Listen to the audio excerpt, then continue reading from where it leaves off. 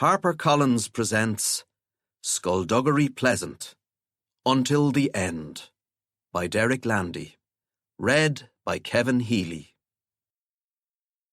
This book is dedicated to Iron Man.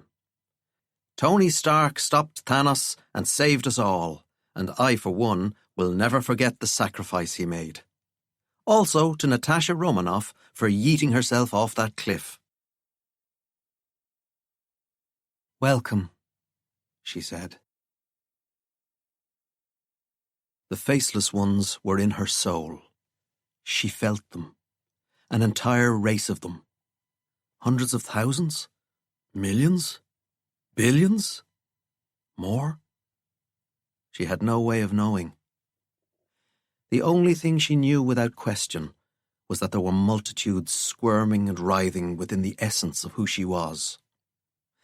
They flitted to her light, to her aura like moths, and when they were ready, they left her soul and emerged, intangible to the touch, invisible to the mortal eye. They stood on the horizons, and they waited until it was time to become solid. They were her children, and they were going to reshape the world. 1. Getting punched through a building at 16 was new and fun, and actually pretty cool. Getting punched through a building at 26 was annoying, frustrating, and when she really thought about it, kind of rude. Valkyrie picked herself up, bits of broken masonry falling from her shoulders, clouds of dust blossoming and swirling on the breeze that came through the ruined structure. She pulled the skull mask off her face, and it flowed into the hood, and she pulled that down and shook out her hair. The sorcerer hovered in the night sky above her, his arms folded, waiting for her to look up. Instead, she walked over to a piece of the collapsed roof and sat. She crossed her legs, took out her phone. The sorcerer drifted down a little, trying to catch her eye without making it look obvious. Finally, he said, "What's happening?" "I'm not fighting you," Valkyrie said. "So you surrender?" "Nope, just not fighting you." "Why not?" he asked. Her thumbs danced over the screen, replying to a message. "Because fighting is dumb," she said, and sent it off. He drifted down lower. "What do you mean?" She looked at him now. His hair was long and brown, and he had a little beard, and he wore colourful robes with intricate designs. His name was Mansell, or Mantle, or Barney or something. Is this really the best way to resolve a problem? By punching the person you're arguing with? Being powerful doesn't make you right. "Being powerful means you don't have to be right," Barney said, smiling with evil intent. Or just regular intent. Valkyrie couldn't be sure. She had a lot going on these days. Headlights swooped in as a car approached. Most people would run from a battle that had already demolished 2 houses in this construction site. It took a certain kind of person to drive towards it. A certain kind of person driving a certain kind of car. The 1924 Rolls-Royce Phantom 1 pulled up to the curb, and Skullduggery Pleasant got out. His 3-piece suit was dark blue tonight, with matching hat, and his skull reflected the orange street lamp. It was October, but Dublin was still warm.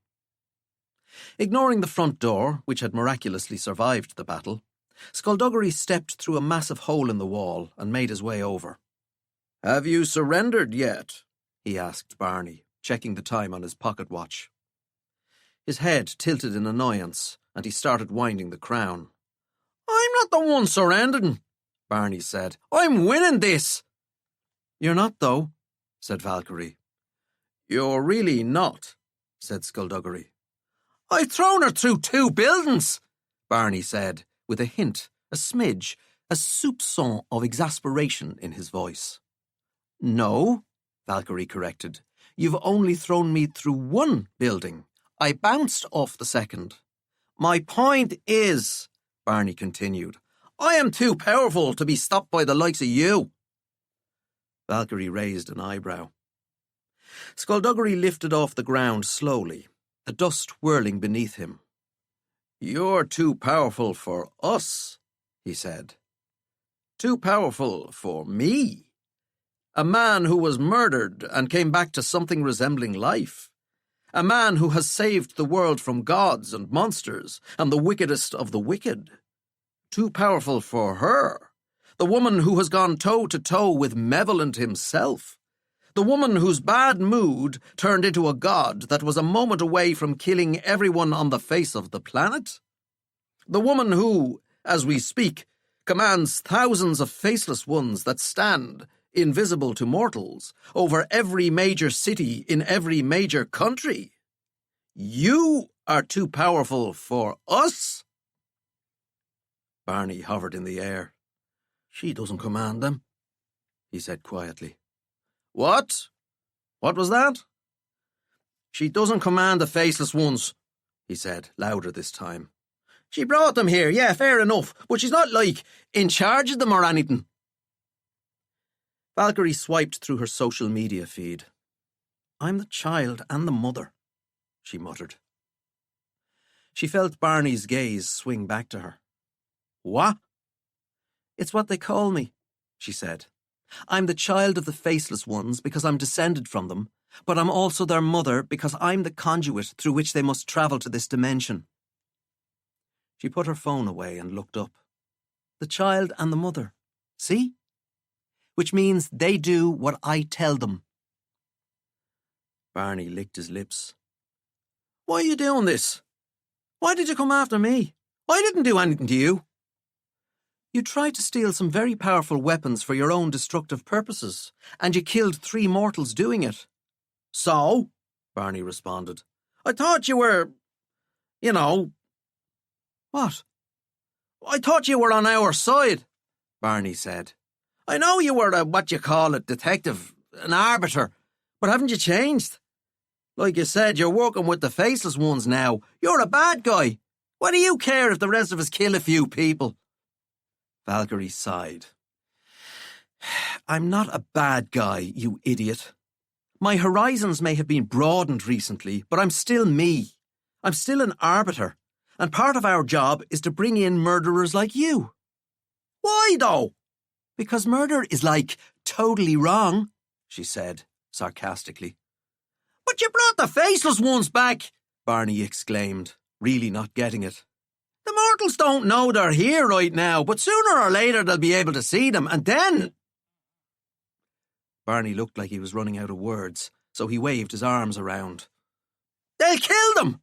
The faceless ones will kill them! So if they're going to die anyway, why am I allowed to start off by killing a few myself?" "Barney, I don't think you're grasping the fundamentals here." "Who the hell is Barney?"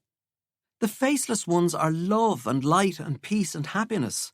And if they have to kill some people, it'll be for a very good reason, and those deaths will have meaning. But you're just a dude with a little beard who got a power boost along with the rest of the sorcerers and now thinks he's a big deal. You're not a big deal, Barney. Seriously, who is this Barney person?" "Are you going to come quietly?" Valkyrie said. "Or will I have to continue beating you up?" Barney sneered. "You'll need an army to stop me." Skullduggery had drifted in behind him by that point and snaked an arm round his throat. He applied the choke before Barney knew what was happening. Barney struggled and flailed. He tried using magic, but he was panicking too much. He went red, then purple, and finally went unconscious. He fell, but Skullduggery used the air to catch him and hold him upside down. All the change fell out of his pockets. "I'll find him a nice cell in Roarhaven," Skullduggery said. "You may as well go home and feed your dog." "Yeah," said Valkyrie, letting that go without comment. "See you tomorrow." She flew to her bike, put on her helmet, and eased out onto the road. She would have loved to go home and be greeted by her dog, by the excited patter of doggy feet and that dopey grin. But Xena didn't live with her anymore. That was one of the side effects of her new status as the child and the mother. Animals didn't like being in her presence. Not even Xena, the most loyal German shepherd to ever stride this earth. Valkyrie missed her terribly, of course, and her heart physically ached whenever she thought about what she'd had to give up, so she tried not to think about it. Besides, Xena seemed happy enough to be with Militza. Valkyrie found herself on familiar streets. Glad of the distraction, she pulled up outside the site that used to house the old Waxworks Museum, and below that, the Sanctuary. It was a hotel now. She thought of the museum itself and the dark halls of musty, cobwebbed celebrities. She thought of the wax figure of Phil Lynott that stood at the secret entrance, given a kind of life through magic, and for the first time wondered if that had been sacrilege of a sort. This had been a real person, a talented man beset by his own demons, and they'd used his likeness to check passwords and open doors. It was odd, the things that occurred to her now that they had passed. Despite what she had insisted at the time, despite what skullduggery had said, perhaps plunging into danger at 12 years old had, in fact, been astonishingly reckless and incredibly stupid. Valkyrie sat on her bike and thought of the elders, of Meritorious and Crow, and even Tome. She thought of Nefarian Serpine finding the sceptre of the ancients, charging it with his magic, then accidentally using it to destroy the Book of Names. She thought of how the sceptre had exploded when skullduggery used it. She remembered Serpine trying to keep himself together when the black lightning struck him. She remembered how he crumbled to dust. Something flashed into her head, a memory or a thought, and it seemed hugely important in that instant. But it moved too quickly for her to latch onto. The more she tried to pin it down, the further it scrambled, until Valkyrie couldn't even be certain it had been there in the first place. She shrugged. If it was important, it had come back to her. Probably. She put her helmet back on, started the bike, and joined the easy flow of traffic. A few years after Serpine's death, Valkyrie herself had replaced the broken crystal. Hyranian, the scientists now called it, or catahedral, to use its traditional name, capable of absorbing the souls of those it destroyed to add to its strength, and used it to kill 2 of the faceless ones who'd come through at Aaron Moor Farm. She shook her head as she rode. She hated remembering this. Now that she understood what they truly were, she hated remembering the fact that she'd been responsible for the deaths of some of them. To get her mind off the oncoming wave of guilt and shame, Valkyrie focused on the last time she'd seen that black lightning, when the new sceptre had exploded in her hand just 5 months ago. She'd been lucky it hadn't killed Skullduggery. She'd been lucky it hadn't killed her, come to that. The only explanation she could come up with as to how she'd survived was that the universe, in all its wisdom, had needed her alive. But of course it needed her alive. Within an hour of the new sceptre exploding, she had thrown herself into the path of Creed's activation wave and had become the child and the mother of the faceless ones. Proof, Valkyrie reckoned, that this was always meant to be. She stopped at the traffic lights in Drumcondra and put her foot on the road, the engine idling. She was alone here, at the lights. No cars around. Someone was out walking their dog. The dog barked its little head off at something its owner couldn't see, but Valkyrie could. At first, Valkyrie had been the only human who could see the faceless ones standing over the cities of the world. But now all sorcerers had acclimatized to their presence, and soon the mortals would be able to see them too. And there were plenty more to come. Plenty more to emerge from Valkyrie's soul and take their place in the world. She knew each of their names, or at least a pronounceable shortened version. Sayar Naro's full name was over 800 letters long, and Ahunkarun's name involved half an alphabet that no one with ears had ever heard. This one, the one towering over Dublin like a mountain of flesh and claws, folds and tentacles, bore the name Krtok, and it was beautiful. Valkyrie smiled up at it. and then the lights changed, and she rode on, towards home. 2. China woke from another bad dream, and someone was standing over her. A twist, a roll, throwing sheets aside, and China dived on the intruder and passed straight through, clutching nothing but air. She turned, the sigils on her palms burning and ready to release twin streams of energy, and the image of the old woman chuckled in the dark. "Oh, Mother," said Solace, "you do amuse me." Heart rate lowering, adrenaline calming, China straightened. "Solace, my dear," she said. "It is so good to see you again. One of these days, we simply must do this in person." "So you can kill me?" Solace asked. "Or, more likely, have me killed? I know how you loathe to get your hands dirty." "Oh, I think you'll find I'm not averse to spilling a little blood if the situation calls for it." China passed through her daughter's psychic projection, picked the jug off the bedside table, and poured herself a tumbler of water. "What can I do for you tonight?" she asked, before taking a sip. "I'm here with a warning." "Oh, good. I do so adore those." Solace smiled. "I understand how busy you are in the resistance, struggling against Damocles' creed and all those people who so rudely helped usurp you as supreme mage. And it is endlessly entertaining watching you and your friends flail under the unstoppable wheel of fate. But I'm afraid all things must come to an end. You especially."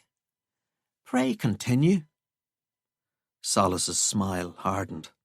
"I don't like this attitude of yours, Mother. It is almost disrespectful. Do I really have to hurt you again? Is that what it's come to?" China took another sip and placed the tumbler back on the bedside table. "Aren't you bored of that by now?" "Ah, but I will never get bored of hurting you. Just as I will never get bored of tormenting you with knowledge of the horrors to come. Your world, such as it is soon to come crashing down. Tell me, Mother, what do you remember of the Shalgoth from your days as a worshipper of the Faceless Ones?" "Monsters," said China, "sent by the Faceless Ones to hunt down the Ancients when they first rebelled. The Shalgoth themselves staged a rebellion, and the Faceless Ones imprisoned them deep within the earth." "Where they have been stirring for millennia," Solace said, "only too anxious to atone for their sins. And you are here to tell me that the Faceless Ones are about to give them that chance?" "They're waiting for the signal to attack. I can feel it. Their thoughts are unfathomable, alien to me, but I can sense their intention as clearly as I can see you before me. You and your little resistance friends think that creed is the problem, or obsidian, but things are far worse than you can possibly—" "You're smiling, Mother. Why are you smiling when you know I'll hurt you for it?" "Because, my darling daughter, you seem to have forgotten who it is you're dealing with," said China, and tapped the wall. Sigils lit up all around them, and Solace gasped, hands going to her head. "Pay attention, dear," China said. "Next time you want to draw somebody's attention away from your true goals, try not to be so obvious about it. The Shalgoth will rip you apart," Solace snarled. "Oh, come now.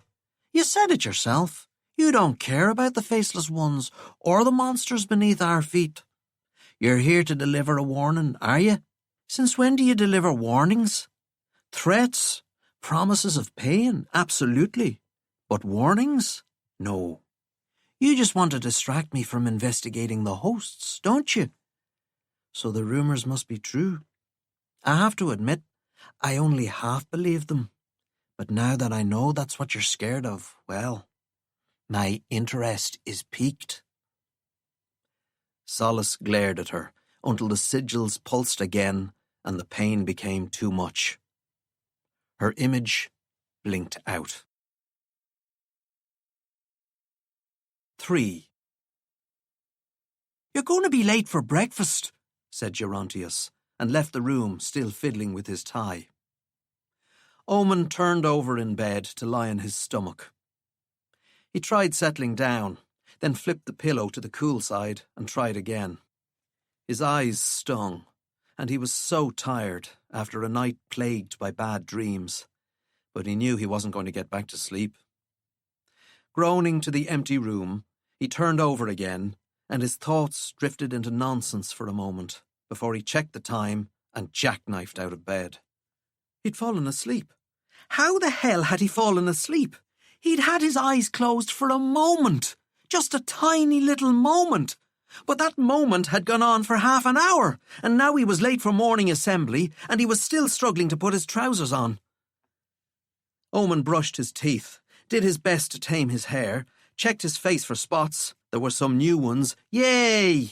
Pulled on his shirt and blazer, stuffed his feet into his shoes, grabbed his tie and his phone, and ran. As he ran, he put his tie on. It was not done well. Footsteps echoing in the corridor, he sprinted to his locker, grabbed his bag, wheeled round to run on, and froze. Principal Duenna was looking at him. She said. Omen didn't know what to do. I'm late, he said. Quite, said Duenna. Mr. Darkley, we haven't had a chance to chat since the new term started. How are you coping with the loss of your brother? Omen blinked at her. He's not lost. Duenna smiled and inclined her head. I'm sorry. He cleared the croakiness from his throat. My brother isn't lost, he said. I see. Do you know where he is? No, Omen admitted. Do your parents know where he is? Do the authorities? No. Then that would appear to be the very definition of the word lost, would it not? Not really, miss. Not as long as he knows where he is. Duenna observed him. Yes, she said. I've given the teaching staff strict instructions regarding you, Mr. Darkley. You have obviously been through a great deal, and your teachers will be looking out for you. We can't let your studies lapse now, can we? I suppose not. Duenna took a small step forward. We're keeping an eye on you, Omen. We all are. Everyone's very concerned. Your behaviour last term was far from exemplary. Why, there were even calls to have you arrested. Arrested? A co-rival student arrested? She shivered. Perished the very thought. Omen nodded, but said nothing. Some of the parents are worried, Duenna continued. They've requested that you be removed from your classes. They worry that you invite trouble, that you're a bad influence. Omen said, I'm not trying to... But Duenna held up a finger. Don't interrupt me, Mr. Darkley. Right, he said. Sorry. They've been saying awful disparaging things about you and your parents and your upbringing, and especially about your brother. She shook her head. Terrible what's happened to him. Just terrible. To go from being the chosen one to being... that thing. Obsidian. It must be awful. Some people are calling him a monster, you know. In some respects, it's almost a kindness that he no longer comprehends what's happening to him. To go from hero to villain is something I doubt he could handle. He's not a villain, Omen said before he could stop himself. And we don't know what he can or cannot comprehend. We don't know anything about his condition. You sound angry, Omen. I understand that this is a difficult time, and that you're under a lot of pressure, but I'm afraid I can't allow you to take that tone with a member of staff." He swallowed. "I'm sorry." Duenna looked at him and thought for a moment. "There are some members of our faculty who didn't believe you should have been let back into the academy," she said. "You and your friends were, of course, involved in violence on school grounds. It was all very disturbing. Teachers, Omen, teachers were calling me, demanding that you be expelled, demanding that the city guard arrest you. The crimes they accused you of, terrible things. They said you were guilty of blasphemy, Omen, of working against the faceless ones. There were some who accused you of treason against Roarhaven. But of course that wasn't an actual crime when you committed it, luckily for you.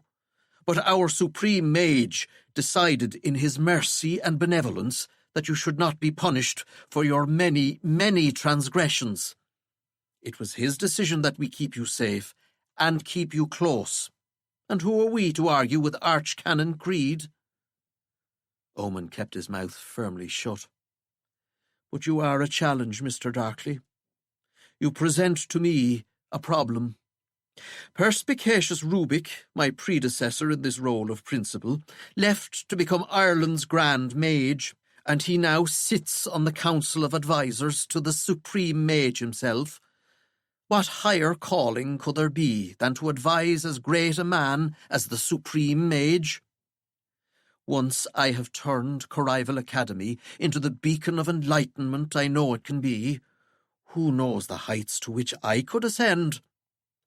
My point, Mr. Darkley, is that I am fully invested in the education and well-being of each and every one of my students because their success is my success.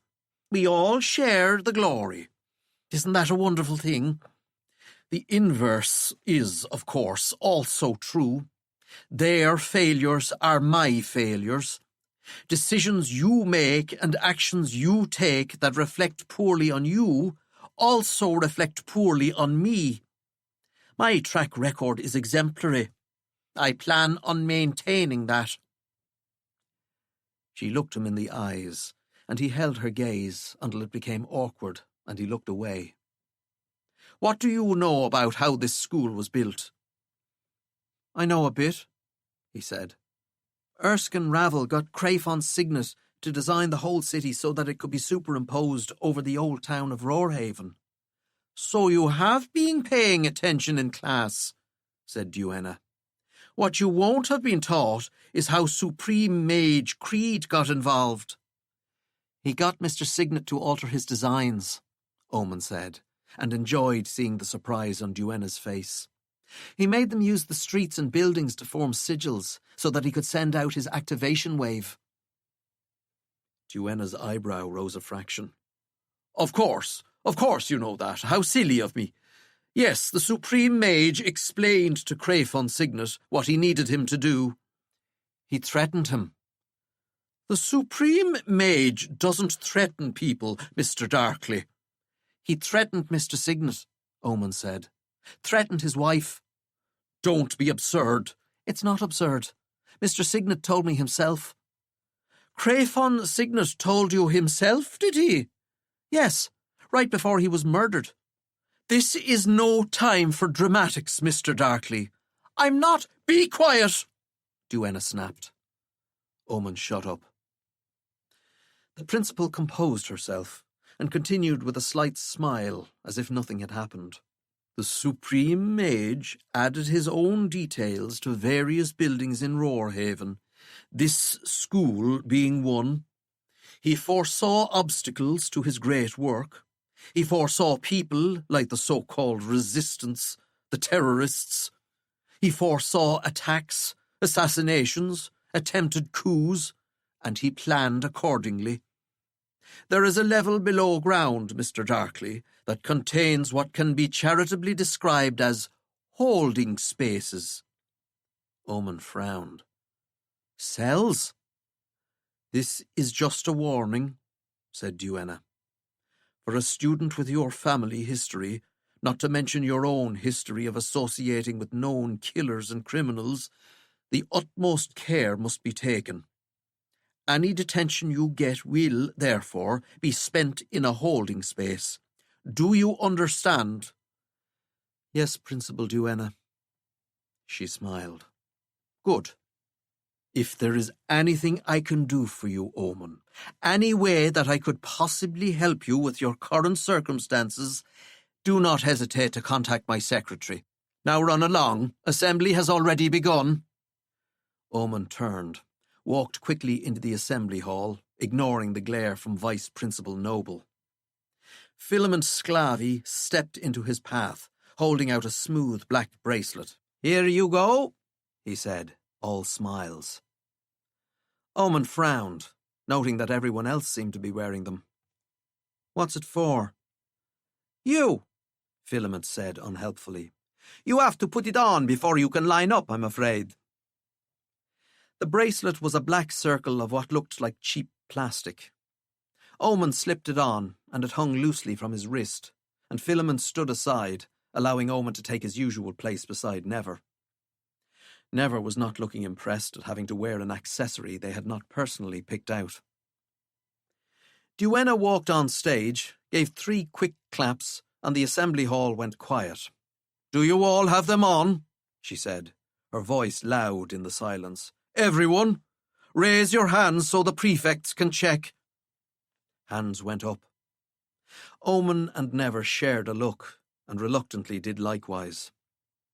The prefects marched up each row, and when they got to the top, they called out, Aye! Excellent, said Duenna, and took a slim piece of that same black plastic from her jacket. She tapped it twice, and the students' bracelets tightened and clicked. Omen didn't like that. It felt way too much like handcuffs. You may be wondering why you have each been given a stylish piece of school-approved jewellery, Duenna said, briefly wearing something that resembled a smile. You may also be wondering if this means our uniform policy has been relaxed. It has not. The bracelets you now all wear round your wrists cannot be removed, and they are for your own protection. Omen frowned amid the mumblings and mutterings, and tried to open the bracelet. He couldn't even detect a seam. In these uncertain times, precautions need to be taken. There have always been limits on the types of magic students are allowed to wield on school grounds, but to that list we are adding teleportation. Omen glanced at Never, saw them stiffen. Teleportation without supervision is simply too dangerous and too unpredictable. As such, these bracelets have been fitted with restriction sigils. Duenna pressed the remote control in her hand, and every bracelet chirped lightly as a sigil flashed up on its surface.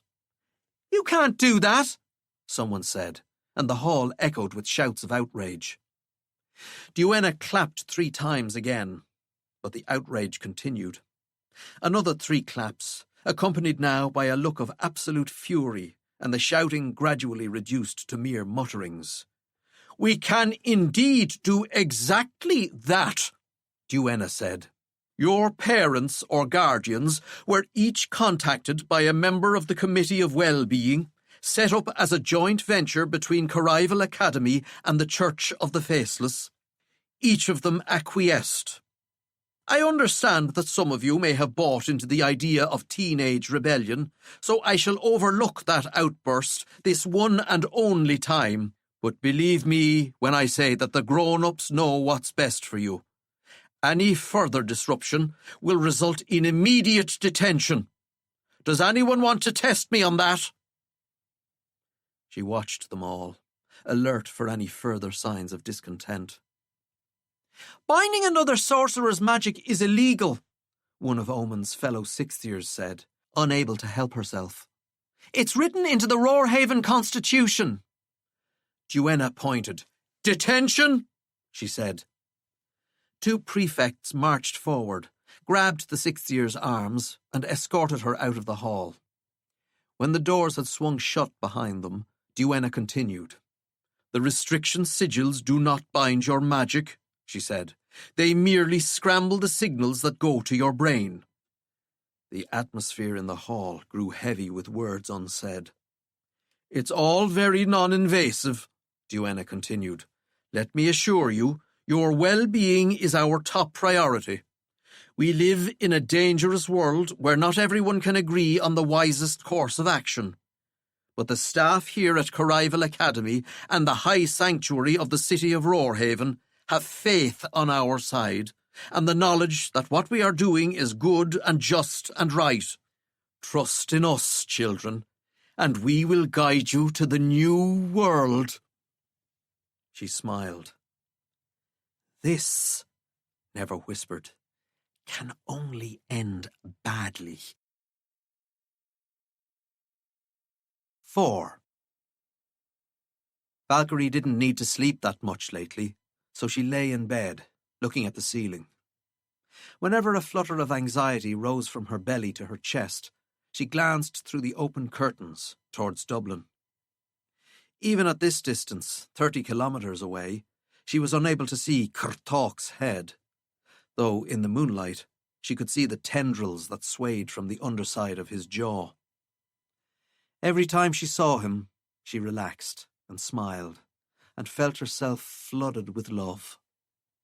She watched the lights of a distant plane disappear behind his immense mass, and wondered if those passengers could feel, in some way, that they were passing through the incorporeal body of a god. Were the hairs standing up on the backs of their necks? Did they suddenly feel as if they were being watched? Were they suddenly nauseous or paranoid? Or were they struck with migraines or thoughts of violence and chaos? Were arguments breaking out on that plane even now? Were old grievances reigniting? The effects the Faceless Ones had on mortals were known to be unsettling, and that was deeply, deeply unfortunate. But once the truth came out, the world would be a better place. Valkyrie believed that with every single part of who she was. When morning came, she took the M50 past Dublin, overtook a few tractors on quiet country roads, and rode by half a dozen signs advising her to turn round and try another route. The old man in the tired old shack nodded to her as she navigated the potholes on the dirt road that seemed to lead to nowhere. Beyond him, she rode through the cloaking bubble, and the city of Roarhaven appeared before her like a flower opening its petals.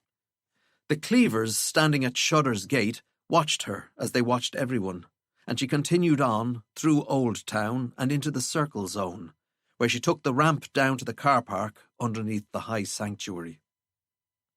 Her phone beeped as she hung her helmet off the bike's handlebars. She read the message, activated the Necronaut suit to protect her clothes while she flew, and took off. Leaving a trail of energy behind her, she followed the ramp back outside and blazed across the city, meeting Skullduggery at the crime scene.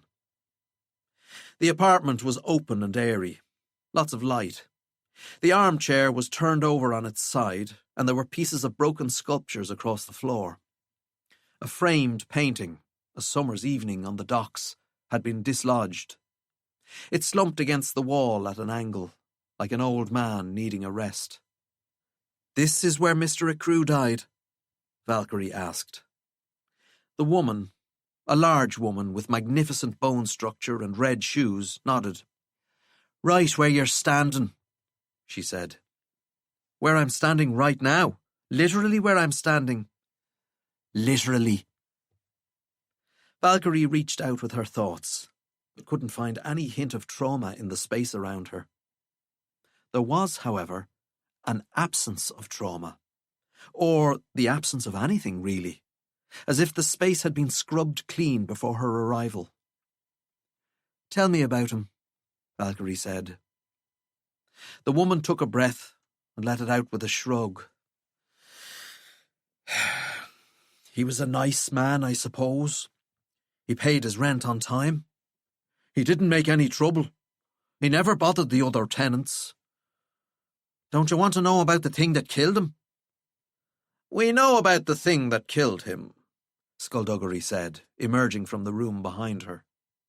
He had a book in his hands, leather-bound and thick, that he placed on the side table as he passed. Approximately 6 foot tall, by all appearances male, with pitch-black, rock-hard skin. Obsidian, said the woman. They're calling him Obsidian. They worship him, you know. Valkyrie frowned. Who does? The fanatics. I've seen them at night, going around in groups, telling people that the end is nigh, all that kind of malarkey. I mean, people have been saying that the end is nigh for centuries, so I don't put much stock in it myself, but even so. When you heard the victim shouting, Valkyrie said, what did you do? I grabbed my keys and ran up the stairs and let myself in. You ran towards the sound of danger? I suppose I did. That's very brave of you, said Valkyrie. The woman shrugged. And when you entered the apartment, said Skullduggery, what did you see? I saw Mr. Accrew backing away from him. From Obsidian. Mr. Accrew was knocking things over, throwing things. What was Obsidian doing? He just walked towards him. One of the pieces of art there, the sculpture, it hit him. Hit Obsidian right in the face, and he didn't even flinch. Then he reached out, just with a fingertip, and touched Mr. Accrew's chest, and he... I don't know how to describe it. I've seen people disappear before. My husband, rest his soul, was a teleporter, but this wasn't like that. Mr. Accrew kind of... She frowned, searching for the words. The space swallowed him. The books in his bedroom, Skullduggery said, not giving the woman time to lapse into the numbing shock she was clearly circling, indicate that Mr. Accrew was a worshipper of the Faceless Ones. The woman nodded. Yes, indeed. Would you say he was devout? Oh, I would. He was a good man. She smiled nervously at Valkyrie. A good, kind-hearted, devout man. Valkyrie smiled back. That's good to hear. So, at least in his dying moments, he was comforted by his faith. Did he pray? Skullduggery asked, pulling the woman's attention back to him. Pray? Yes, of course. Did he pray much? Did he pray loudly? Not loudly, said the woman. He didn't chant or anything like that. He didn't sing the hymns, but he prayed. I know he prayed. How do you know he prayed? She frowned. I'm not sure.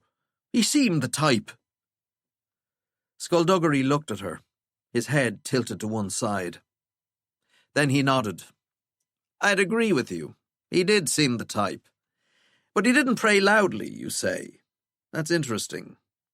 What about you? Do you pray? Yes, the woman said immediately. And are you devout? I am. Have you always been devout? She went pale. She kept her eyes on Skullduggery, didn't even glance at Valkyrie. I have become more devout in my later years. And in your earlier years? He asked. He took his hat off, placed it on the back of an armchair, and looked at himself in the mirror above the fireplace. I worshipped in my own way. Skullduggery brushed imaginary dust from the top of his skull. So, you weren't a member of the Church of the Faceless? Not an official member, no. Were you a member of the Legion of Judgment? No. Dear me, no. Terrible people. Yet they share the majority of your beliefs, do they not? Skullduggery pressed. Our beliefs, Valkyrie corrected. The Legion of Judgment shared the majority of our beliefs, said Skullduggery. They believe that the Faceless Ones are the true gods of humankind, who bore witness to the fire of creation as recounted in the Book of Tears. The woman nodded quickly. But the Legion of Judgment followed Malevolent's teachings, Skullduggery continued, while the Church of the Faceless has been guided by Damocles' Creed. Supreme Mage Damocles' Creed, Valkyrie said. Archcanon Damocles' Creed. Our boss, Skullduggery said, his tone curiously gentle. And this is the church you belong to, yes? Yes, said the woman, but only as of recently. The woman swallowed. Yes. Valkyrie smiled. You don't have to worry. The woman's gaze flickered to her, and Valkyrie saw genuine terror in those eyes. Valkyrie hurried towards her and held her hands. Oh, no! No, I don't mean to scare you. You really do have nothing to fear from me. As the child of the faceless, I'm just the conduit through which they're entering our world. It's a wonderful thing, actually, although I totally understand why it'd be intimidating. But they're not here to punish you, and I'm not here to hurt you. The faceless ones are love. They're love and forgiveness and acceptance. They're here to guide us out of the muck. That's why I've been chosen. I'm the child of the faceless ones, but also their mother, and I could never, ever hurt anyone who loves them like I do. Valkyrie, Skullduggery said. She looked back at him, smiling. Yes? He nodded to her hands, and she looked down, realised she had taken hold of the woman's wrists and had crushed them in her grip. She released them at once, and the woman gasped, staggered back, tears already running down her face. I'm sorry, Valkyrie said, appalled. I am so sorry. Are you okay? I am so dreadfully sorry. I can fix these. I can. I just need to be around a healer, and then I'll be able to... I'll take care of this, said Skullduggery, coming forward. Reverie's clinic is nearby. I can take her there faster. But with me, her journey will be less jarring. He guided the crying woman to the window. Stay here. Keep looking around. I won't be a minute. The window opened and Skullduggery lifted off the ground, taking the woman with him, and they floated through and rose up out of sight. Valkyrie looked at her hands. She hadn't even been aware of the force she'd been exerting. She frowned. Or had she? There had been a sound, a crack, and even a sudden sharp inhalation as the woman drew in the breath she'd need to scream, then stopped herself, preferring to suffer in silence than risk antagonizing someone she was clearly petrified of. All this was clear in Valkyrie's memory, and yet in the moment she had happily ignored it all. That was odd. That was odd and unsettling. She had changed. She knew that. Ever since she'd intercepted the activation wave before it could reach her sister, ever since she had become the child of the faceless ones in Alice's place, the old Valkyrie had disappeared. The Valkyrie who doubted and fretted and feared. The Valkyrie who obsessed over her own failings and flaws, who had allowed her regret for past actions to permeate everything she was. That person had been swept away by the light and the love of the dark gods. Her old self, the person she used to be, had been a sliver of who she was now. A facet. Valkyrie Kane, detective and arbiter, had been the tip of the iceberg that rose above sea level. Valkyrie Kane, child and mother of the faceless ones, was the whole thing, the mountain of ice that lay heavy and solid beneath the freezing waters. But Valkyrie was still Valkyrie. She still loved and cared and wanted to help. She didn't want to hurt anyone, at least not anyone who didn't deserve it. The woman hadn't deserved the hurt. She hadn't deserved to have her wrists broken. She probably hadn't, anyway. There were thousands of sorcerers, tens of thousands around the world, who had only recently become converts, and only then because Damocles' creed had made the worship of the faceless ones mandatory for citizenship of Roarhaven. That's not how Valkyrie would have done it. She believed each sorcerer, and eventually the mortals too, should find their own way to the truth and the light. But then she wasn't in charge. She was the child and the mother, and had no interest in leading a world. Let creed shoulder that burden. The air whispered, and Skullduggery glided back through the window. "How is she?" Valkyrie asked. "Is she okay? She understands, right, that I didn't mean to do it." Skullduggery walked by. "Do you care?" "What? Of course I care." "She's not a believer." "She prays? She worships?" "Not by choice. Not because she wants to." Valkyrie hesitated. "You're sure?" Skullduggery picked up his hat. Mason Crew was a believer. Like the 5 others that Obsidian has, for want of a better term, killed, he worshipped the Faceless Ones. He wasn't anyone special. "Everyone is special in the eyes of the Faceless Ones," Valkyrie reminded him. "Of course," Skullduggery said, after an almost unnoticeable hesitation.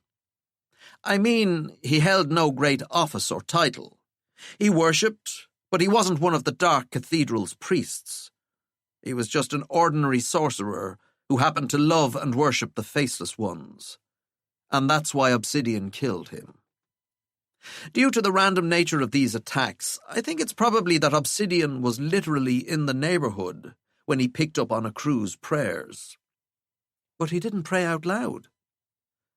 Skullduggery put his hat on, tilting it lower over his left eye socket, which would suggest Obsidian has a highly developed psychic ability. He sensed the thoughts of a worshipper, and he came to wipe him from reality. "That's why you think the landlady was lying about being a devout worshipper," Valkyrie said. "Obsidian didn't go for her because he read her mind. He knew she was faking it." "Indeed." Valkyrie sighed. "Well, at least now I don't have to feel bad about hurting her wrists." "Why is that?"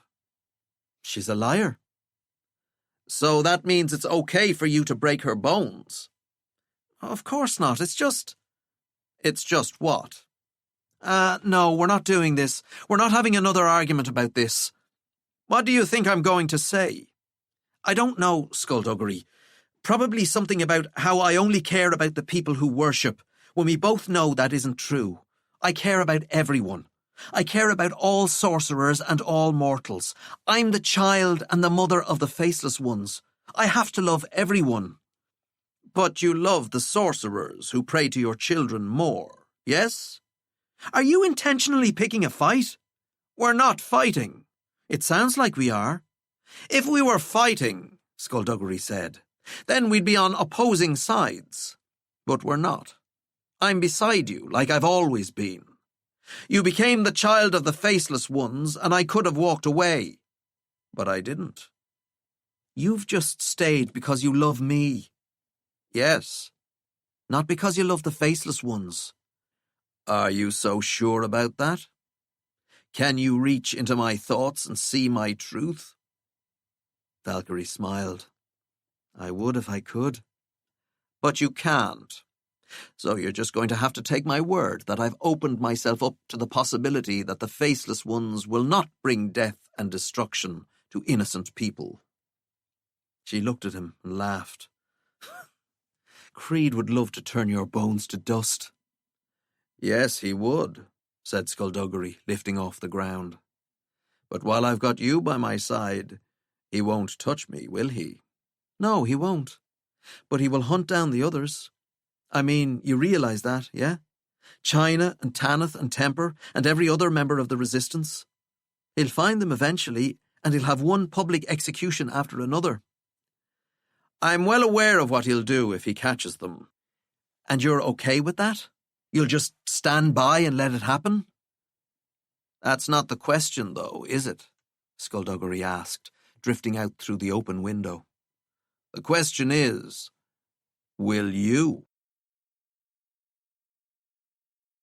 5. The Dark Cathedral stood like some evil wizard's palace in an old Disney movie, the kind that should have been perched on the edge of a forbidding cliff, its black stones lit up by the hands of forked lightning reaching down out of the clouds. Instead, it stood in the bright sunshine, occupying the eastern edge of the circle zone in the middle of Roarhaven, a sulking, spiked counterpart to the taller, more handsome High Sanctuary. Looks, as ever, were deceptive, as the cold darkness of the cathedral had been infiltrating the high sanctuary for months, corrupting it from the inside out.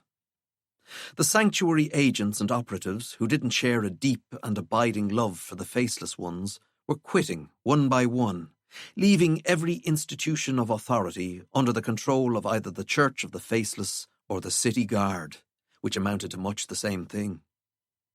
It was a Tuesday, mid-morning, and there was a long line of people waiting to worship in the cathedral. They stared at Valkyrie as she walked by. She was used to it. People in Roarhaven had always stared at her, whether it was because of Darkess and Devastation Day, or whether it was because of her new status as the mother of their gods. It all resulted in wide eyes, terrified whispers, and some actual crying. She was so done with it all, she didn't even smile at them anymore. She entered the cathedral and walked to the desk. "He in?" she asked. Valkyrie had been the child and the mother for 5 months now, and the cathedral staff, the true believers who really should have known better, still had a tendency to drop to their knees when she neared. The public's reaction was bad enough. This was ridiculous. "The Archcanon is in his office!" Someone squeaked from the floor. "Cheers," she said, and flew upwards, leaving a trail of crackling white energy as she zipped past floor after floor, coming to the top and dropping down onto the walkway.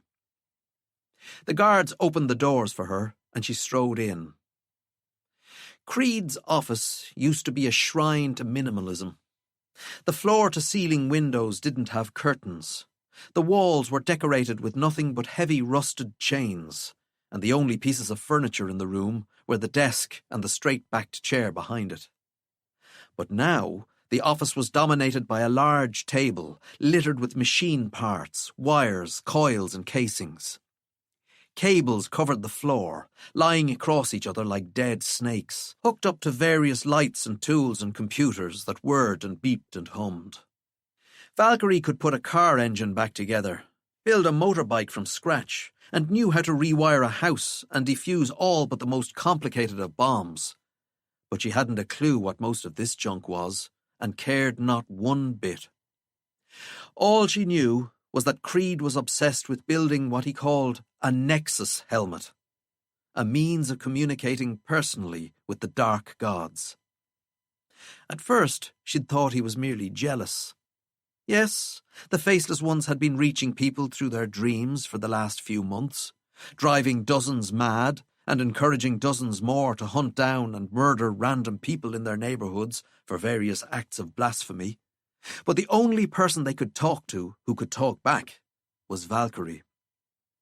For the Archcanon of the Church of the Faceless, she'd thought, this was unacceptable. Creed, it seemed, had a desperate fear of missing out. But she'd changed her mind in the last week or so. Now she didn't think it was merely jealousy that drove him. She suspected it might be something deeper. She was the child and the mother, the Faceless One's favourite human, but she couldn't help but feel that Damocles Creed didn't quite trust her. This thought amused Valkyrie no end. "How's it coming along?" she asked, more out of politeness than any real interest. Creed put down the goggles and the blowtorch, sweat shining on his bald head, drenching his cotton shirt. The air stank of burning metal. "It proceeds," he said, wiping his face with a towel. There was a man helping him, a sensitive called Robert Skewer, Bob to his friends, who gazed at Valkyrie like a lovesick idiot. The Nexus helmet was a bizarre device with copper and brass towers. It was upended, and she could see all the wires and circuitry on the inside. It looked complicated and uncomfortable, but she didn't want to say that. Didn't want to be rude. "Looks rubbish," she said instead. "Thank you, Mr. Skewer," Creed said, doing his usual wonderful job of ignoring her taunts. "That will be all." He wasn't any fun, was Damocles Creed. Not like skullduggery. Skewer nodded quickly, smiled at Valkyrie and blushed, then hurried out of the room. What an odd little man. Obsidian has killed someone else, she said, picking up a piece of something and examining it. Or, wiped him from reality. Who was it this time? Some dude. Creed took his shirt off, bunched it up, and used it to wipe beneath his armpits. Your daily briefings have become less detail-oriented as the months have passed. She sighed. Some dude named Mason Accrew. He's a member of the church. Another one. Looks like Obsidian's targeting worshippers. You are going to put that back on, are you? Your shirt? He ignored her question and asked one of his own. How is he choosing his victims? We haven't confirmed it, but Skullduggery thinks Obsidian might be psychic. He passes by, he hears particularly loud thoughts, and he pops in to erase someone's existence. So long as those thoughts are in favour of the faceless ones. Looks like it. We might have a prejudiced serial killer on our hands. Like serial killers aren't bad enough already, right? And Detective Pleasant, once again, chose not to deliver this report alongside you. I worry. Do you now? I think he might be a subversive. She laughed. Of course he's a subversive. It's Skullduggery Pleasant we're talking about. Subversives are to be put to death. That is the law. That law doesn't apply to Skullduggery. Your fondness for him is admirable, the way fondness for an unruly dog is. But are you entirely sure he's worth the effort? You're not killing him. Because you believe you share a bond, yes? With everything you've been through, with your friendship, you believe this bond is unbreakable. Valkyrie, you're young, and so take it from me when I tell you that nothing is unbreakable. Maybe once, years ago, Skullduggery would have sacrificed the world for you. But do you really think that's true anymore? He wouldn't hurt me. I believe he would, because the Valkyrie Kane he knows would never forgive him if he chose her over others. I am the Valkyrie Kane he knows. No, you're not. She went to the window, gazing up at Cartalk as it stood over Dublin City. You're not killing him, she repeated. I may have to, said Creed. Then I'll kill you. You don't believe in killing people. Valkyrie looked at him. Get me mad enough, Damocles, and you'll see what I believe. He returned her gaze for a long moment, and then nodded. Of course. Whatever the child and mother of the faceless ones wants. So glad we agree. Now then, seeing as how Obsidian seems to have a thing for killing the members of your congregation, maybe it'd be an idea to pause with the worshipping and stuff. Maybe tell them to think about other things until we find a way to stop them from getting erased. I don't think that will be necessary. The faithful are willing to die for their beliefs. I noticed you haven't asked their opinion on that. Because I don't have to. You're putting the whole of Roarhaven in danger. The dangers of the flesh pale in comparison to the dangers of the soul, Valkyrie. Besides, I have every confidence that you and your pet skeleton will stop Obsidian before many more lives are lost. If you can't, after all, then who can? 6. It's not easy, said Bennett Troth, worshipping someone who's probably going to kill you. He kept his voice down because the others were sleeping, but it really didn't make any difference. There was always someone talking or shouting or begging or crying down here, down in the dungeons beneath the city guard headquarters. In the cell across from them, there was a man who screamed himself hoarse every morning. I don't know why we do it, Bennett continued. Sometimes I think we're all quite mad. Maybe we've been mad for years, Since Devastation Day, when Darkess levelled half the city and we got our first real glimpse of an actual god. Sebastian lay on his bunk, eyes focused on the end of the beak of his plague doctor's mask, and grunted a response. He'd had this conversation before. It was one of Bennett's favourites. When he had nothing left to talk about, he would always start wondering about his own sanity. Sebastian couldn't blame him.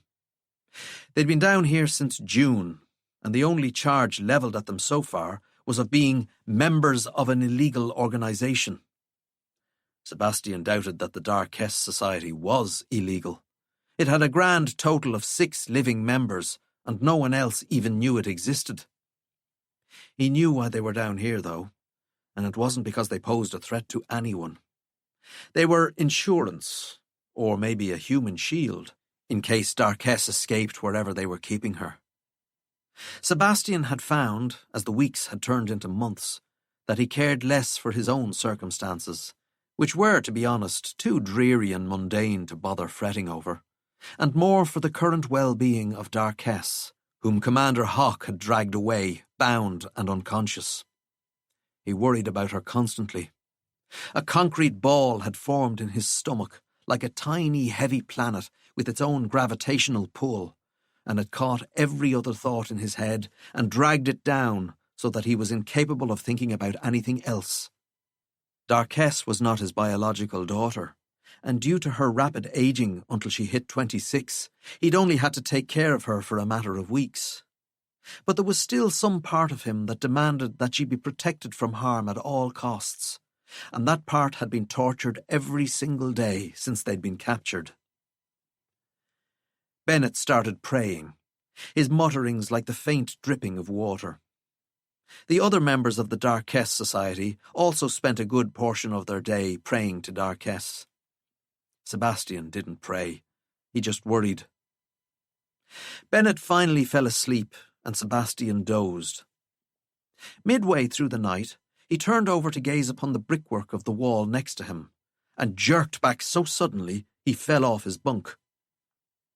Instead of a patch of empty ground between Sebastian and the wall, there was now a blanket, and upon that blanket lay a figure, stirred now by Sebastian's reaction. An old man with long grey hair, as straggly as his long grey beard, sat up and blinked at Sebastian through the gloom. "You look like a bird," the old man said in a thick Kerry accent. "Do you sound like a bird? Say something to me, and try not to squawk. What kind of bird are you? Do you lay eggs? I'd quite like some eggs. I haven't had eggs in a long, long time." Sebastian checked behind him as he stood. None of the others had woken. "Who are you?" he asked, keeping his voice down. The old man got to his feet. He was dressed in rags, and his coat looked as old as he was. "Name's Flibberty-Gibbet Bedfellow, though you can call me Nuncle if you want. Everyone does. Everyone who knows me, and everyone does know me, even if they don't know they know. I would digress, but I'd never be able to find my way back. You're a curious-looking thing. Were you born with that face?"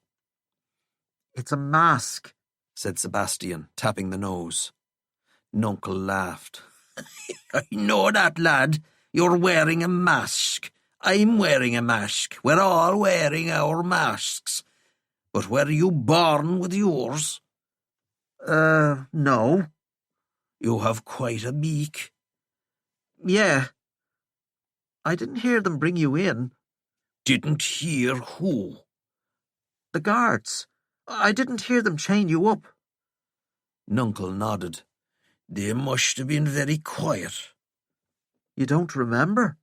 "I was a million miles away," Nuncle said, putting his fingertips to his temple and fluttering his hand in the air. "Can I ask you a question, boy?" "Sure." "Good," said Nuncle. "You should never be afraid of questions. That's what my mother used to tell me whenever I got chased home by a pack of them. Course, back when I was a lad, questions were a different sort. They had teeth, and they snatched little children and ate them up like crunchy apples." Right, Sebastian said slowly. What did you do? To get thrown in here, I mean. What did you do wrong? The old man frowned. I don't rightly know. I'm not sure I did anything. Or maybe I did everything. Sure, how are you meant to know these days? Time makes a fool of us all, does it not? I suppose. Are we going to be friends then? I suppose. Well, that's good news, said Nuncle, smiling. You can never have too many friends. He lay back, and before Sebastian could ask him anything else, he went to sleep. 7. A torn piece of paper skittered by on the breeze, and Omen curled his fingers, and the breeze diverted the paper into his hand. Feeling pretty good about managing that move without blasting himself with a gust of wind, he scrunched the paper up and tossed it into the recycling bin next to the bench. Feeling absolutely astonished that he had managed that without missing, the promise of an amazing day where everything went right was shredded by Filament Sclavi appearing before him, his prefect badge shining. "You can't help it, can you?" Filament asked with a smile that was not technically unkind, but which was loaded with an as yet unknown agenda. "Sorry?" Omen said, looking up at him, but making no move to stand. "Do you even realize it when you do it, I wonder?" Filament said. "Or is it unconscious? Is it such a part of you that you have no idea it's even there?" "Well, I have no idea what we're talking about, if that's any use to you." "Are you trying to make up for what's happening with Augur? Everyone knows that the Chosen One brand is very important to your family. Is that what it is? Are you trying to be the hero now that Augur's the bad guy?"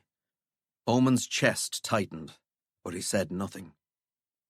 Filament pointed to a first year picking up rubbish across the courtyard. "Cleaning up the litter is what he's doing. It is a punishment. You know this concept? The definition of punishment is the infliction of a penalty as a retribution for an offence. It is meant to be a burden on the transgressor of this offence, and nobody else. Do you understand this?" "I'm still dealing with the fact that you went to the trouble of looking up and memorizing the definition of the word punishment, to be honest." "If you help someone with their punishment, it is no longer their punishment." "What did he do?" "That is no concern of yours." "Are you even allowed to punish first years? You're not a teacher." "Under the new code of conduct for prefects, introduced by Principal Duenna, I am allowed to punish any student for certain transgressions." "Like what?" Filament folded his arms. "Disrespect, for one. Authority must be maintained. That is one of Principal Duenna's guiding rules. If the students don't respect the prefects, order crumbles and chaos reigns." "Order's on pretty shaky grounds already, if a little cheekiness could topple it."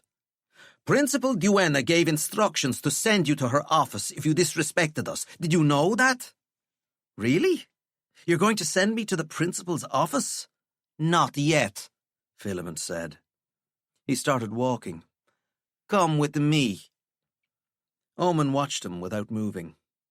When it became obvious that Omen was staying where he was, Filament stopped, sighed, and turned.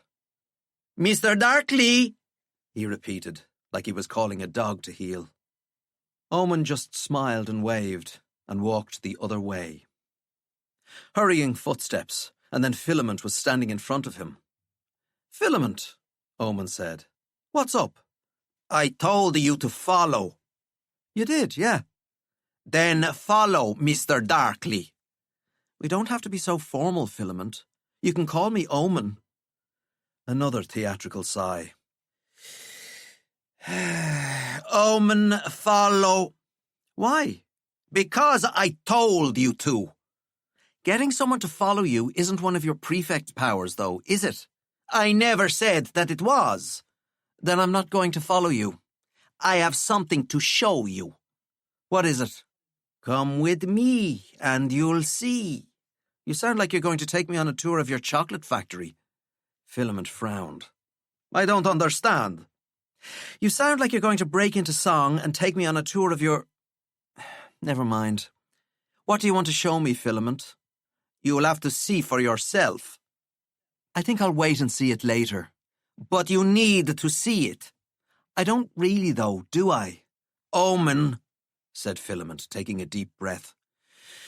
I'm asking you to come with me. I have something to show you. I don't want to tell you what it is, because I want it to be a surprise. You're not going to like it, but believe me when I tell you that you need to see it. He bristled. Please. Will it take long? No. I have somewhere to be. It'll only be a few minutes. Okay. They made their way towards the stairs. I was lying, Omen said. I don't have anywhere to be. They went outside, walked up to the school gates, and Filament checked his watch. Going to tell me what the big surprise is? Omen asked. No, said Filament. But it should be here any second. Can I ask a question? Now that we're alone and everything. Do you like being a prefect? Of course. Why, though? Everyone hates the prefects. They hate us because they fear us. You're thinking of the X-Men. Everyone hates prefects because you're a bunch of narcs. Filament frowned. What's a narc? Oh, it's someone who turns you into the authorities whenever you do the slightest thing wrong. Yes, said Filament, because we're like the secret police. That's really not it. It's way less cool. I like being a prefect because it means I can serve my school and my city, said Filament. It means I can serve the faceless ones, even in small ways. Like giving detention to little kids who don't know the rules? Yeah, that's really helping the faceless ones. That's really proving your worth there. Filament looked at him. You think you're on the right side, but you're not. You think you're one of the heroes, but you're not. The funny thing is, it's too late for you to change, and it wouldn't do you any good anyway. Omen patted him on the shoulder. I'm going to head off now, dude. Have a nice time standing here. Wait, said Filament, eyes on a car that was pulling up outside the gate. He's here. Omen had to admit he was curious as to who it was who'd got Filament so excited, so he stayed still while the car idled. It was a nice car, big and expensive, with tinted windows. Finally, a door opened, and Yennen Ispulin got out. Omen's insides went cold and plummeted. They let him out, Filament informed him gleefully. Yennen's father is the Bulgarian Grand Mage. You know that, right? He's been trying to get Yennen released from prison, but China Soros kept saying no. She probably thought Yennen was too much of a threat and that you personally would be in danger. I don't think Supreme Mage Creed cares about that a whole lot. Yennen saw them, his eyes fixing on Omen, and he came over. Hello, Yennen, Filament said brightly. Yennen ignored him and kept his eyes on Omen. He leaned in, and Omen resisted the urge to lean away. I'm going to kill you, Yennen said into Omen's ear, and then looked at him again before walking away. Filament laughed and clapped. This, he said, has been so much fun. 8. Leaving a trail of crackling white energy behind her, Valkyrie touched down at the gates of Corrival Academy and smiled as the passers-by broke out into a spontaneous round of applause. Cars driving by honked their horns to show their support for the child and the mother, and there were even a few cheers.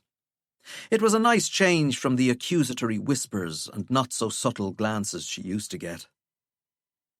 The students in the school stared as she walked by, like she was a movie star they'd never expected to see in real life.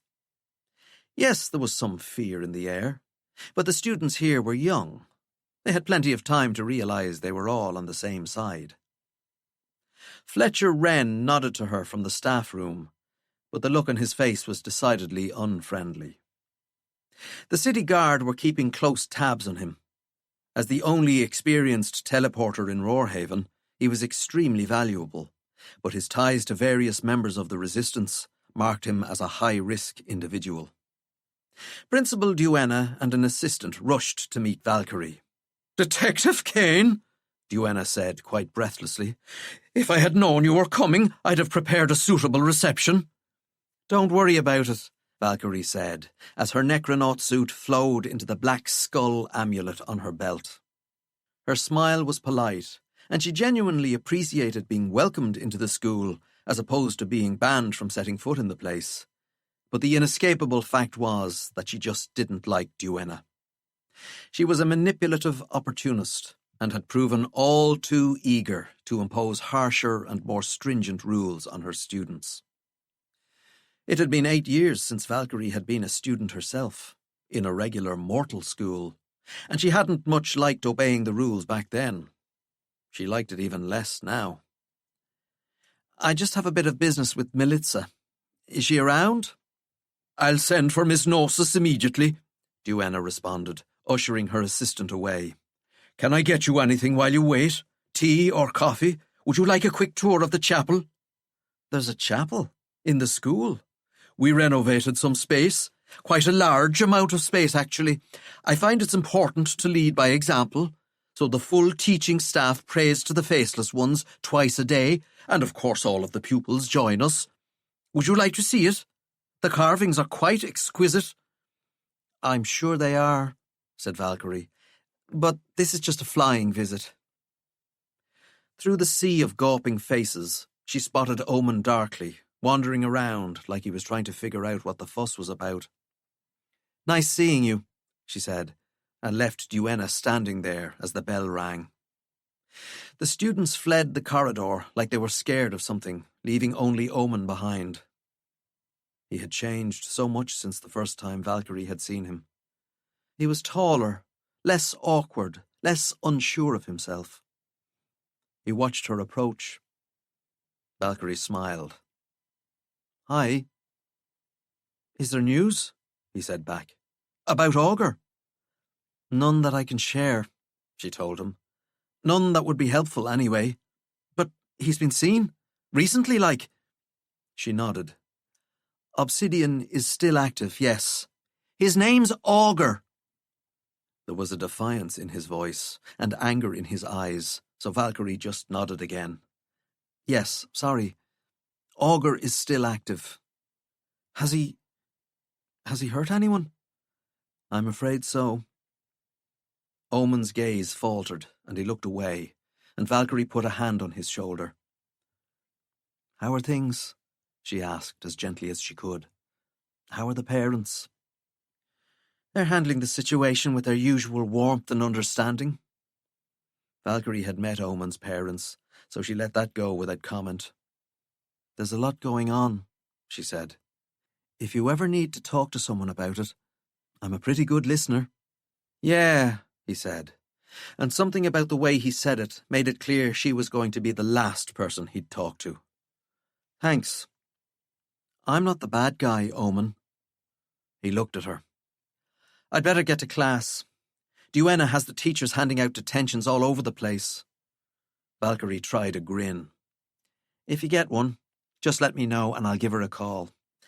I don't know if you've noticed, but I'm a pretty big deal around here these days."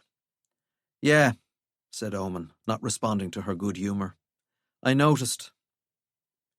He went into a classroom and shut the door, leaving Valkyrie without any ointment for that particular burn. The shadows drew in ahead of her, gathered and coiled, and Militza lunged out, eyes wide with alarm. Those eyes narrowed when she saw who was waiting for her. "Hi," Valkyrie said brightly, butterflies in her belly. Militza walked closer. "You're the emergency? I was told to come here without delay because there was an emergency, and it's you? Seriously?" "In my defence, I didn't ask anyone to use the word emergency." Why are you here, Valkyrie? I thought Xena might be missing home, Valkyrie said, pulling a small toy squirrel from her back pocket. I brought this in case she's disturbing you too much. It'll help calm her down if she's fretting. Right, Militza said, taking the squirrel. She's fine, though. She's not fretting. And she's got plenty of toys already. Yeah, but one more can't hurt, right? I suppose. Militza's red hair fell across her face, but she didn't flick it out of her eyes or tuck it behind her ear, the way she used to when she was flirting. She just left it there. How have you been? Valkyrie asked. Haven't heard from you in a while. Militza nodded. That's what happens when you break up. Have we, though? Broken up? Like, really broken up? I don't know if we have. I feel there's still a load of stuff we need to talk about. No, we have, said Militza. Remember, I told you we're breaking up, and then we broke up. But I didn't want to. Wasn't a requirement, though. I did want to break up, and so we broke up. You can't really have a relationship when there's only one of you in it. Valkyrie tried smiling. But I was hoping that you'd reconsider your position, now that some time has passed. We were really good together. We were. And I think that maybe we broke up because of the Faceless Ones thing. That's exactly why we broke up. I told you that. I know, but see, what you've got to understand is that nothing's changed. The Faceless Ones thing is happening, and that's still going on, but nothing has actually changed about me. I'm still the same person, you know. It's just that you might think it's changed me, but it hasn't. Valkyrie, I really don't want to talk about this. We've broken up, so the best thing for both of us to do is move on. I don't want to move on. Militza, I love you. You'll stop loving me eventually. Valkyrie looked away, her eyes stinging. Wow. Militza said, sorry, but didn't sound it. They stood there for a few seconds. Right, said Valkyrie, and walked away. She hoped that Militza would call her back or come running after her, but that didn't happen. Duenna was waiting for her when she stepped outside, but Valkyrie wasn't in the mood, so she took off, shot straight up into the air. She tapped the black skull on her belt, and the Necronaut suit flowed over her clothes, protecting them from the scorching fingers of that crackling energy. She raised her hood and then pulled down the stark white skull mask, feeling it harden around her face as the suit sealed itself. She veered up into the clouds, water droplets splattering across the mask's eye holes. She flew over Dublin, and Kurtok made a sound as she passed, a sound only she could hear, like it was calling to her. That made her feel better, and she couldn't help but smile as she circled its head, dodging between its swinging tentacles with her arms by her sides. It threw some images into her mind, taking it easy because it was aware of how easily a human mind could be overwhelmed by the thoughts of an ancient god. She caught glimpses of its intent and responded as best as she was able, and then she blew it a kiss and flew on. Being in the presence of a faceless one made her miss her other family, so she left the city behind, skimmed beneath a passenger plane on its way to the airport, and flew over the motorway, over roads and lanes and housing estates and farms and fields of different colours. The sea grew closer, and in moments she was passing over Haggard, the small town on the coast. Then she cut off her power and fell. Plummeting was an exhilarating feeling, the world tipping over as she tumbled out of the clouds. She let loose with a blast of magic every now and then, to prevent her from reaching terminal velocity and to adjust her course. As the ground hurtled to greet her, she found that she was grinning. She closed her eyes, listening to the wind rushing by her mask, rustling her hood. How easy it would be to keep her eyes closed. She snapped them open and veered up, away from the ground, landing outside her parents' house. A neighbour she'd never seen before, out walking his dog, stared at her in frozen astonishment. Valkyrie pulled up her mask and walked over. "Hi," she said. "What's your name?" The neighbour shook his head. He'd gone quite pale, and his dog was barking. "Your name?" Valkyrie repeated. "What is it?" "Mikey Coughlin," he said. "Michael Coughlin. Forget what you just saw. Cool?" "Cool," said Mikey Coughlin, and walked on, wondering why his dog was going nuts. Valkyrie chewed the inside of her cheek as she walked up to the house. She'd thought her self-destructive impulses were behind her, especially now that her soul was churning with a race of gods, counting on her to bring them into this reality with the utmost care. Obviously she'd been wrong. She'd have to watch that. A tap of the amulet, and her suit flowed away from the clothes she wore underneath. "Hi," she called, walking through the front door. "Anyone home?" Her mother came down the stairs. "I wasn't expecting you." Valkyrie shrugged. "I was passing, more or less. Thought I might drop by, see how everything is. Dad at work?" "They're busy again. Suddenly every building project is going ahead, so he's up and gone by 7 every morning and not back till late. You want a cup of tea? I was just about to make myself one." "Sure," Valkyrie said, following Melissa into the kitchen. She sat while her mum filled the kettle. "Is Alice back from school yet?" "She's in her room." Valkyrie raised an eyebrow. "And she hasn't come running down to hug me?" "She's in a mood. Sulking. She wanted to play over at her friend's house this afternoon." "Ah," Valkyrie said, grinning. "And why couldn't she?" Melissa frowned slightly. "You said it wasn't safe." "I didn't say that." "You said we shouldn't let Alice stray beyond the routine." "Well, yes, but I didn't mean like..." Valkyrie laughed.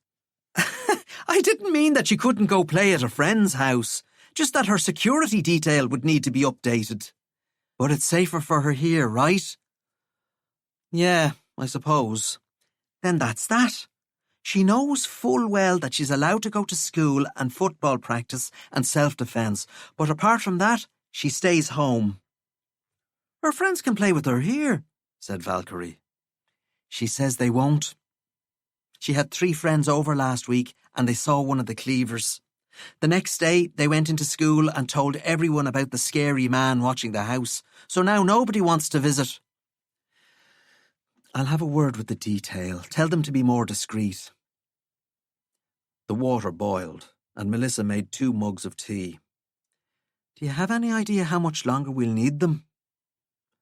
"I'm afraid not. You're not scared, are you?"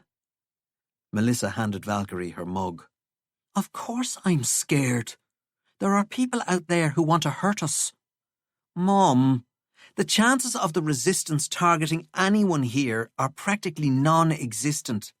These people were my friends, and they still are, in a way. They're just misguided." "If you didn't think it was likely, you wouldn't have organised all these invisible sorcerers to be watching us every minute of every day." "It's better to be safe," Valkyrie said. "And I genuinely can't see Tanith coming after any of you to get at me. But yeah, the tiniest possibility is still too much of a risk." Melissa sat. "And are you going to tell me why this is happening yet?" "I told you why." "You said you're on opposite sides, that your friends are now the bad guys. But opposite sides of what argument?" "It's magic stuff, Mum. I'd still like to know why our lives are in danger. You said it was about the faceless ones, how they aren't the big evil monsters everyone thought they were." Valkyrie blew on her tea and took a sip. "They're not. Think of them like, I don't know, bears or something. If you provoke a bear, it's going to attack you, right?" "I don't know. Your father's the bear expert." "Not a bear, then. A shark or something. A wild animal. If you provoke a wild animal and the wild animal attacks you, is that really the wild animal's fault? Or is it your fault for not understanding how to approach it? So, the faceless ones are wild animals, Melissa said. and the only reason everyone thought they were monsters was because no one understood how to interact with them. Exactly, said Valkyrie. And now you're the faceless one's ambassador, their spokesperson. But Tanith and the rest of your friends don't understand this, and now they're fighting against you. Except for skullduggery. And you're sure that your friends are wrong? Absolutely positive, Valkyrie said, smiling. Melissa tapped her mug and thought about it for a moment. And what about Melitza? Valkyrie hesitated. What about her? Is she on your side or their side? Mine. She's still working at Corrival Academy. But she's not your girlfriend anymore. She's just really busy, Valkyrie said, and I've got all these new responsibilities. I just don't have time for a relationship right now. I don't know, Steph. I have to be honest with you, this is worrying. Valkyrie tried a reassuring smile. We will get back together, I know we will. Melitza's great, and there's no way I'm going to let her go. A lot of things are happening, and a lot of things are changing, and she still doesn't know how she feels about the faceless ones. But once that's all cleared up, we'll be fine. We'll be good. You're sure? I am. Her mum's phone rang, and as she answered it, Valkyrie pointed at the ceiling. Melissa gave her a nod, and Valkyrie went upstairs. She stepped into her old room. Alice lay sprawled across her bed, head in a tablet. When Valkyrie was 9, her head would have been stuck in one of her uncle's books. Times change. Hey, said Valkyrie. Hey, said Alice, not looking up. How are you doing? A tiny little shrug. Mum says you're mad at her for not letting you go over to your friend's house. It isn't her fault, sweetie, it's mine. I know, said Alice. I'm mad at you too. Oh. Can I come in? Alice put down the tablet and sat up. Are you going to give me a talk? What do you mean by a talk? You know, Alice said. You come in and you say nice things and make me laugh so that I won't be in a bad mood anymore. Ah, the talk. I was planning on it, to be honest, but I don't think it'll work if you know it's coming. Valkyrie walked in, sat beside her sister. So what if we just chat about stuff? What kind of stuff? Anything you want. Are we in danger? No. That's why all those cleavers and sorcerers are around. They're here to protect you. I don't like them. I don't want them here. Why can't you protect us? I am protecting you. I'm just doing it from further away. It looked like Alice was going to argue, but then she shrugged and her mood changed, like a shaft of sunlight breaking through grey clouds. Will you teach me some more Brazilian jiu-jitsu before my next class? She asked. Valkyrie smiled. Sure thing. 9.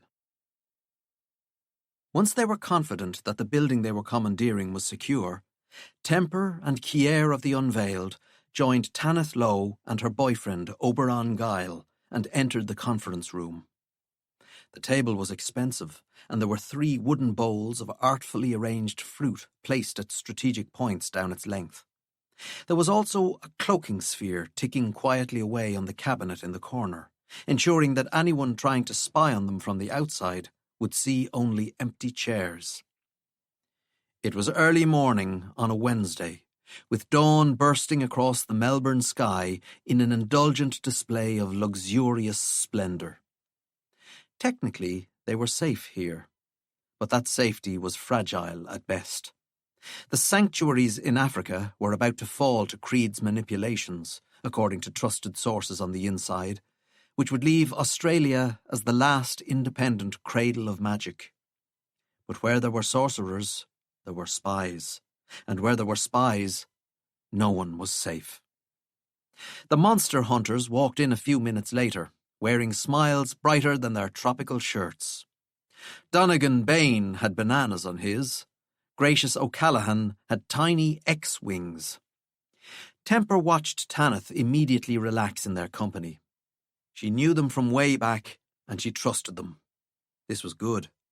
Trust was hard to come by. The door opened, and Dexter Vex stood there, eyes flicking around the room before he committed to stepping inside. He'd had a haircut and a shave since Temper had seen him last. He looked well, fit and strong, and though he smiled like he already trusted everyone here, there was caution there too. Temper couldn't blame him. You didn't get to be one of the 2 surviving members of the original Dead Men, and the only one actually alive, without developing a healthy sense of paranoia.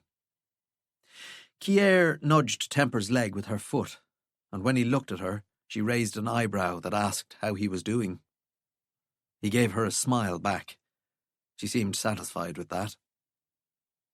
When the small talk died down, which translated to when Gracious stopped asking people how they were doing, Temper tapped a message into his phone, and a few seconds later, China Sorrows walked in.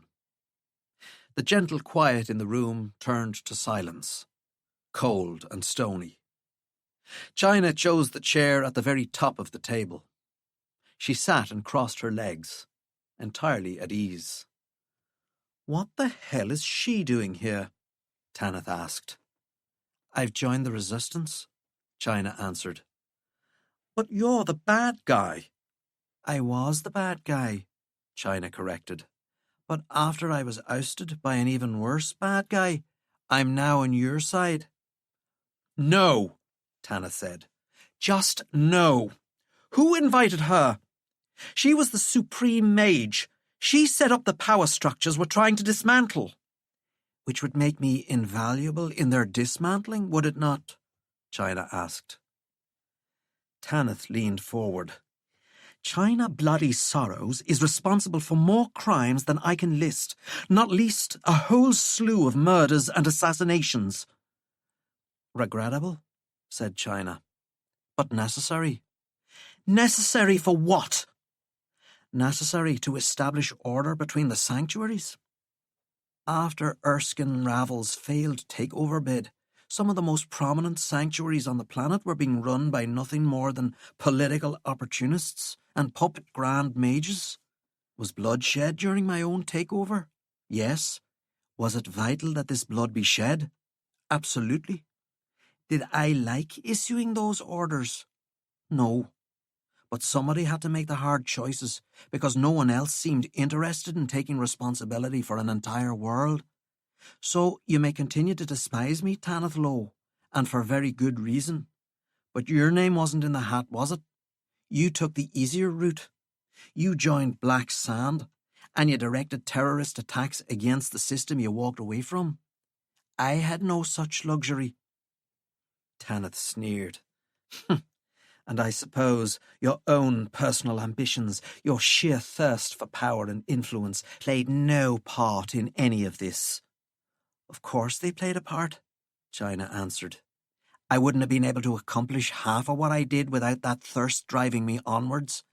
But it doesn't detract from the truth of what I've said. Tanith glared, and China appeared disinterested, and Temper realised that was as close to a resolution as they were likely to get. Said Oberon, before the silence dragged on too long. Can I ask a question? Who's in charge here? No one said anything for a couple of moments. Well, Gracious said, sitting forward slightly, Donegan and I don't really do the whole in-charge thing. The monster hunters are a team, an equal partnership. We make decisions by consensus. So I think if you all vote for me to be leader, it might cause some friction within that dynamic. Why would they vote for you over me? Donegan asked, looking genuinely puzzled. Because of my natural leadership qualities. Do your natural leadership qualities include sleeping in? Because we would have missed this meeting entirely if it wasn't for me. And this is why you are an essential part of my team. Your team? Gracious smiled his apologies at the group. It is for this reason that I am withdrawing my name from contention. That's okay, said Tanith, reluctantly drawing her eyes away from China. We weren't going to vote for you anyway. Gracious laughed. That's hurtful. Tanith, said Donegan, what about you? You've led us before. You were pretty good at it too. Tanith shook her head. I'm more used to the resistance in the field than issuing orders behind the scenes. Dexter? Not interested, Dexter said. I think I should withdraw my name too, said China, for obvious reasons. Also, I'm far too busy with a host problem, so I'm sure that will take up a lot of my time in the foreseeable future. Dexter frowned. The hosts are real. Quite real.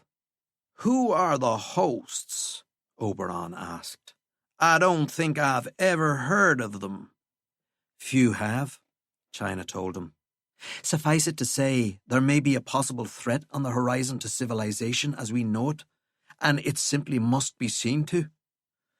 Yeah, well, Tanith muttered, it can get in line behind all the other threats to civilization.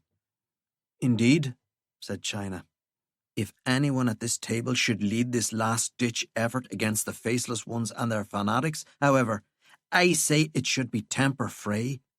He's done rather a good job of it up to this point, so why not let him continue? I can think of a few reasons, Temper said. I agree with the witch, said Tanith. You have my steel, said Gracious. And my bow, said Donegan, metaphorically speaking.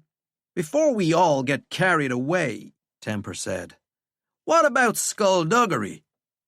Skullduggery's no use to us right now, Tanith responded. He has to stick by Valkyrie's side.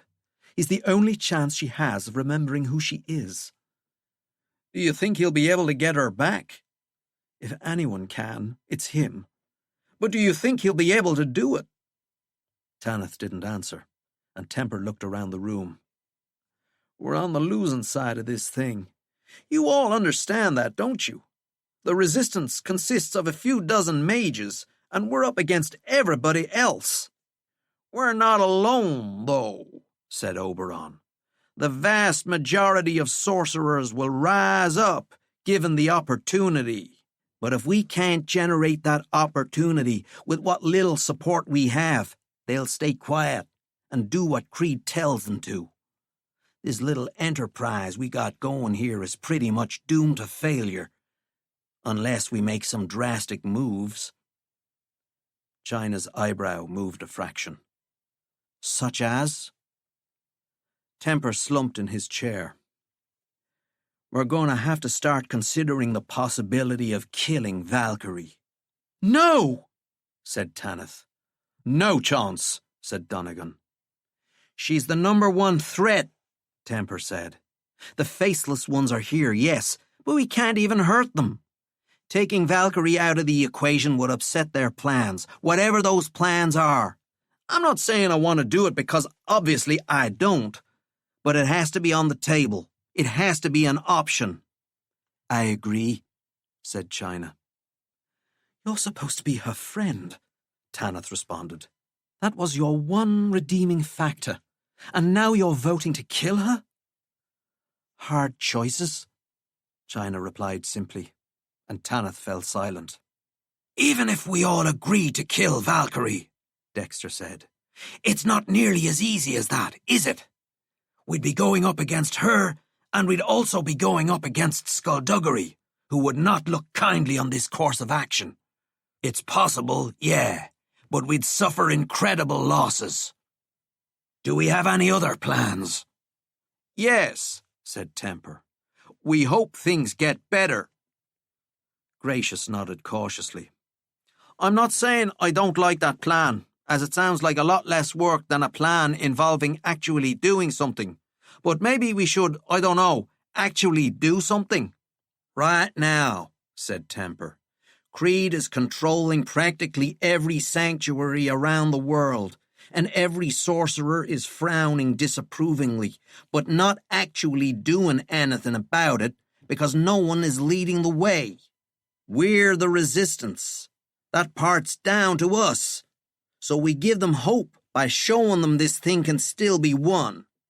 China, you've described how all the sanctuaries under Creed's control are propped up by what sounds like delicate power structures. I'm assuming you know how to dismantle them. I know which pillars to knock so the whole thing comes crashing down, yes? Temper nodded. There's no way of telling what will happen next, how Creed will react, or even if the mages of the world respond how we'd like them to. But this is the one thing we can do to destabilize the Creed regime, so that's what we're going to do. This is our plan A. If it doesn't work, only then will we consider the alternative. 10. It was good to get out of the house. Tyler's folks had been arguing lately, mostly about the upcoming election. His dad, he was a Flannery man, had the bumper sticker on the back of his pickup and a sign on the front lawn that he refused to pull up. His mom hated that sign, hated the bumper sticker, and even hated the pickup. She drove a hybrid to the hospital where she worked as a nurse, and she didn't like the direction America had been going these last few years. Tyler had been a kid when Martin Flannery became president. Now he was 14, and he couldn't even remember what life under the previous guy had been like. His mom was going to vote for Paul Donovan. None of his friends cared about politics, but it had scared Tyler ever since he'd started to take notice. His sister, Mila, she was 17, had told him that politicians all over the world had been shown what they needed to do to prevent ecological catastrophe, but there were too many rich people and powerful corporations standing in the way. Mila got real upset about it too, which tended to upset Tyler, so he tried to avoid politics whenever he could. He had a ball of anxiety in his belly whenever he thought about it, and every day it was getting just that little bit bigger. Tyler skipped the woods. It was already dark, and the woods were creepy enough in the daytime, and rode his bike round the better-lit neighbourhoods till he ran out of neighbourhoods. He really should have planned this better, but he was almost home. He just had to put his head down and pump his legs. It was a long, straight road, with the woods on the right side and farmland to his left, and he plunged into pockets of darkness before exploding out into the electric light of the street lamps. Into darkness and out into light. Into darkness and out. It occurred to him that the light was actually working against him, preventing his eyes from adjusting to the gloom. It occurred to him also that there could be anything waiting for him in those patches of darkness. Any kind of murderer. Any kind of monster. He shook his head as he cycled. There it was again. That imagination that was starting to get him in trouble at school. Morbid, his teachers called it. He'd had a few letters sent home that his mom had rolled her eyes at. There was a flash of purple light, and Tyler slowed, coming to a stop about halfway down the road. Another flash, off to his left, behind the farmhouse that used to belong to Mr. Madison before he died last year. Since then, the place had stood empty, the land rented out to other farmers. There was no one living there now, Tyler was sure of that. He started moving, slowly following the trail in the darkness leading to the narrow road that skimmed the Madison land. When he was a kid, a power line had come down and electrocuted a bunch of cattle near his cousins. If that's what had happened here, he didn't want any animals hurt. He veered off the narrow road, bike bumping through the long grass, and he came up beside one of the smaller sheds and took it carefully now. He didn't want to ride over a power line. He freewheeled gently as he passed the corner, then jabbed one foot into the dirt to bring him to a sudden, jarring stop. 3 men were fighting behind the farmhouse. 2 white guys against a black guy, and one of the white guys was holding something that glowed with the same purple light that Tyler had seen. He went tumbling, the white guy, and Tyler realized the purple light was coming from his hand. And then there was a flash, and a stream of that purple light sizzled into the black guy's shoulder, spinning him in place. He went down. There was a moment of quiet as the two white guys got their breath back, like they were expecting the other man to pop up again. When he didn't, they exchanged a few words, and the other white guy picked a gun up off the ground. And then, all of a sudden, they were looking at Tyler, and the guy raised the gun and fired. The bullet missed. Tyler had no idea how close it came to hitting him. But he hopped back into the saddle, yanking the handlebars round and speeding back behind the cover of the shed. The white guys shouted at each other, and Tyler got to the road and pedalled like crazy. He was glad of the darkness now, thankful for the way it drank him in. A car started up behind him, and cold terror spread through his gut. A few seconds later, headlights swooped, then swung back and latched on. The car roared as it gave chase. Tyler reached the long road and crossed it, going for the woods. The car was almost upon him, and he dropped the bike, sprinting through the trees. The car braked. He heard it slide on the grass, and doors opened, and the men cursed, and shadows moved through the headlights that Tyler was leaving behind. Another gunshot. It missed. In the dark now, Tyler stayed low and tried to stay quiet as he ran. He didn't look back at the lights, didn't want his vision ruined. A stream of purple energy cut through a half-dozen trees way to his left. They didn't know where he was. They were firing and hoping. Tyler tripped and sprawled, banged his knees painfully, scrambled up behind a tree and took a deep breath and held it. The men crashed through the undergrowth after him. "Stop!" one of them said. "Stop, for God's sake!" "What?" the other one responded. "You see him? Where is he?" "Just stop moving and listen." Tyler blew out his breath as quietly as he could and sucked in more. "He's around here," said the first guy. "He's hiding." "Hey, kid," the second guy shouted. "It's okay, come on out. We're not going to hurt you." "He knows we're going to hurt him." "How's he know that?" "We've been shooting at him." "Oh, yeah." "Hey, kid, we're real sorry. You saw something you shouldn't have. We can't take the chance of you telling anyone, so, yeah, we gotta kill you. But you step forward now. We'll make it quick and painless. You hear?" They were moving up on either side of him, taking slow steps. "There he is!" the first guy shouted, and Tyler closed his eyes and prepared for the gunshot. Where? Where is he?" "Ah, never mind," the first guy said. "Thought that might scare him into running. Okay, we need a strategy. You go back and finish off Jones. I'll keep looking for the kid." He waited for a reply. "You listening? Hey, you hear me? Where are you? Where you gone, you—" Something hit the first guy, and he went down, and there was suddenly a whole lot of grunting and cursing. Tyler peered out. He saw two men rolling around in the dirt and the twigs. The white guy's hand lit up purple, and the black guy, the one they'd called Jones, he held the white guy's wrist at bay. A stream of purple light barely missed Jones's face. Jones hit him, and hit him again, and then a blazing energy burst out of his eyes, and the darkness swallowed what it did to the white guy's head. Jones stayed where he was for a few seconds, breathing fast. He tried to get up, then toppled and fell. Tyler ran over. 11. Waking in an empty house was still taking some getting used to. She missed the excited trot as she came to the bottom of the stairs, where she would normally sit and cuddle a very appreciative Zena before starting the day. This morning, Valkyrie came downstairs without incident, without greeting. She made herself a shake and worked out for a bit without enthusiasm, then showered and dressed. It was raining, so she took the car.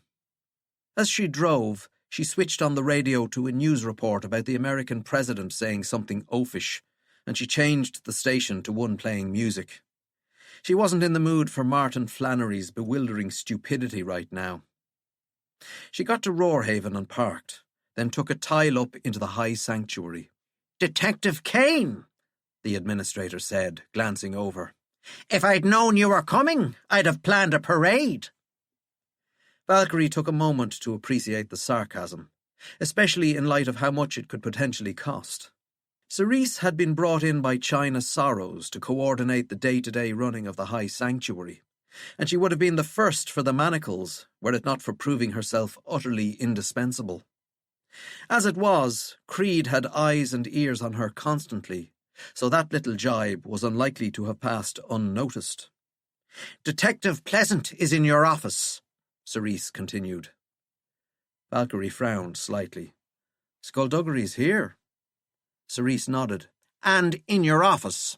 Please have a great day."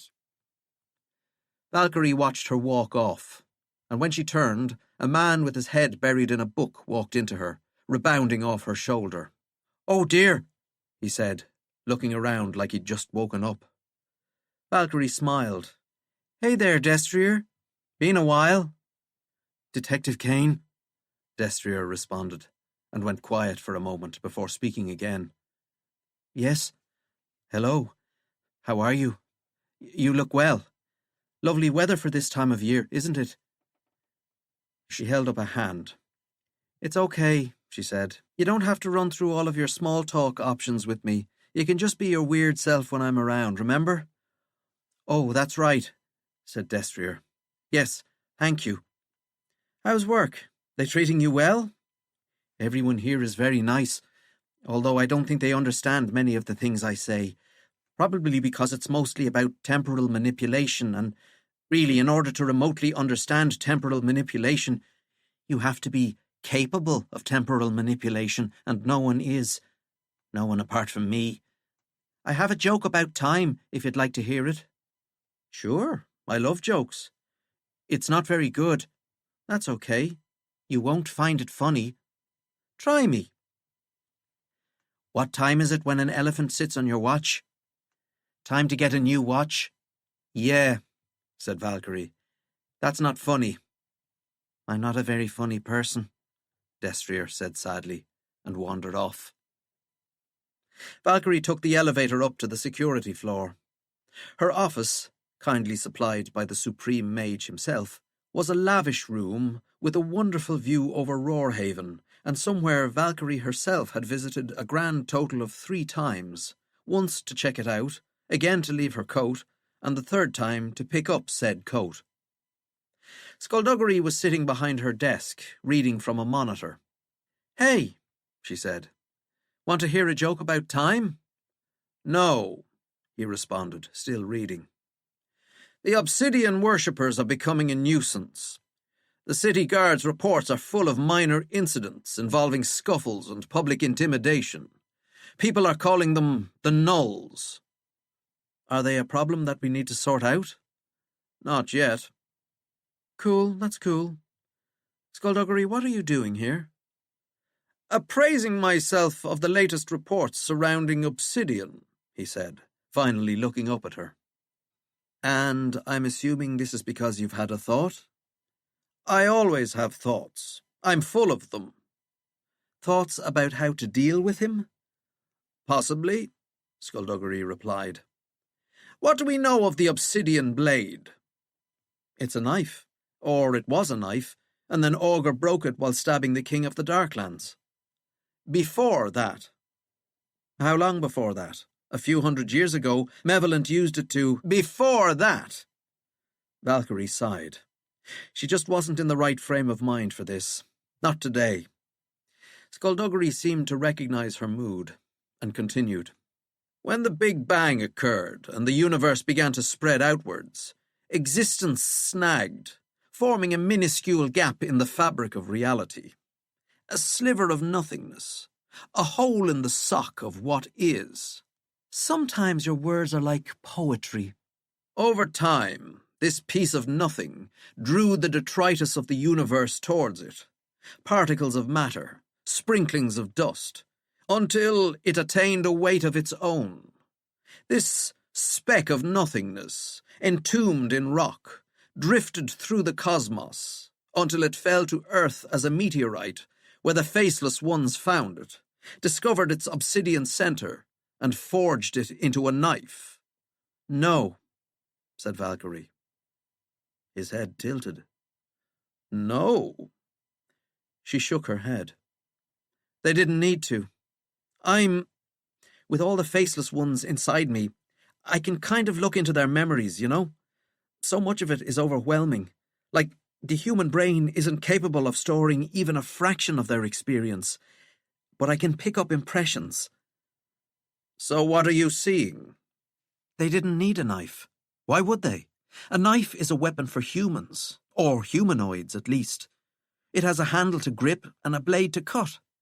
But this was a weapon they didn't need to hold. Once the obsidian was exposed, they basically threw the meteorite at each other with their minds. They killed so many of their own kind. The images. It's incredibly sad. Incredibly. I know you don't like them, Skullduggery, but that's no reason to be mean. On the contrary, it's every reason to be mean. The Faceless Ones are still living beings who deserve compassion. They're murderous monsters. And how are they any different from humans? Humanity is young and stupid. The Faceless Ones should know better. So, anyway, said Valkyrie, trying not to get too annoyed at him, the Faceless Ones stopped fighting among themselves and decided to put the meteorite out of reach, so they dumped it on a parallel Earth in another universe. Where the mere presence of the unrefined obsidian meant that everything on that planet slowly became infected over eons and was wiped away, said Skullduggery. That Earth is what we know as the Void World. And then the Darkly prophecy warned the Unnamed that one day he would battle Augur Darkly, Valkyrie said. And since the only weapon that could kill him was the obsidian blade, he sent Malevolent to find the meteorite so that Augur wouldn't be able to use it against him.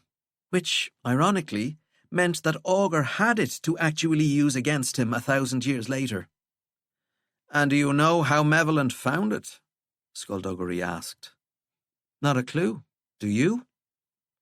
Malevolent and his team shunted from one dimension to another. They spoke to, or tortured, any shunter they found on their travels in order to build up a better picture of the dimensional network. This is how they first heard of the dire dimension. Valkyrie raised an eyebrow. Sounds like a positively charming place. In the dire dimension, the Earth was, essentially, a prison planet that back then was ruled by a man called Quietus. Quietus is a nice name. He was also known as the Tyrant of Gaunt, a genocidal warlord who was responsible for the deaths of billions. He sounds pretty bad, all right.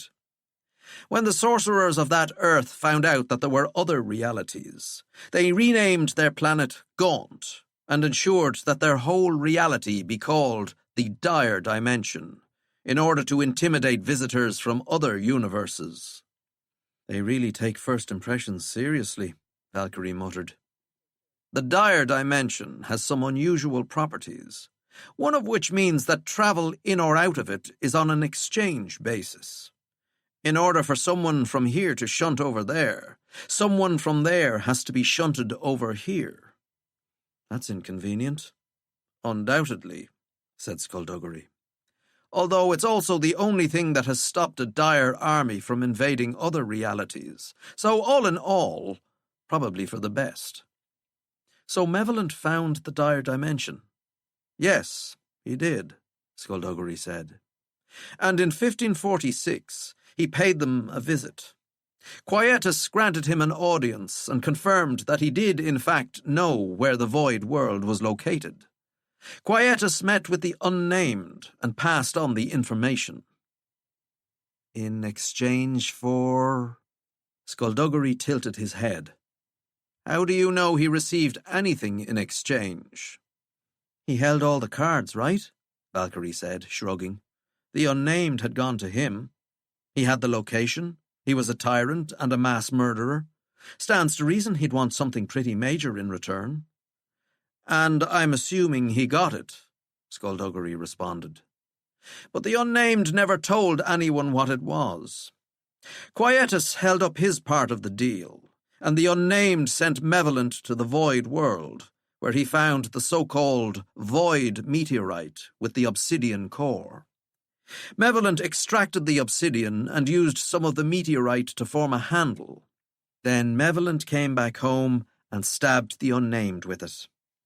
Yes, he did. Approximately 60 years later, one of Malevolent's subordinates stole the obsidian blade, planning to kill Malevolent himself and take over. He died, in an accident, apparently, and the blade was lost until 1865, when it was used to kill a sorcerer in Turkey. From there, it made its way through the underworld, bought and sold on the black market, until it came into the possession of Assail Devon, and then Omen Darkly, and then Augur, at which point it transformed him into obsidian, and seems to have destroyed itself in the process.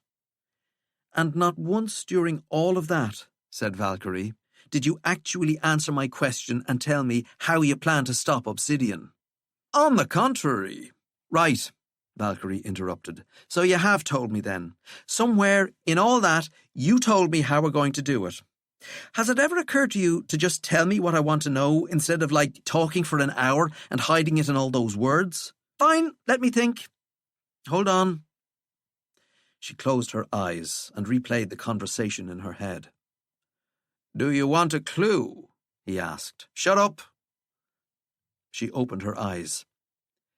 The meteorite, she said. Malevolent made the handle out of the meteorite because the one thing the obsidian hadn't wiped from existence was the rock that had formed round it. So that's the only substance in the universe, or in any universe, that can stand up to it. Precisely. So we find the void meteorite and we... What? Make a pair of shackles? If we can. It all depends on how much we can find. This was brightening Valkyrie's day considerably. Where is it? She asked. Please tell me that Malevolent brought the meteorite back to our universe with him. He did not. Please tell me it's not still on the Void World. It is. Please tell me we don't have to go to the Void World ourselves. We don't. Oh, thank God. We do, actually. I lied about that part. Damn it, Skullduggery! Do we even know where the Void World is? We don't, do we? Of course we don't. So we've got to ask this Quietus guy. We might not have to. I'm hoping his son Ragnar will be able to tell us. He's far nicer. Far nicer than a mass-murdering tyrant isn't that difficult, though, is it? So is he actually nice, or is he just nicer in comparison to his dad? Ragnar is actually nice, I promise. And where do we find him? Some strange, unsettling, bizarre world populated by freaks and weirdos? Los Angeles. Valkyrie looked at him. So yes, then. 12. I hate this, Never said, rattling the black bracelet on their wrist, the noise adding to the cacophony of the cafeteria. Look at it. It's stupid and cheap-looking and horrible. It's also oppressive. This hideous thing is oppressing me right now, even as we sit here eating lunch. You know those little pastry things I like to have for breakfast? Omen nodded. They're lovely. Why didn't you have one this morning? Because I buy them from a tiny bakery in Italy and then teleport back before anyone notices I'm gone. I haven't been able to do that today, Omen. They were delicious. They were, Never moaned, dropping their head into their folded arms on the table. And they will be again, on this I swear. A nearby table of second years laughed uproariously at something, and Never managed a scowl. No one understands my pain, they muttered. Omen's phone buzzed with a message from Gretchen. He was aware of a smile forming as he sent a reply. So is it serious? Never asked. Very serious, Omen said. This oppression will not stand. I'm not talking about me now, doofus. I'm talking about you and this lovely American girl you're always chatting with. Omen gave a small laugh. She's too old for me. Only by a few years. Still too old. She's giving me advice about getting into art college, though. Ah, college. Have you talked to your folks about it? Omen hesitated. That's what I thought, said Never.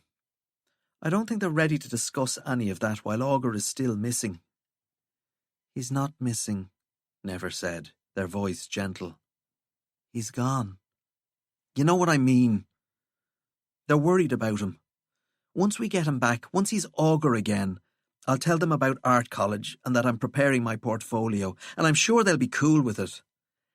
Yeah, said Never, because your parents are the epitome of chill. The day stuttered by. Some classes seemed to drag, and others passed before Omen could figure out what he was meant to be doing. The teachers were subdued, and the students upset. The last few classes blurred by when Omen wanted them to take their time. He was having dinner with his parents that evening. On his way back to his dorm room, he noted how Yenen's old followers were avoiding him in the corridors, even going so far as to walk the other way when they saw him approach. Ever since they'd returned to school, after Abyssinia had tried to have them killed and framed for the massacre that never happened at Whitley Naval Base, they'd slunk their way back into their old lives. They'd walked with their heads down, eyes averted, so far from the arrogant swagger they'd adopted as Arcanum's scholars. Especially with their leader gone, locked up for murder, attempted murder, and terrorist activities, they'd pretty much retreated from view, and the world had carried on, happily leaving them behind. With Yenen now stalking the corridors of Corrival Academy once more, Omen thought they might emerge from the shadows, hold their heads a little higher, and try to regain some of that cockiness they'd lost. But it seemed as though the Yenen Ispolin brand was now so irretrievably tarnished that not even his former lackeys wanted to be associated with him. Omen changed out of his school uniform into neat trousers and a good shirt. He stood in front of the mirror and frowned at his ankles. He was pretty sure that they shouldn't be on show, but apparently his legs had stretched since he'd last worn this outfit. He looked like a child. The door opened and Byron Grace slipped into the room. Omen blinked at him. "Hey," he said. He'd once had to knock Byron out to stop him from killing him, but Byron had been corrupted by a man called Smoke at the time, so Omen didn't think it counted as a personal attack. He really hoped it didn't anyway. He quite liked Byron. He had been one of the Arcanum's scholars, so he wasn't great, but he abandoned them before Abyssinia turned them into first wave, so he wasn't the worst. "I'm leaving," said Byron, who looked pale and nervous. "And I think you should too." "What do you mean? You're leaving the school grounds, or you're leaving school?" "I'm leaving this place and I'm not coming back. Yenen's been here one day and already no one will talk to me. You know why they won't talk to me? Because they know it's only a matter of time before he comes to exact his revenge." "You might be overreacting here." Byron started pacing. "He tried to kill you, Omen. He almost killed Augur. How can you, of all people, think that I'm overreacting?" It was, admittedly, pretty hard to argue with that. "Just because we're all back at school doesn't mean we're safe. It just means that now he knows exactly where to find us any time he wants." "Byron, if you're feeling threatened, you should tell someone." "Like who?" Byron said, laughing. "Miss Gnosis? Mr. Peccant? And what are they going to do, go to Duenna? She's the one who let Yenen back in. She's not going to protect us. She'll just look the other way. Omen, please tell me that you understand this." "I mean, Omen." "Yes," he said. "I understand. I can't tell you you're wrong about any of it. Yenen's a psychopath, and it's completely in keeping with who he is that he'd take his revenge. He reckons you betrayed the lot of them, and he hates me for, well, obvious reasons." "Then why are you sticking around?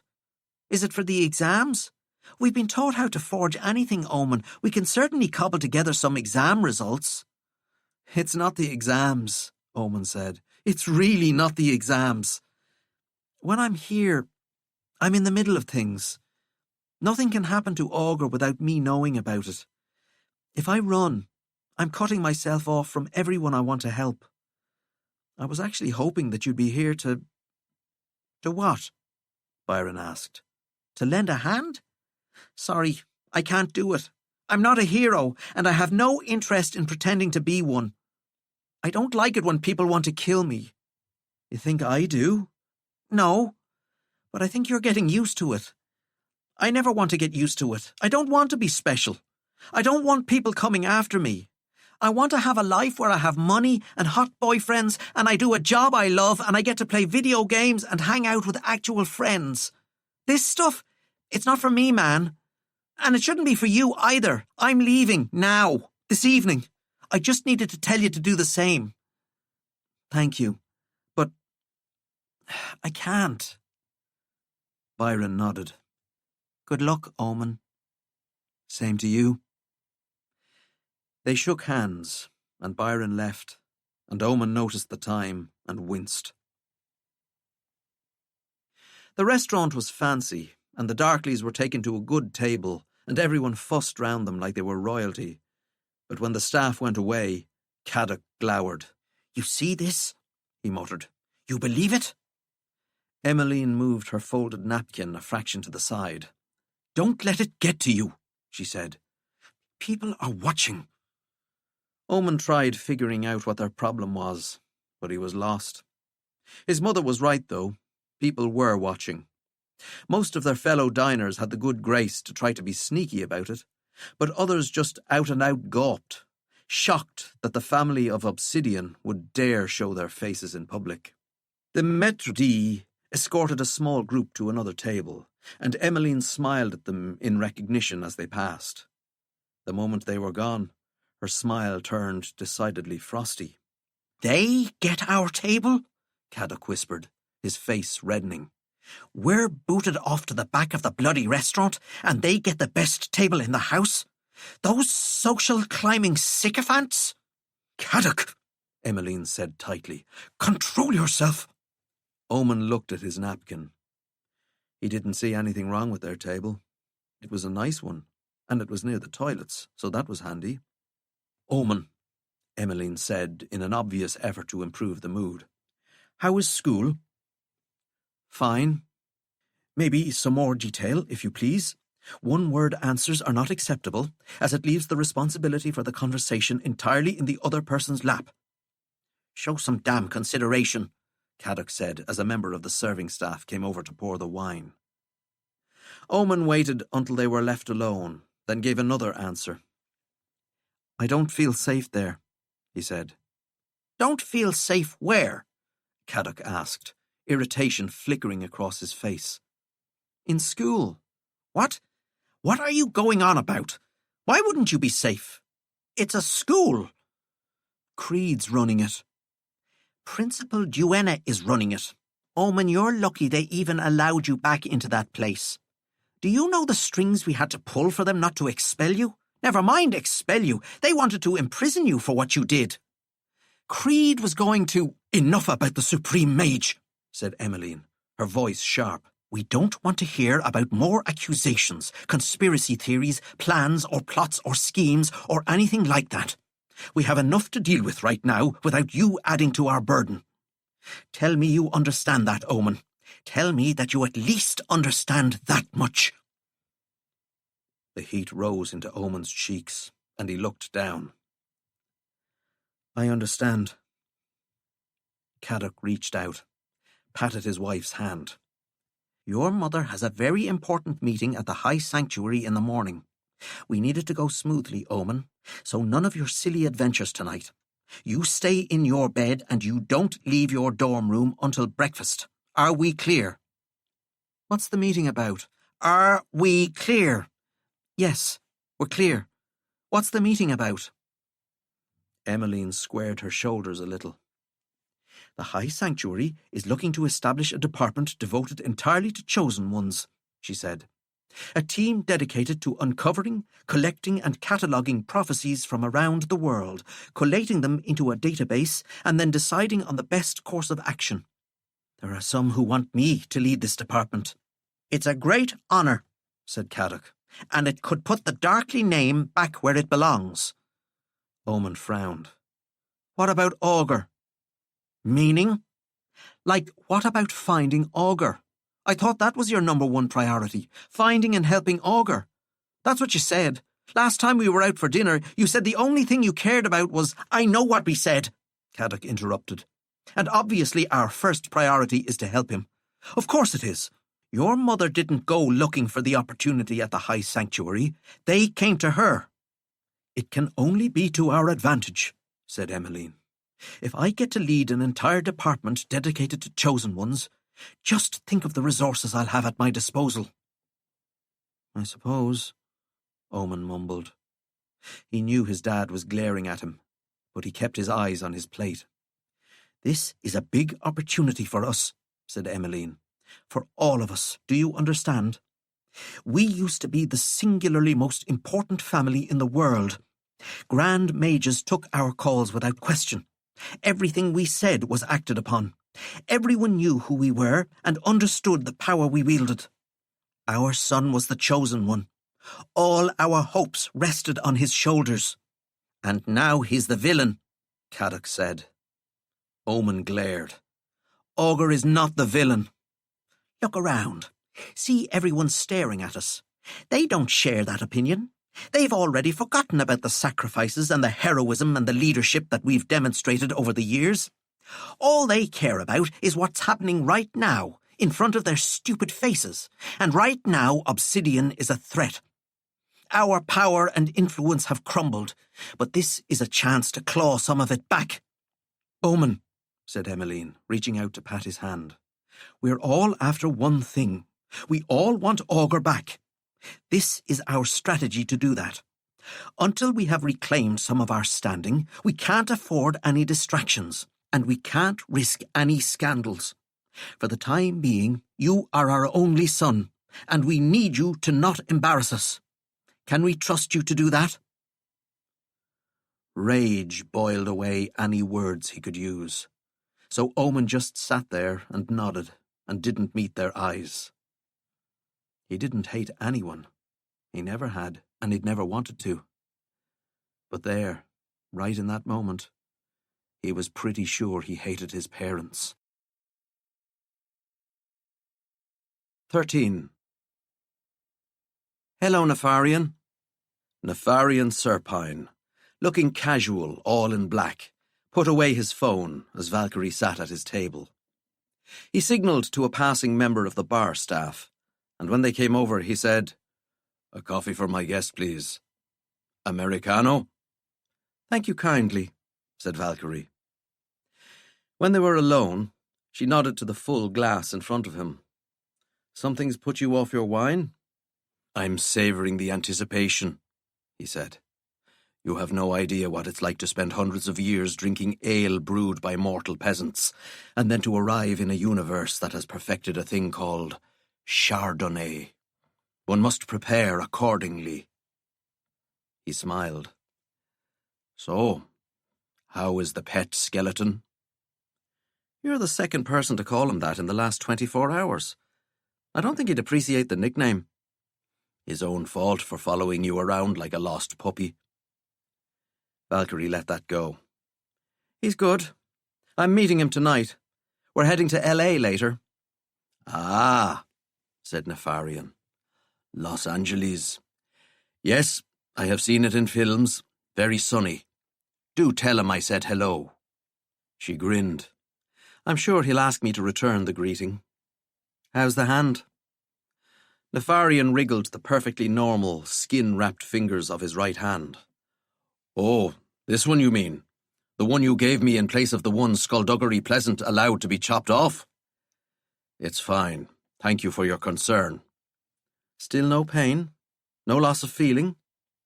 Nefarian sighed, allowing his irritation to drift away. "No, it's working perfectly." "You said last time your fingertips were getting numb. That stopped. In the last 2 weeks, it's been like I was born with this hand. I'm glad. Do you miss the one without the skin? I do, actually, Nefarian said. I miss the power that came with it. The power? Or the fear it instilled in others? His smile was slight, but genuine. I miss the look in people's eyes, this is true. I miss the respect that terror brings. But now you're treated just like an ordinary Roarhaven citizen. That amused him. Not quite, no. When people realize it's me, and realize I don't have my necromancer ability, they make their displeasure at my presence known, and, indeed, felt. People don't like you. I was as shocked as you are. But it's not like you're defenseless. You're still an energy thrower. Sadly, it's just not the same. And once you explain to them that you're not this reality's Serpine, surely they accept this and move on. Amazingly, they don't seem to care. I'm stunned. I thought you might be. Maybe you shouldn't have been such a bad guy, though, in whatever universe you happen to be in. That's what I was thinking. He sipped his wine, his green eyes fluttering closed. She grinned again. Enjoying that? There are many things in this world for me to grow fond of, Valkyrie. The chance to leave my past behind. The chance to start over. And the chance to sample the simple delights of a mortal world unencumbered by the rule of sorcerers. Cheers to that, she said, and had a little more of her Americano. Does Skullduggery know? Nefarian asked, his gaze settling on her once more. About our chats, she said, her cup tinkling slightly against the saucer. Nope. Why haven't you told him? Valkyrie shrugged. It had put him in a bad mood. He's okay with you being here, and he's cool with you remaining, alive. He understands that you're not the same Nefarian Serpine who killed his family. But I am a Nefarian Serpine who killed another Skullduggery's family. Yes. So he's never going to like you. But you're okay spending time with me, knowing the things I've done. Skullduggery's done bad things too, and so have I, Valkyrie said. When it comes to sins and mistakes and forgiveness, I reckon I'd be quite the hypocrite if I didn't at least give you the chance to redeem yourself. He watched her and nodded. Redemption is important, isn't it? Yep. It gives one hope. That it does. It gives one comfort. Why do I get the feeling you're trying to tell me something, Nefarian? He didn't have to look away to gather his thoughts. That's what she liked about him. Centuries of being the villain had made him unflinchingly honest. You're lost, he said. I'm what? You've got no friends, and you're lost. That's why you're here. I have loads of friends. What are you talking about? You had loads of friends, said Nefarian. Then this happened. You became the child and the mother. Now you're struggling to find people who want to spend time with you who aren't Faceless One's fanatics, who don't worship you as much as they worship the dark gods. It's why we meet up every few weeks, simply so you have someone to talk to. That was the problem with unflinchingly honest people. They were annoying. Has it ever occurred to you that I might meet up with you every few weeks because I like you and I think you're actually an okay person? Undoubtedly, said Nefarian, reaching out to tap her hand. But it's also because you have no other friends. She pulled her hand back and looked away. And when she went to argue some more, Nefarian had grown quite pale. You okay? Excuse me for just a moment, Nefarian said, getting up and walking quickly to the gents. When he was gone, a man approached. It took Valkyrie a moment to place him as Robert Skewer, the sensitive who'd been helping Creed with his Nexus helmet. Miss Kane, Skewer said, almost bowing. It is an honour to see you again. Hi. Skewer licked his lips. I just wanted to. Every time we've met, I've always been somewhat overwhelmed by your presence, if that doesn't sound too off-putting. It certainly sounds a little off-putting. It's just, as the child and the mother of the faceless ones, as someone whose very blood runs with their power, with their purity of purpose, it is beyond an honour to be around you, to be, dare I say, close to you. Apparently, you dare. You are as close to divinity made flesh as any human being alive, Miss Kane. I might be doing what I can to assist the Supreme Mage, to allow him to converse with the Faceless Ones, and that will surely be a marvel of magic and technology. But you were born with that power in your very veins.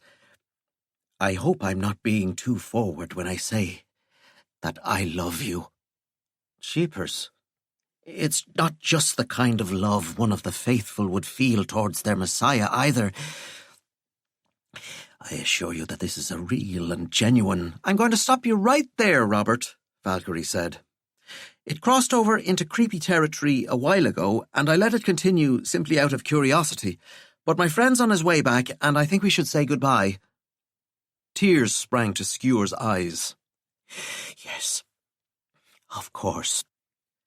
Nefarian arrived back at the table, noticed Skewer, and glared at him like he was something he'd trodden in.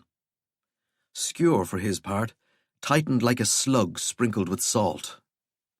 Nefarian, he said. Valkyrie raised an eyebrow. You two know each other? Skewer here used to do some work for Malevolent, back in the old days, said Nefarian. How have you been, Bob? Skewer went to answer, then frowned, then hesitated. That's unfortunate, said Nefarian, pulling a gun from his jacket and shooting Valkyrie before she could react. She fell sideways, cursing even as Nefarian shot Skewer 3 times in the chest. She hit the floor, her hands clutching her wound. She was aware of Nefarian running out of the bar and a load of people rushing forward, completely ignoring Skewer's dead body in order to fuss over her. Damn it, she muttered, and then slipped out of consciousness. 14. Valkyrie woke to find Damocles Creed leaning over her. Ew, she said. He hadn't shaved, and he was all sweaty like he'd just been working out, and he needed a shower. Valkyrie, he said. How are you? How do you feel? Are you okay? I'm grand, she muttered. Stand back, would you? You stink. Is bathing against your religion or something? As someone who is actually a part of your religion, I feel I should be told these things. There's nothing wrong with the smells of the human body, he said, doing as she'd asked. I came right over when I heard what happened. Rest assured, the city guard are searching for Nefarian Serpine as we speak. It's only a matter of time before we have him. She shifted slightly and moaned. Who the hell fixed me?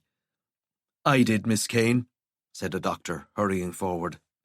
The bullet perforated your lung, but we were able to... She waved a hand weakly to shut him up, then reached out, put that same hand to his face, and drank in his knowledge. The doctor gasped, his entire body stiffening.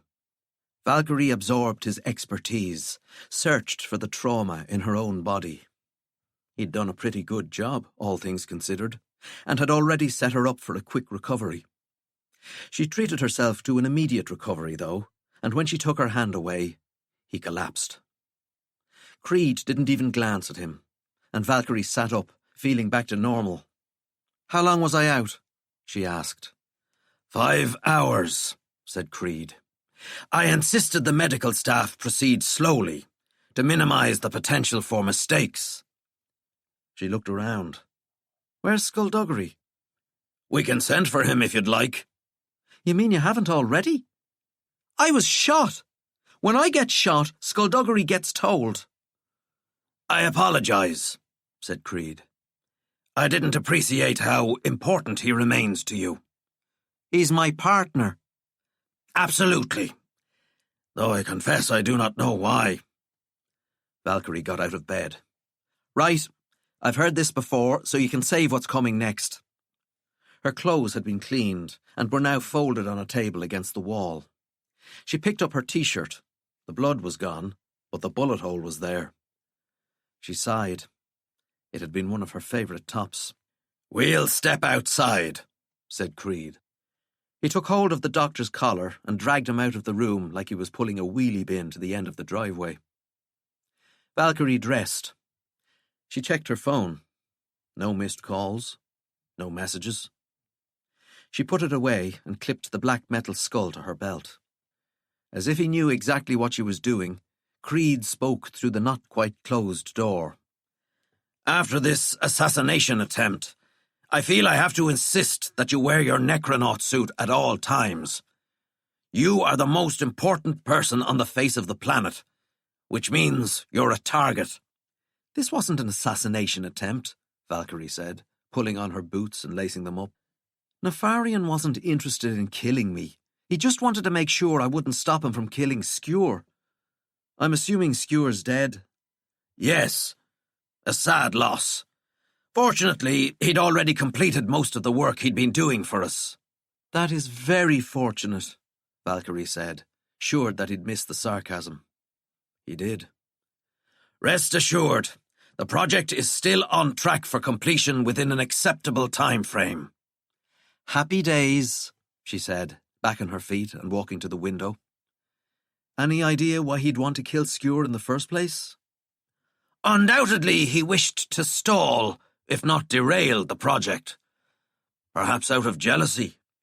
Perhaps he feared what the Faceless Ones would tell me. He did fail them on multiple occasions in his dimension, after all." Valkyrie opened the window. "I suppose that's true," she said, climbing out, the lights of Roarhaven swimming below her.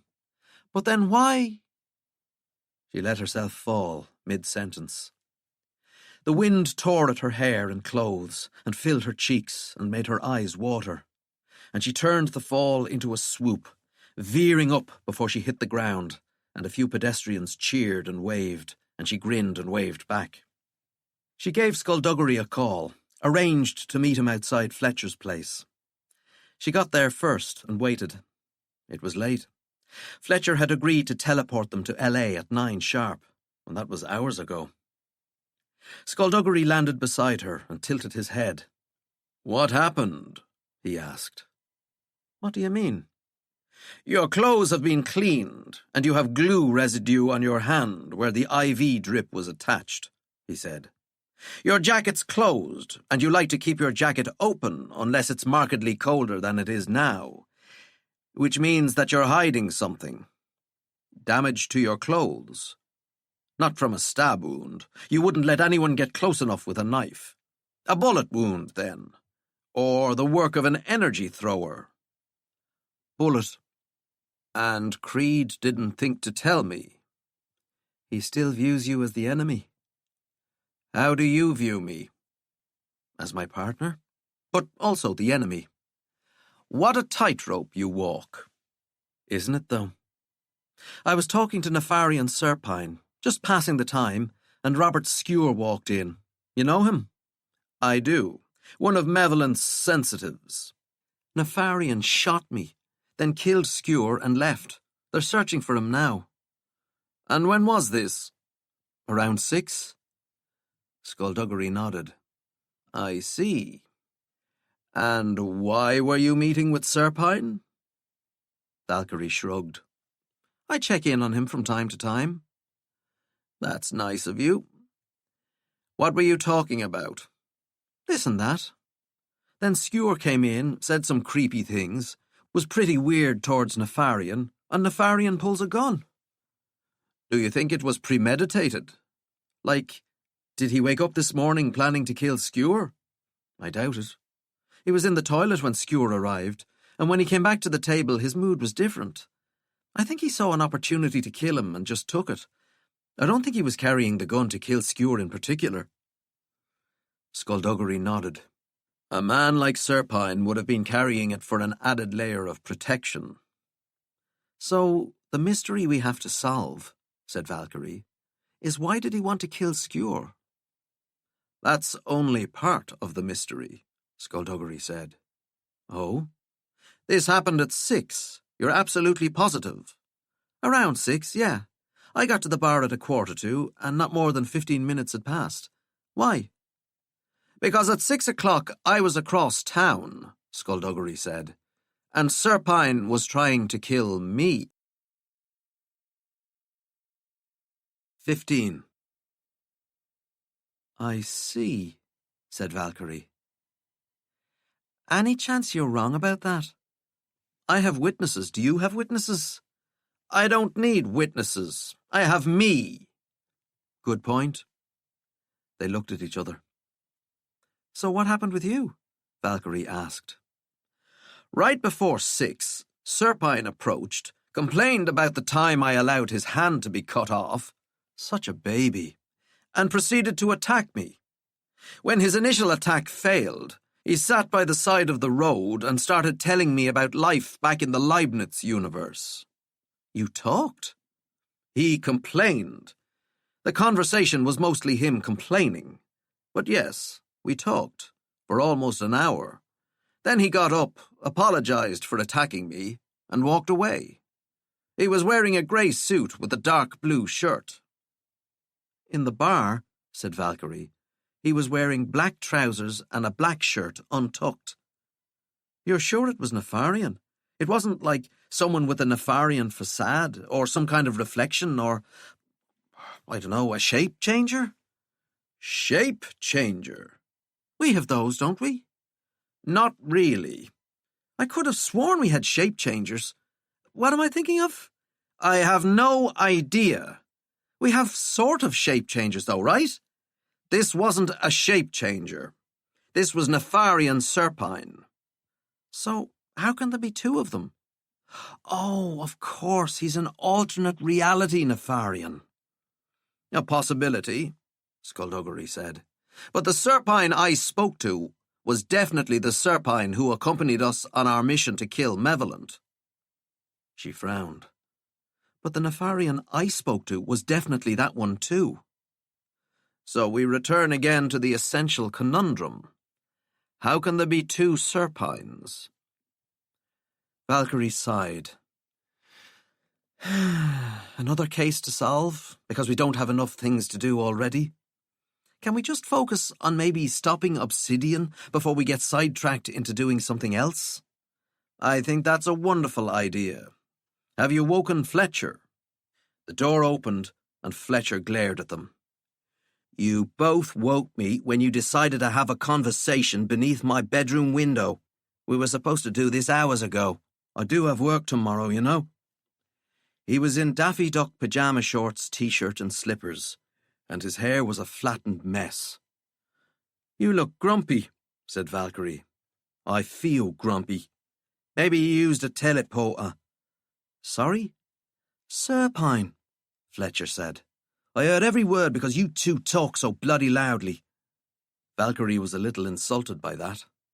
I have to talk loudly because he talks so much I have to shout to be heard. And I have to talk loudly because I always say the most interesting things, and as many people as possible deserve to hear me, Skullduggery added. Right, Fletcher said, scratching the sleep from his eyes. But, like I was saying, maybe you got your time slightly wrong, and Serpine used a teleporter to take him across town in an effort to confuse you. I cannot be confused, Skullduggery responded. That's the logic you're using? Skullduggery watched Fletcher. You were more fun before you became a teacher. I've heard. But Serpine having a teleporter ready to go, Valkyrie said, forgetting for a moment that teleporters are still quite rare commodities, would mean that he planned to kill Skewer, and I really don't think he did. Fletcher shrugged. It's just a suggestion. To be honest, I don't know this dead guy, but seeing as how he used to be one of Malevolent's henchmen, I can't say I'm too cut up about his death.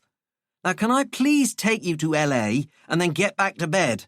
I'm a responsible adult these days, and I need my sleep. Skullduggery looked at Valkyrie. He is very grumpy. See?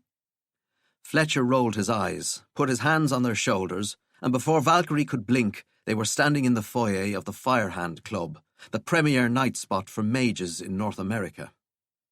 "Hi, Fletcher," said a woman in black leather as she passed, her voice a purr. "Nice jammies." Fletcher scowled at Valkyrie and Skullduggery and vanished. The music was loud, but the club wasn't as busy as when Valkyrie had been there last, so they had no trouble making their way to the VIP section. Skullduggery got a few nods, and Valkyrie got more than her share of sidelong glances. The party-going side of magical society wasn't big on the faceless ones, it seemed. She did her best to smile politely as the security staff let them through to the cordoned-off area. Here the music dimmed a little, allowing for conversation. The man who came forward was a giant. He loomed over Skullduggery as he shook his hand, a broad smile on his broad face, his long hair a dark blonde. He carried a few extra pounds to soften the sheer amount of muscle on his frame.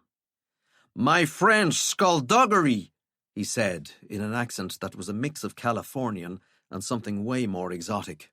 "It has been far too long since I gazed upon your bony head." He turned to Valkyrie, his huge hand completely enveloping her own as they shook. "And this, of course, is the Valkyrie Kane. I have heard tales of your exploits, and they are as magnificent as they are terrifying. But now that I gaze upon you, I see that while you have the soul of a warrior, you have the face of an enchantress." "I've always said so," Valkyrie replied. "I could gaze into your eyeballs for hours, if not more." "You've got very pretty green eyeballs yourself." "My eyeballs? No, my eyeballs are unhealthy foliage growing as weeds along the banks of a boring river compared to the deep walnut splendors of your own. Walnut with hints of mahogany, I see now, and flecks of startling gold." "You have a way with words." "Thank you. I enjoy forming them with my mouth. Would you enjoy very much a drink, fair warrior?" "That's quite enough of that," Skullduggery said, stepping forward to separate their hands. "We're here on business, Ragnar." Ragnar looked surprised. "Cannot business be also a pleasure, my friend? For instance and example, I would quite immensely enjoy discussing very serious matters while becoming romantically entangled with Miss Valkyrie Kane." "Sadly," said Valkyrie, "I am already romantically entangled with somebody else. Or I want to be, at the very least." "Then I shall not complicate matters," Ragnar said solemnly. "For matters of entanglements are already complicated enough, are they not?" "So glad we managed to get that sorted out," said Skullduggery. "The reason we're here, Ragnar. The void world. We need to get to it." The good humour on Ragnar's face fell away. "And why would you want to do a silly thing such as that, my bony friend?" "Matters of importance. I dislike those." "I'm aware. I came here to escape such matters. I'm also aware of that." Ragnar shook his head. "And I'm afraid I can't help you, for the location of the void world is knowledge in my brain that I lack and also do not have. There is only one I know of who possesses this knowledge, and that person is my father, who is also my dad." "I was afraid of that." "So what's wrong with that?" Valkyrie said. "If he knows, why don't we just ask him?" "We cannot," said Ragnar. "We cannot even speak of why we cannot ask him. That is the agreement. That is the vow. That is the oath. Isn't that right and correct, Skullduggery?" Skullduggery sighed. "Wait," said Valkyrie. "You've both taken this vow?" "Yes," Skullduggery said. "We can't ask Ragnar's father, or tell you why." Valkyrie raised an eyebrow at Skullduggery. "You're seriously not going to tell me?" "Not while you're like this." "Like what?" He tilted his head. "Compromised." She looked at him and said nothing for a while, then shrugged. "So we've come all this way for nothing, it looks like. That's a shame." Do we have any other way of finding the void world? I can't think of one, Skullduggery replied. Ragnar's phone beeped, and he glanced at the screen. Excuse me for a moment of time, he said, smiling at them both and then walking off. They found an empty table, and when they were seated, Valkyrie leaned in. So, the only way to find the void world would be to ask this Quietus guy, and we can't do that because of reasons. That's awkward. It really is. Because that's the only way we know of to stop Obsidian. Unless, of course, you don't want to stop Obsidian. Why wouldn't I want to stop him? He asked. Because he's going after disciples of the Faceless Ones. You want him to continue, don't you? Actually, no, I don't. But you're not overly concerned about his actions, right? No, I'm not. But I am, see? She said. I do actually care. Right now, Obsidian's going after the followers, but what happens next? Does he go after the Faceless Ones themselves? Could he? Is he capable of wiping a Faceless One out of existence just as easily as wiping away one of their worshippers? I suppose we'll find out, Skullduggery said, if it happens. And that's where we have our problem, because I can't allow that. Sure you can. The Faceless Ones are my children. You're not thinking clearly. Valkyrie laughed. You have no idea how I'm thinking. You have no idea what this is like. Believe me when I say that they're my children, okay? Believe me when I say that I love them, that they're a part of me, that I'm a part of them. And believe me when I tell you that anyone who tries to hurt my children will have to go through me to get anywhere close to them. Skullduggery didn't say anything. Do you believe me? She asked. I believe you. So now you understand why I've got to get to the void world, and you understand why I'm going to have to insist that we speak to Quietus. We'll find another way. There is no other way. You said it yourself. Ragnar came back to their table before Skullduggery could respond, another man in tow. Allow me to introduce to you a friend of mine that I have, said Ragnar. This is he who has the name Iraden Tomb. Tomb was slender, dressed in tight black jeans and black boots and a baggy black t-shirt with a skull on it. His face was sharp, his hair black and kind of punky. He wore black nail polish and eyeliner. Skullduggery pleasant as I live and breathe. So good to see you again. Skullduggery tilted his head. I don't believe we've met. Oh, we have, Tomb replied. I wasn't wearing this face, though, so maybe that's what's throwing you. And Valkyrie, how have you been? Good, she answered cautiously. Have we met too? Oh, yes. I don't remember. You had other things on your mind. And when was this? A few years ago. You'd just died. I'm sorry? Maybe Ragnar should have used my other name when introducing me, said Tomb, his smile widening. Hi, my name's Iraden Tomb. I'm the god of death. 16. The god of death, Skullduggery repeated. Yes, said Tomb. Valkyrie frowned. Are you one of the Vidu Dei? No, they're dead gods. I'm the god of death. Huge difference. And in what way are you the god of death? In every way there could possibly be, I should imagine, Tomb answered. All the ways. But in what ways? Skullduggery said. Specifically. I'm not sure I understand the question. They don't have the belief that you are who you say you are, said Ragnar. They are disbelieving. Oh, said Tomb. Well, I can understand why. It's quite something to claim that you're the god of anything. You have a right to be suspicious, Skullduggery. As do you, Valkyrie. Don't try to hide it. I wasn't. So death has a god, does it? Skullduggery asked. Tomb nodded. Most things have gods. Or they did, anyway.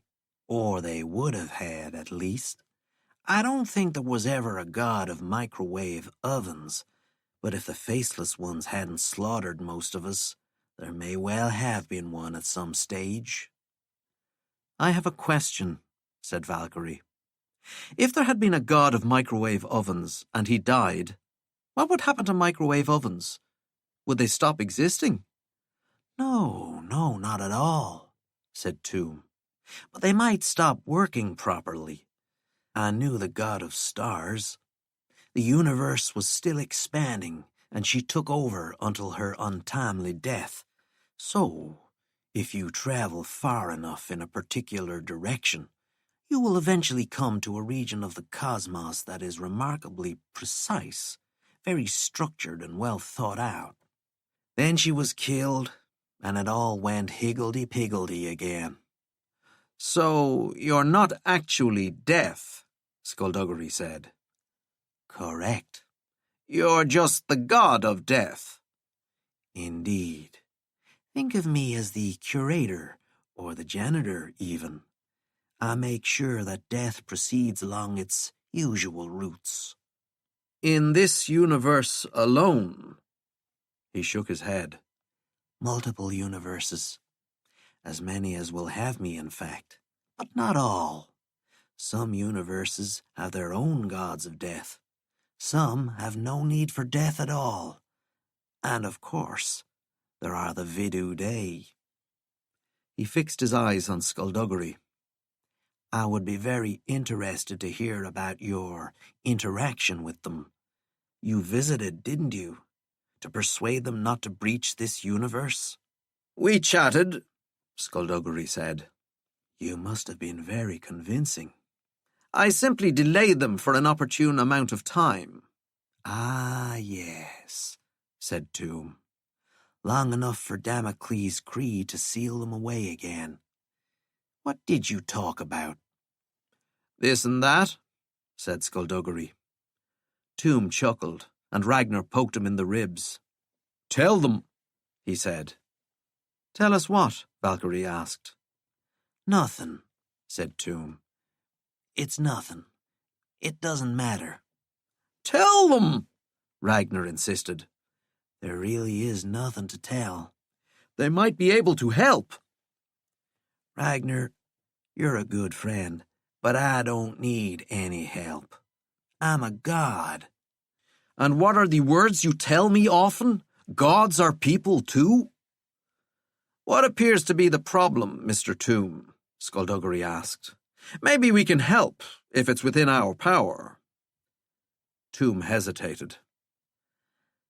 I wouldn't want to trouble you. I know how busy you two get. Mr. Tomb, said Valkyrie.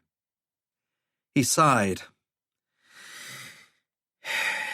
Very well, very well. I think, and I preface this with the assurance that it really is no big deal, but I think someone is trying to kill me. But, again, it's no big deal. Valkyrie frowned. Can someone kill you? No. Well, yes, but really, no. He has died before, said Ragnar. Many, many times this has happened. He dies, and somebody new becomes the god of death. It's him, but it's not him, but it's him. It's a title that's passed on from person to person, Tomb explained, along with the power and a bit of the personality. The fun bit. And who do you think is trying to kill you? Skullduggery asked. I have no idea. Why would anyone want to? Valkyrie asked. What would they gain? Not a whole lot, said Tomb.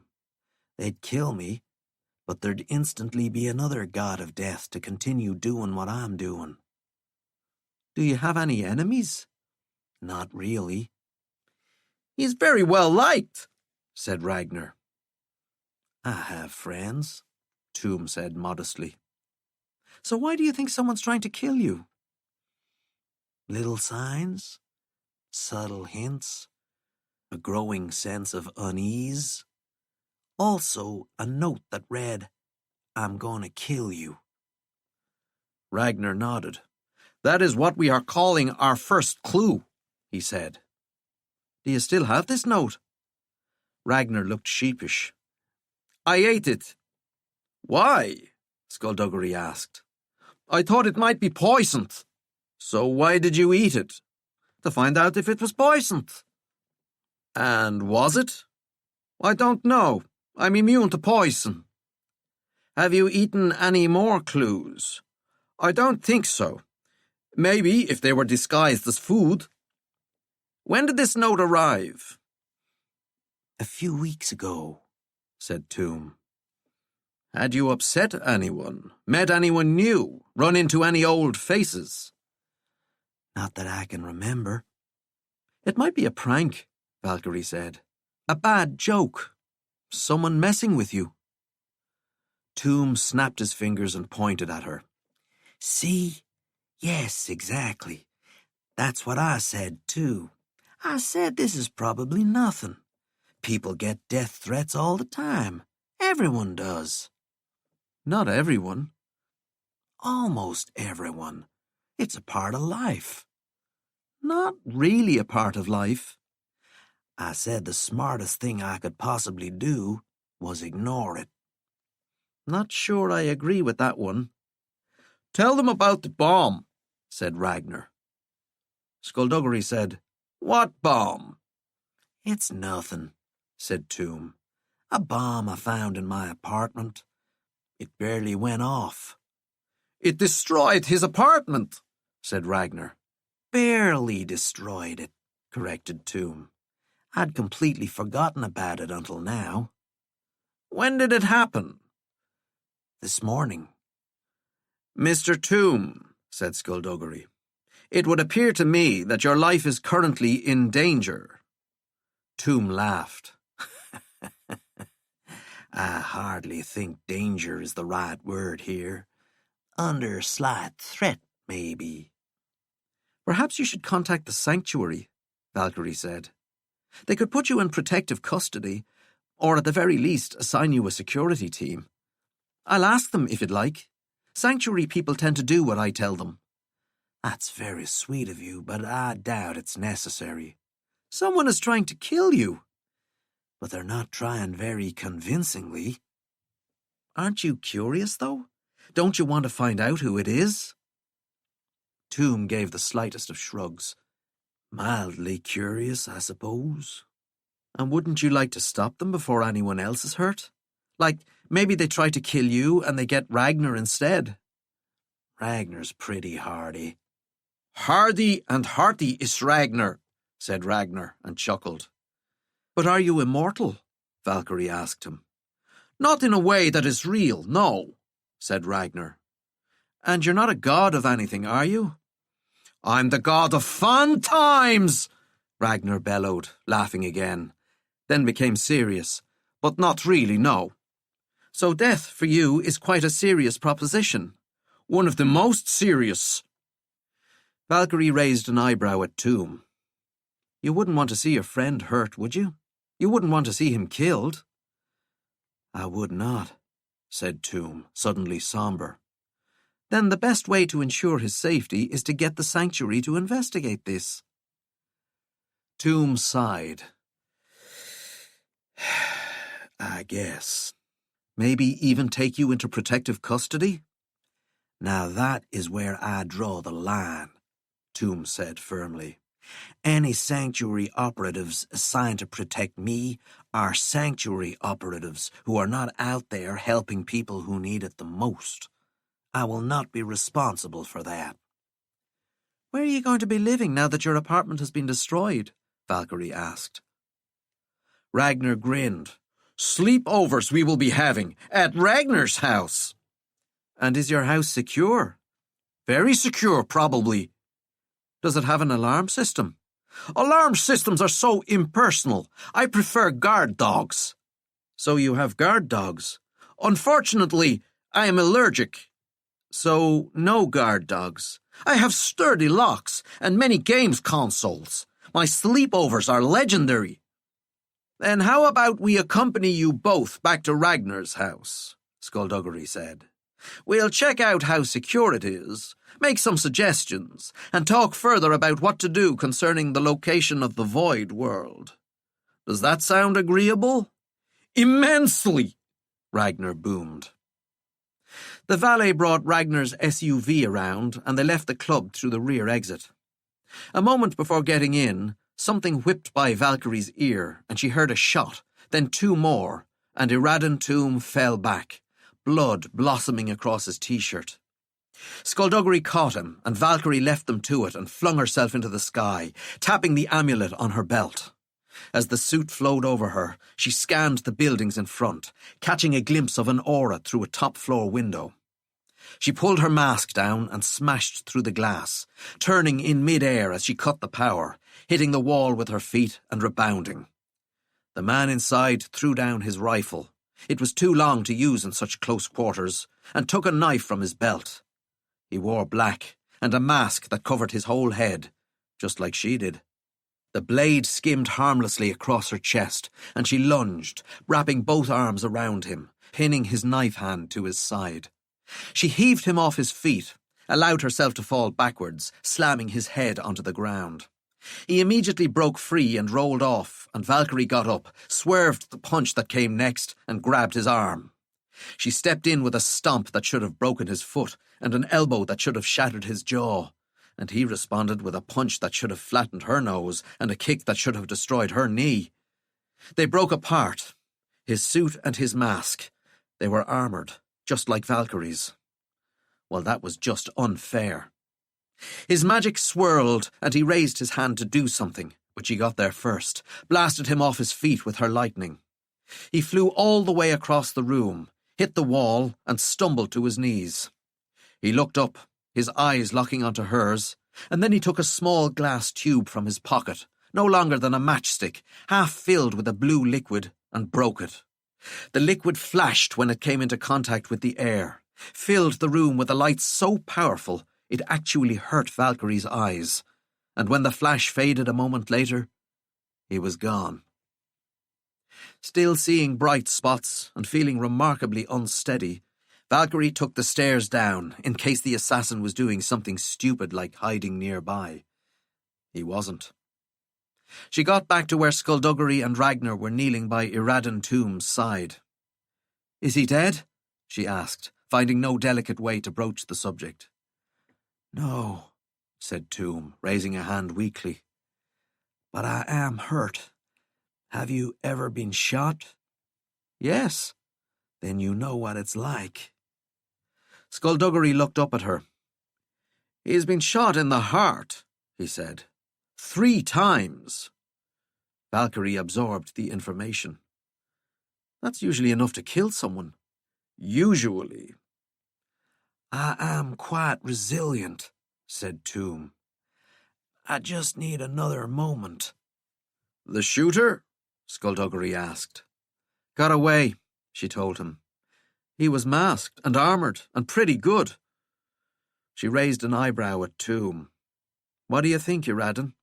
Now that you've been shot in the heart, do you reckon it's time to take these threats on your life seriously?"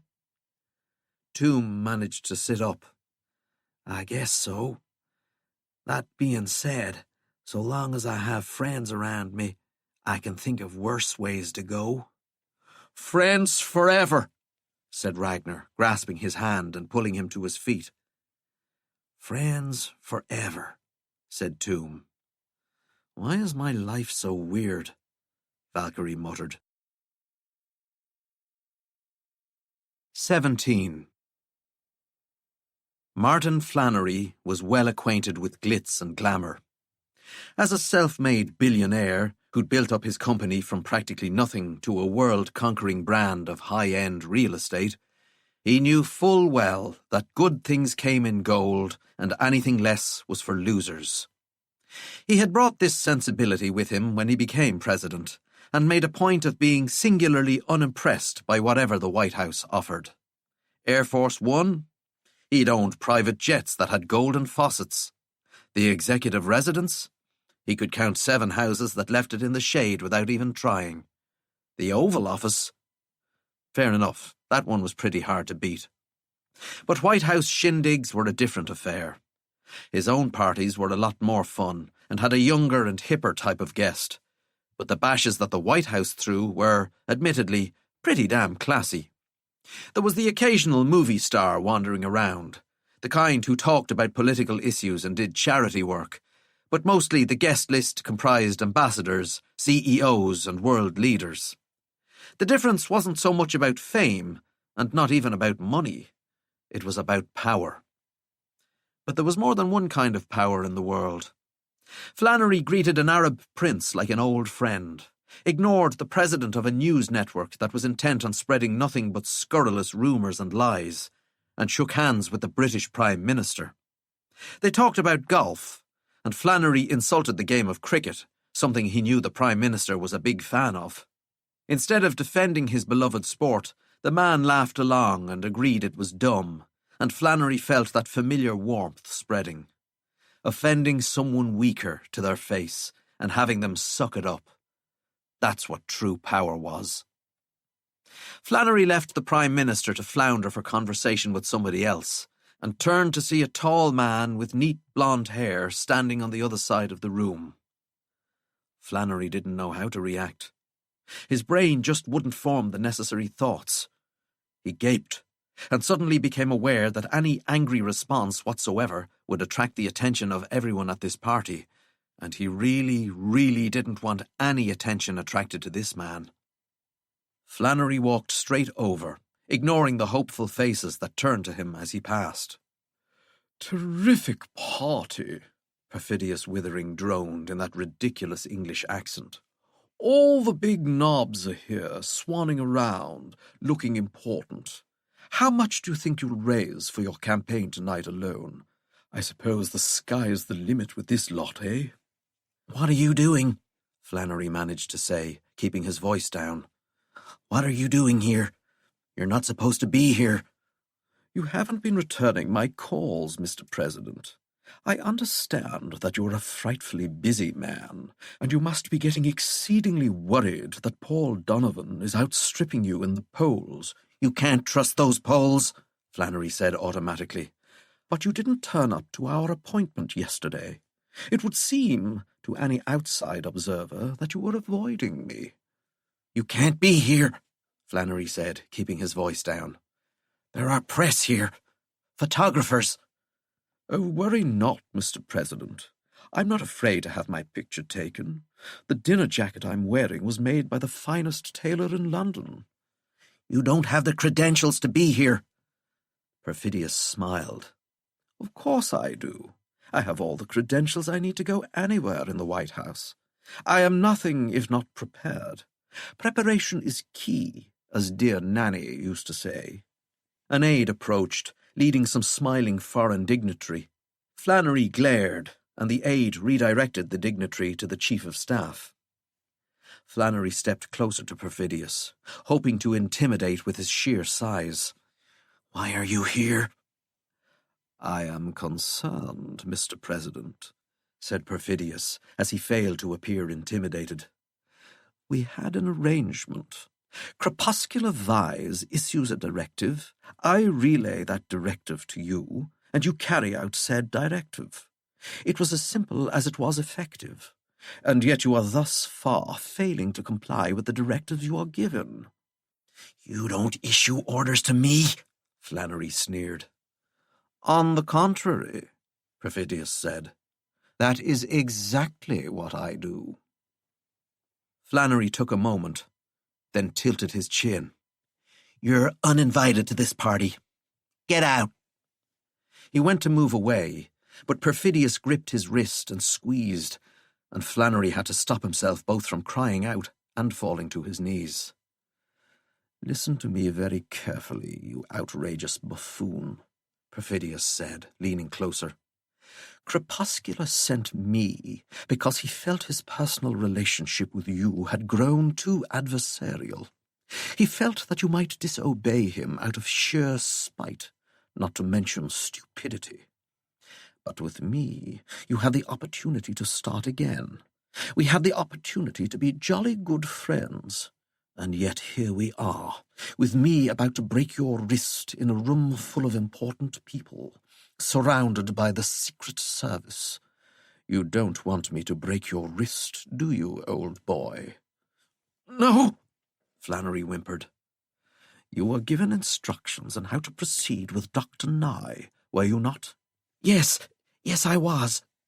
And what were these instructions? Beads of sweat were forming along Flannery's forehead. He wasn't used to sweating. He didn't like it. Report back to you on every decision I make. No, said Perfidious, his grip tightening so much Flannery thought he was going to wet himself. You were to report back to me after every stage is complete. You are not allowed to make decisions, Martin. Do you remember why? He remembered, but refused to say. Do you remember why, Martin? Flannery caved. Because I'm a moron, he whispered. Precisely. The work we are doing with Dr. Nye is delicate. It requires patience and timing. According to the schedule Crepuscular set out, the next stage of the operation wasn't due to be undertaken for another 2 weeks.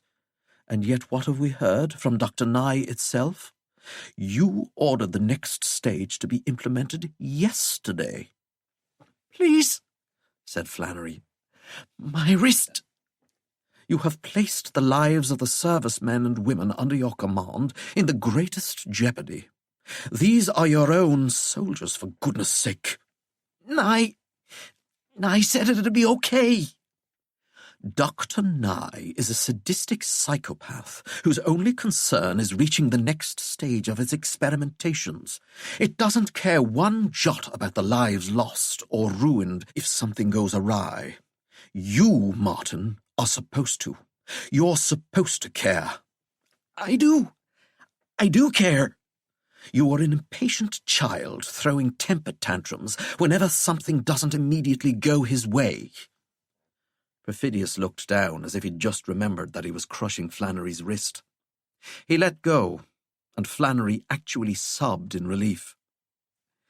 I have spoken to the good doctor, Perfidious said, helping Flannery straighten up. It will now be making its reports to me, and me alone. I thought I could trust you, Martin, to be sensible, to shoulder some of this responsibility. Obviously, I was wrong. In future, I will be informing you of what I decide you need to know. Do you understand these new terms? Yes, Flannery whispered. I wish it could have been different. I so would have liked it if we could have been friends. Have a good evening, Mr. President, and maybe put some ice on that wrist. Perfidious smiled politely and walked away, and Flannery stalked for the exit, blinking back tears and ignoring anyone who called out for his attention.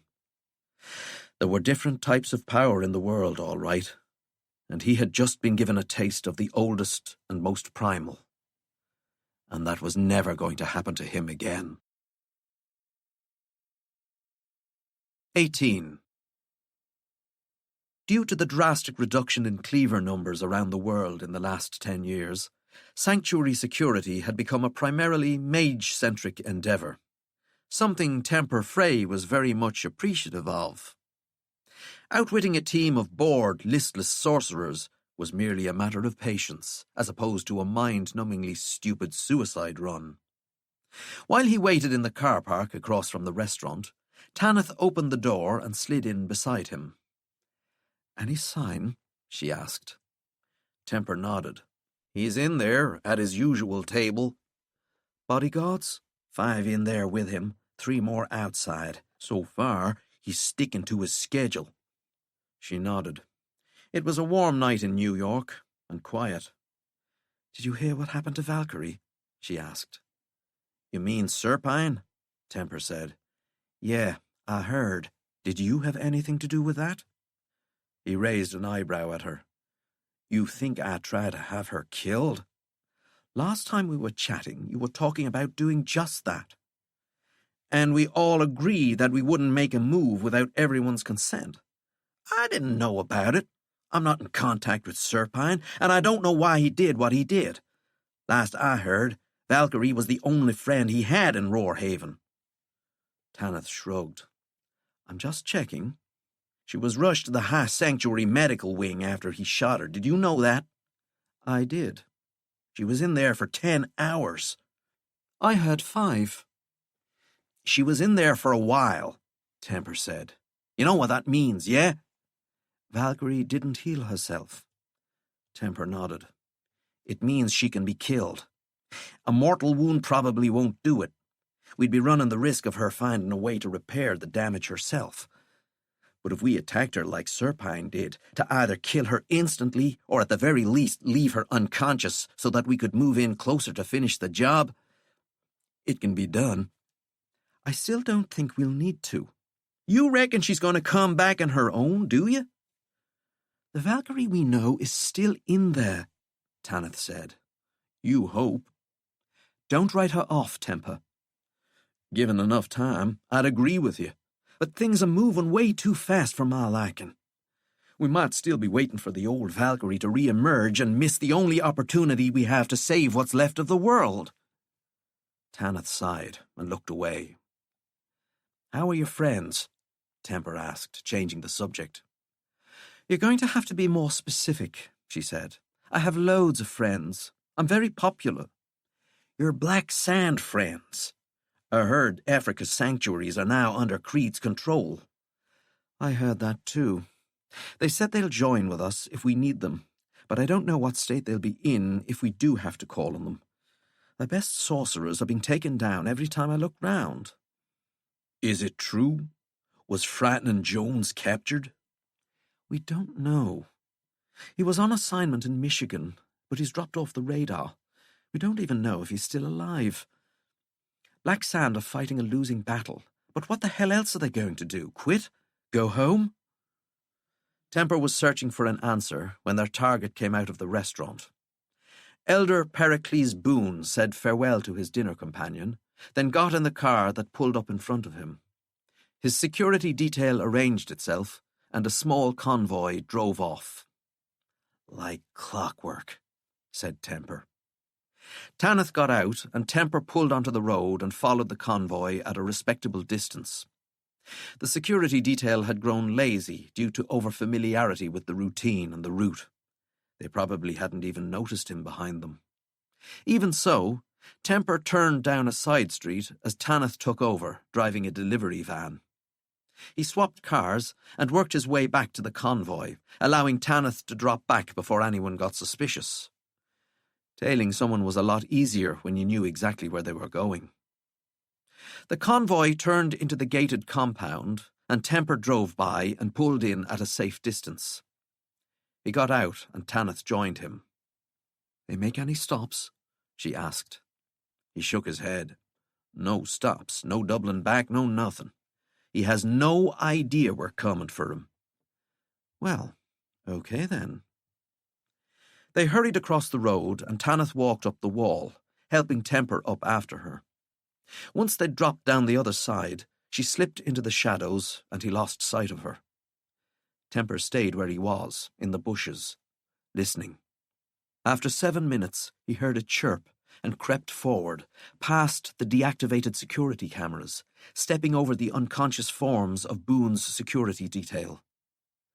Boone's house was big, and the patio door was open, and Temper walked straight in. Tanith was sitting on the couch, watching the news on the huge TV on the wall. From elsewhere, a toilet flushed, and moments later, Pericles Boone walked in, his shirt undone. "Pericles," Temper said, smiling. "Could we have a word?" Boone wheeled round, but Tanith was already leaping backwards over the couch to block his exit. "This doesn't have to get ugly," Temper said. Boone clicked his fingers and summoned flame, and Hansel shot out of Temper's palm and bit Boone's thumb. It was barely more than a nip, but came close to severing the digit, and Boone reeled away, howling at the blood and the pain, the fireball extinguished before it got going. Tanith took hold of Boone and steered him to the couch, letting him collapse back onto it while they stood over him. "We're not going to hurt you," Tanith said. "My thumb's hanging off!" Boone cried. "That's a bit of an exaggeration," said Temper, feeling Hansel curl up contentedly in his forearm. "We just want to have a quick chat with you." Boone shook his head. I can't speak to either of you. The Supreme Mage will find out." "Nonsense," said Tanith. "He's way too busy to take notice of what happens to some random elder. We're fine." Boone glared. The pain was making him sweat. "You can threaten me all you want. I'm not going to betray the Faceless Ones." "This isn't about betraying the Faceless Ones," said Temper. "This is about the people who've betrayed you." "What? What are you talking about?" "I'm talking about Uzziah Kudos." "You mean Grand Mage Uzziah Kudos?" "That's right, your boss. When China Sorrows made him Grand Mage, he made you an elder, right? He got you into this position of power. Finally, after hundreds of years, you achieved your dream." "You don't know anything about me." "We know a bit," Tanith said. "We know you and Kudos were friends once, partners, then rivals. You'd get the upper hand, then he would. Then you'd pass him by, then he'd overtake you, all the way up through the ranks, both of you with your eyes on the Grand Mage position." "But then China made him Grand Mage," said Temper, "which must have been a kick in the teeth, right? Still, at least Kudos turned round and appointed you as one of his elders. That's a nice consolation prize, isn't it? A nice runners-up medal. I know what you're trying to do. You're trying to drive a wedge between us. It won't work. Yes, we were rivals, but Uzziah didn't have to make me an elder. He did so out of respect, and I owe him a debt I can never repay." Tanith hunkered down. "China was going to make you Grand Mage," she said. Boone blinked at her. "I'm sorry? What?" "You were her #1 candidate. But Kudos heard about this and told her of an incident involving you begging a witch for your life back in 1610 or thereabouts. It might have been the blood loss, but Boone went deathly pale. "He didn't." "I'm afraid he did.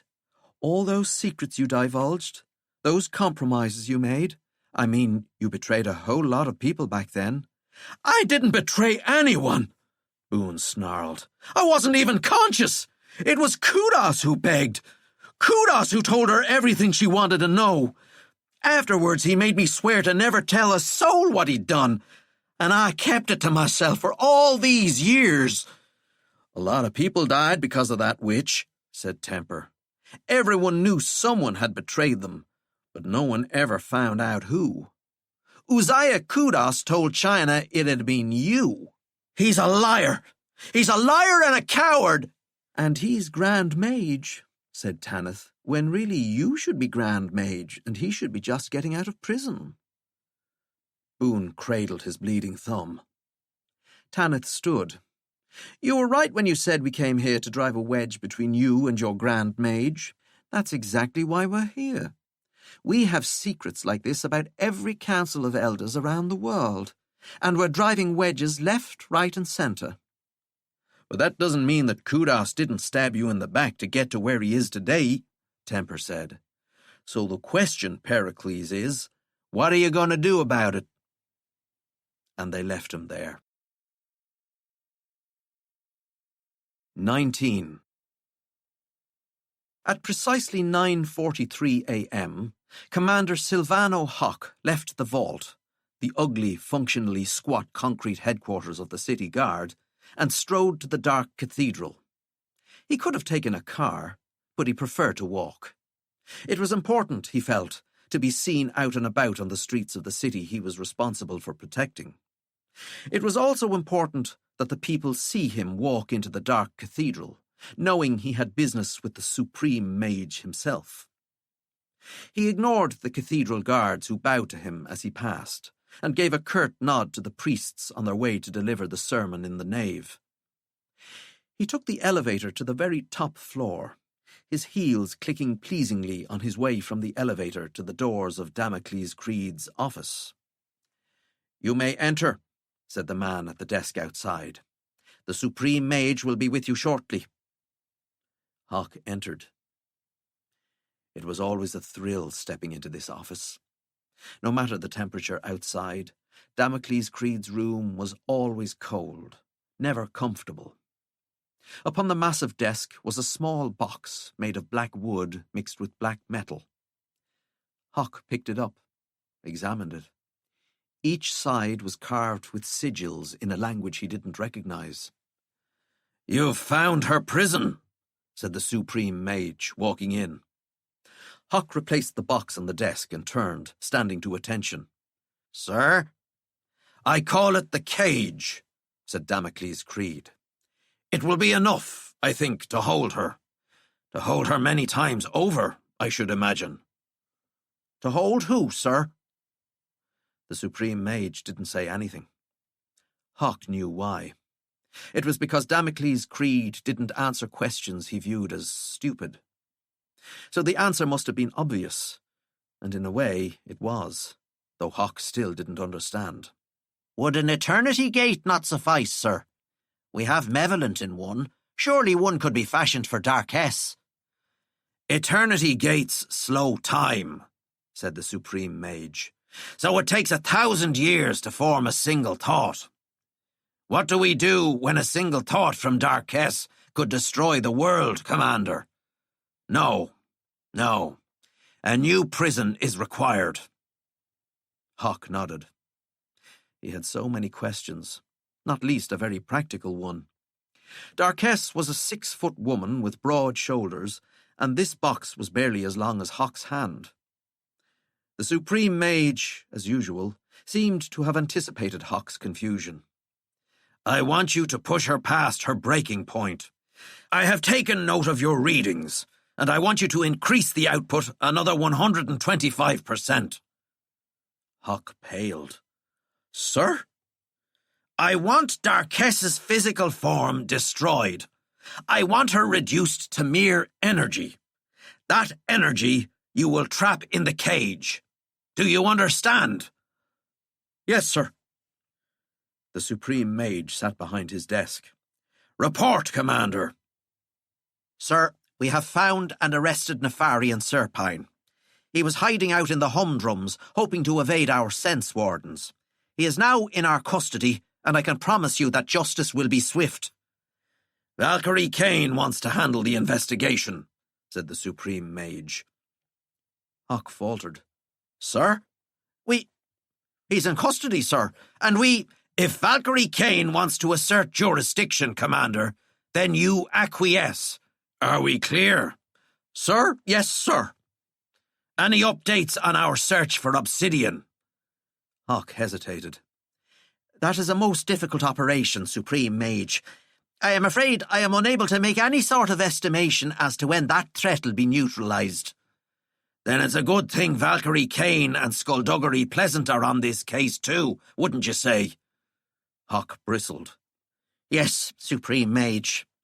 "What about these Obsidian obsessives I keep hearing about?" "The Nulls, sir, yes. They are increasingly a worry, I'm afraid. Largely made up of disaffected citizens, known troublemakers, and anti-faceless ones activists.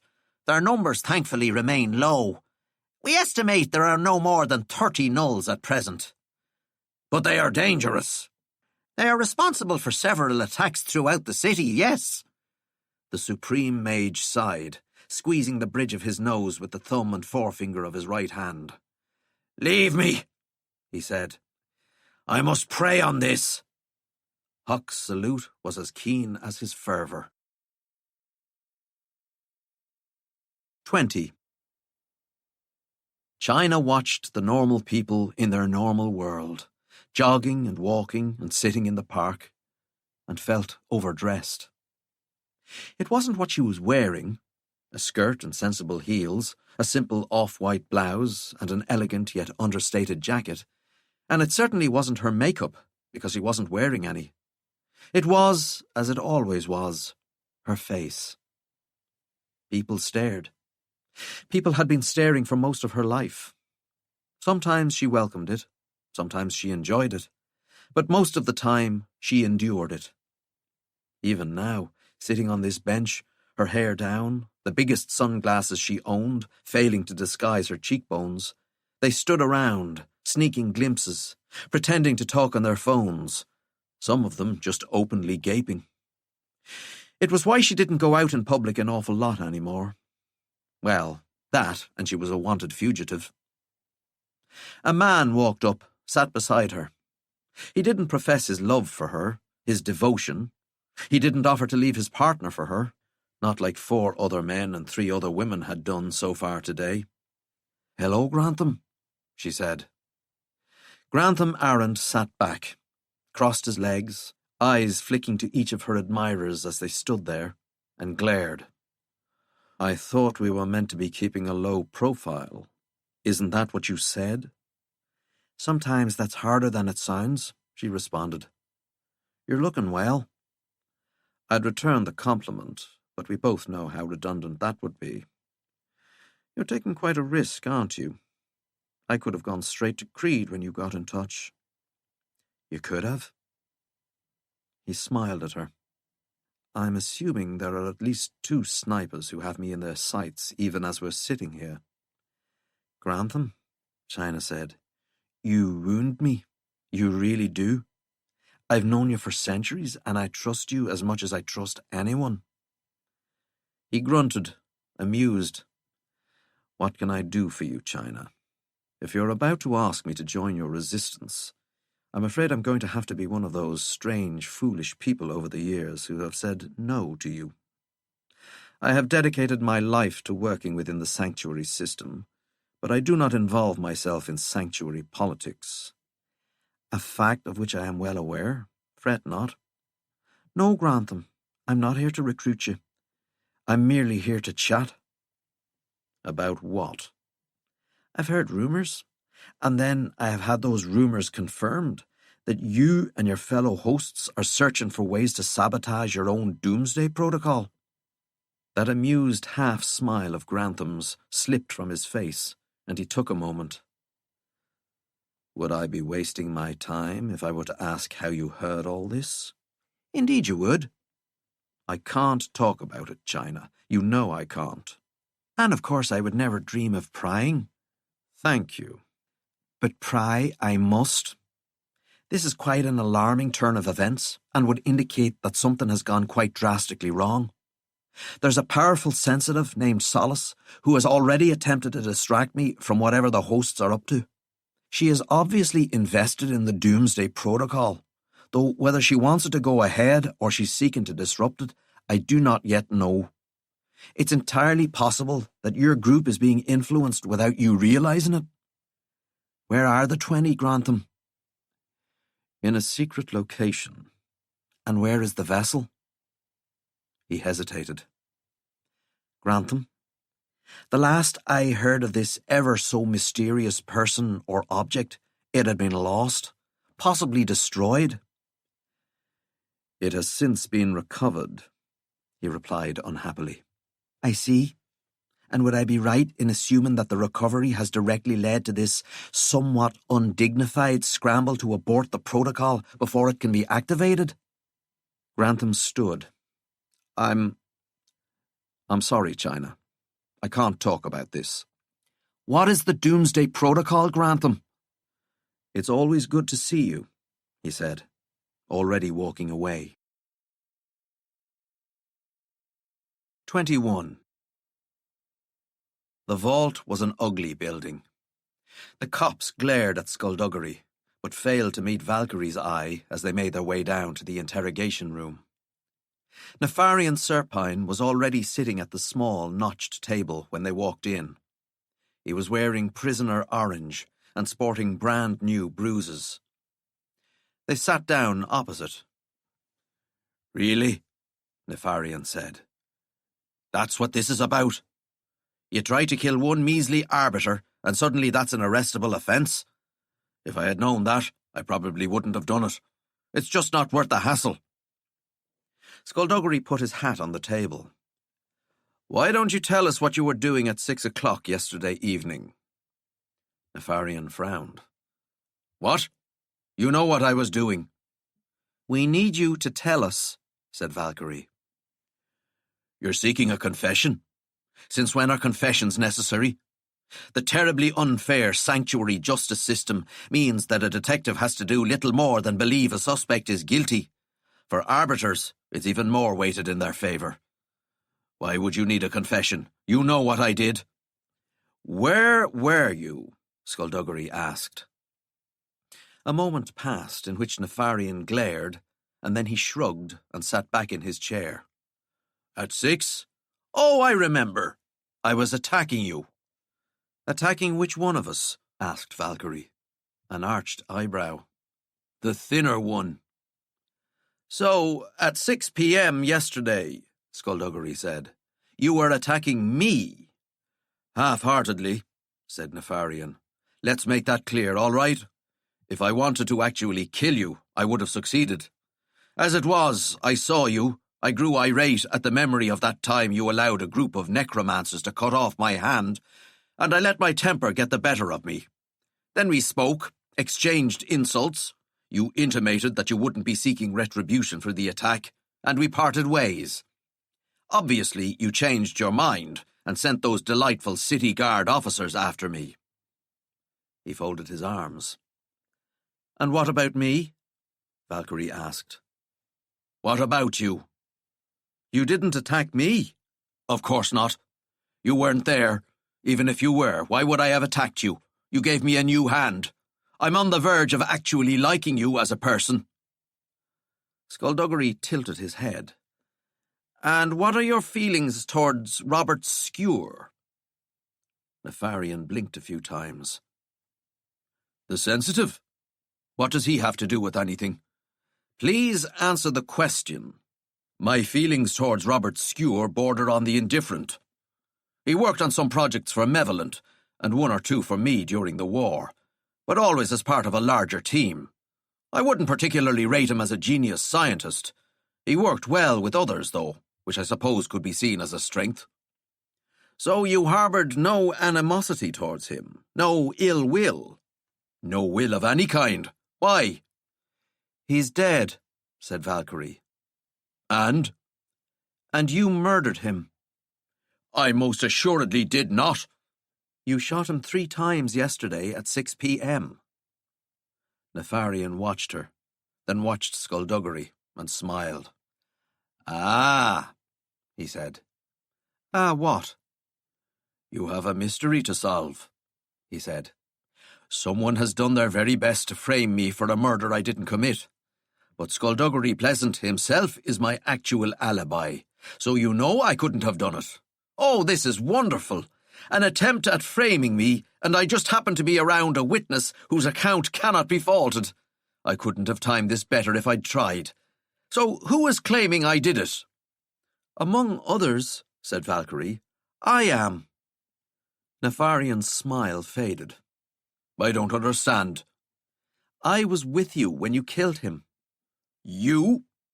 You saw me do it? I did. You're mistaken. Or you were fooled. It happens to the best of us. I'm not mistaken, Nefarian. We'd been talking for 15 minutes up to the moment you pulled out your gun, shot me, and then killed Skewer. Nefarian looked at her and didn't say anything. When was the last time, according to you, that we spoke? She asked. 2 weeks ago, Nefarian answered. You wanted to check up on me, see how my hand was doing. And how did we end that conversation? You said we'd meet again soon. And then I sent you a message on Wednesday morning, arranging to meet you at the bar. I didn't get a message from you on Wednesday. You can check my phone. They took it off me when they arrested me, but you can... Phone records can be altered, Skullduggery said. Nefarian looked straight at Valkyrie. The last time I spoke to you was 2 weeks ago. I didn't get a message from you, we didn't arrange to meet, and I didn't spend 15 minutes talking to you. I'm being set up. We talked, Nefarian. I swear to you, we didn't. You killed Skewer right in front of me. You can't believe that. He switched his gaze to Skullduggery. If they think I killed Skewer, one of the High Sanctuary's top sensitives, they'll execute me. You know I didn't do it. You know I was with you. I do know that, Skullduggery said. But I know that you were with me, said Valkyrie. Someone is framing me, Nefarian snarled. I understand that you're probably very busy saving the world from evildoers, but if you had a spare moment or two to sort this out and save my life, I'd be ever so grateful. He waved his hand in Skullduggery's face. I think you owe me that, don't you? They left the building and got into the Phantom. This is intriguing, Skullduggery said, pulling out into light traffic. They drove in silence for a few minutes. Okay, Valkyrie said, nodding behind them. So that back there is the Nefarian that you were talking to on Wednesday night? Yes. So what happened to the Nefarian that I was talking to? You mean the imposter? He wasn't an imposter, for God's sake. I know the difference. I'm pretty sure I'd know the difference. Wouldn't I? Skullduggery shrugged. Well, she muttered, that's helpful. It's a mystery, he said. Mysteries are good. They make you think in unusual directions. When you start thinking in unusual directions, you can solve all kinds of problems. And all kinds is precisely the type of problem we are beset with right now. So you're saying that this extra workload might actually be to our advantage? That's exactly what I'm saying. Or it might distract us from a threat that could end civilization as we know it. Or that, he said, nodding. But what is life, Valkyrie, if not a journey of discovery? I'll take your word for it. Her phone buzzed. She tapped the screen and read the message. Iraden Tomb has received another death threat. Please tell me that Ragnar hasn't eaten it. She showed him the photograph of the note on her screen. It's in one piece, don't worry. It accuses Iraden of being a demon. There's some stuff about the Bible and God, most of it's spelled wrong. That's interesting. It says, the assassin may have failed, but I will not. So the gunman in the armoured clothes was hired, Skullduggery said. He's not the one sending the threats. Valkyrie swiped the screen. You're kidding, she breathed.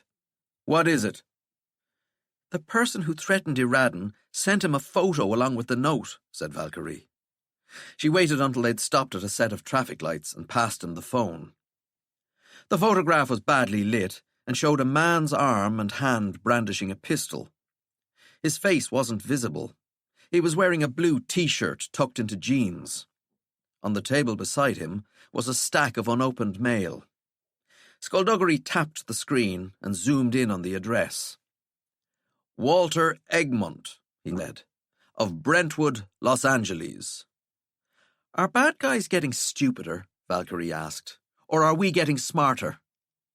A little bit of both, Skullduggery said, passing back the phone and taking the next right. We'll have a chat with Walter once we're done here. Valkyrie frowned. Wait, where are we going? Are we headed for Corrival? We need to talk to Omen, Skullduggery said. We need to ask him to do us a small favour regarding obsidian. You're going to ask him to lead his brother into a trap, aren't you? I am. He won't do it. He might. Would you? No. Me neither. And Omen's more like us than you realise. He won't do it. Probably not, Skullduggery said. But we have to try, don't we? 22. Mr. Darkley, Skullduggery said, adopting a friendly tone as Omen stepped out of the classroom into the corridor. Have you been staying out of trouble? Hey, Omen, Valkyrie said, smiling. Omen ignored her, focusing his gaze on Skullduggery. Have you found Augur? Is he okay?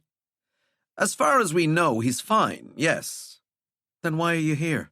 You didn't call me out of maths just to ask how I'm doing, Omen frowned. You need me to do something. You wouldn't be here unless you needed me to do something. It's the only reason you ever talk to me. That's not true, said Valkyrie. Omen? Omen, please look at me. Why won't you— Because you're the child of the faceless ones, Omen said, failing to keep the hostility out of his voice. It's because of you they're standing over every city on the planet. You brought them back. But I'm still me, Valkyrie said. No, you're not.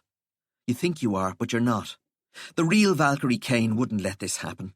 She wouldn't help the goddamn faceless ones take over the world. You're saying that because you don't understand. What do I need to understand? You're a bad guy. You're cooperating with the enemy. Valkyrie sighed. We do need something from you. You're right, Skullduggery told him. We have to stop Obsidian. He's hurting people. What people? Roarhaven citizens. He's wiping them out of existence. Omen shook his head. Augur wouldn't do that. You know him. He's a good guy. Augur wouldn't do that, no. But Obsidian would, and is. Why haven't I heard about it on the network? The network relays information the sanctuaries want out there. They're not journalists, Omen. They don't investigate. Creed doesn't want panic to spread. What citizens, then? Who has he hurt? Who were they? Skullduggery hesitated. Followers of the Faceless Ones. Like priests? One priest. The others appear to be a random selection of individuals with only their faith to connect them. Omen frowned, unable to process what he was being told. Augur's killing them? Obsidian is killing them. Wiping them out. Erasing them from existence. And what do you want me to do about it? We need to stop him, Omen. Once we catch him, we can see if there's a way to help him. Maybe even bring Augur back. My parents were told that's impossible. We don't know enough about what's going on to make any kind of assessment like that. And what? You want me to lure him into a trap? Without putting too fine a point on it, yes. I'm not going to help you hurt my own brother. Obsidian isn't your brother. Obsidian is where your brother should be. He's taken his place in the world. We just want the chance to bring Augur back. You don't care about bringing Augur back. You just want Obsidian to stop wiping out more Faceless Ones fanatics. You know why he's doing it, right? It's because he knows who the real bad guys are. He knows who poses the actual threat. I mean, doesn't this prove that it's still Augur in there? He's still the hero. He's still protecting us from the bad guys. Omen, Valkyrie started. I'm not helping you, all right? I believe in my brother. I believe in him a hell of a lot more than I believe in you. He looked at Skullduggery. Or you. I mean, what are you even doing? Why are you still her partner? Why don't you stop her? The world is ending, Skullduggery. You failed. Do you get that? Do you see? All the times you saved the world in the past, they mean nothing. Nothing. Because here, right here, you failed. You're not fighting them. You're not killing them. You're not destroying them because of her. Because of Valkyrie. Because you won't move against her. Why? Because you're that close? Because you've saved each other's lives 1,000 times and you're not going to abandon her now? You had to abandon her. You had to, because it was the right thing to do, but you didn't. And now it's too late, because the Faceless Ones are back and they've won. And all you've done is stand around and watch it happen. I used to think I was rubbish compared to you. I used to think I was a stupid fat little kid who never did anything right. I see it now, though. I'm way better than you. I am so much better. She's evil, but you? You're pathetic. Omen, get lost, Omen said, and stormed to the stairs. Valkyrie watched him go and turned to Skullduggery. You knew that would happen, she said slowly. We had to try. No, I mean, you knew that would happen. You knew he'd react like that, and you knew there was no way we were going to convince him otherwise. So why did you do it? Why did we come here? We don't have an awful lot of options available to— Skullduggery, she said. Stop. Why are we here? He looked at her and didn't answer. Valkyrie nodded. You wanted me to hear that, didn't you? You wanted me to hear him say all that. He has a point, said Skullduggery. She shook her head. He's wrong. He doesn't understand the situation. He doesn't understand what the Faceless Ones are going to do. He's still scared of them. The Faceless Ones are evil. You don't believe that anymore. Yes, I do. Then will you trust me when I tell you how much they love the human race? Will you trust me when I tell of the love I feel inside me? Valkyrie. He shook his head. You're compromised. Is that so? They're changing how you think. Then why are you helping me? Why are we still working together? If you actually believed that the Faceless Ones are going to enslave the human race, then you wouldn't be running around with me, solving crimes and saving lives. You'd be fighting me. I know. But because you're not fighting me, that means you have a teensy-weensy bit of faith that what I'm saying is the truth. No. I think you're in denial. On that we agree. But what Omen said was right. I'm by your side because of the bond we share. I haven't abandoned you because of our friendship. Valkyrie smiled. Because I love you. And I love you. Until the end. He didn't say anything. Skullduggery? Until the end, he said softly. 23. Commander Hawk watched Darkess scream. The experts, the people in the lab coats with the clipboards and tablets, had told him this would happen. At first, the damage they were doing to her, physically, wouldn't register. The second part of the process, the really interesting part, was when the damage being inflicted wasn't to her physical form, but rather to her magic. Recent advancements in the Research and Development Department had yielded incredible results and a new way of understanding the source, that dimension composed entirely of magical energy. The same scientists that had managed to widen the source portals to allow the Faceless Ones to enter this reality were now using their newfound skills to attack the very essence of who and what Darkess was. And this, apparently, progressed past the point where Darkess was able to simply switch off her pain receptors. And so she screamed. They were close, Hawk was assured. Close to breaking down her physical form. Close to reducing her to energy. The black box, the cage, was open on the table beside her, ready to drink her in and trap her forever. Some of the scientists, the ambitious kind, were eager to discover what would happen once this occurred. Would they be able to tap into that energy?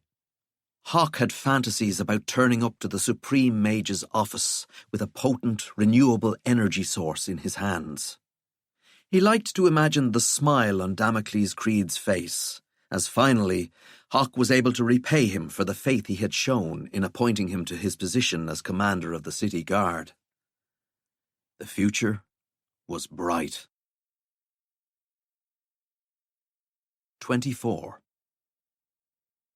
Omen slept angry and woke up incensed, and ate breakfast irritated.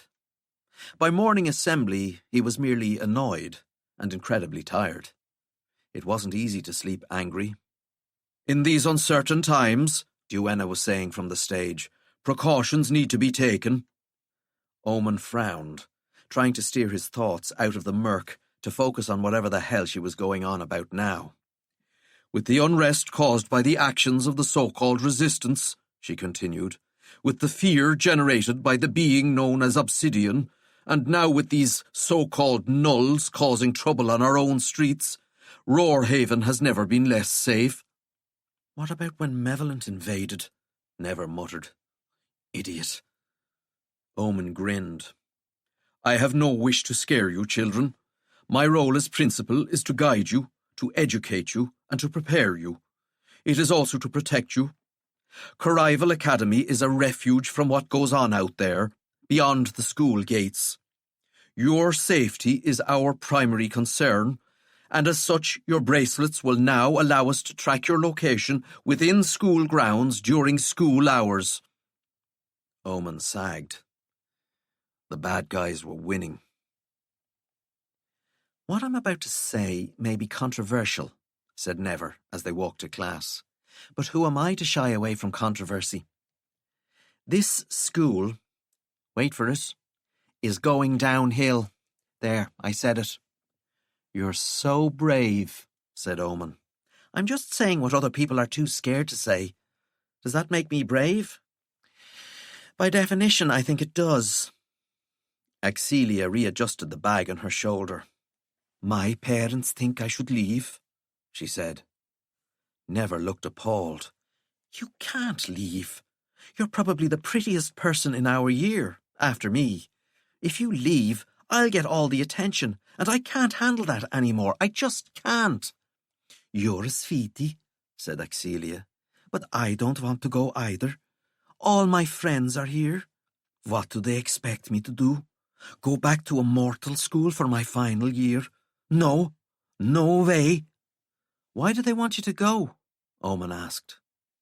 She nodded behind them. Because of that. Stuff like that. Third years being dragged to detention cells underneath the school. My parents, they don't like Duenna, and they hate Creed, and they don't want me around these people. Roarhaven has gone from being the greatest city in the world to the home of killers and fanatics. Never flicked their hair out of their eyes. You wouldn't be able to leave even if you wanted to. None of us would.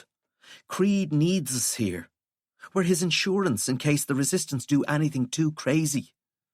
They held up their bracelet. Duenna says these things only track our movements when we're on school grounds. But how do we know they won't be keeping tabs on us when we head into Roarhaven? I'd say they're even listening to us. Axelia frowned. But they can't spy on their own pupils. Legally they can. China Sorrows had it written into what passes for Roarhaven's constitution.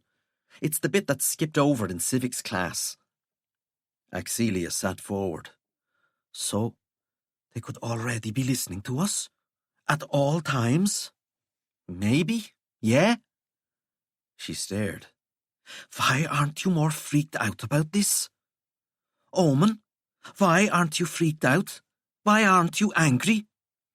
I'm very freaked out, said Omen. I'm very angry. I'm not freaked out because this is not the first time this has occurred to me, Never said. I've had time to adjust to the startling intrusion upon my privacy. I've been having fun with it, actually. I talk in code to a bush. You know the bush beside the tree shaped like a tree? The tree shaped like a tree? Said Axelia. Never sighed. There are trees shaped like hands and trees shaped like old men, all gnarly and bent over. But this is a tree shaped like other trees. You know which one I'm talking about. I think I do, said Omen. The one near the science block. That's the one, Never said, nodding. Anyway, there's a bush beside it. What's the bush shaped like? Axelia asked. What? It's just a bush. It doesn't have to be shaped like anything. I'm so confused. I'm still angry, but now I'm also confused. I talk to the bush in code, said Never. I've been doing it since we got the bracelets. I'm totally giving the game away right now if they're listening, but what the hell, right? I've been reporting to this bush every day at the same time, and I stand there and don't look at it, but I whisper codes that I just make up on the spur of the moment. You know, like I'm reporting to my secret resistance contact or whatever. If I'm wrong, and no one's been listening to us, then I've been wasting my lunch breaks on a prank that wasn't even that funny to begin with. But I try not to think about that. You're such an odd person, said Axelia. They got to class, and Omen managed to keep up, but his attention span started to flounder in the second lesson, and by the time the third one swam by, he was adrift. He got to lunchtime without making a fool of himself, though, and sat at his usual table. He scrolled through his phone while he waited for his friends to join him. But then Yenin sat opposite. The chatter in the dining hall dropped to a low murmur. All eyes swivelled. "What are you expecting?" Yenin asked, his voice low. Omen kept his mouth shut. He put his phone down. "You expecting me to take this plastic knife in my hand and dive on you? Stab you till you're dead?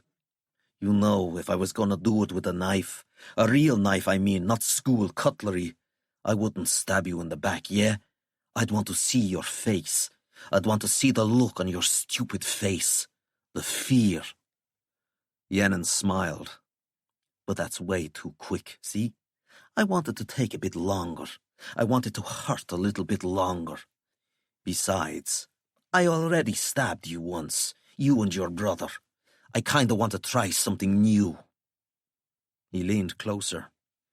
"You're not saying a whole lot. What's wrong? Do I scare you that much?"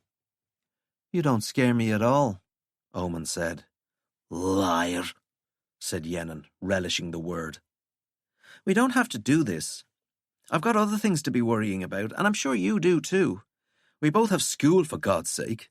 This is our final year. We've got exams and then college to think about." "Exams," Yenin said, laughing. "Like you're going to make it that far. Like you're going to live to sit them. Darkly, I'm going to kill you. You get me? I came back to this place for one thing and one thing only. You know what that is?" "Maths? No. Home economics?" "Tell one more joke and I'll kill you right now," Yenin said. "Say one more annoying thing and I'll beat you to death in this room. I heard you fancy yourself as a bit of a fighter these days. You think you'd stand a chance against me?" "I beat you once." "You and your brother, yeah. But your brother's not here anymore. He's out there, showing everyone what a weak, pathetic loser he is." Omen had a response ready to go, but a message came through on his phone. He tapped the screen, then put the phone away. "Nice talking to you, Yenin, but I have to go." "You know your problem?" Yenin asked before Omen could stand. "You think you're a good guy. You think you're nice. But you came to visit me in prison. Why did you do that?" "I wanted to understand." "No. You wanted to gloat." "Is that seriously what you think?" "You wanted to see me in my prison clothes.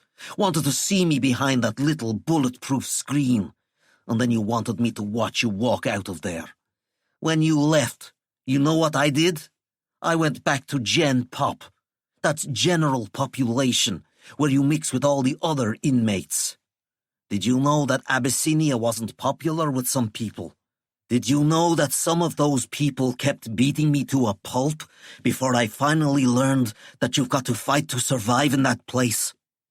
I went through hell in there, and it was all because of you." "I didn't gloat, Yenin."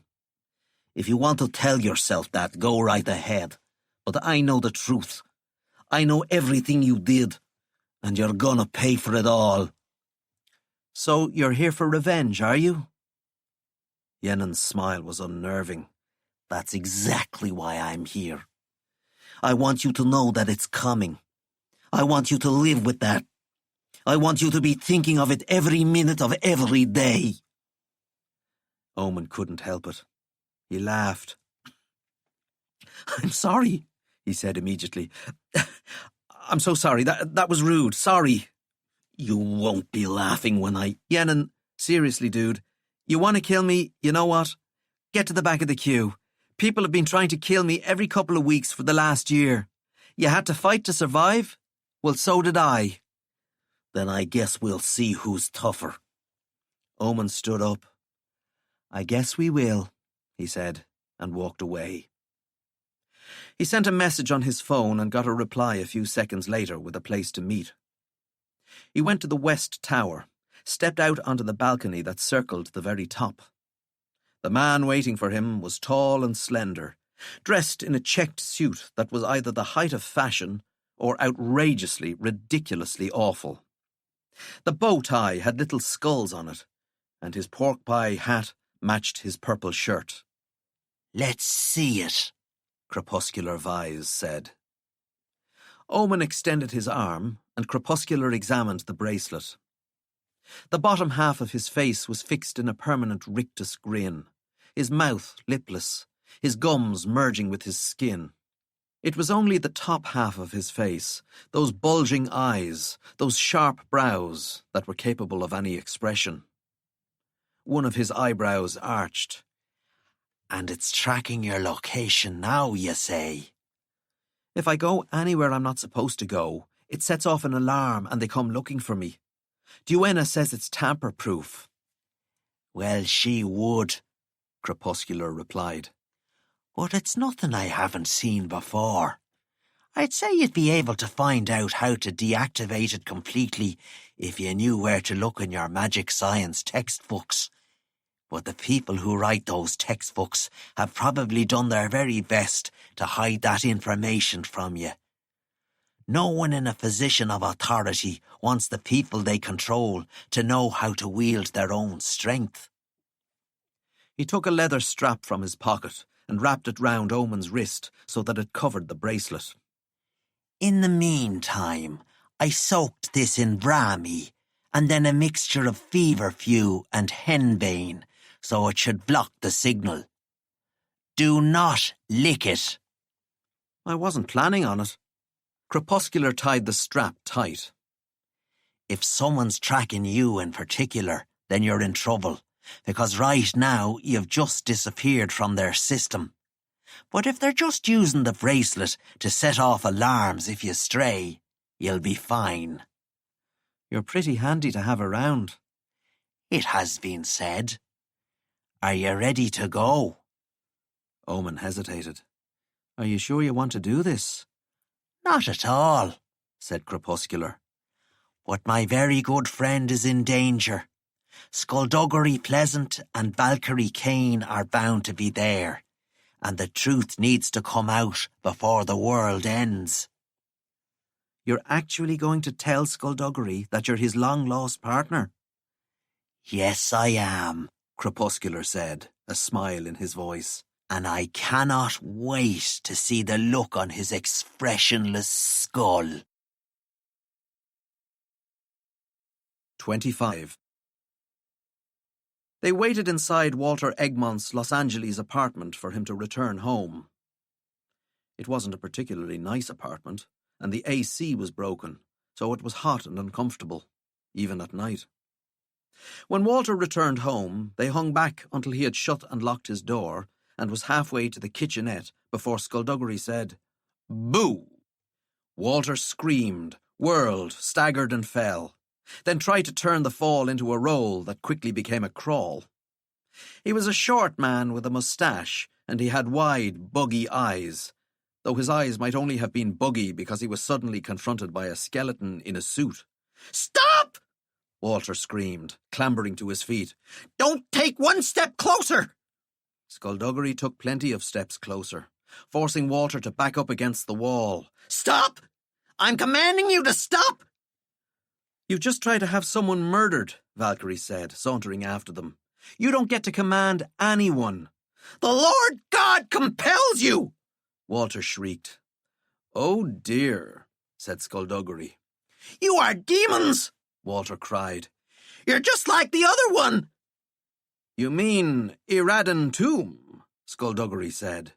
"He is death," responded Walter, pointing. "The same as you. You are death too."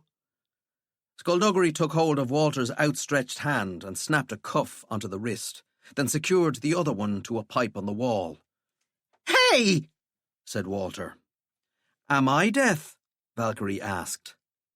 Walter tried pulling his arm free, then snarled, "You're a demon!"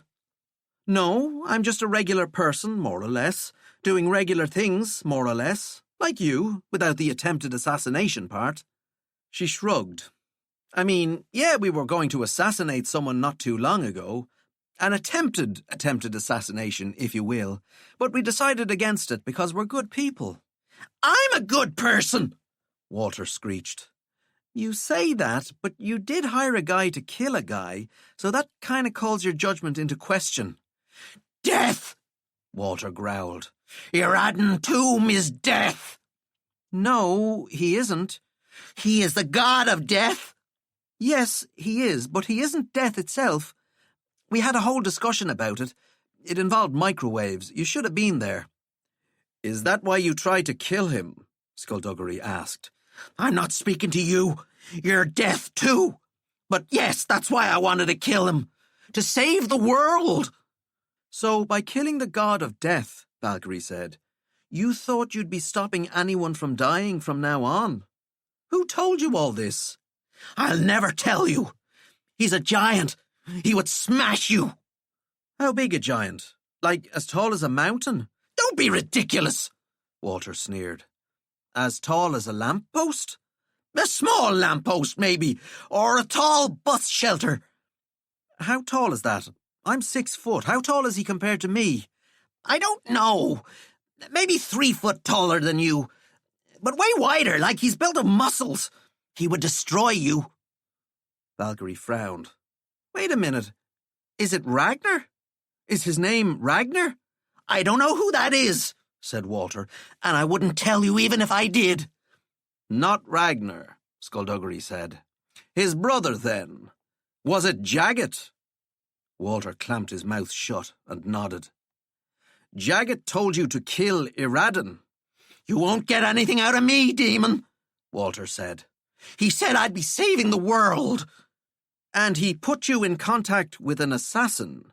None of this matters, Walter sneered.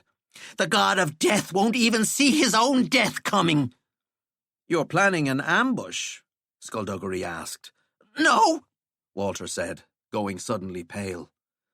More than an ambush, then. Skullduggery tilted his head. A trap.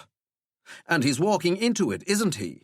It can't be at his apartment. That's already been blown up. So Ragnar's place. You found where Iradan is staying, didn't you? Do you have another assassin waiting for him? Maybe not. You tried shooting him, but that didn't work. Another bomb, then. Is that what it is, Walter? Is it a bomb? I'll never tell you. That's a yes, said Valkyrie, and they walked to the door. Stick around, Walter. Someone will be here to pick you up in a few hours. I have to use the bathroom, he shouted after them as they left. But they were already lifting into the air. 26. Tyler brought Mr. Jones some toast and a coffee to get his strength back, and Mr. Jones sat up in the bed in the spare room and ate the toast and drank the coffee as Tyler's folks talked to him and asked him questions. He answered whatever they asked, but skimmed over the truth. He didn't mention the stream of purple light that had given him that burn that Tyler's mom had bandaged up. And he didn't mention the fact that he could shoot laser beams out of his eyes. We got a sheriff's department in town, Tyler's dad said. We know you'd rather stay anonymous, but I really do think that calling them in would be the best bet. The police don't like me much, said Mr. Jones, smiling regretfully. He had an interesting accent. South African, Tyler's mom had guessed. I made some bad decisions in my youth, decisions I'm trying to make up for now, and I'm afraid they'll come back to haunt me once you alert the authorities. I understand that you may feel you need to inform them, and I respect that, but if it's all the same to you, I'd rather not be here when they arrive. Tyler's mom, standing in the doorway with her arms crossed, looked conflicted. Mr. Jones, you were injured saving our son from whoever these people were, so you can stay with us until you're healed, and we won't call the sheriff if you don't want us to. But you gotta be honest, because if your presence here is putting our children in any danger, we need to know about it. Thank you, said Mr. Jones, and your family isn't in any danger. The men who went after Tyler won't be missed for another few days, by which time I'll be long gone and leading the others away from here. So there are others? Unfortunately, yes. Tyler's dad shook his head. I have to ask, what is it you're messed up in? Is it criminal stuff? You got no reason to feel ashamed if it is. We understand that times are tough. Hell, the bank is threatening to foreclose on the farm even as we speak. So we understand that sometimes good people are forced to do bad things just to keep their heads above water. It's criminal stuff, Mr. Jones confirmed. But I myself am not a criminal. You have nothing to fear from me. Tyler's parents glanced at each other and seemed to believe him. They talked a little more and then left Mr. Jones to rest, but Tyler didn't follow them out. Mr. Jones looked at him. You didn't tell them about what you saw? No, sir. I don't think they'd believe me. That's no reason not to tell them. I don't think they'd help you if they did believe me. Mr. Jones nodded. Those men, the ones I was fighting, they were bad guys. You can believe that. How did they do what they did? How did you? It's magic. Proper magic? Mr. Jones smiled. Proper magic. Is Jones your real name? Frightening Jones is my real name, yes. Sorcerers pick our own names when we're old enough. What were you fighting? There are good sorcerers and bad sorcerers. They were bad sorcerers. You know, if you hadn't come by when you did, they'd have killed me. I owe you my life, Tyler. Tyler shrugged and blushed. It's okay. Frightening smiled. 27. They flew to Ragnar's house in Malibu and landed on the roof. Valkyrie scanned the building and couldn't detect any auras, but one of the skylights was wide open. Booby-trapped, Skullduggery said, taking a look. Sigils on the west and south walls. See them? Set up to trigger a presumably indecent amount of explosives once someone even touches that floor. Valkyrie stuck her head in. It took her a while to find the sigils, but they were there, waiting to blow her to pieces. Skullduggery was already tapping out a message on his phone. Just making sure Ragnar and Iradan stay away until we've defused the bomb. And can you defuse it? She asked. There isn't a bomb that exists today that I can't defuse, he responded, pocketing the phone. That's good, Valkyrie said, nodding. Then, wait, is that because all the bombs that you tried to defuse but couldn't have gone off, and that's why they don't exist anymore? I have to be honest with you. Yes, that's exactly why. Then we shouldn't try to defuse this one. Valkyrie, show a little faith, will you? I am relatively sure that I can manage this without the bomb exploding. There is definitely a 40-40 chance of success. That only adds up to 80%. Skullduggery made a seesawing gesture with his hand. There's always a 20% chance that something unexpected will happen in any given situation.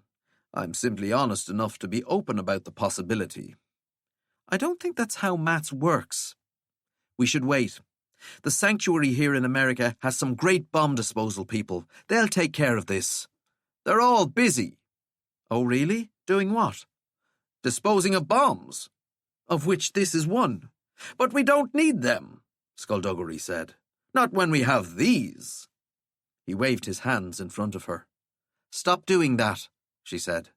The safest pair of hands in the West. That's what these are. Skullduggery, this looks like a lovely house. I'm sure Ragnar adores it. Did you see the piano down there? That's a huge piano.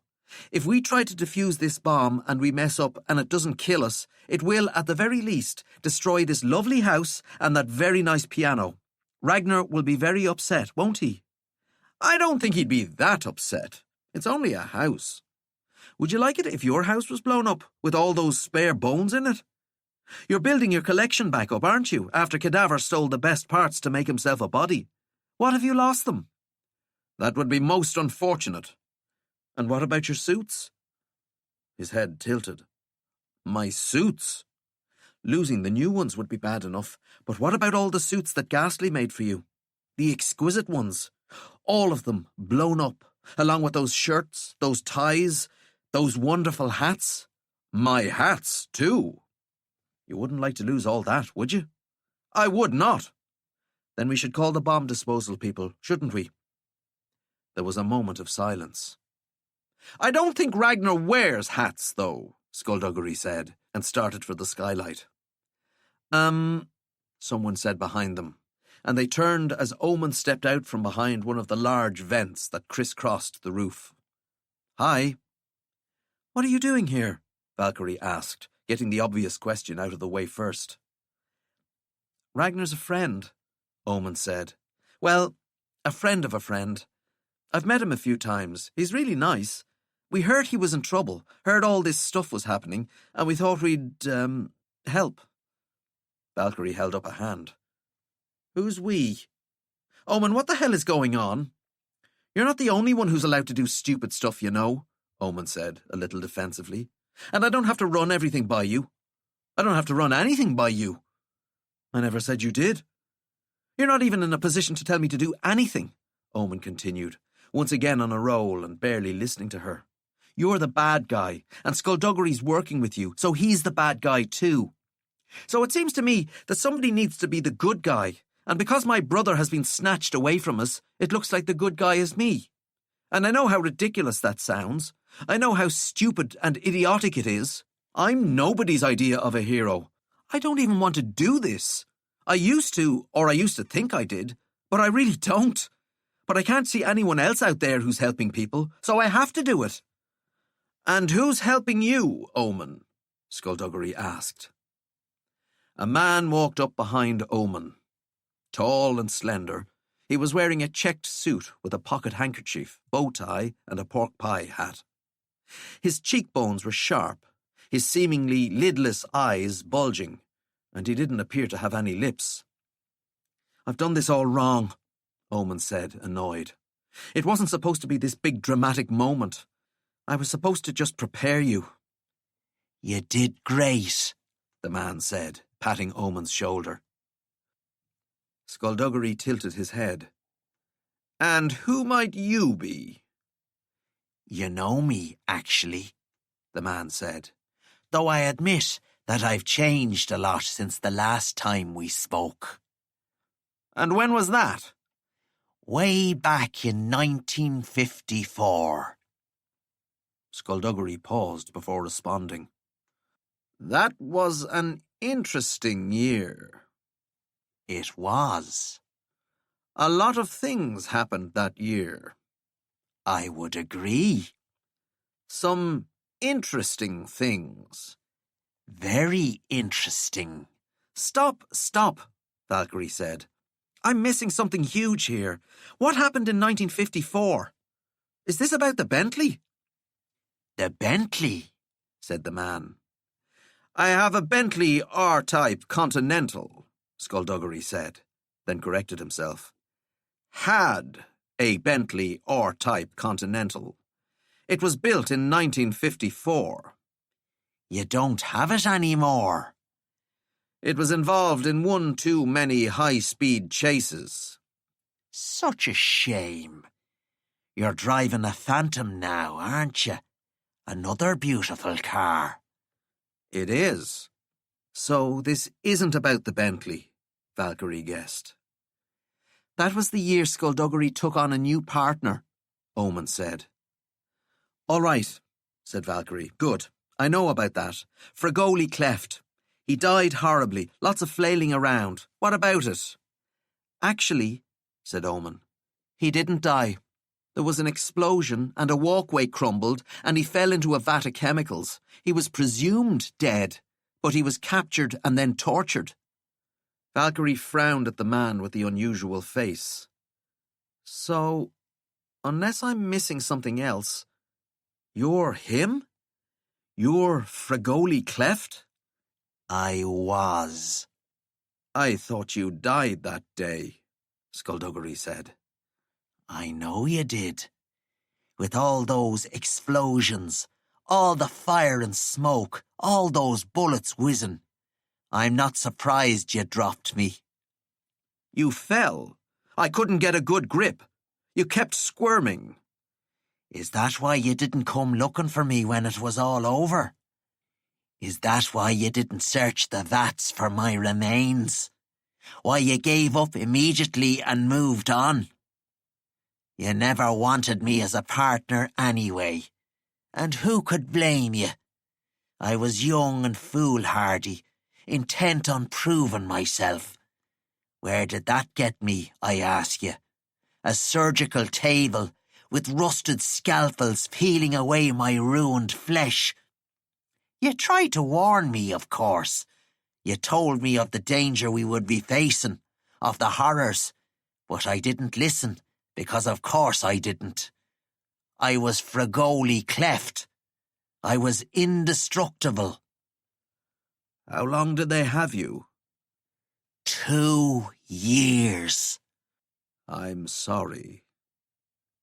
Don't be, Fragoli Cleft said with a wave of his hand. Best thing that ever happened to me.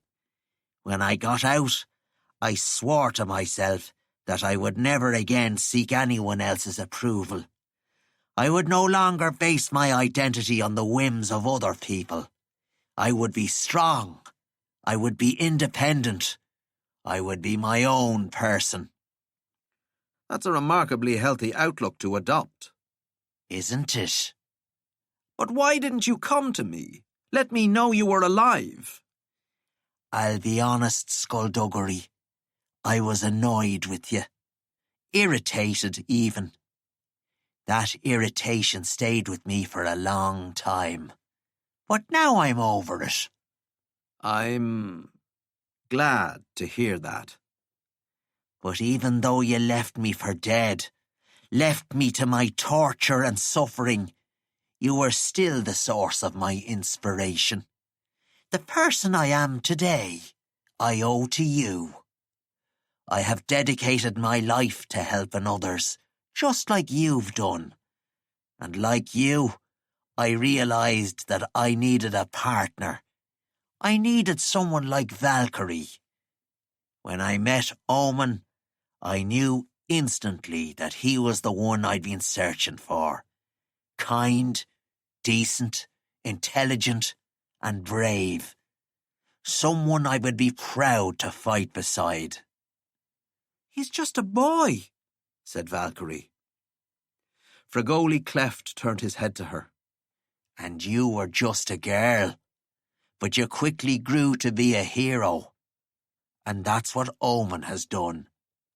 You underestimate him at your peril. I'm underestimating no one, but I know exactly the kind of dangers that he's faced, and I have a serious problem with anyone who would drag a kid into this. Including Skullduggery? Fragoli asked, amused. Including Skullduggery. Let's not get sidetracked here, Skullduggery said. Valkyrie pushed down her anger. Why are you here? To help Ragnar. He glanced at Valkyrie. Back when I was Fragoli Cleft, I was making quite a name for myself in adventuring circles. I joined the fight against Malevolent, helped out the dead men a few times, generally made good use of myself. Do you remember how we first met, Skullduggery? Skullduggery took off his hat, adjusted the brim, and put it back on. Jagged found where we'd stashed Quietus. He came to break him out. He actually succeeded in removing him from the prison, but needed time for him to wake up. Fragoli delayed him long enough so that I could get there with my brothers and sisters. Ragnar came along, too. We subdued Jagged, Fragoli said, returned him to the dire dimension, and put Quietus back in his box before he opened his eyes. And I also made a whole bunch of nifty new friends. When one of them is in trouble, I like to help, if I can. So you know what's going on? Valkyrie asked. We know Walter Egmont hired an assassin to kill Iradan Tomb because he thought he was death itself, said Omen. We know Jagged manipulated Walter into doing it so that it'd cover up his own involvement. And we know Jagged wanted Tomb dead so that it would give him a straight shot at Ragnar, said Fragoli. Who he could then torture to uncover the whereabouts of Quietus's new prison, Skullduggery said, nodding his approval. Did we know this? Valkyrie whispered. We did, Skullduggery whispered back. Oh, good. So we're working together again, Skullduggery asked Frigoli. We all want the same thing, don't we? To help Ragnar and stop Jagged. That is indeed what we want. In the spirit of cooperation, then, I should inform you that the building we're standing on is wired to blow the moment anyone sets foot in the place. I'm aware. Skullduggery tilted his head. You were here before us. We saw Jagged leave, Omen told them. We tried to follow, but we lost him. Skullduggery hesitated. So he knows you're here? Frigoli chuckled. You sound nervous, Skullduggery. Do I have to remind you that there are more of us than there are of him? We barely beat him last time, and I had plenty of backup with me. And we have the magnificent Valkyrie Kane, Frigoli said, whom I have heard nothing but great things about. With her on our side, is there anyone we couldn't beat, I ask you? Let us find out, said the huge man who stepped out behind Omen, grabbed him and pressed a knife to his throat. Frigoli spun, and Valkyrie raised her hands to fire lightning. I will cut the head from this boy if anyone attempts foolish things, the huge man said in a voice that rumbled. He was as big as Ragnar, with long black and grey hair and a wild beard. Jagged, son of Quietus, Valkyrie presumed. He wore a dark uniform, trousers with heavy boots, a shirt that left his massive arms bare, and the knife in his fist was long and sharp and had made Omen go very pale indeed. If you hurt him, said Valkyrie, I'll fry you where you stand. That will hardly do the headless boy any good. Valkyrie pulled her hood up and set her mask over her face. Let him go. As soon as my father is released, Jagged responded. The boy shall leave with his head. I'm afraid that's not how this works, Skullduggery said. You're in our dimension. This is our world. We can call in a monumental amount of reinforcements at any moment. You cannot. Frankly, I'm surprised you're back. I thought you were smarter than this, Jagged, though admittedly not by much.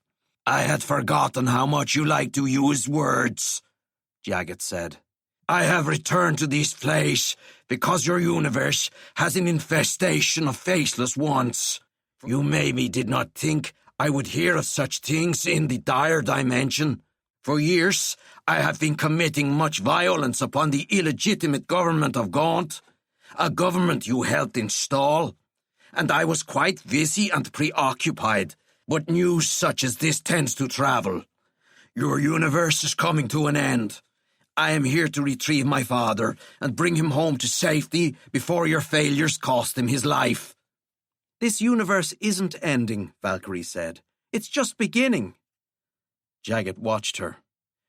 You are one who has the bright flame of fanaticism burning in her eyes. The faceless ones aren't going to destroy anything. They're going to create a paradise. Jagged sighed as he returned his attention to Skullduggery. I thought you were smarter, Skeleton. To align yourself with worshippers of the dark gods is a desperate ploy indeed. Frigoli suddenly lunged, but Jagged was ready for him. Moving faster than someone of his size had any right to, he kicked Frigoli square in the chest and immediately hauled Omen to the nearest skylight, where he held him, one-handed, over the glass. My mind, it has changed, he said. I will not cut the boy's head from his body. I will instead hurl him to the ground, where he will set off all those lovely explosives I brought with me. If any of you wish to test my fortitude, I implore you to make another foolish move. Frigoli groaned and picked himself up. We're not going to make any moves at all, Skullduggery said. You want us to release your father. We can't do that. I believe you can, with the proper incentive. The risks are too great, both for your world and mine. Billions of lives could be lost. And if you do not, said Jagged, I guarantee you that this boy's life will end here tonight. What do you think of that, boy? Are you ready to die? Omen seemed to want to say something bravely defiant, but his mouth was apparently too dry to speak. Let me take my father home with me, skeleton. I can't do that. Then I will kill the boy. No, Jagged, you won't. Jagged smiled. But I have to. You see, if I do not demonstrate to you my resolve, if I do not remind you of my ruthlessness, then I am in a weakened position. My father, the great Quietus, the ruler of Gaunt, taught me from a young age that to be weak is to be defeated. He shook his head sadly. And I will not be defeated, he said, then dropped Omen through the skylight. Valkyrie roared and shot forward, but Jagged blasted her with a fistful of energy. As she went spinning, she saw Skullduggery and Frigoli bolting for the skylight, Skullduggery with his hands out, attempting to use the air to retrieve Omen. But Frigoli just dived straight in. And then the whole building exploded. 28. The world roared and belched fire, and wrenched Valkyrie head over heels in a storm of masonry and glass and twisted metal. She was dimly aware of hitting the ground, dimly aware of rolling.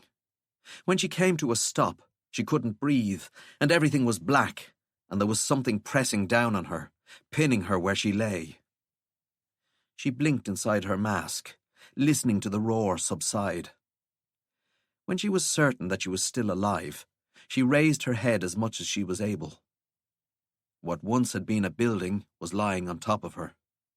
It rumbled and creaked, a ruined structure that was going to collapse at any moment. Her Necronaut suit wouldn't do a whole lot of good against the weight of a building. "Help!" she called, barely making a noise. Stones skittered onto the back of her hood. She had the power to blast her way out of here. She knew she did, but she needed to know which direction to go. When she moved, she had to do so without hesitation. Hesitation meant death. "Skullduggery!" she called. An answer. That's all she needed. All he had to do was shout, and she'd have a direction. Her mouth was dry, and adrenaline made her fingertips tingle. The building pressed down on top of her. She couldn't raise her head without knocking against something. Couldn't move her arms. They were pressed in from either side. Couldn't move her legs either. There was a bit of the building lying across the back of her thighs. She barked out a laugh of burgeoning panic, then squeezed her eyes shut. Keep calm. She needed to keep calm. Calm and cool. She wasn't going to die down here. She was going to get out. The ground beneath her trembled, and she opened her eyes, frowning. Two gloved hands rose slowly from the cracked pavement beneath, took hold of her, and gently pulled her down into the earth. Valkyrie focused on her breathing, allowing Skullduggery to take her with him as he burrowed through the darkness, away from the rubble, and then up, cracking the surface and guiding her out of the ground. She yanked back her mask and hood and sucked in fresh air. Then she forced herself to turn to the ruined building. Jagged was gone, but she searched for living auras through the smoke and flame and debris. There was nothing. There was no one alive in there. "Oh, God," she said. "He's dead." Skullduggery took a moment. "You're sure?" "Valkyrie, are you sure? There might still be a chance." "There's nothing left," she told him. "But surely, Omen's dead," said Valkyrie, louder now. "You see," Frigoli Cleft said behind them, "this is the problem with you." They turned.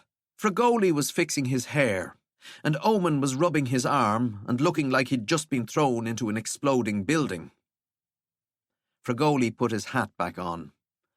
Always so eager to believe that people are dead, so you never have to save them. Valkyrie cried out and ran over, grabbed Omen in a hug. "Ow!" he said. "Ow, my arm!" "Sorry," said Valkyrie, not letting go. "Sorry." Skullduggery walked over. "How did you do that?" he asked. "I made an effort," Fragoli said. "I refused to let my partner die. You should try it." "You didn't have time to grab Omen and escape." "And yet, that's exactly what I did." Skullduggery's head tilted. "You're like me. You're magically ambidextrous. When you were my partner, you let me think you were only an elemental. But you're a teleporter too, aren't you? That's how you saved Omen." "Skullduggery, I merely did what you weren't willing to do." "You did what I couldn't do. You did what was impossible for me to do." "And why is that? Do you need me to tell you? It's because you're a dinosaur. You're so old-fashioned it would be laughable if it weren't so tragic. You think being magically ambidextrous means you're special? You're limited to 2 disciplines of magic. You're barely exceptional. But me, I'm evolution itself." "You have more than 2 disciplines." "My dear Skullduggery," said Fragoli, "I have them all." He rose off the ground and hovered there, his eyes crackling with energy. "Oh, hell," Valkyrie muttered. Fragoli laughed. "I've experimented with every type of magic there is," he said. "Some are stronger than others, some need more work, and others require more study. But I have them all. I'm closer to Valkyrie's power set than yours, old man. And Valkyrie cheated to get hers, whereas I worked for mine." Valkyrie frowned. "Screw you, I didn't cheat." Fragoli raised an eyebrow to Omen. "You see, we're better than they are. I've surpassed Skullduggery in every conceivable way, from intelligence to ability to sheer style. And you have saved the world, Omen, despite the disadvantages life has given you. You're not the chosen one. You never have been. But Valkyrie, not only has she been the destroyer of this world, she's also been its saviour. Her face is, quite literally, the face of Armageddon. She's both the hero and the villain, blessed with an ever-changing set of powers. Why do you think that is, Valkyrie? What makes you so special?" "Dunno," she snarled. "Probably my winning personality." "We've beaten them," Fragoli said to Omen. "We've proven ourselves their superiors. We've won." Omen stared at him. "What are you talking about? This was never about proving ourselves. This was about helping people. That's why we didn't tell anyone. All this. We did all this. And for you, it was to beat them? It was to beat him?" Fragoli tilted his head. "Yes." "So everything you said about not having to prove yourself to other people was a lie?" "Not at all. I don't care about proving myself to him. I have proven myself to me.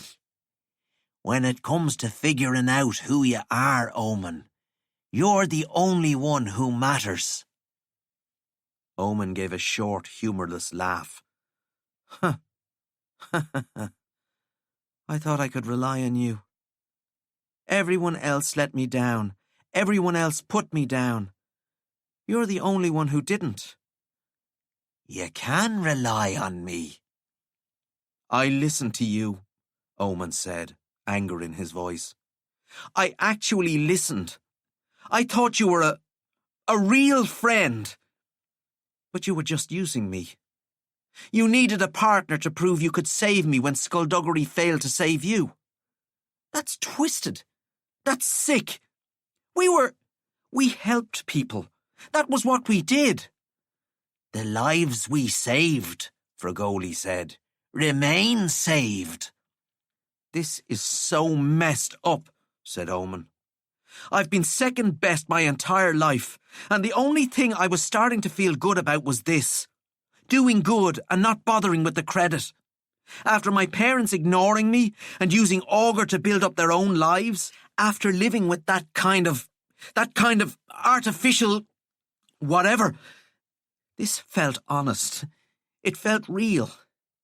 And now I don't even have that anymore. I'm sorry you feel that way, Omen. Screw you, Crepuscular. Valkyrie frowned. She knew that name. Crepuscular Vise? Yes, he said, turning back to her. Finally. Fragoli Cleft died in that vat of chemicals. He died again on that torture table. It's Crepuscular now. Pleased to make your acquaintance. You're the guy who had Oberon Giles' son kidnapped. Omen blinked. He what? She nodded. He hired some people to kidnap a kid so he could force the kid's mother to help get Martin Flannery elected president. Omen tried laughing, but the laugh died. What? That's ridiculous. When China was supreme mage, Skullduggery said, she asked us to investigate the disappearance of Bertram Wilkes, Flannery's aide. Wilkes was a mage, a spy sent into the White House by Abyssinia to manipulate the American president into a phony war with the sorcerers that Abyssinia would then easily win. Fragoli, Crepuscular here, was advising Flannery in secret and warned him that Abyssinia was planning on double-crossing him. Crepuscular was also the head of a team of well-paid mortal mercenaries called Blackbrook. I am sure you remember most of this, Omen. Omen stared at Crepuscular. You were behind the Whitley Naval Base thing. Augur and I were almost killed there. I didn't know you back then, Crepuscular said. Are you serious? Why are you listening to them? They're trying to turn you against me. You almost got me killed. I made a mistake, Crepuscular said. I saw what she was trying to do with Flannery, and I couldn't let that happen. She wanted to announce magic to the world with a war, Omen. That's insane. So yeah, I did some things I'm not proud of. Things I had to do. I foiled her plan. You have to be able to see that. I saved the damn day. You could have alerted the sanctuaries, Skullduggery said. I wasn't ready to go back to working with people like you, Crepuscular replied. I'm still not. Jesus, Omen said. Is there anyone around here I can actually trust? Valkyrie stepped forward. Omen, she said gently. No, he said, walking away. Screw you too. Everyone just leave me the hell alone. 29. The call came through on Flannery's private phone. The number was blocked, which usually meant there was some magical freak on the other end. Flannery waved away the people around him, the advisors, the assistants, the Secret Service detail, and waited until the door was shut before answering. A soft voice spoke into his ear. Mr. President, said Dr. Nye. People like Crepuscular Vise and Perfidious Withering were complete psychopaths, and as such, Flannery was careful of his tone around them. Nye, however, was a creature, a thing, and it was stuck in its lab all the way over in Mexico, with no way of getting to him. So Flannery felt emboldened to be a little curter. "What do you want? I'm about to go on stage in front of hundreds of thousands of people. Can you hear them chanting my name?" Flannery held his phone up. The voices of his supporters drifted through the walls of the stadium, and it was a glorious thing. "I can indeed, Mr. President," Nye said. "I do not pay attention to mortal business, and by and large, your elections are a mystery to me. But I hope you win, sir." "Of course I'm going to win," Flannery snapped. "That must be very reassuring," said Nye. "Now, I believe you had a visitor recently." Flannery glowered. "I did. The psycho attacked me at my own party. Could have broken my arm." "How dreadful." "What do you want, Doctor?" "First of all, I feel I must apologize. Perfidious called by the laboratory on Wednesday morning to check on how things were going, and, well, he noticed that we had progressed beyond the agreed stage." "You told me he'd be okay with it."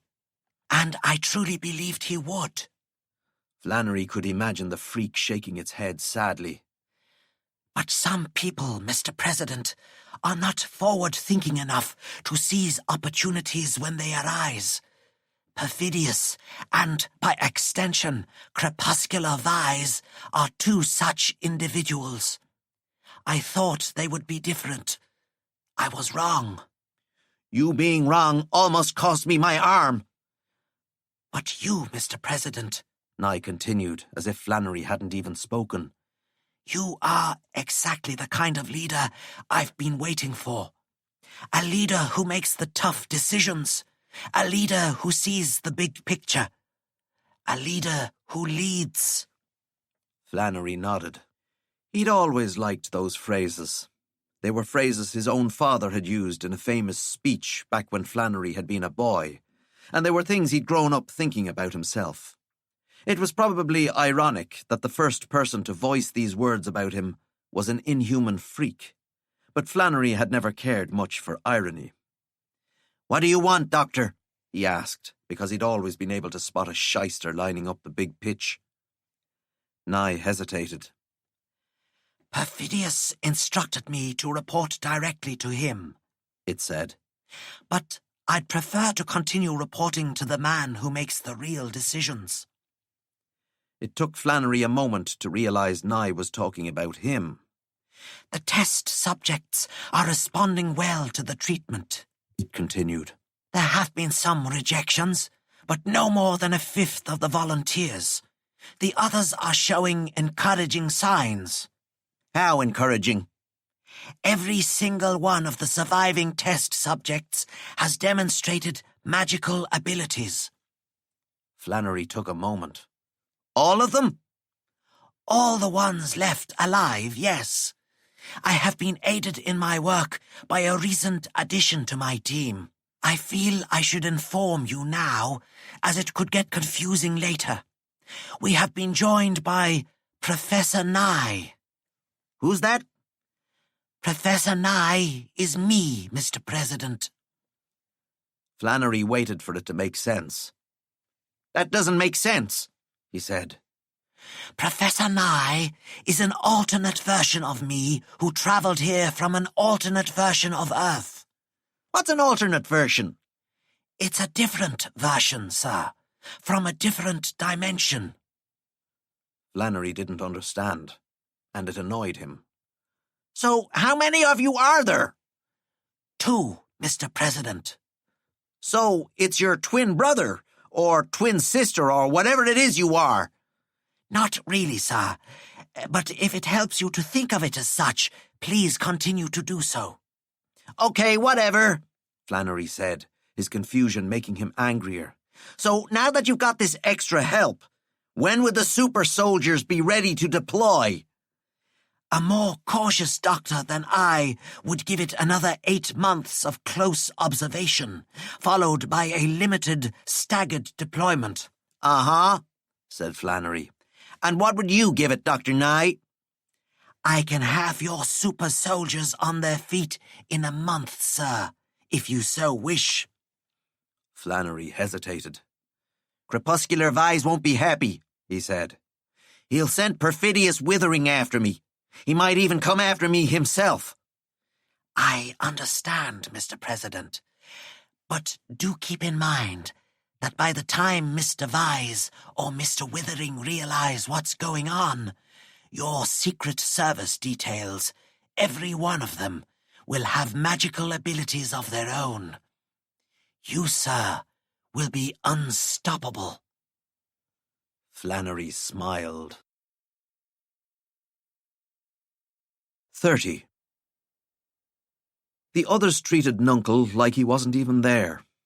Sebastian had introduced them, and they'd all said their hellos, and Nuncle kept the scatterbrained chatter to a minimum. And then it was prayer time, and everyone got on their knees and faced the wall, apart from Sebastian and Nuncle, who stood on the piece of floor that was Sebastian's favourite place to stand. That Darkess now, said Nuncle, keeping his voice down. She's a queer one, and that's for definite. Is she? Said Sebastian. The old man's ramblings were beginning to grate. All the power of a god in a cage of flesh and blood and bone. Gods weren't meant to be contained like that, so they weren't. What do you think yourself? I think Darkess is more complicated than you'd imagine. Aye, probably. I can only imagine so much before I have to stop and start over. That's the limits, isn't it, of the human form? Sebastian gave a curt nod. A guard came to the bars, a pale young man with tired eyes. He motioned to Sebastian, and Sebastian hesitated before stepping closer. Why can't they take off your mask? The guard asked. Only I can do that, Sebastian told him. And I've got to keep it on for health reasons. Some of the other guards down here, they're saying there's something wrong with your face. Is there something wrong with your face? No, not really. You heard of this guy Tesseract? He was this killer for hire, Russian, I think, and he wore a mask because he had a disease that made his flesh rot, and if he took the mask off, he'd just waste away to nothing as he stood there. Is that what you have? I don't have a disease. So your face wouldn't rot off or something like that? No. The guard nodded. Still pretty weird, though, to never take it off. What if you have to scratch your nose? It goes unscratched. That's weird. Yeah, said Sebastian, wondering when he was going to get to the point. The guard didn't say anything for a few seconds. I'm going to help you, he whispered. Sorry? They put us guards on a rotating roster. It's to make sure we don't spend too much time in the one place, guarding the same prisoners. They don't want us to start conversations, you see? Don't want us feeling sorry for you. Understandable. Yeah, it is. So I've been rotating between here and a few other places, and one of those places is the Black Room. What's the Black Room? The guard licked his lips. It's the place they're keeping her. Keeping Darkess. Sebastian's heart bounced in his chest. Is she okay? What are they doing to her?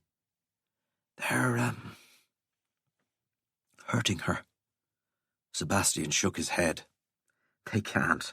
She can turn off her pain receptors. Listen, I don't know about pain receptors, but I know about pain and she's feeling it. So it seems to me they found a way round it. They're pumping some kind of energy into her, something I've never seen before. And they're only increasing the voltage. Sebastian was suddenly very, very cold. The guard swallowed. But listen to me. I can help you. I want to help you. What they're doing to her, it's wrong. I know who she is. I know what she's done. But that person in the Black Room, she's She's not the Darkess who did those awful things on Devastation Day. She's not that monster anymore. I haven't talked to her or nothing, but even I can see that. She's a person, and they're torturing her. And I didn't become an officer in the city guard to torture people. I wanted to help them. So you'll help us? Sebastian said. How? I'll set you free. Seriously?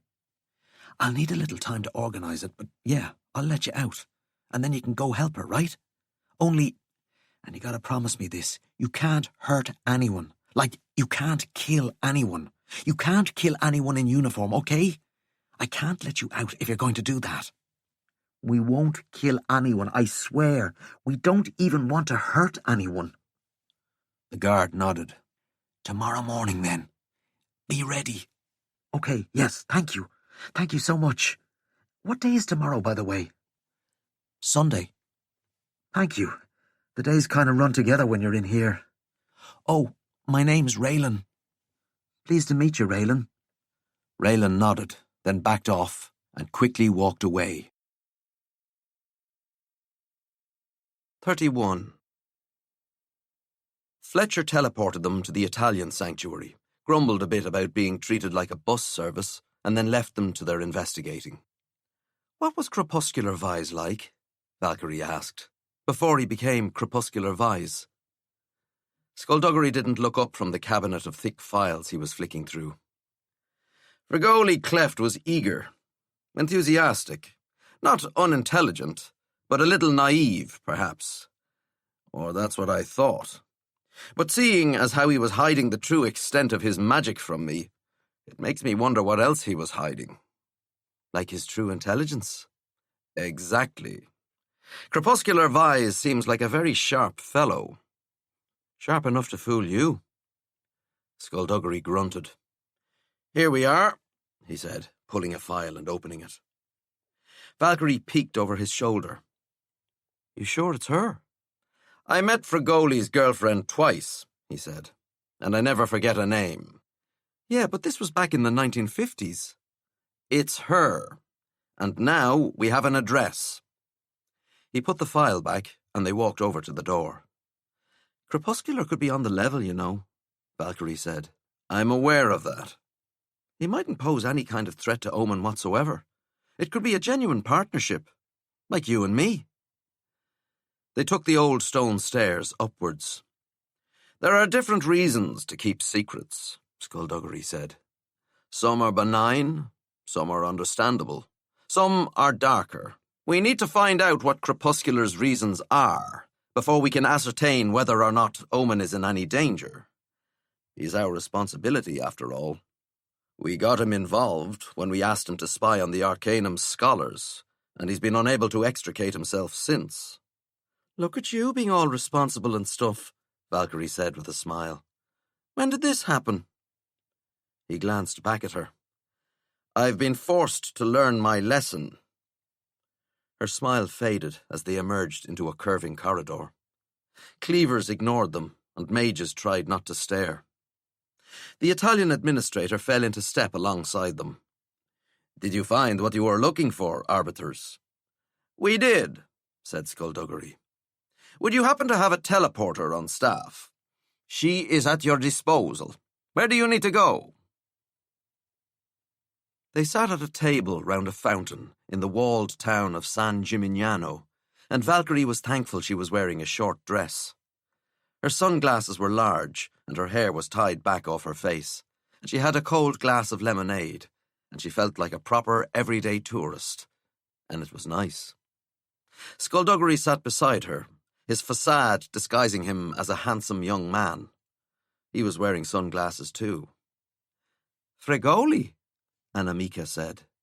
I remember Frigoli, sure. Nice a guy.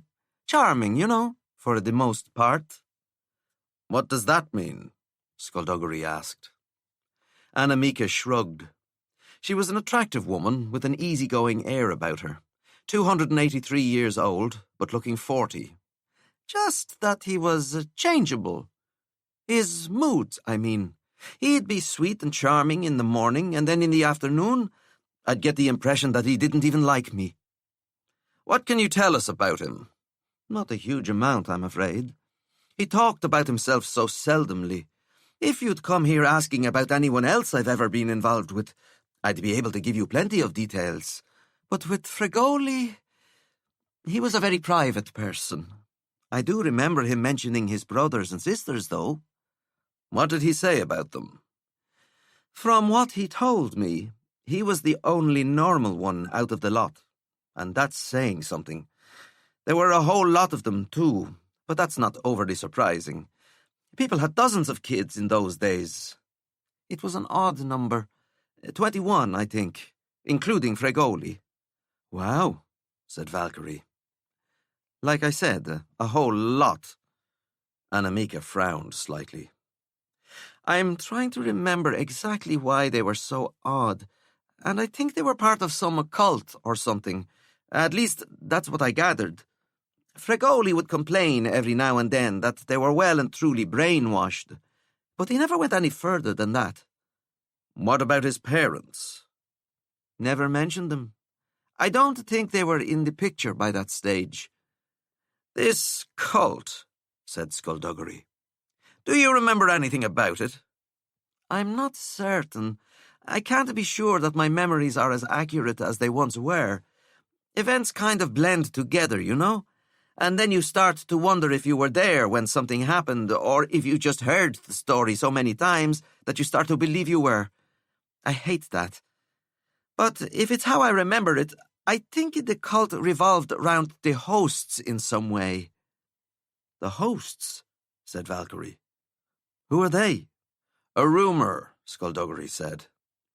Apparently there's a secretive group of mysterious sorcerers who stand ready to trigger the Doomsday Protocol, a last resort weapon of vague yet devastating power in case the mortals ever move against us. I'm sorry? Said Annemieka. Are you saying it's real? And it's a happening? The weapon's going to be unleashed? What is it? Do you know? Is it a bomb? Oh God, it's a bomb, isn't it? Oh, we're all going to die. No one's going to die, Skullduggery assured her. Then, after a moment, I mean, plenty of people are going to die, and nothing's going to change that. But not because of the hosts. There are lots of other things, real and actual threats, that will kill them long before some conspiracy theory manages it. Annemieka paled. Like what? Well, Skullduggery said, like that, and pointed to the south, where the faceless one called Fanaror stood, bigger than the mountains around it. Oh, yeah, said Annemieka miserably. The teleporter who had transported them here hurried across the road and lowered her voice as she spoke to them. Arbiters, I'm sorry. We have received an urgent message from your high sanctuary. Obsidian has been spotted in Roarhaven, and your presence is needed. 32. Obsidian's skin was impossible. A black rock that flexed and moved, that swelled and twisted without cracking. His head was angular, his expression blank, his eyes unblinking. The cleaver leaped at him, the scythe slashing downwards, but the blade hit his shoulder and bounced off. The cleaver immediately spun, his heel connecting with Obsidian's jaw. But Obsidian didn't move, didn't give way 1 millimeter, and the cleaver's ankle broke with a sharp crack. He completed the spin without crying out, without losing his fluidity of movement, and he struck again with the scythe, and now Obsidian smacked him, and the cleaver crumpled. Obsidian looked down at him, like he was deciding what he should do next. He crouched, reaching out with his splayed fingers, then stopped, straightened, looked round, looked right at Valkyrie as she landed. "Augur," she said, pulling down her hood. "I don't want to fight you. I don't want to hurt you. I just want to talk. Can you talk to me?" She felt him examining her. "You're hurting people," she continued. "You've hurt these cleavers and you've hurt others. You've killed others. This isn't you, Augur. You've never wanted to hurt anyone. I know this.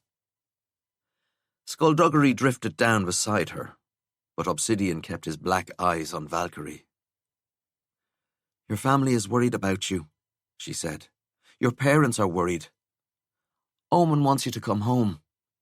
He needs his brother, Augur. Please. Obsidian raised his hand. She couldn't see the magic inside him like she could in other sorcerers, but she saw it swirl around his hand and frowned at it, watching it, reached out to understand it. Her senses probed at the very edge of what it was, and she saw nothing but emptiness and what it would do to her, what it would do to Skullduggery, how it would wrap around them and scrub them from reality. She knew in an instant that she had no defense against it and no way to survive it. Nothing or nobody did. And so she shoved Skullduggery away and unleashed her fear in the form of lightning that struck Obsidian in the exact centre of his chest. And he absorbed it without staggering. To stay was to fight, and to fight was to lose. So Valkyrie twisted, and her magic burst from her, and she screamed into the sky. Obsidian came after her. She dodged and reeled over Roarhaven, leaving a writhing trail of lightning in her wake, and he kept up effortlessly. She veered towards a tower and banked left at the last moment, and he passed straight through it without slowing down, in an explosion of bricks and dust, intercepting her as she tried flying past. His hand closed around her ankle. Valkyrie gasped as he yanked her out of her flight path and flung her head over heels into the side of the library building. She hit the edge of the wall and went spinning off, went crashing into the street. Moaning in pain and clutching her ribs, Valkyrie got up, looked at Obsidian as he stood in the air overhead. He could have continued, could have killed her, but instead he rose higher, then shifted direction and was gone. Valkyrie lowered herself to the road and tried not to pass out. 33. Word spread, and all of Obsidian's little obsessives came scurrying out from underneath their rocks and congregated in the street where their messiah was last seen. The city guard rolled in to maintain order, but the gnolls didn't retreat like they'd done in the past. Today, they stood their ground. Their numbers were still small, but growing. He noticed you, Skullduggery said. They stood on a nearby rooftop, high enough so that they couldn't hear the gnolls' chants, but close enough to feel the simmering violence in the air. Sorry? Valkyrie said, pressing her fingertips into her left side. The healer had done a good enough job that she hadn't needed to take over. Obsidian noticed you. You're on his radar. He knows you exist. He's Augur. Of course he knows I exist. Skullduggery shook his head. We can't assume the things he does or doesn't know. He used to be Augur.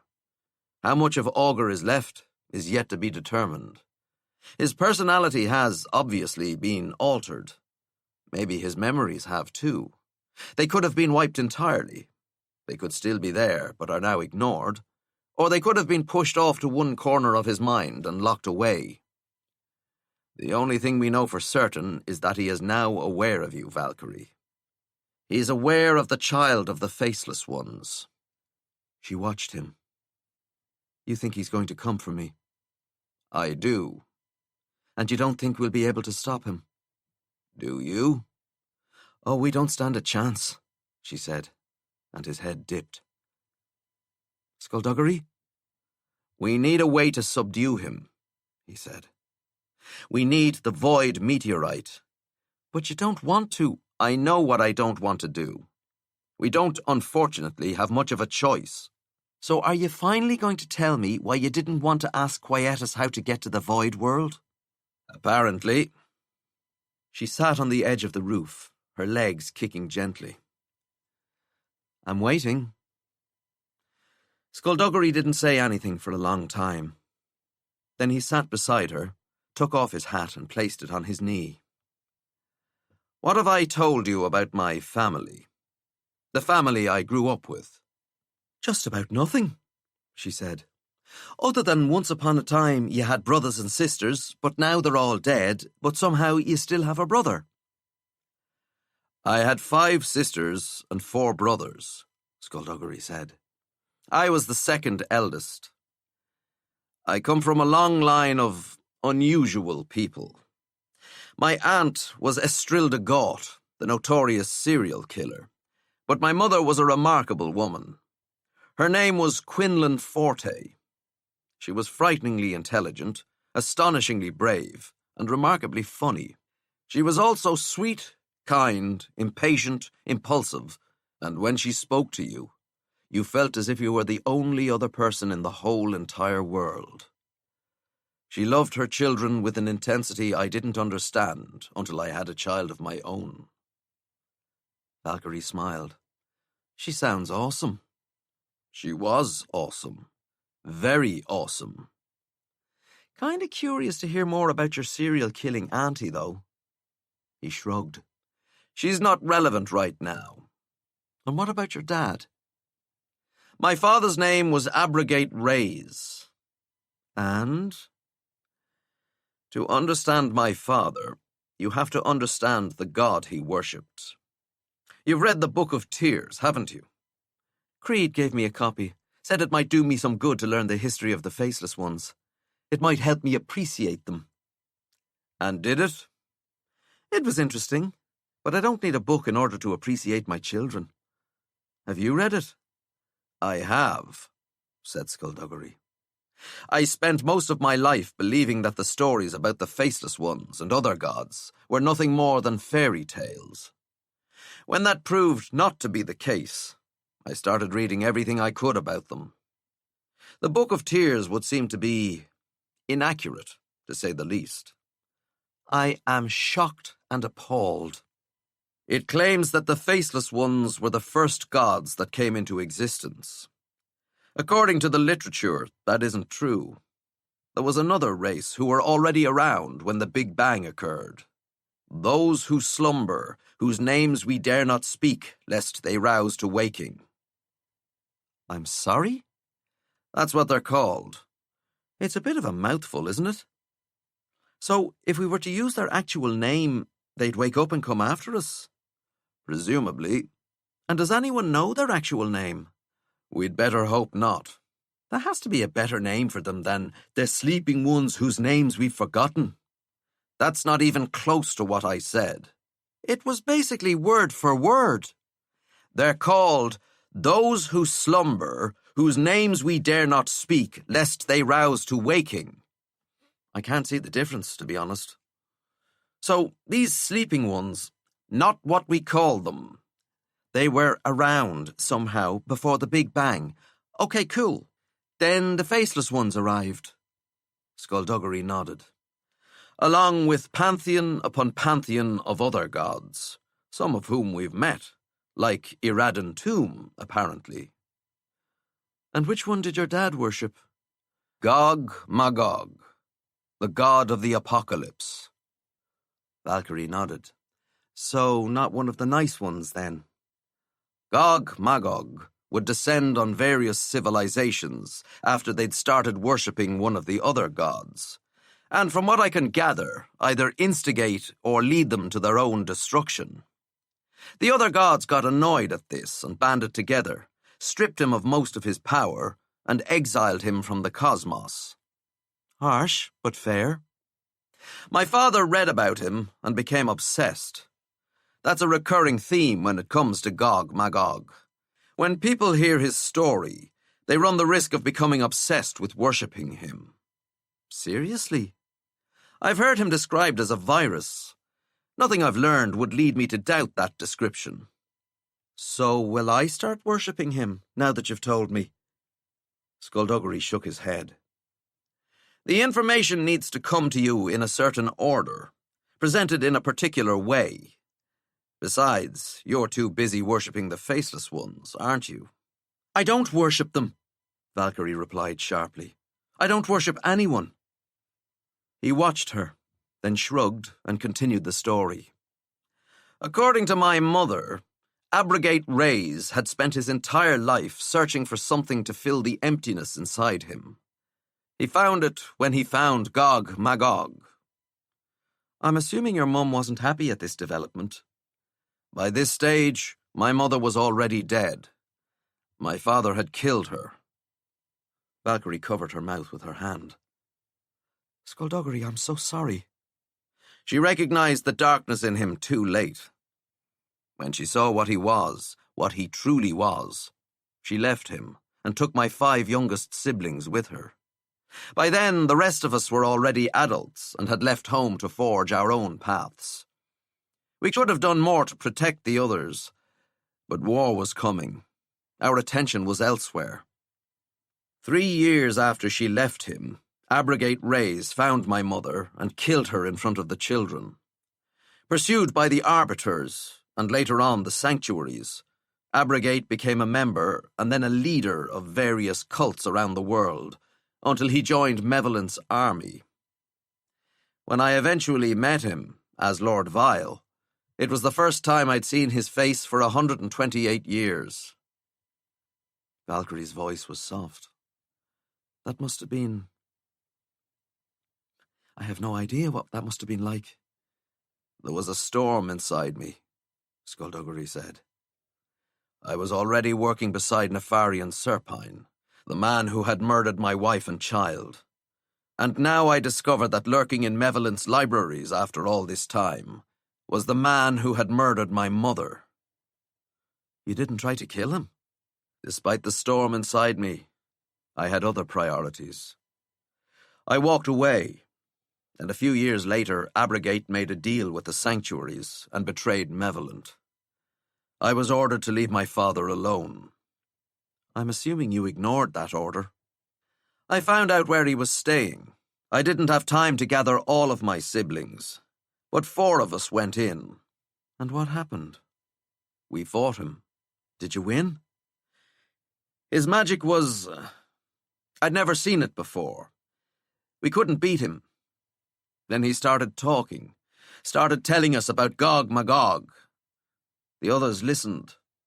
He infected them. He got into their heads. Jesus. The virus doesn't seem to work on skeletons, however, so I ran. Now that Abrogate had 3 of my siblings on his side, he was more powerful than ever. It took the rest of us 2 years to find him again, and that was only because my sister, Confelicity, created an intelligent virus that sought them out. A what? Since Gog Magog seemed to be a virus in idea form, she hypothesized that an actual virus might be able to locate him or his followers for us. She named it Malady. And by actual virus, you mean an actual virus? Like the flu? A mild cold, really, said Skullduggery. But Malady spread round the world, searching for my father's bloodline.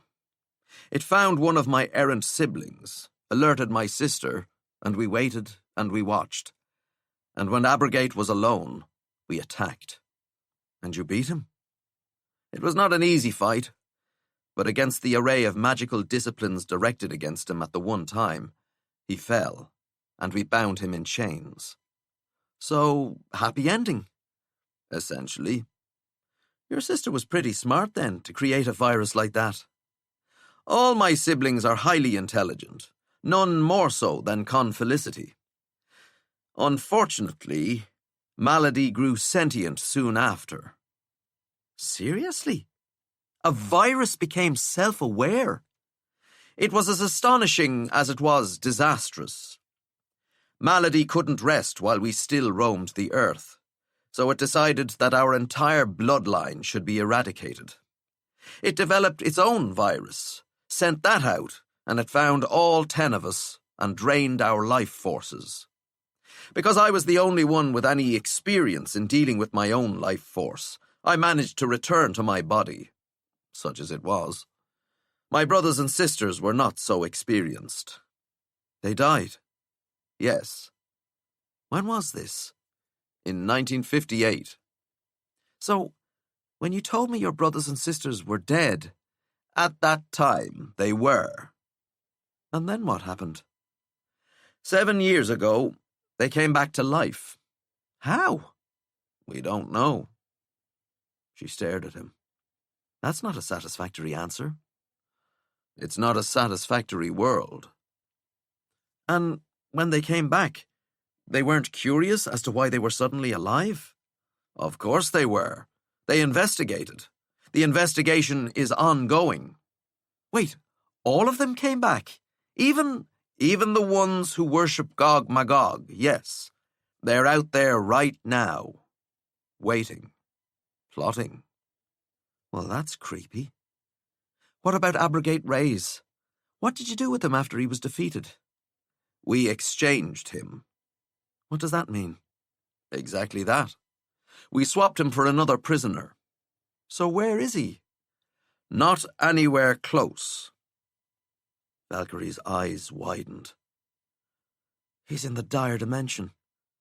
He's on the prison planet. He is. So you had him here, all chained up, his powers bound, and then you exchanged him for a prisoner that they had on the other Earth. Gaunt. Gaunt, right. Why? It was just one more layer of security. You couldn't have just stuck him in Coldheart, or one of our other prisons here? I know he's a bad guy, and he infects people with words, but locking him up in another universe seems a little extreme. Her head tilted. What are you not telling me? He's not an ordinary sorcerer. In what way? I used to think he was Gog Magog's herald. He would spread the word, tell people about his god, converting whomever he met. But he's not Gog Magog's herald. So who is he? When the other gods banded together, they stripped Gog Magog of the majority of his powers, and they exiled him to Earth. With those powers went his memory.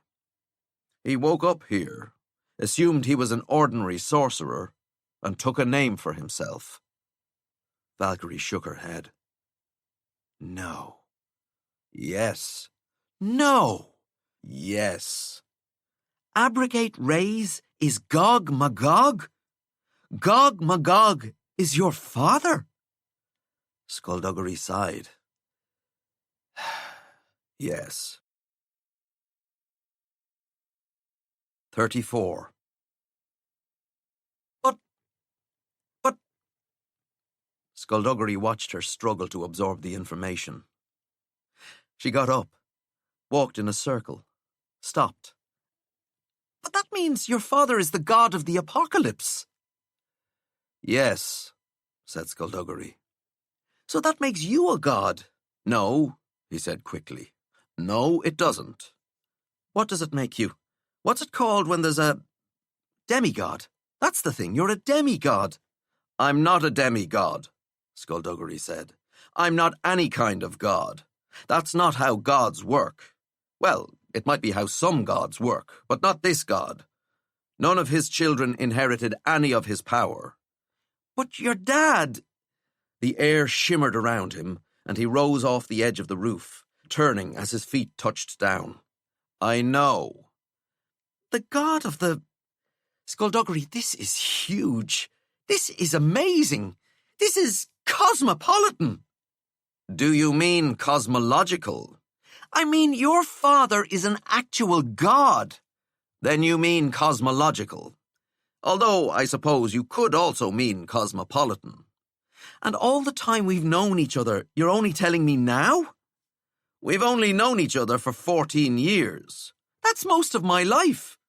But not most of mine. Why didn't you tell me before now?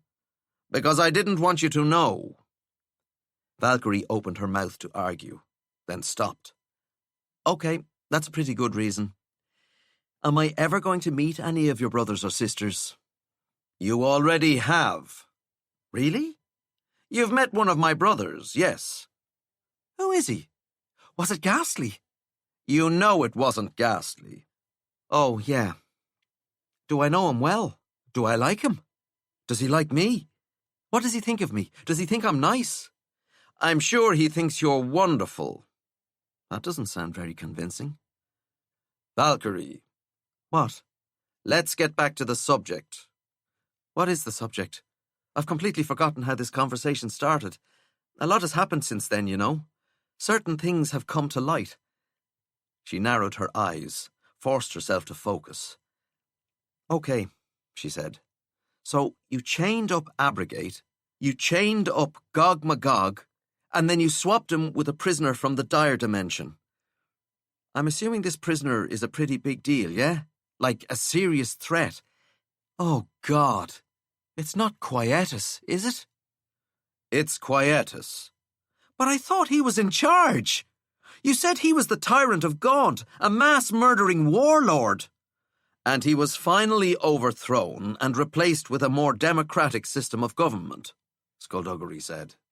They didn't want him over there because his loyal followers kept trying to free him, and we didn't want Abrogate over here for the same reason. So we swapped. And Quietus knows where the Void World is, but you don't want to ask him because he'll ask for something in return, right? He'll ask to be released. Which we won't do. Then he'll ask for something else. He'll ask to be returned to the dire dimension, which will mean Abrogate Rays comes back over here. Correct. I see your dilemma. I'm glad. We don't have much of a choice, though, do we?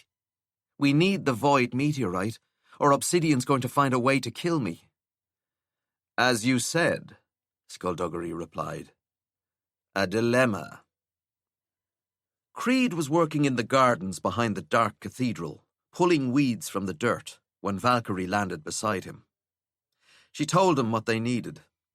When she was done, he kept working and took a moment to respond. We do not have many arrangements in place with the dire dimension, he said at last. Nobody does. The fact that they trusted us to hold the tyrant of Gaunt in one of our prisons has been an important diplomatic bond between us, one that no other dimension can boast. You are certain this is the only course of action available? Skullduggery reckons this is the one thing that would make Quietus tell us where the Void World is, said Valkyrie. Creed wiped the sweat from his heavy brow and looked up. These are surely desperate times, if Skullduggery Pleasant is willing to accept Abrogate Rays back into our reality. Very well. At noon tomorrow, Quietus of Gaunt will be transferred to your custody, Valkyrie, to be sent home. Make sure you get what we need. 35. Sebastian ran. Behind him, there were cries and shouts and curses. He heard Raylan pleading with the other guards to let the prisoners go, and then a sharp yelp, and no more from Raylan. Sebastian fought the urge to turn back and help, knowing it would do no good. The escape was a bust, ruined by 3 city guard officers stumbling across them at the worst possible moment. The other members of the Darkest Society, not a seasoned fighter among them, had launched themselves at the cops to give Sebastian a chance to flee. There was more at stake than their freedom, they knew. Sebastian had a mission to complete, and time was slipping away. The door ahead, the one Raylan had told them to run to, the one he'd said would lead to the outside, opened before Sebastian got halfway there. A muscle-bound city guard officer ambled through, eyes widening when he realized he wasn't alone. Sebastian's stomach flipped. Everything that could go wrong had gone wrong. Bloody typical. Running footsteps behind, and Sebastian prepared himself to be tackled. But then Nuncle was sprinting past and charging into the cop. They went down in a tangle. Run, boy! Nuncle shouted, his face sweaty with exertion. Get away! Sebastian hesitated, then leaped over the tussling figures and ran out into the morning sun. 36. Alice snapped out 2 jabs and then spun, the heel of her foot coming up to smack into the exact centre of the pad. She continued the spin, settling back into the fighting stance, hands up and elbows in.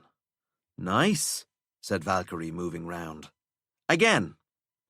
Valkyrie held up the pads, and the jabs came in, and then the spinning kick, with even more power than before. Again. Jabs. Spinning kick. Go nuts. Valkyrie started throwing the pads up at different heights and angles, and Alice caught them perfectly each time, rattling out a combination of jabs and crosses and hooks and uppercuts, mixing it with straight and roundhouse kicks, spinning when necessary, and introducing elbows, knees, and headbutts when the pads came close enough. They moved all the way across the back garden and back again, and then Valkyrie broke away, laughing. Oh, my goodness! Alice grinned. That was good. That was brilliant. How are the jiu-jitsu classes going? She soured. There's a boy in the class, and he always goes really tough on me. He's way bigger and heavier, and he never lets me try anything. There'll always be people like that, Valkyrie told her, taking off the pads. The best training partners are the kind who don't punish you for attempting something new. Dad says he probably likes me. He says all 9-year-old boys are like that. What do you think? I think that's a stupid way of showing how much you like someone. I'd agree. Do you like him back? Ew, no! I don't like anyone. Alice frowned, then corrected herself. I don't like anyone in a boyfriend or girlfriend way. I like people in a friend way. But I don't even like this boy in a friend way. His name's Ethan, and he likes action movies, and I like action movies, but I don't always go on about them. He talks about some movies, and I know for a fact that he hasn't seen them, because when anyone asks him questions, he never knows the answers. But he always pretends he's seen them. And he smells of cheese and onion crisps. I like cheese and onion crisps, but I don't want to always be smelling them. But apart from that, jiu-jitsu is good. Brazilian jiu-jitsu. Sorry. Brazilian jiu-jitsu is good. It's good, although I don't like it when my arms are trapped and I can't move. Valkyrie winced. Yeah, I'm the same. Can you do the splits? I can, actually, said Valkyrie, quite used to these whiplash topic changes by now. But not in these jeans. Can you? Alice dropped into the box splits and shrugged up at her. Yeah. That's pretty cool.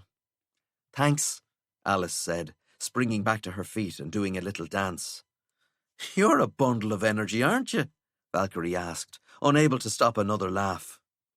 I have my moments, said Alice. Did you hear what Dad did yesterday? Oh, God, it was so embarrassing. Wait till he tells you. Dad! Alice charged back into the house and Valkyrie followed. They found their parents in the kitchen, arguing. If you don't want to go to golf, Melissa said, don't go. But I have to, Desmond whined. You're a grown man. You don't have to do anything you don't want to do when it comes to a hobby you don't even like. But all my friends are doing it. If all your friends jumped off a cliff, would you do it too? I don't know, Desmond said, sitting heavily in a chair by the table. If it looked cool, then probably. Dad, said Alice, tell Stephanie about what you did. Not this again, he moaned. Valkyrie grinned. What did you do, Dad? He rolled his eyes. We were sitting here yesterday morning and we were talking about all the sorcerers and cleavers who stand outside all day long, keeping watch, protecting us, and I thought that they might like a cup of tea. So I ran the idea past your mother, who told me, no, don't do anything nice for them. I didn't say that, Melissa interrupted. I just said that Stephanie had made it clear that we shouldn't acknowledge them, that it would be too dangerous, and also it would risk exposing them to the neighbours. Anyway, Desmond continued, your mum went upstairs to have a shower and I was left in the kitchen with a kettle and mugs and a tray. So I thought that I'd just break the rules, just this one time. So I made 5 or 6 mugs of tea, got some chocolate chip cookies, put them all in the tray and walked out to the front gate. Melissa struggled to stop her smile from spreading. Tell Steph what you said. He sighed. I said, I know I'm not supposed to do this, but I thought you might want a break. And Who did you say this to? Well, no one, Desmond answered. They were invisible, weren't they? They had that invisible cloak and ball thing, hiding them from view. I was out of the shower by this stage, Melissa said, and watching from the upstairs window as my adorable husband has a full-blown conversation with the gatepost, even though he had specifically told us that none of our security detail would be stationed anywhere near the gate. I watched as the man I fell in love with spoke to thin air and held out his tray full of mugs to no one at all. Oh, Dad, said Valkyrie. When did you realise there was no one there? When no one took the tea. And how long did that take? A few minutes. And when no one answered immediately, did you not think you might have got this wrong? I just thought they were really professional, like those sentries with the fluffy hats outside Buckingham Palace, the ones who can't react to tourists. Oh, Dad, she said again, and then her phone buzzed. Okay, I gotta go. Father, please try not to embarrass yourself while I'm away. Absolutely no guarantees, Desmond warned. She gave him a hug, then pulled on her jacket and grabbed her helmet. I wish you wouldn't ride that motorbike everywhere, Melissa said as Valkyrie kissed her cheek. It's really dangerous. Mum, it's fine. It's actually a lot safer than you'd think. Alice gave her a big hug. Maybe one day I can ride on the back? Not a chance, said Valkyrie, kissing the top of her head. It's way too dangerous. Sunday morning traffic was light, and she made it to Iron Point Jail a half hour ahead of Skullduggery. She parked the bike and leaned against it. Jaggett was here already, standing in the sun, ignoring her. She thought about calling over to him, but decided against it. The Phantom pulled up and Skullduggery got out. An SUV followed behind, and Ragnar clambered awkwardly out. How are you feeling about this? Valkyrie asked Skullduggery as he came over. The level of sarcasm I could wield at this point would be considered a deadly weapon, he told her. So instead I shall answer with understated sincerity. I'm not feeling the best about this. Finally out of the car, Ragnar joined them. Greetings, Valkyrie, he said, a worried smile on his face. Hey there, she said. How's Iradan? Very good, Ragnar said. He has much relief that the death threats were not a personal slight on his character. I am not so pleased with how things have turned out, but I have gladness in my heart that my friend is safe. I take it you and your brother don't get along. We do not. They watched Jaggett, standing just out of earshot. When we were 5 years old, he challenged me to a duel in the arena of blood. My father waived the usual rules and allowed it to proceed. Jaggett failed to kill me that day. Our father has never let him forget it, and my brother has never forgiven me for not dying. My family, Valkyrie, it is complicated. The doors to the jail opened, and the warden led a squad of cleavers out. They carried a black coffin between them, made of some metal Valkyrie didn't recognize. Large circles of sigils were carved into it, and crisscrossing the whole thing were black chains, similarly inscribed. They set the coffin onto a horizontal metal lattice that had been set up earlier, and Jaggett came over to watch as keys went into locks and sigils were deactivated and countered, glowed brightly, and then faded. Chains slithered off. The warden turned to them. Are you sure about this, arbiters? Just open it, growled Jaggett. Skullduggery nodded. The warden shook his head, then gave the order, and the cleavers pulled the coffin open. Quietus was bigger than his son. Tall and broad. Immense was the word that popped into Valkyrie's head. Massive chest, massive arms, legs that seemed impossibly thick. He had long hair, black and grey like Jaggett, and a beard and a wide face. He should have been sleeping. The coffin was designed to sedate its occupant into unconsciousness, but he was watching them the whole time. Quietus of Gaunt, Skullduggery said. You are to be transferred from our planet to your own, where you will live out the rest of your days in this coffin. This is the reward you will receive in exchange for one piece of information that you will furnish to us. Do you accept these terms? Quietus looked at him like he was contemplating whether or not to respond. Finally, he spoke in a voice that rumbled. Where is my son? Jagged went down on one knee, his head bowed. I'm here, Father, ready to do you. Where, said Quietus, is my other son? Ragnar hesitated, then stepped into his father's view. A grim smile rose to Quietus's mouth. The traitor, he said. The betrayer. They need the dimensional frequency of the void world, Ragnar said.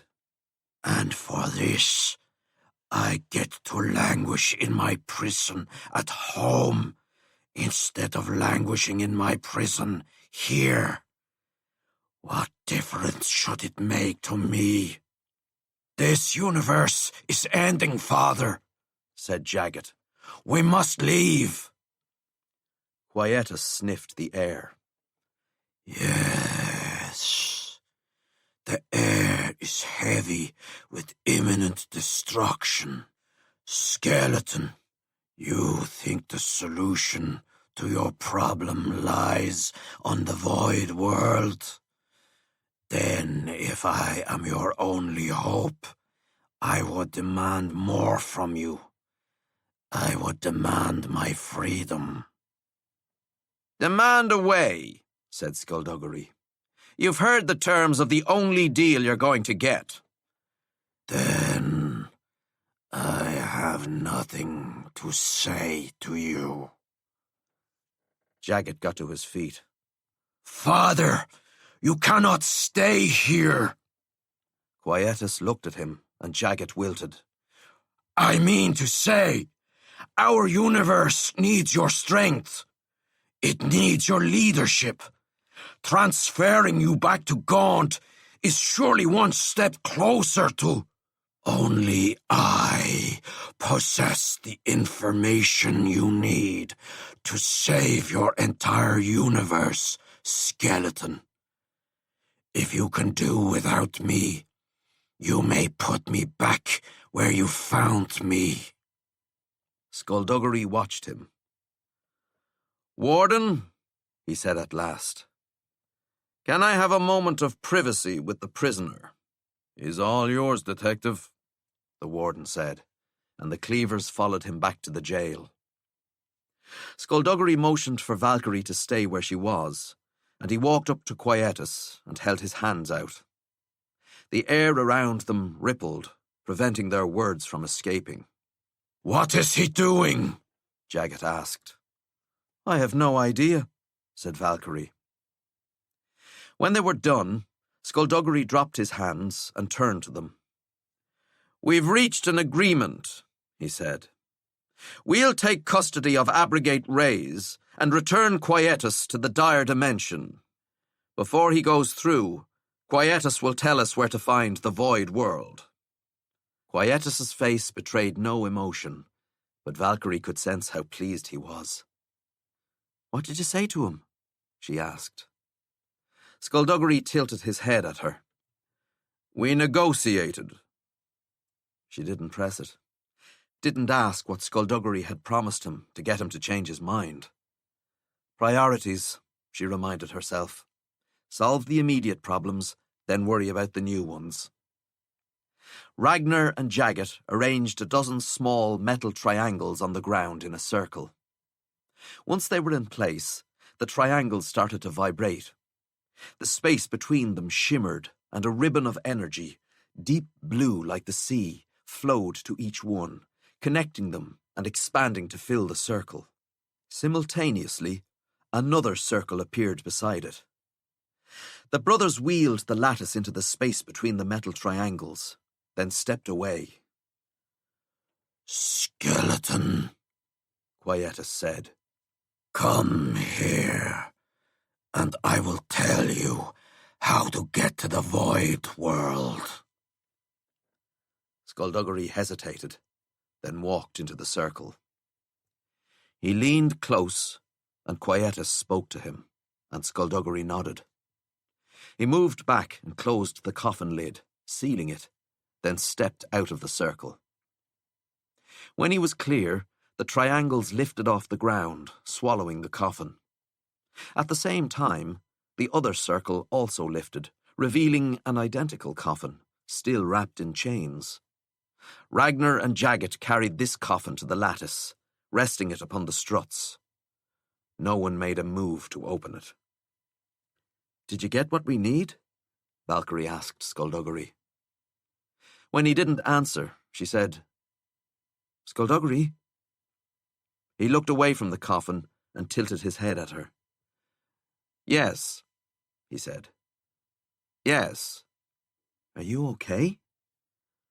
"Not especially."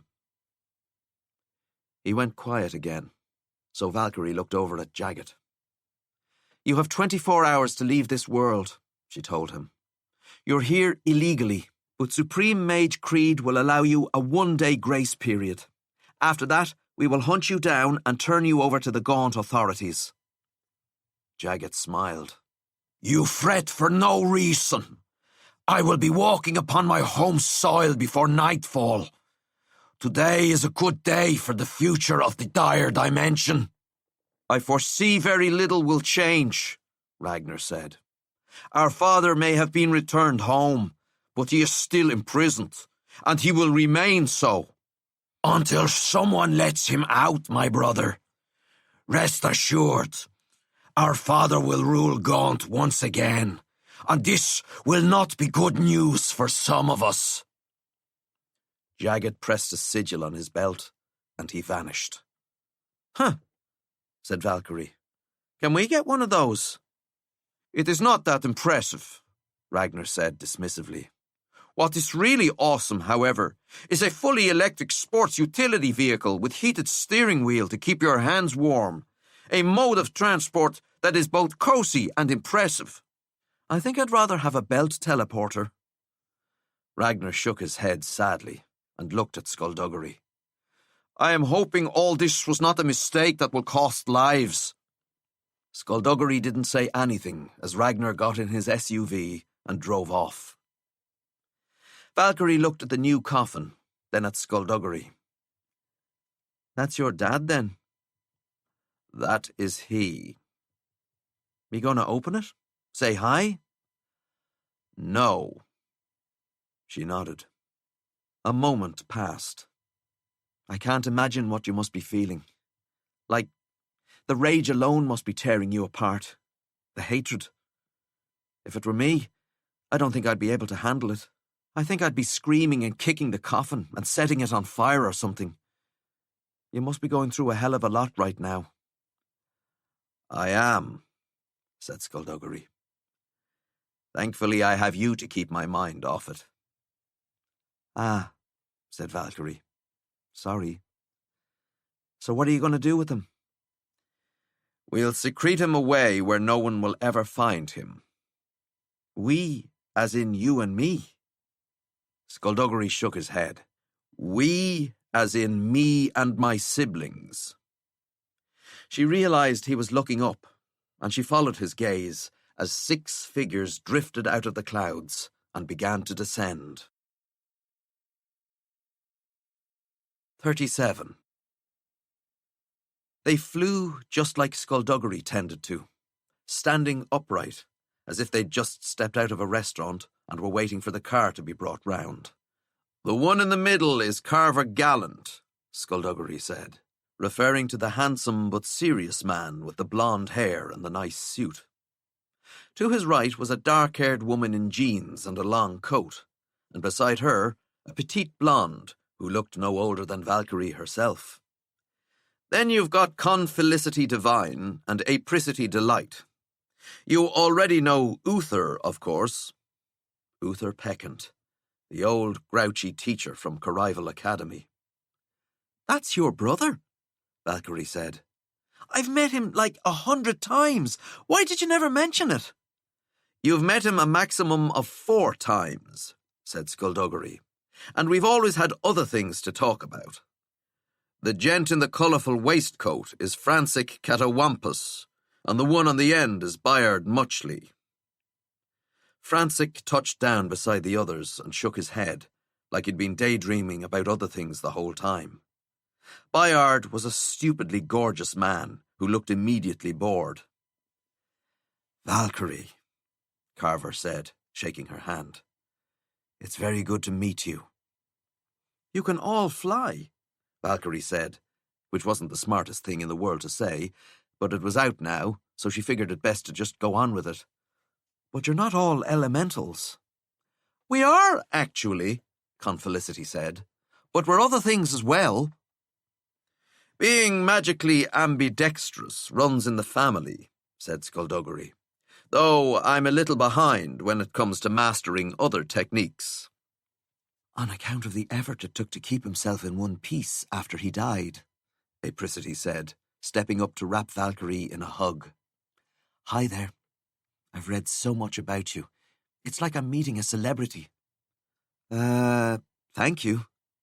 A celebrity that nobody likes and people still blame for the unthinking murder of thousands of people. That's me. Apricity grinned. I like you. We're going to be best friends.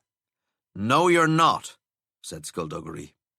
After we do this, we're all going to go our separate ways, like we always do. We don't go our separate ways, Bayard said. You go your separate way, and the rest of us hang out together.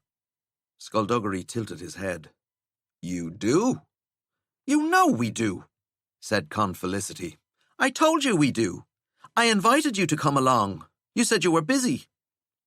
I am busy an awful lot.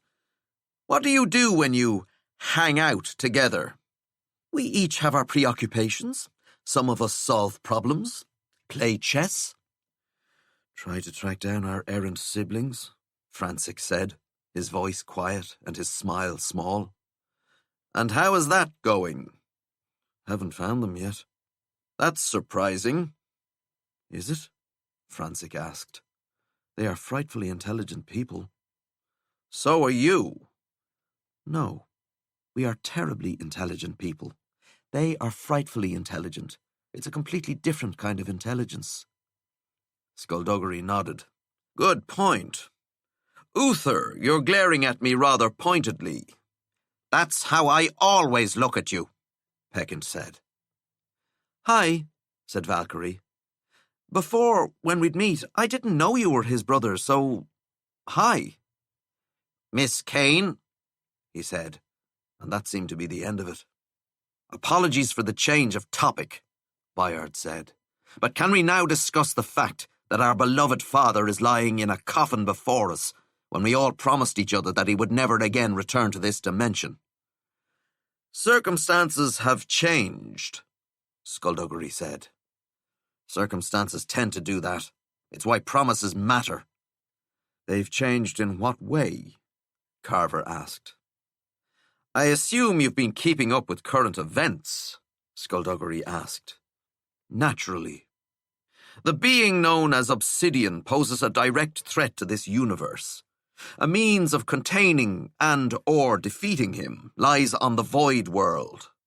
We needed to take Abrogate back in order to learn the location of the Void World.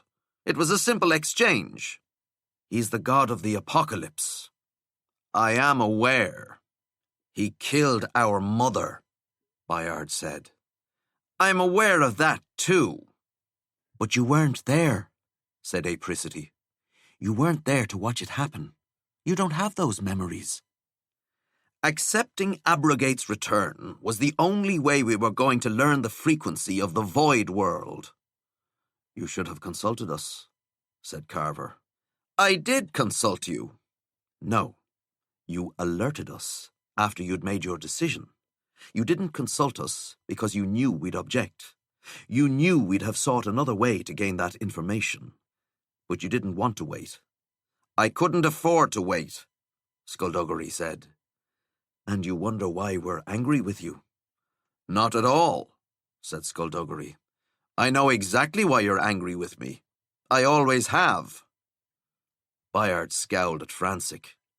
Are you going to say anything? I have said something, Frantic responded. Are you going to say anything else?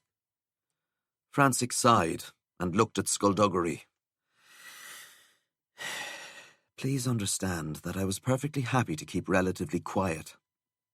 Skullduggery gave a gentle nod. Of course.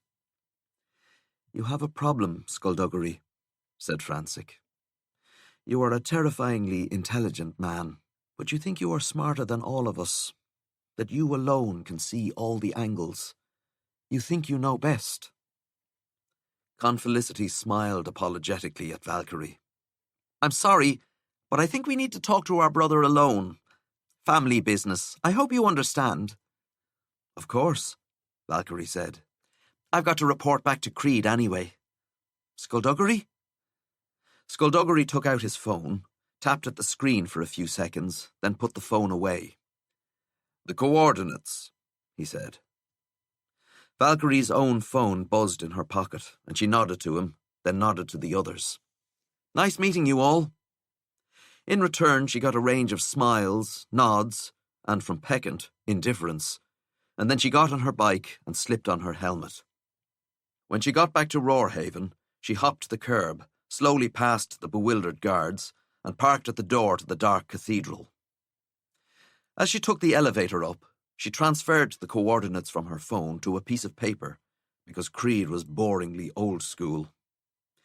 He was in his office alone, still hunched over the Nexus helmet, his thick fingers making surprisingly nimble adjustments to the headset. Got them, she said, tossing the paper onto the desk. He barely glanced at it before returning his attention to his work. This is good news, he said. Good news indeed. I'll have a shunter open a portal and send a team of our best people, and finally, we'll have something to hold Obsidian. Yeah, Valkyrie said, and frowned. Sorry, what's this about sending a team? Our best team, of our best people. See, that's what I thought you meant. The thing is, Skullduggery and I, we pretty much do this sort of thing ourselves, you know? We don't, pass it off for someone else to handle. I completely understand, said Creed, putting aside his work and looking up at her. But I'm afraid there is no other choice. I don't trust the skeleton, and you're too valuable to risk sending to another reality. What if you're trapped there? What will then happen to the faceless ones that are currently held inside you if you're unable to return? No, I'm afraid I must insist that you stay home. Valkyrie watched him. Yeah, she said, even slower than before. It's just, that's not how we do things. He sighed and stood and spoke to her like she was a child. Valkyrie, we don't know how dangerous the void world will be. She stifled a sudden blast of anger. It's the void world. There's nothing there. We don't know that.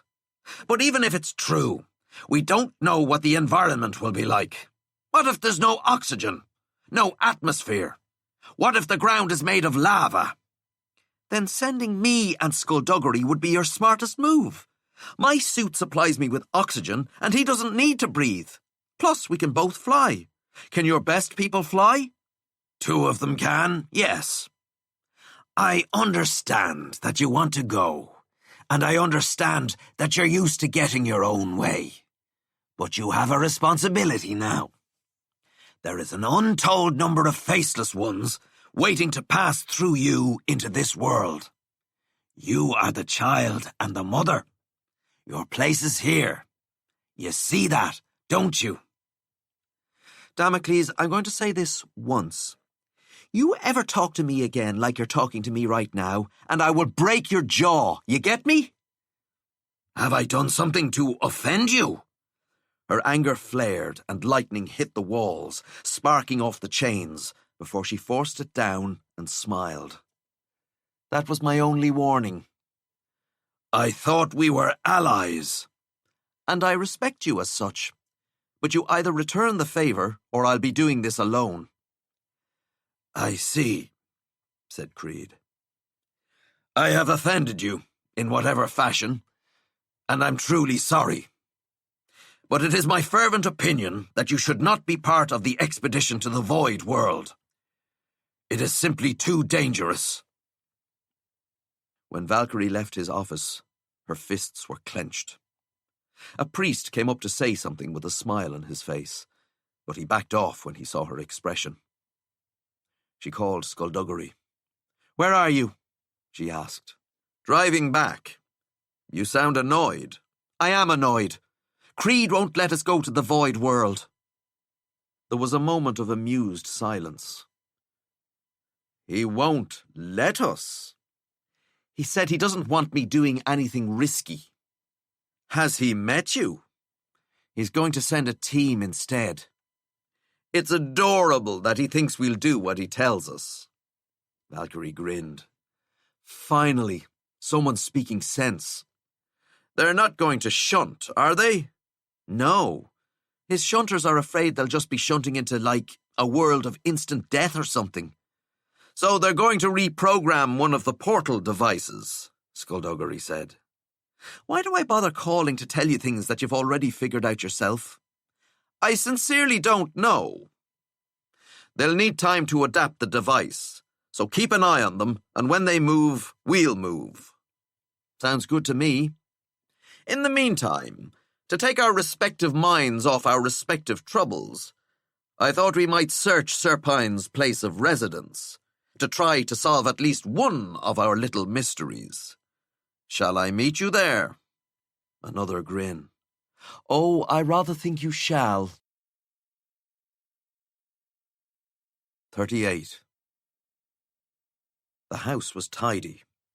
There were no ornaments and no pictures. The cupboard had one dinner plate, one side plate, one cup and one saucer. A knife, fork and spoon were all that rattled in the cutlery drawer. The fridge was empty, save for milk and cheese. There was a tiny cactus on the windowsill. "Wow," said Valkyrie. "It looks like a serial killer lives here." "Are you surprised?" Skullduggery asked, leading the way up the stairs. "Kinda, yeah. Serpine has more personality than this." They entered the bedroom. The bed was perfectly made. Among the clothes in the wardrobe was the grey suit. There was nothing else of note. "So many clues," Valkyrie said, then raised her eyebrows at Skullduggery. "So, that was your family, huh?" "Minus our 3 more murderous siblings, who are still out there plotting murderous plots, yes." "They seem nice. Bayard is hot." "So he tells me." "Are they all as smart as you?" "I don't know," Skullduggery said. "They'd need to try to kill me before I could make a reasonably accurate judgment on that issue." "Is that likely to happen?" "Anytime soon? Probably not." They went downstairs. "It must have been nice when they came back," she said. "I mean, for all this time you've been alone, and then suddenly you have your brothers and sisters again." "I wasn't alone," Skullduggery said. "I had you." He turned on the basement light and then led the way down, and Valkyrie watched him for a moment without moving. He turned on the steps and looked up. "Are you coming?" She cleared her throat. "Yeah, cool," she said, as gruffly as she could manage, and followed him. On the shelf against one breeze-block wall, there was a jar with a lump of flesh floating in a murky solution the colour of urine. "Ah," said Valkyrie, poking at the glass to make the lump of flesh move. "He kept it." "Your first attempt at a new hand?" She nodded. "I needed a few goes before I got it right. It's relatively easy to regrow a limb for myself, but regrowing it for other people is actually sort of tricky. We had 4 failed attempts before I got it right." "And after every failed attempt?" Skullduggery asked, peering into another jar on another shelf. "We had to chop it off." So he's been complaining about me letting his hand get cut off once, and not complaining about you chopping his hand off 4 times. I'm cuter than you. Also, I was doing it to help. There are 3 jars. Sorry? 4 failed attempts, 4 chopped off hands, only 3 jars. Valkyrie joined him, looking around. Huh, she said. The first attempt had resulted in the lump of flesh. The second was a hand that was all thumbs. The third had 8 fingers and 2 thumbs. The last is missing, she said. What went wrong with that one? Skullduggery asked, conducting a search of the rest of the basement. There wasn't much down there, though, so it didn't take too long. It kept growing, she said. It wasn't ballooning out or anything, but the wrist kept growing longer. I knew I could do better, so I chopped it off, started again, and this time I got it right. And what did you do with the hand? Valkyrie shrugged. We put it in the bag with the others, and Serpine said he was going to burn them. Obviously he didn't. How much did that 4th hand grow? Like 4 or 5 centimeters over a week, something like that. What are you thinking? He looked at her and didn't say anything. Valkyrie laughed. No, come on. That's silly. Is it? Yes, she said. Skullduggery, the hand didn't grow itself a new Serpine, okay? I was helping Serpine grow the hand, not the other way round. And you're sure it couldn't have backfired in some way? Like, am I absolutely, positively certain that it didn't backfire? No, obviously not. This is magic we're talking about. There are unintended consequences to the simplest of things, and growing someone a new hand is not a simple thing. So, yes, it's possible, but it's just silly. When you eliminate the impossible, whatever remains, no matter how silly, must be the truth. She folded her arms. So you're saying that I accidentally grew a new Serpine, and he's the one who killed Skewer? Yes. Valkyrie thought about it. Thought about it some more. Damn it, she said. I grew a new Serpine, didn't I? I think so. She turned and stormed up the stairs. Say hi from me, Skullduggery called after her. She walked out of the front door and flew to the City Guard headquarters, where she demanded to be taken to Nefarian Serpine's cell. He was dozing on his bunk when she walked in. He sat up, surprised. Are you breaking me out? I am not, Valkyrie said, standing with her arms folded as the door slammed shut behind her. Why didn't you destroy the hands, Nefarian? He pursed his lips. You've been in my basement. Yes, we have. Why didn't you destroy the hands like you said you would? Honestly, they're good conversation pieces. I'm sorry? People come in, they see the hands, they ask what's up with the hands, and the conversation starts. It's an icebreaker. From there, you move on to topics not involving hands. You think hands in jars make a good icebreaker? Put it this way, Valkyrie. If you visited someone in their home for the first time, and you noticed that they had jars of hands on the shelves in their basement, wouldn't you want to know more? Tell me something, Nefarian. How many people have you invited back to your house? He made a face, as if the entire notion repulsed him. None. Why would I invite anyone back? No, never. Then why would you need an icebreaker? He opened, then closed his mouth. Where's the 4th hand? She asked. He looked away. Where's the 4th hand, Nefarian? What happened to it? Nothing happened to it. Why would you even ask that? I didn't get round to buying a 4th jar, that's all. I'm going to ask you something, and I want you to think twice about lying to me. The fact is, depending on the answer, I might want you to lie to me, but it's in your own best interests not to do that. Nefarian, as stupid and silly as this sounds, as ridiculous as it is, did the 4th hand go on to actually grow a new you? Yes, Nefarian said quietly. Oh, damn it. He stood.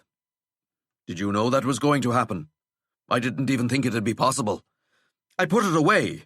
I put all the hands in the freezer, and when I took it out again, it had grown an arm up to the elbow. I didn't know what to do, so I put it back. I left it for a week, and when I checked again, it had a shoulder. Why didn't you destroy it?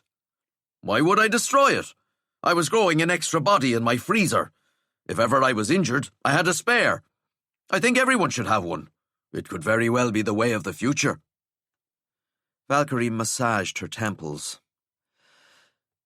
Okay then. I'm not going to even... Let's just move past that. Where is the body now? Nefarian hesitated. A secure location. You're sure about that? Of course. You haven't put it together yet. Nefarian, you've been arrested for a murder you claim not to have committed. The only explanation is that you were in two places at the same time. The only explanation for that is that your spare body is alive. Nefarian looked at her. No, he said. Yes. It can't be alive. There's no consciousness there. Maybe it's fooling you. It's an empty shell, Valkyrie. Tell me where it is and I'll go look. He shook his head. You'll destroy it. Her phone buzzed.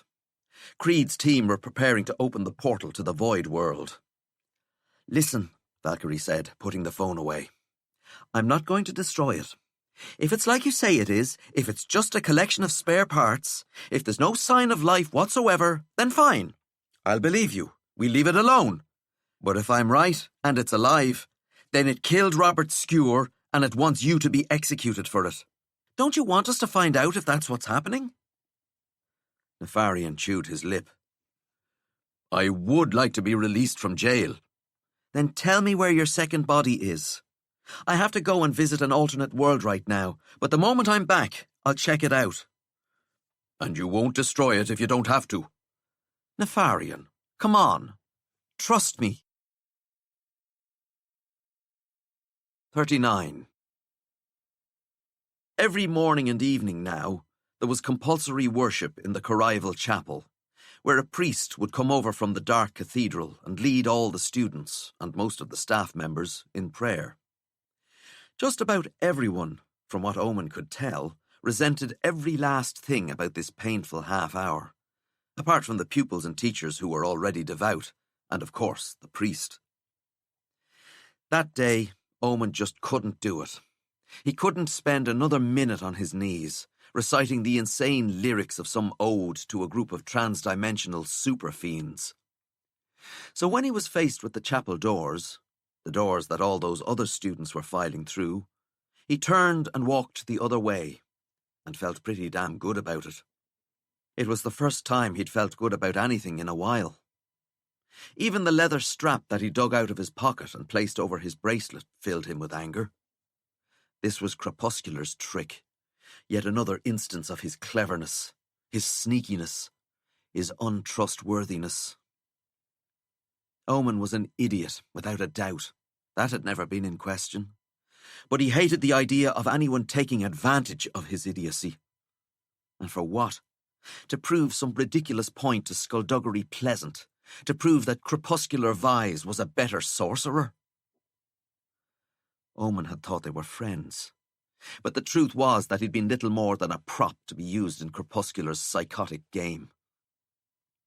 He heard footsteps, remembered there was always a prefect on patrol in the hallways during prayer time, and quickly stepped to the corner. He peeked round, saw Filament Sclavi striding towards him. "Hey!" Filament shouted. "Who is that? Show yourself at once!" Obviously, Omen wasn't going to turn himself in and get sent down to the detention cells, which sounded bloody awful. But there wasn't a whole lot he could do about it, apart from run and hide, and he wasn't about to do that. He wasn't a child.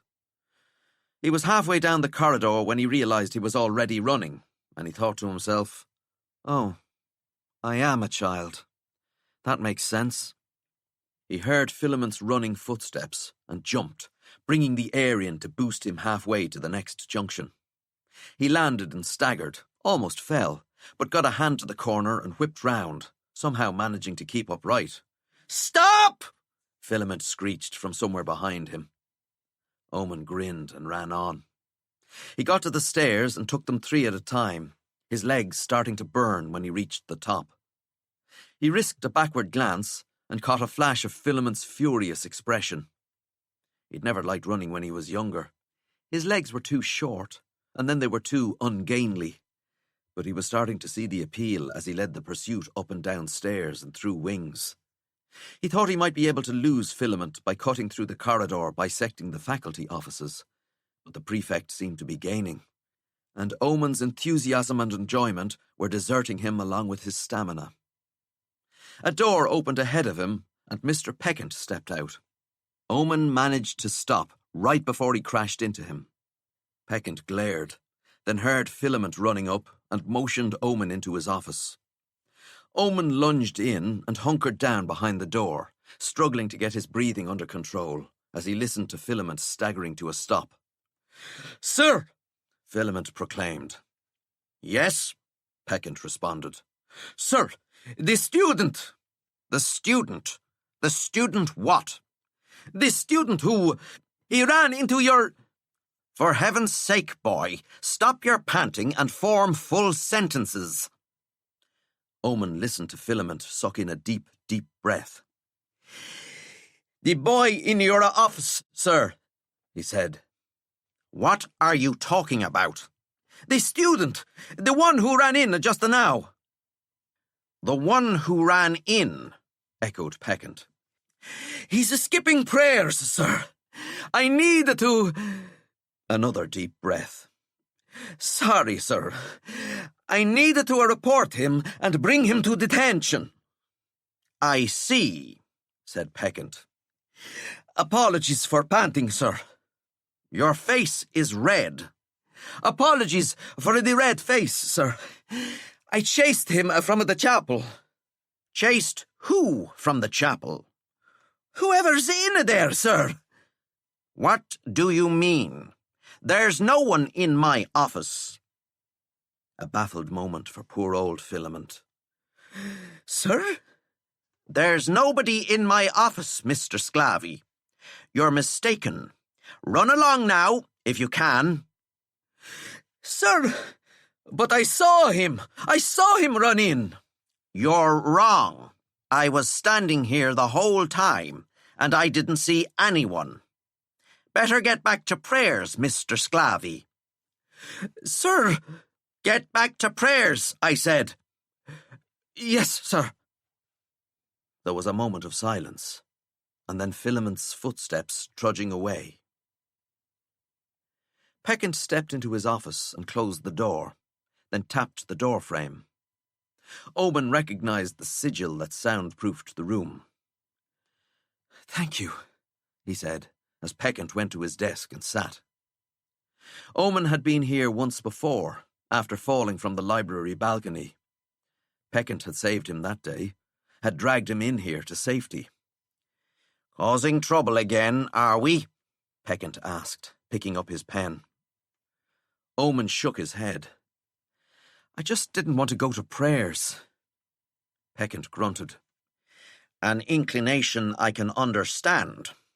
I never was one for the worshipping of deities, especially the kind that stand outside your window for weeks on end. Filament will tell someone about this. I imagine he will. He has that look about him. I wouldn't want to get you into any trouble, sir. It's a bit late for that, Darkly.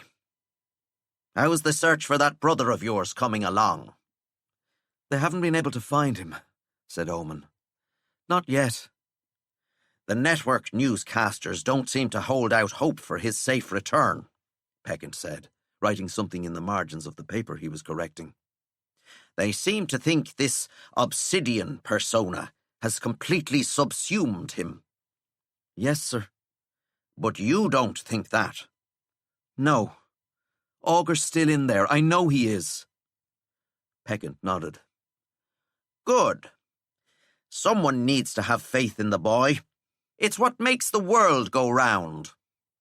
Sir? Faith? darkly. Faith. If a person can't have faith in his brother, who can he have faith in?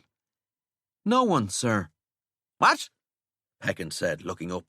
What nonsense! If you can't have faith in your brother, have faith in your sister, or your parents, or cousins, or friends, or neighbours. Have faith in your fellow humans, darkly. There's always someone to have faith in. Sorry, sir. As well you should be. Do you have brothers, sir? I do. 4 of them. 5 sisters, too. That's a big family. Back when I was a child, everyone had big families. Did you have faith in them? Peckant observed him. I did, he said. In some of them I still do. Footsteps approached, what sounded like filaments and a pair of high heels. Peckant sighed and stood. Back behind the door, Mr. Darkly, he commanded, and Omen hurried over. Mr. Peckant, came Duenna's voice as she knocked. Mr. Peckant, I would like a word. I have a choice few for you, Peckant muttered as he tapped the sigil and then opened the door, blocking Omen from sight.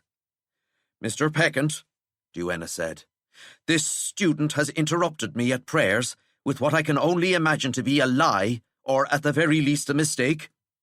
Mr. Sclavy, please repeat what you told me. Philemon's voice, hesitant to start. I saw... I chased the student. He was missing prayers, and I told him to stop, and he ran, and so I chased him, and he came in here. And you're absolutely positive he came in here? Duenna asked. There's no chance you may have been mistaken? None, miss. But when Mr. Sclavy told you what had happened, Mr. Peckant, you insisted that no such student had run in. Do you see my dilemma? Who am I to believe? You're to believe your staff, said Peckant. Kids are stupid. There have been studies that prove this. Sit in on any of my classes and I can confirm it beyond a shadow of a doubt. Uther? Can I call you Uther? Uther, did a student run into your office? No one ran into my office, Prunella. I don't allow running. My name is not Prunella. That's hardly my fault. Would you like to check? Would you like to conduct a search of my office to verify the veracity of my statement? Oh, I think any student would have had ample time to scurry away by now, Mr. Peckant. Then are we done here? I have marking to get back to. No, Mr. Peckant, Duenna said, her voice growing harder. We are not done. Prayers are mandatory for students and faculty, so why weren't you in the chapel? If I'm to pray, I pray on my own time and in my own way. I'm afraid that just won't do. That won't do at all.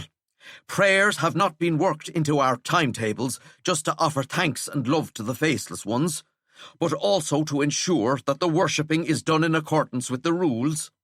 Staff are encouraged to pray on their own time, absolutely, but they are also expected to attend the scheduled sessions. Principal Duenna, said Peckant, you may be perfectly happy to dance round what you're meaning to say, but I do have work to get back to, so please make your point and leave me to it. Mr. Peckant, I am unused to being spoken to in such a manner. Then I'd get your hearing checked, because people have been saying things like that about you for the last 7 years. Omen tried to picture Duenna's face right at that moment, but nothing he could imagine seemed to do the trick. I will not stand for such insubordination, she said in a voice Omen could barely hear.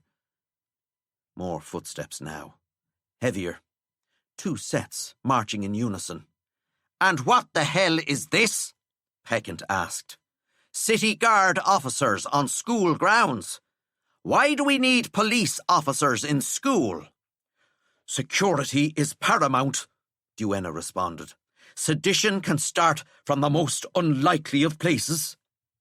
Peckant laughed. Ha! You mean here? You think a school is an unlikely place for sedition to start?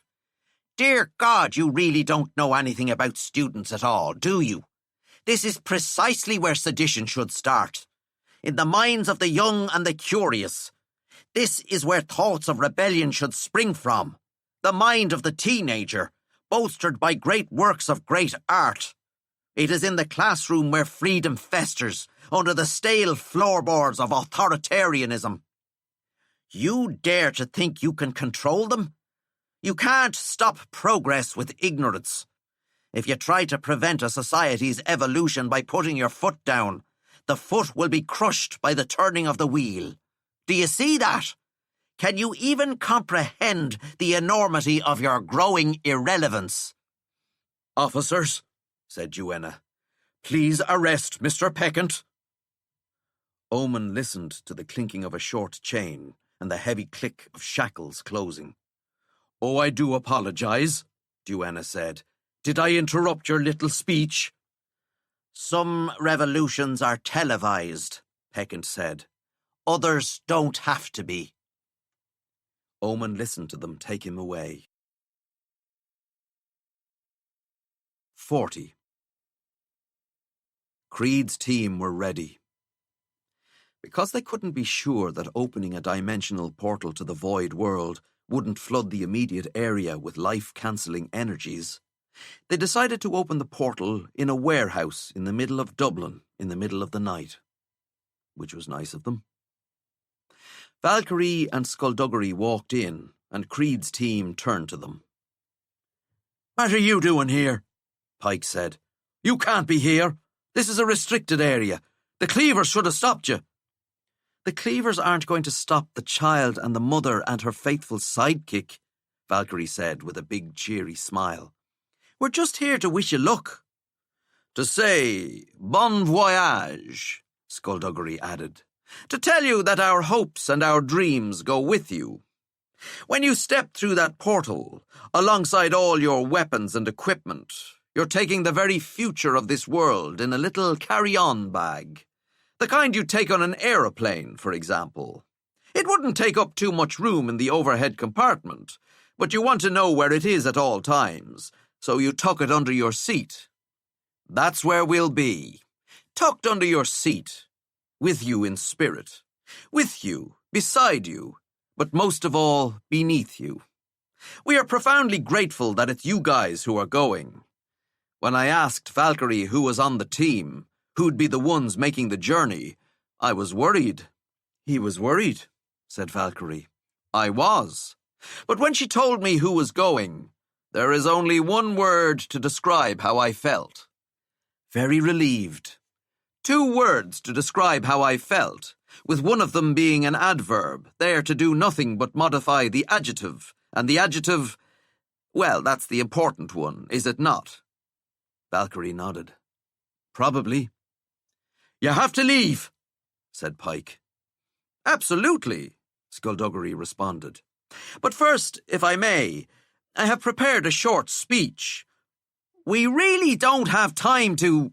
Adventure can be a cruel mistress, Skullduggery said, walking between the members of the team and patting some of them on the back. She can be unkind and merciless, and at times sadistic. She can whittle you down to the nub of who you are, of who you think you are, and who you imagine yourself to be. But adventure calls to you. You can hear her voice in the wind. In the wind, said Valkyrie. You can hear her voice in the roar of the sea. The roar, said Valkyrie.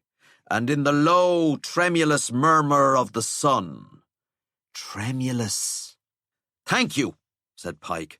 Now, if you'd both just leave the adventure, Skullduggery said loudly, is a 9-letter word, and each one of those letters is as important as the next.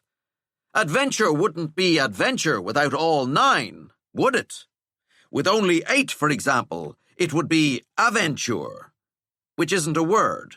It's almost a word, but not quite. Each letter stands for something important. A is for the astonishment you will most certainly feel while setting foot on the void world. We don't know what's waiting for you. We don't know if there's anything to wait for you. We don't know much. We don't, said Valkyrie. D, Skullduggery said, is for death. That's what you're risking. That's what you might have to face when stepping onto the void world. It might be a nice death, soft and cozy and smelling of rose petals.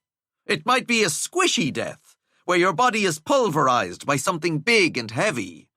Like a foot, said Valkyrie.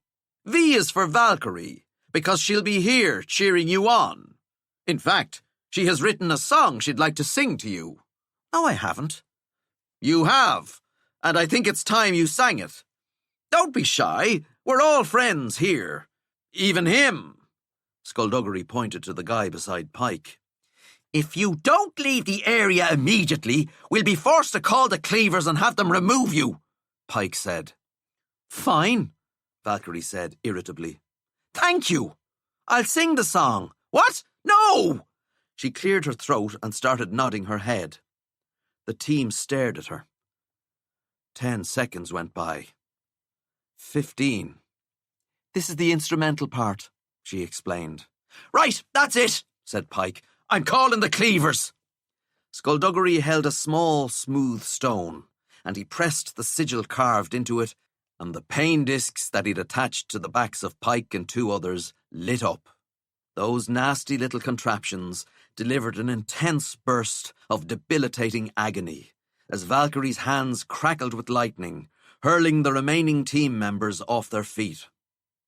Pike was the last one to collapse, and when all 6 were unconscious, Valkyrie picked up a small silver case and joined Skullduggery at the portal device. Her necronaut suit flowed over her clothes. She pulled up the hood and set the mask over her face. Skullduggery activated the device, and the portal opened, a doorway of riotous, colourful energy. He reached out his hand, and Valkyrie grinned and took it, and they stepped in, breaking through the colour, and a vast, pale blue sky opened up above them. Their feet kicked dust. The land was barren. In the distance, dark mountains kept low to the horizon. This was not the first time Valkyrie had visited another dimension, but it was still pretty cool. "How's the air?" she asked. "Not breathable," Skullduggery replied, sounding far away. "Keep your mask on." The emptiness of the world prodded at her mind. In the last few years, she had grown used to a background hum of activity that only she could sense, as the world she'd grown up in buzzed around her. But here, there was no activity. There was no life. There was only nothingness, and the absence was sending gentle fingers of discomfort pressing into her temples, into the point right between her eyes. They approached the only object in sight, a small broken boulder, the void meteorite. One side had been smashed open, exposing the jagged innards that glistened here and there, with tiny dots of the purest black. Malevolent had done a pretty thorough job of excavating all the obsidian. Valkyrie took 3 metal nails and a hammer from the silver case. "I hate to say it, after all the trouble we went to, beating up Pike and the others, but they could probably have done this without us. I mean, it's right where Quietus said it'd be, you know?" Skullduggery nodded. "We may have been unnecessarily harsh." "Think they'll understand?" "Probably not." "I'd say they'd forgive me, though. I'm the child and the mother, after all. But you, "They will not be pleased with me." She crouched and hammered the nails into the boulder at regular intervals. Every time the hammer struck, she winced. "Are you okay?" Skullduggery asked. "Grand," she said. "Just a headache." Once the nails were secure, Valkyrie pressed the sigil on the hammer. The nails pulsed once, and the boulder lifted off the ground. "Will there be enough meteorite?" she asked. "For a prison cell? No. But the stone could be laced into iron bars. It might be enough to hold him." "Or shackles?" Stone shackles, Skullduggery said. The next big thing. Pain darted behind Valkyrie's eyes, and she scowled. Valkyrie? Damn it, she muttered. She dropped the hammer and squeezed her eyes shut, trying to hold it back, but the vision burst out of her, and her eyes snapped open, and images of things that weren't there played out around them. They were in a concrete corridor, and China Sorrows was lying dead beside an empty life force bomb. The first time Valkyrie had experienced this vision, China had been lying dead in a field of broken glass, blood everywhere. Now there was no blood, there was no broken glass, and China was almost unrecognizable. Her life force had been drained, reducing her to a mere husk of empty skin and brittle bones. This is different, Skullduggery murmured. The corridor went away, and the whistler stood in darkness ahead of them. Sometimes he whistled Blue Moon, sometimes Dream a Little Dream of Me. Today he was silent and still. Valkyrie tottered, and Skullduggery had to hold her up. "I'm okay," she said, stepping away, determined to stand on her own. Things were definitely different. The first time, she'd seen the thousands of refugees from Dimension X trudging towards an uncertain future. She'd seen the misery etched on their faces, the same misery she'd seen in person years later. They weren't in the vision anymore. Neither was Cadaverous Gant or Saracen Rue.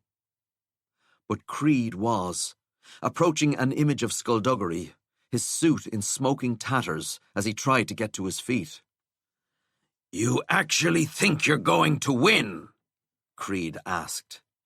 That scenario flew apart as the plague doctor jumped through a window and disappeared, and then Tanith materialized, her sword in her hand. "It didn't have to be this way," she said. Valkyrie watched herself, her future self, circle Tanith in the opposite direction. The ground cracked and flew apart, dissipating Tanith, and honest-to-God monsters started crawling out of the earth. "This is still the vision, right?" Valkyrie asked. Still the vision, Skullduggery confirmed, as they watched the monsters trample cars and snatch up the screaming people trying to flee. Around them, police sirens wailed, and they heard President Flannery's voice crackling through a badly tuned radio station. "On this day," Flannery intoned, "America declares war on the sorcerers." Bright flashes made Valkyrie jerk back. Explosions in the distance. Impossibly huge explosions that filled the horizon with mushroom clouds. A sudden wind, impossibly strong, tore houses and lampposts out of the ground and tossed cars and trucks. And the light came, and the light burned it all. And then there was Valkyrie herself, dropping to her knees. This is when she died, she knew. She'd seen it again and again, dying on her knees. Obsidian stepped into view. Her future self looked up at him and laughed and said something, and he waved his hand, and it all went away. "Huh," Valkyrie said softly, the headache receding. "So that's how it—" But the vision wasn't over yet, because now the image shifted, and Valkyrie was suddenly watching herself, right here on the void world, watching the vision, watching as Skullduggery walked up behind her, slapped a pain disc onto her neck, and pressed the sigil on the stone, and the Valkyrie in the vision contorted in agony and fell. Valkyrie whirled, the vision washing away. "You're going to attack me?" Skullduggery laughed at the suggestion, but stopped when she noticed the pain disc in his hand. "Yes," he said, and flicked his wrist, but Valkyrie was already ducking out of the way. The disc sizzled as it passed her ear. "Wow," she said, straightening. "Damn," he said, taking off his hat and setting it on the ground. Valkyrie's right foot slid behind her, and she bent her knees slightly. "Don't try it," she said, her hands crackling. "Well," he responded, "I kind of have to now. This won't end well for you. You forget I taught you everything you know. That's amazingly incorrect. He shrugged. I taught you some of what you know. I'm not 12 anymore. I can do things. He swiped at thin air, and a gust of wind knocked her sideways, and Skullduggery lunged. She brought her arms up to fend off the punch or the grab, but he kicked her instead, his foot slamming into her shin. She grabbed him to stay upright, and he moved past her, twisting her arms. She countered, and his elbow clunked into her mask, and she bit the tip of her tongue. He had hold of her right wrist and bent it back towards her, but she sent a wave of energy straight to her fingertips, and Skullduggery snapped away from her, stumbling backwards. Valkyrie shook her arm out. Like I was saying, I can do things I couldn't before. You're not going to win this. You're overconfident, and you're underestimating me. Not at all, said Skullduggery.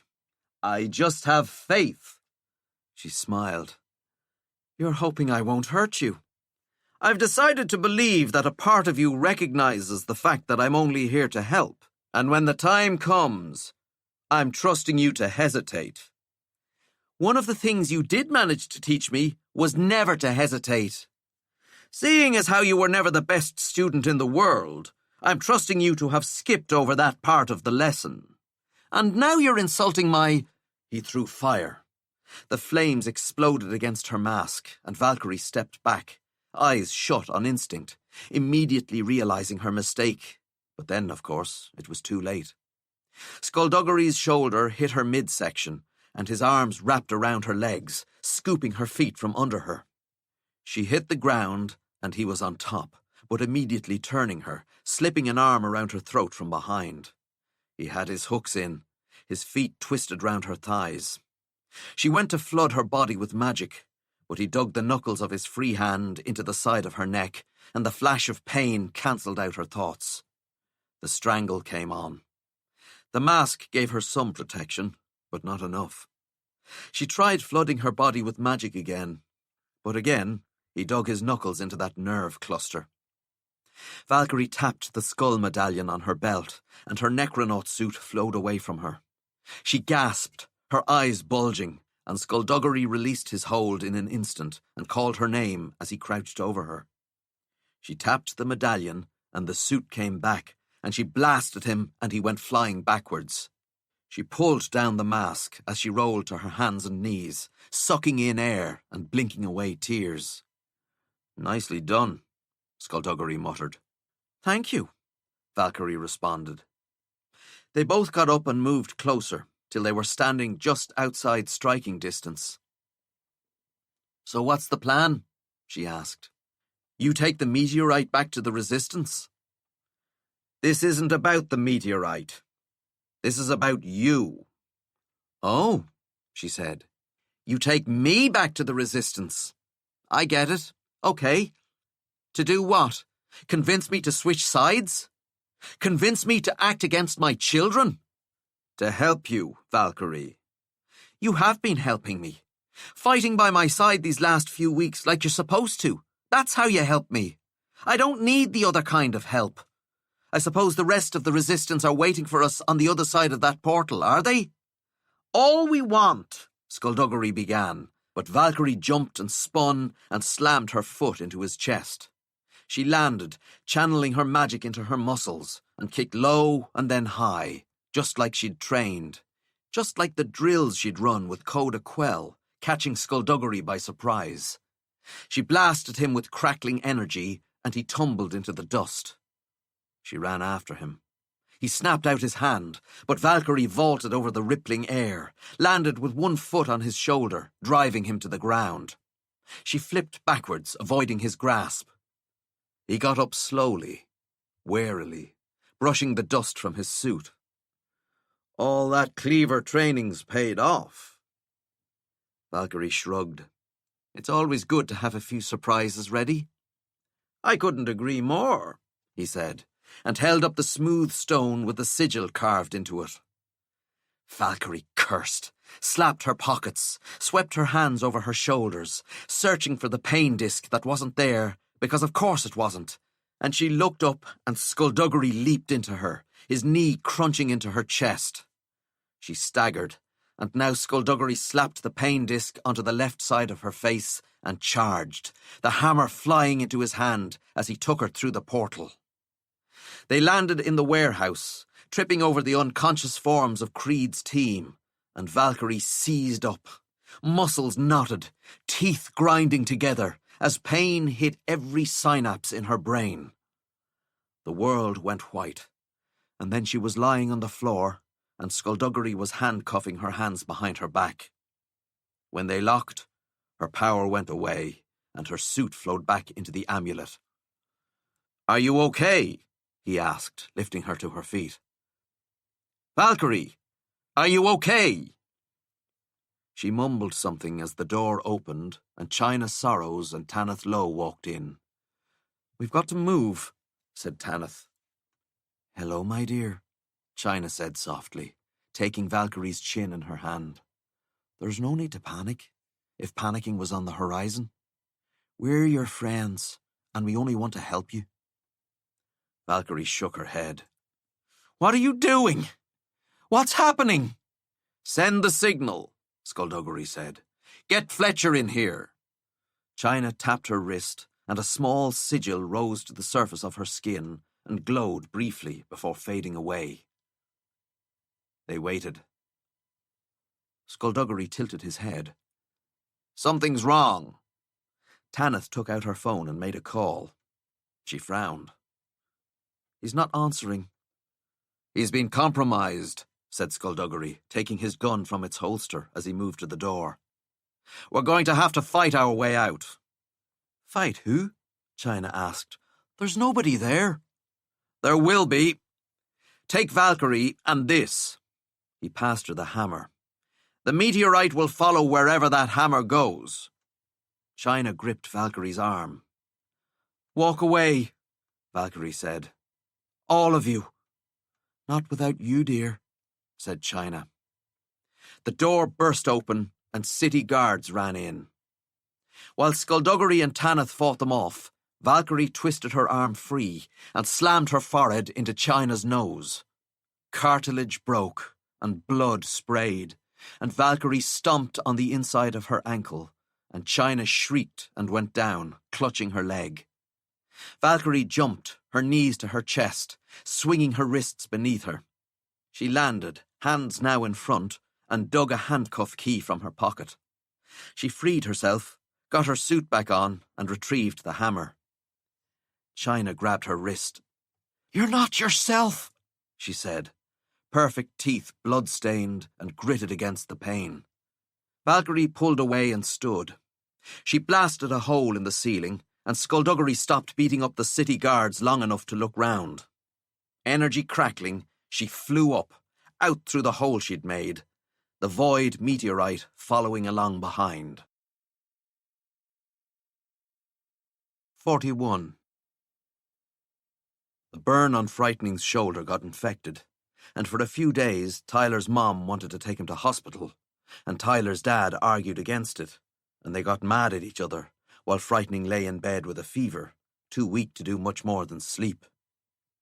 When the fever broke, and he realized how much time had passed, Frightening insisted on leaving. Tyler's parents objected until he finally convinced them that his being there might put everyone in danger. They got really quiet after that, and didn't argue with him any more. Tyler's dad went to borrow a car from Tyler's uncle that Frightening could drive to Houston. It wasn't much of a car, his dad said, but it wouldn't break down, and it wouldn't draw the attention of any traffic cops, and Frightening accepted the offer with thanks. While he waited for Tyler's dad to get back, he sat in the kitchen with Tyler and Mila and told them about South Africa. Mila said she'd always wanted to visit, but Tyler reckoned she was just sweet on Frightening, so she'd say pretty much anything to impress him, even though she had a boyfriend that she swore she loved. They heard a car pull up outside, and they all thought it was Tyler's dad. But when Tyler's mom answered the door, she had a wariness in her voice that made them all go quiet. "How can I help you?" she asked. "Afternoon, ma'am," said a lady. "My name's Agent Frost, And this here is Agent Dale. We're from the FBI, and we're looking for a man you may have encountered lately. This man. Have you seen him?" There was a pause as Tyler's mom examined whatever they were showing her.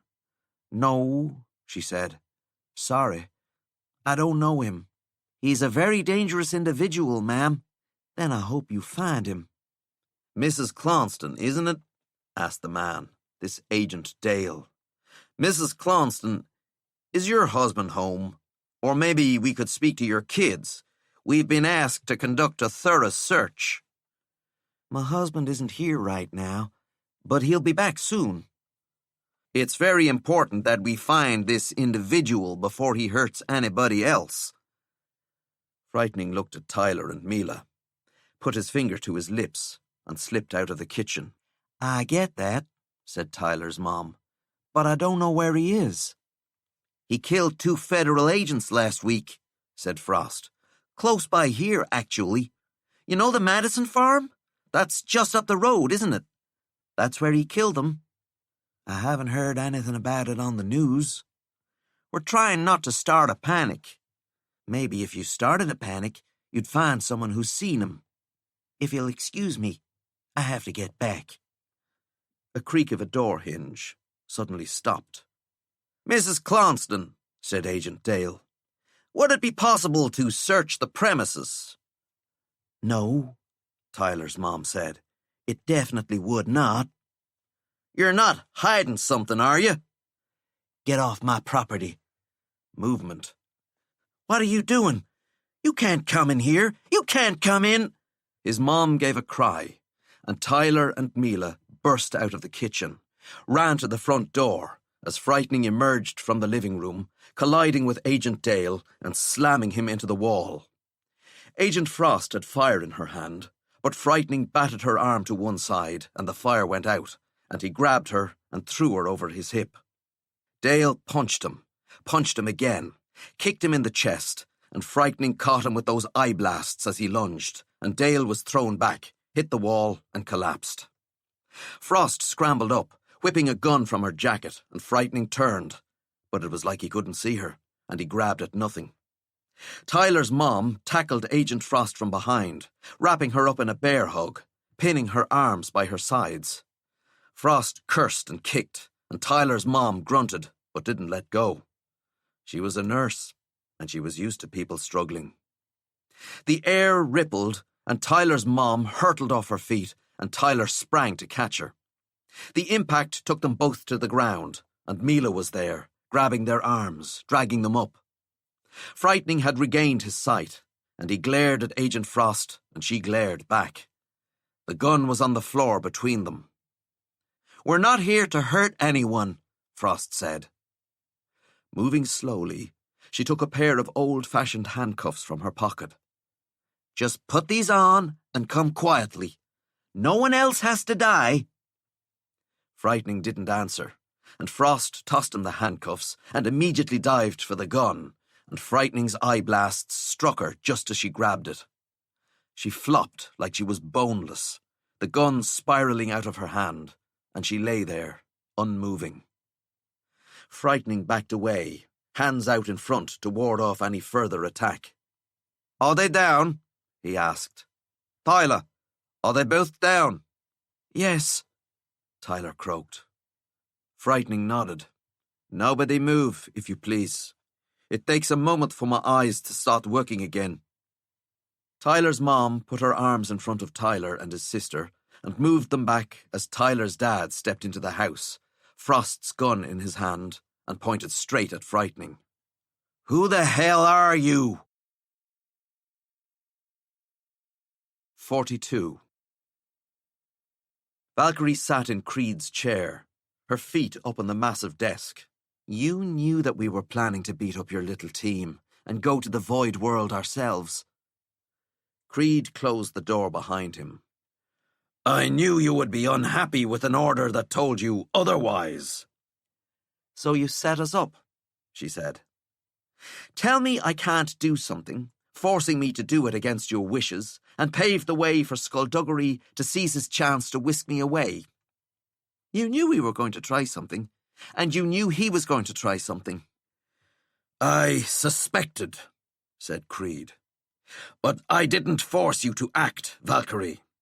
You were the only one to make that decision. But you expected it. I was reasonably sure it would happen, yes. She put her feet down and leaned forward. I don't like being used as bait, Damocles. Next time you think up a trap in which I'm the lure, I'd appreciate it if you tell me ahead of time. And I would appreciate it if you followed my instructions, said Creed. But I have accepted that that's never going to happen. God, you're annoying, she said, standing. And not in an attractive way. Not in an annoying but undeniably sexy kind of way. You're just annoying. You make me want to fry you where you stand. If that is your wish, I know I can't stop you. She glared at him. So annoying. It was, sadly, necessary. Now you know what I already knew, that Skullduggery Pleasant cannot be trusted, and is not your friend. Of course he's my friend. He betrayed you. He was trying to help me. He betrayed the Faceless Ones. He could only have betrayed the Faceless Ones if he'd ever pretended to follow them, which he never did. He made it quite clear that he was staying by my side because of me and me alone. He thought I needed help. But now you can see that he's the enemy, yes? Valkyrie sighed. Technically, yes. And he needs to be put down, along with the rest of the resistance. If we have to do it, then sure. But if there's a chance to save them, to let them see the light, we'll take that opportunity. You have far too much faith in those people. Valkyrie shrugged. If it's a crime to have faith in your friends, throw me in jail. But don't really, because I'll kill you. There was a knock on the door, and Cerise, the High Sanctuary Administrator, stepped in. Apologies for interrupting you, Supreme Mage, she said in her usual calm manner. But an urgent matter has been brought to my attention that I felt I needed to communicate to you as soon as possible. Creed frowned at her. If it's urgent, Administrator, why have you wasted time coming here in person when a phone call would suffice? My apologies again, sir, Cerise said. You are, of course, entirely correct. What is it? What is the urgent matter? It's the Cleavers, Supreme Mage. They're gone. Creed didn't respond, so Cerise kept talking. Those coming to the end of their shift left as scheduled, but their replacements failed to turn up. We can't find any Cleavers anywhere. Not here, not at any of the sanctuaries around the world. And when were you told about this? Just a few moments ago, Supreme Mage. And you walked over here, did you? I walked quickly, sir. You wasted time, Administrator. I apologize. One might think you have deliberately wasted time. Heavens! Leave, growled Creed, and Cerise bowed and quietly left the room. Valkyrie raised an eyebrow. Did you see that coming? You didn't, did you? Try not to sound so pleased, Creed replied. This affects you just as much as anyone else. Not really, though. The Cleavers walk away, the city guard steps in to fill the gap here, sanctuary agents fill the gap around the world, and everyone is stretched so thin that the system breaks down. Chaos and anarchy take over. All your little plans crumble to dust. And me? I'm still the child and the mother.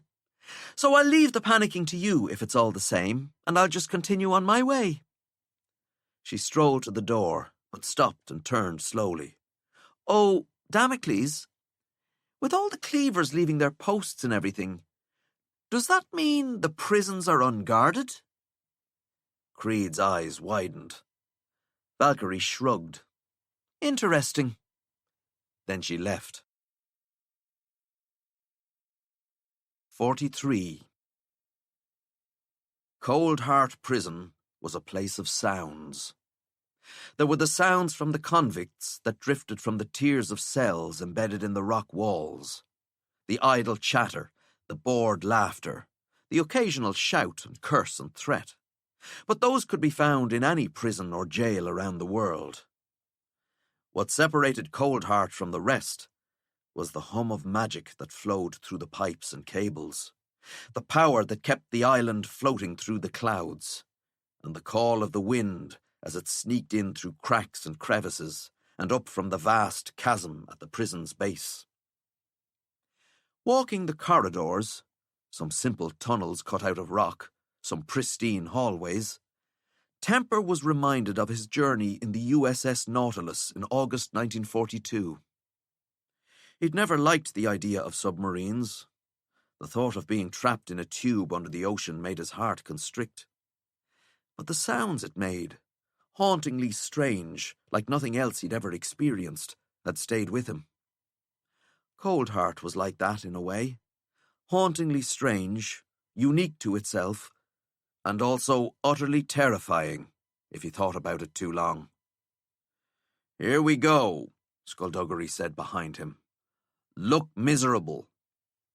The warden, a man named Britannical, rushed over to meet them, flanked by two gruff-looking sorcerers.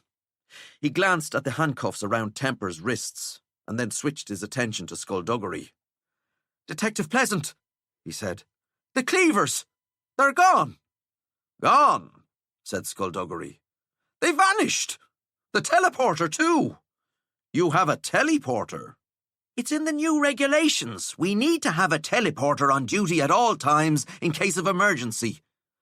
"But isn't this an emergency?" "Yes." "So where's your teleporter?" "We don't have one." "Isn't that against regulations?" "That's what I'm trying to tell you." Skullduggery chuckled. "Well, I won't tell if you won't, Warden. I'm just here to deliver a prisoner." "Detective Pleasant, you're an arbiter. Surely you can use your influence to call for reinforcements. This is, as I said, an emergency. All I have are a dozen sorcerers to maintain order in a facility that needs 120 cleavers minimum." 120? Minimum! And you have 12? Yes! Warden, it sounds to me like you have a staff shortage. Yes, Britannical said. I do. How long has Coldheart been back in service? 2 weeks, isn't it? That's not very long at all. What are we going to do? I'm no expert on prisons, said Skullduggery. But if I were you, if I were warden of this entire facility, if the responsibility fell on my shoulders and my shoulders alone, I don't know. I'd probably panic. But I'm already panicking. Then why do you need reinforcements? You're doing great on your own. I don't understand why you're not seeing the severity of the situation. Our cleavers are gone. Our teleporter is missing. He's not missing. I assure you he is. No, I know exactly where he is. The warden frowned. Wait, how did you even get onto the island? His phone beeped and he looked at it, his frown deepening. It says here that Skullduggery Pleasant is wanted for crimes against Roarhaven. Can I have a look? Skullduggery asked, taking the phone from him. Oh, so it does. There's something else here, too. The Sparrow, it says. The Sparrow flies south for winter. The handcuffs dropped from Temper's wrists, and he grabbed one of the sorcerers, while Skullduggery snapped his hands at the air, and the warden flew backwards. The sorcerer tried to pull away, but Temper cracked his elbow into the guy's jaw, and he crumpled. He left Skullduggery to deal with the last guy, and raised his hand to the security camera. Hansel shot out, smashed through the camera lens, and then retracted into Temper's palm. Skullduggery laid the second sorcerer on the ground, and they walked on, side by side. They got to the chasm where the wind howled up from beneath, and Temper operated the console. A cell of metal and glass rose from the depths of the chasm and turned slowly in mid-air, and the skeleton in the orange jumpsuit nodded to them. Hello, Skullduggery, said Cadaver Kane. Hello, me, said Skullduggery. 44. The jumpsuit hung off Cadaver like a sheet on a clothes horse. The skeleton's skull was fractured, held together by metal staples. He looked at Skullduggery, and Skullduggery looked back at him, and neither of them said anything for a while. I don't get what's going on, Temper muttered. He wants to say that I must know what he's going to say, said Cadaver, but he doesn't want to be the first to speak. And he wants me to say that so he can tell me that he doesn't know what I'm going to say, because all the futures he's already seen have been rendered moot by the arrival of obsidian, Skullduggery responded. Can you even do it anymore? Look into the future. I don't know, Cadaver replied. You cut off my link to the Vidu Day, and my magic has been bound since you arrested me, so I have no way of knowing if it will still operate. I suppose you'll just have to let me out of this cell and we'll see. Amazingly, I don't see that happening. You'll have to let me out eventually if you want to know what the future holds. Or I'll just muddle through on my own. Cadaver tilted his head. Skullduggery tilted his. Neither of them said anything for a while. Temper sighed. Now what are you doing? Running through the possible conversations, said Skullduggery. In your heads? Each of you are running through the possible conversations in your heads? When we reach the conclusion of one, we go back and start again, said Cadaver. But you don't know what the other person is thinking. Of course we do, said Skullduggery. We're using logic and anticipating the other's counter-argument. Right, Temper said slowly. So who's winning? I am, said Cadaver. He is, said Skullduggery. A moment passed. Now we're even. They were quiet again. Impressive, said Cadaver. I thought so, said Skullduggery. Stop, Temper said. For God's sake, stop! Do either of you have any idea how annoying it is to stand here and know you're the dumbest person in the room? No, Skullduggery and Cadaver said at the same time. You can't just look at each other and imagine the argument, all right? You just can't. It's not how we do things. Cadaver, you want us to let you out. Skullduggery, you don't want to let him out. Start the argument there. Skullduggery shook his head. We're already beyond that. We've agreed that I have to be released, said Cadaver. Now we're discussing what comes next. Then what does come next? Temper asked. How can we trust you? That all depends, said Skullduggery, on the information we have that he doesn't. He's already noticed that the cleavers are missing, and has surmised they've left their posts in response to drastic steps taken by Damocles Creed.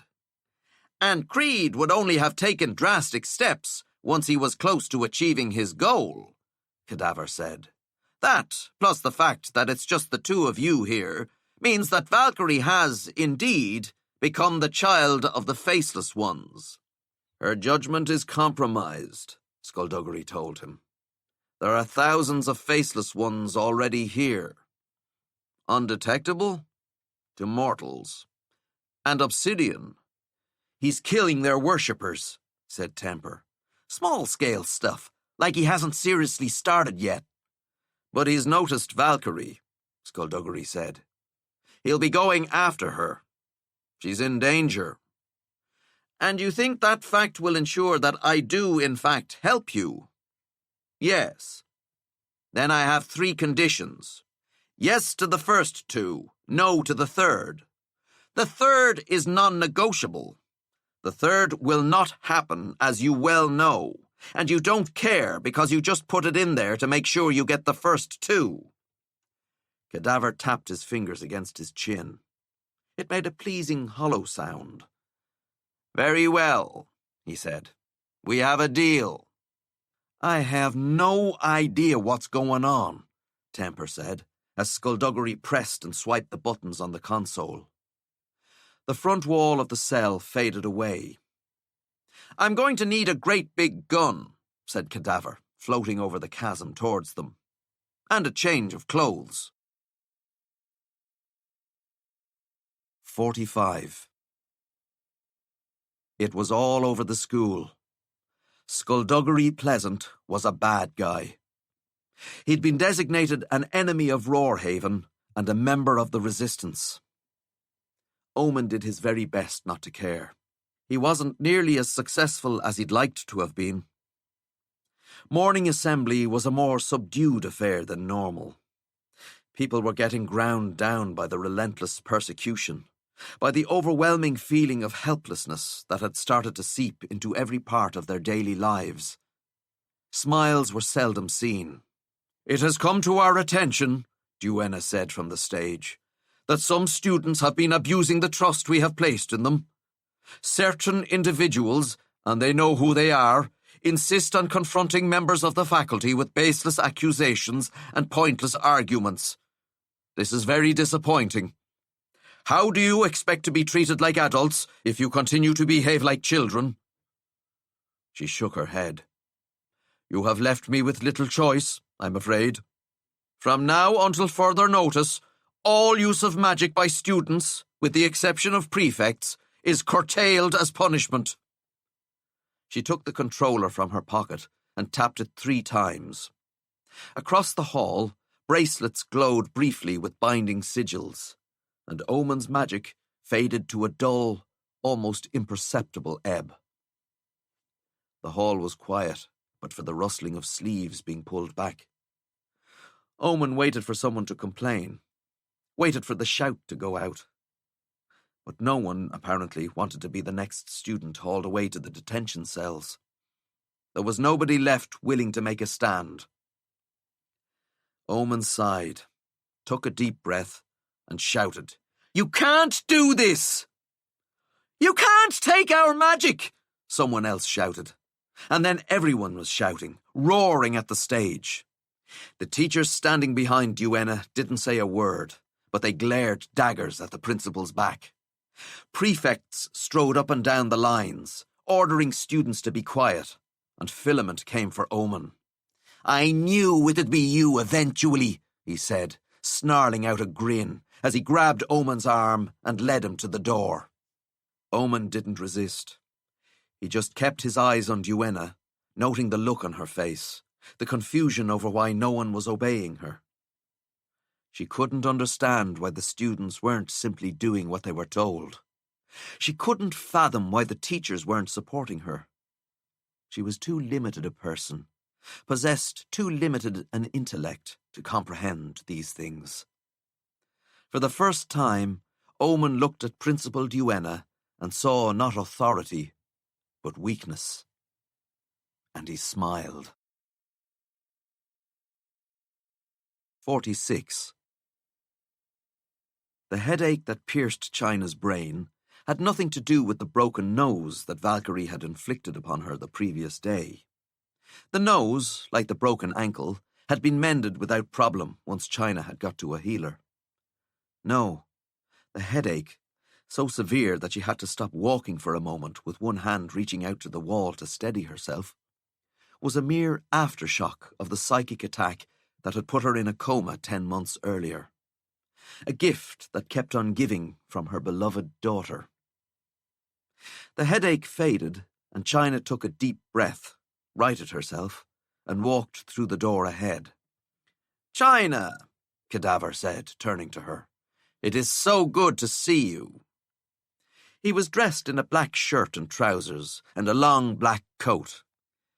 China found it interesting that he seemed to have chosen a new uniform, as much to define himself as to separate him from skullduggery.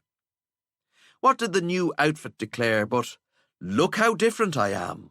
Look how casual and carefree I have become, now that I've thrown off the shackles of useless nobility."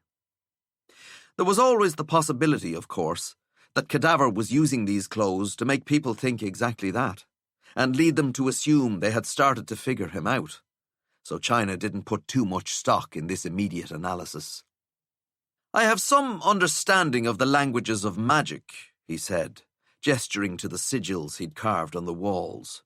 But it's nothing compared to your vast wealth of knowledge. With this room, I'm trying... I can see what you're trying to do, said China. He tilted his head at her. Do you think it will work? Perhaps. I could certainly use your guidance. Her fingertips glowing, China moved to the nearest wall. She took a moment to examine what cadaver had already carved there and got to work. Her nails cleaved through the plaster and brick like she was swirling her hand through soft ice cream. It's good to see you, Cadaver said as he worked on the opposite wall. She carved and didn't answer.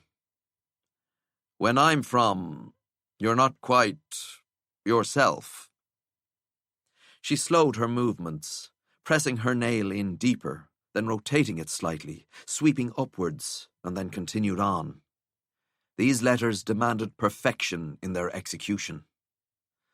I haven't been able to visit you in years, Cadaver continued. In the future, as you can imagine, they like to keep me away from my old friends. Is that what we are? She asked. Old friends? I've often wondered. That's one aspect of what we are, he replied. There are others. You're not going to ask about your future self, are you? I don't see the point. That future will no longer happen, so that version of me will no longer exist. You're not curious about who you could have become. I'm curious about a great many things, Mr. Kane, but not about that. I'm curious about the fact that you've agreed to help our cause when, according to you, there is no future. I'm curious as to what you hope to achieve. I'm curious why you wanted me here, when we both know you're perfectly capable of finishing this room by yourself. When he spoke, the sound of his voice had shifted, and she knew he had turned and was looking at her. She worked on. Would you believe I just wanted to talk to you, after all this time? I'm sure that's one of the things you wanted, yes, she said. I'm helping you, despite the apparent futility of our actions, because there is always a chance that we might subvert our fate. We've done it before. And do you believe we can do it again? He hesitated. I don't know. A rare admission of fallibility. I'm not used to not knowing. The Vidu Day allowed me to see every possible path to the future, but they appear to have cut off their link with me. I am feeling quite adrift. So all you have to rely on is your faith in the people around you? Said China, turning. Yes. Isn't it horrible? Quite. If this works, you understand what people will say about us, don't you? China nodded. They'll call us optimists. A dreadful accusation. Simply horrid, and demonstrative of a severe misunderstanding of what pessimism actually is. To a detective, China said, I imagine it's everything. To any reasonable intellect, it is. She turned again and went back to work. You ask me if I am curious, she said. But you're the oddity here, Mr. Kane. The future in which you exist has been undone. You are literally from nowhere. The fact that you're even here to partake in this conversation is undoubtedly a testament to some esoteric law of quantum physics. I wonder if you were to somehow survive here for the next 72 years and catch up to the point in the timeline when you travel back, would you cease to exist in that same instant? I do hope I'm around to find out. China glanced over her shoulder at him. Isn't that fascinating? It's enough to make one fight to avert the imminent end of everything, just to see what would happen next. I'm glad I can be a source of inspiration for you, China, Cadaver said, and resumed his work on that side of the room. I take my inspiration wherever I can find it, she responded. pausing for a moment to calculate the perfect arc of a letter that no one had written for over 2,000 years. She achieved it without flourish, but with a pleasing sense of personal satisfaction. Where have you been taking your inspiration from? These gods of yours? The Vidu Day. Dead gods from a dead universe. They sound delightful. They have their moments. And they taught you to see all possibilities at once, I believe. That must have been nice. Useful too, I'd imagine. Now it's no longer a mystery as to why Lord Vile was never defeated on the battlefield. The tone in Cadaver's voice was one of amusement. Vile, my dear China, was arrogance personified, as you well know. He quickly grew bored of winning with ease and refused to use the gifts the Vidu Day had bestowed, as much to tempt the fates as to seek new challenges. Something new crept into his voice. Vile didn't see the things that were to come. He didn't see the effect they would have on him. You speak of Lord Vile as if he were a different person. He both was and wasn't. You are, were, and apparently always will be, a complicated person, Cadaver Kane. I'm not the only one, China Sorrows. When they were done, Cadaver left, escorted by Temper Frey and Dexter Vex, and Skullduggery entered, carrying a soul catcher. China pointed to a circle on the floor. We will be safe in there, she said. At no time can we step outside the circle. To do so would be to leave ourselves open to possession. If this individual is as powerful as you seem to think, we can take no chances. Skullduggery looked around. Are you sure this will work? Not entirely, she admitted, but it stands a better chance than wishing. They stepped into the circle. Skullduggery held the soul catcher in one hand, and with his other he traced a sigil into the globe. A bolt of energy sped from the soul catcher, arcing out in different directions like comets, rebounding off the walls and ceiling and floor. They all met in the middle, and the comets became butterflies of light, swirling round each other, tighter and tighter, until they collided and gradually formed an image, a shape, a person. This is new, said the shape, in Malice's voice. I expect you to be on your best behaviour, Skullduggery responded. Otherwise the room gets deactivated and your soul catcher is returned to its cell. Is that Skullduggery or Cadaver? Malice asked. I can't see properly. I can make out a hat, though. Skullduggery? It's me. Cadaver's in the other room. He's walking around free? Malice asked. I wouldn't trust him if I were you. He's sneaky. I'm aware. As I was saying, if you misbehave in any way, this conversation is over. Who is that with you? Is that Valkyrie? I'm afraid not, said China. China Sorrows, said Malice, enjoying the name. Oh, China, how delightful. We have such fun in the future, we really do. I get to know you so well. So I was told, China said. You kill me, apparently. Malice laughed. But not before I have utterly broken you. I thought, and I don't mean to be rude, but I thought you'd be harder to break. It didn't take long, though, and it didn't take much. The key was to remove your ability to read. Once you'd lost that, it was as if you'd lost your passion. I think you only continued to live out of sheer habit. You may indeed have broken my future self, my dear girl, China said. But you haven't broken me. Please don't waste your time with lazy intimidation. It doesn't become you. Malice laughed, her form solidifying a little more. I like you. You're feisty. Be careful, Skullduggery said. You're very close to misbehaving. My apologies, Skullduggery. But can I ask a question in all seriousness? What happened? Why am I like this? Creed was supposed to find a way to send me back to my own time. Your own time doesn't exist anymore, said Skullduggery. The shape didn't respond for a moment. What happened to Valkyrie? She said at last.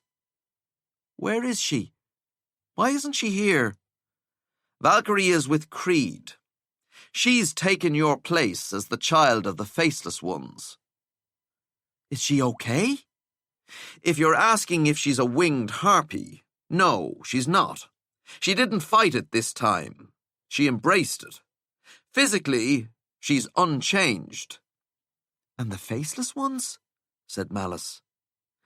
I'm trying to expand my consciousness beyond these walls, but I can't quite manage it. The Faceless Ones are here, said China. Some of them, at any rate.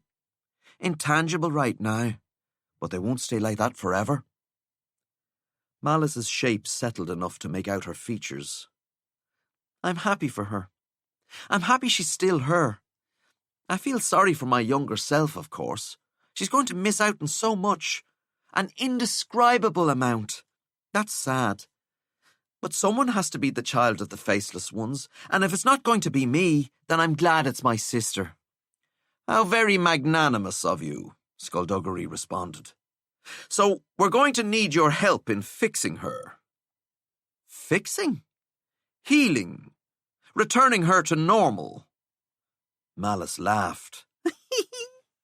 There is no normal, Skullduggery. Not anymore.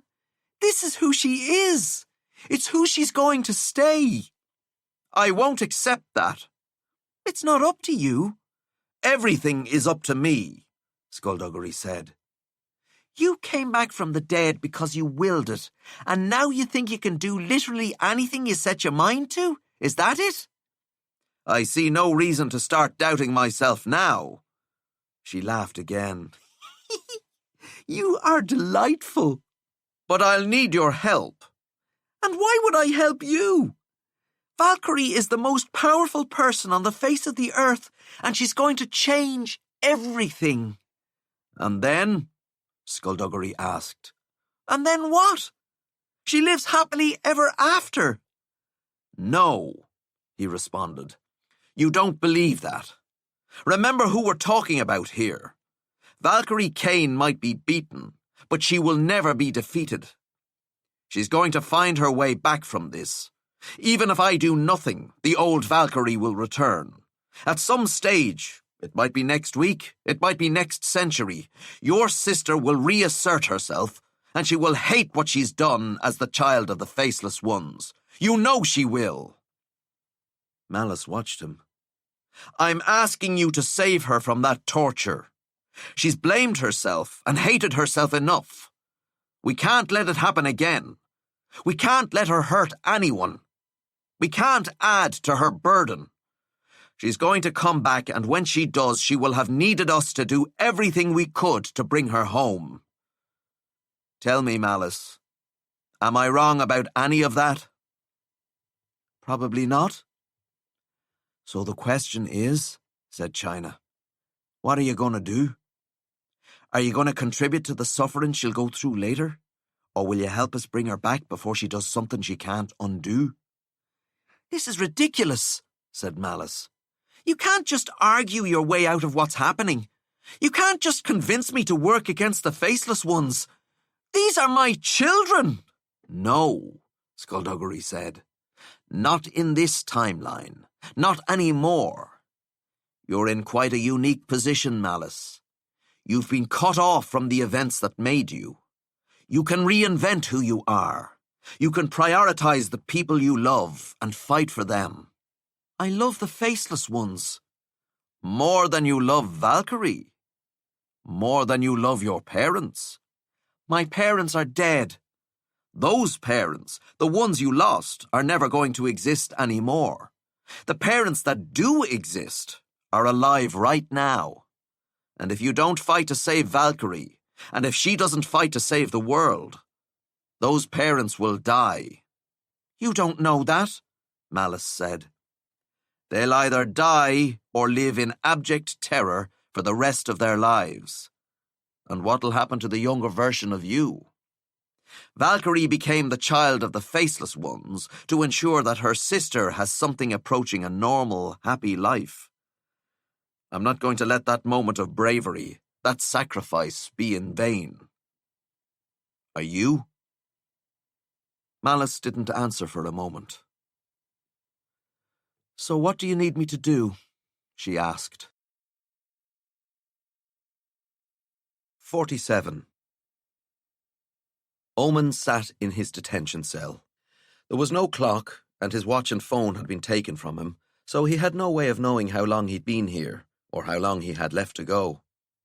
He was hungry, though, and thirsty, and he needed to pee. Then the door opened, and the prefect, Gray, nodded to him. "Detention's over," he said, walking away. Omen followed him out, and stopped. Gray stood next to Never and Axilia. Behind him were Case and Mahala and a dozen other students. "This is the only area where the bracelets don't record what we say," Gray told him. "If we want to talk, this is the place to do it." "Talk about what?" Omen asked, though he already knew. "This can't go on," said Axilia. "We can't just stand by and let Duenna get away with what she's doing. Creed's oppressing the city. Duenna's oppressing the school. We have to do something. Things aren't going to get better on their own." "Okay," said Omen. "We're hostages," said Never. "No one wants to say it, but that's what we are. Duenna isn't letting anyone leave. Parents aren't allowed to visit. We're being held here to make sure that mages around the world do what Creed tells them. The Resistance don't have a chance if we stay as hostages, so we need to break free." "And you're the person to lead us," said Case. "Oh," said Omen, "I don't think that's the best idea." "We voted," Never said. "We decided. You're in charge." "In charge of what, exactly?" "This. Us. Everyone here, and to be honest, most of the students in 4th, 5th and 6th years. We're not involving anyone in 3rd year and below because they're absolutely tiny and so adorable, even the weirdly tall ones." "I see," said Omen. "And what am I supposed to be leading you into?" "That's up to you," said Mahala. "Case and Never and I, we're used to Augur knowing exactly what to do, even when he was making it up as he went along. That's what you're going to have to do now." "Okay, wait. So we're all agreed that we have to do something, and we're all agreed that we will do something, but I have to decide what that something is?" "Exactly," said someone down the back. Omen thought about it and shrugged. "We won't be able to do anything without our magic, so the first thing we do is get rid of these bracelets. We'll need to steal Duenna's remote control without her knowing." "Ah," said Never. "A heist? Subterfuge, planning, trickery, distractions. Loving it already." "Or," said Axilia, "we hit her with a chair." Never frowned. "Not exactly subtle. Does it have to be? Duenna's working with Creed, so she's a bad guy. When this is over, one way or the other, are any of us prepared to have her as our principal? No. So why even attempt anything subtle? We should just hit her with the chair and get it over with." "That's certainly one way of doing it," said Omen. Never looked at him. "You want to be sneaky." "I do. You want to steal the remote and figure out how it works." Omen smiled at his friend. "I want to clone it." "Oh," said Axilia, "and then return it without her even realizing it was gone." "I know we'd all rather just get it and press it and all the bracelets come off, but that won't really do anyone a whole lot of good if they can just make us put the bracelets back on. We have to time it right. It'll mean we'll all have to keep going around without magic, and I don't like that part, I really don't. But we've got to be smart here. If you're being tortured and you realize the chain is loose but the door is locked, there's no point in leaping off the torture table. You've got to endure the torture until the door is open and you can run out." Axilia made a face. "I'd rather not be tortured at all." Never made another face. "When did torture come into it?" "I have a question," Case said. "Do any of us know how to figure out how the remote works?" Crepuscular said all the information we'd need is in our magic science textbooks, Omen said. We just have to go looking for it. Who's Crepuscular? Asked October Klein. Wears the bow tie, said Never. Has adventures with Omen. Cool guy. Not so cool anymore, Omen said. I stand corrected. We hate him. Never frowned. Wait, have you still been having adventures? Have you been leaving the school? Oh, yes. Sorry. I've been able to hide my bracelet's signal, so I've been sneaking out for the last few weeks. And you didn't tell me? Said Never. Your best friend? I am shocked, appalled, horrified and aghast. The good news is I'll be able to hide your bracelet signals too. At least, I hope I will. The entire plan depends on it, actually, because we'll need everyone here working together to figure out how to clone the remote. That means spending an entire night in the science block, using school equipment, and we can't let anyone suspect what we're up to. Of all the people in all the world, said Never, amazed, who would have thought it'd be Omen Bloody Darkly who found a use for our education? 48. The teacher sat with her wrists shackled to the top of the heavy table. She'd been there for close to an hour in that little room, and she was nervous, and her mouth must have been very dry. There was a cup of water beside her, but the chain on the shackles was too short for her to be able to drink from it. That little touch had been added to all city guard interviews at Hawk's command. He was quite proud of it. He smoothed down his uniform and entered the room suddenly, making Milica Gnosis jerk in her seat. He didn't say anything as he took his own seat opposite her. He put the file he was holding on the table, moved it slightly, and finally regarded her. Thank you for coming in, he said. There were at least a dozen responses to that line that he always seemed to get in return. The most popular was, I didn't have much of a choice, but that was usually uttered by angry, defiant people. Gnosis looked neither angry nor defiant. She just looked scared. Protocol would dictate that I identify myself and inform you of the precise reasons why you're here, Hawk continued, as well as lay out the rights you currently possess. But I think we can safely bypass all of those formalities, don't you? Milica hesitated. Why? She asked. Why what? Why are you bypassing them? Because you're here on matters relating to the criminal activities of the so-called resistance. As such, the normal rules do not apply. Under the Extraordinary Measures Act, we are able to hold you, without charge, indefinitely. Hawk hadn't thought it was possible for Miss Gnosis to grow any paler. I don't have anything to do with the resistance, she said. Would you be at all surprised to learn that every single member of the resistance that we have caught and interrogated has said something resembling those exact words?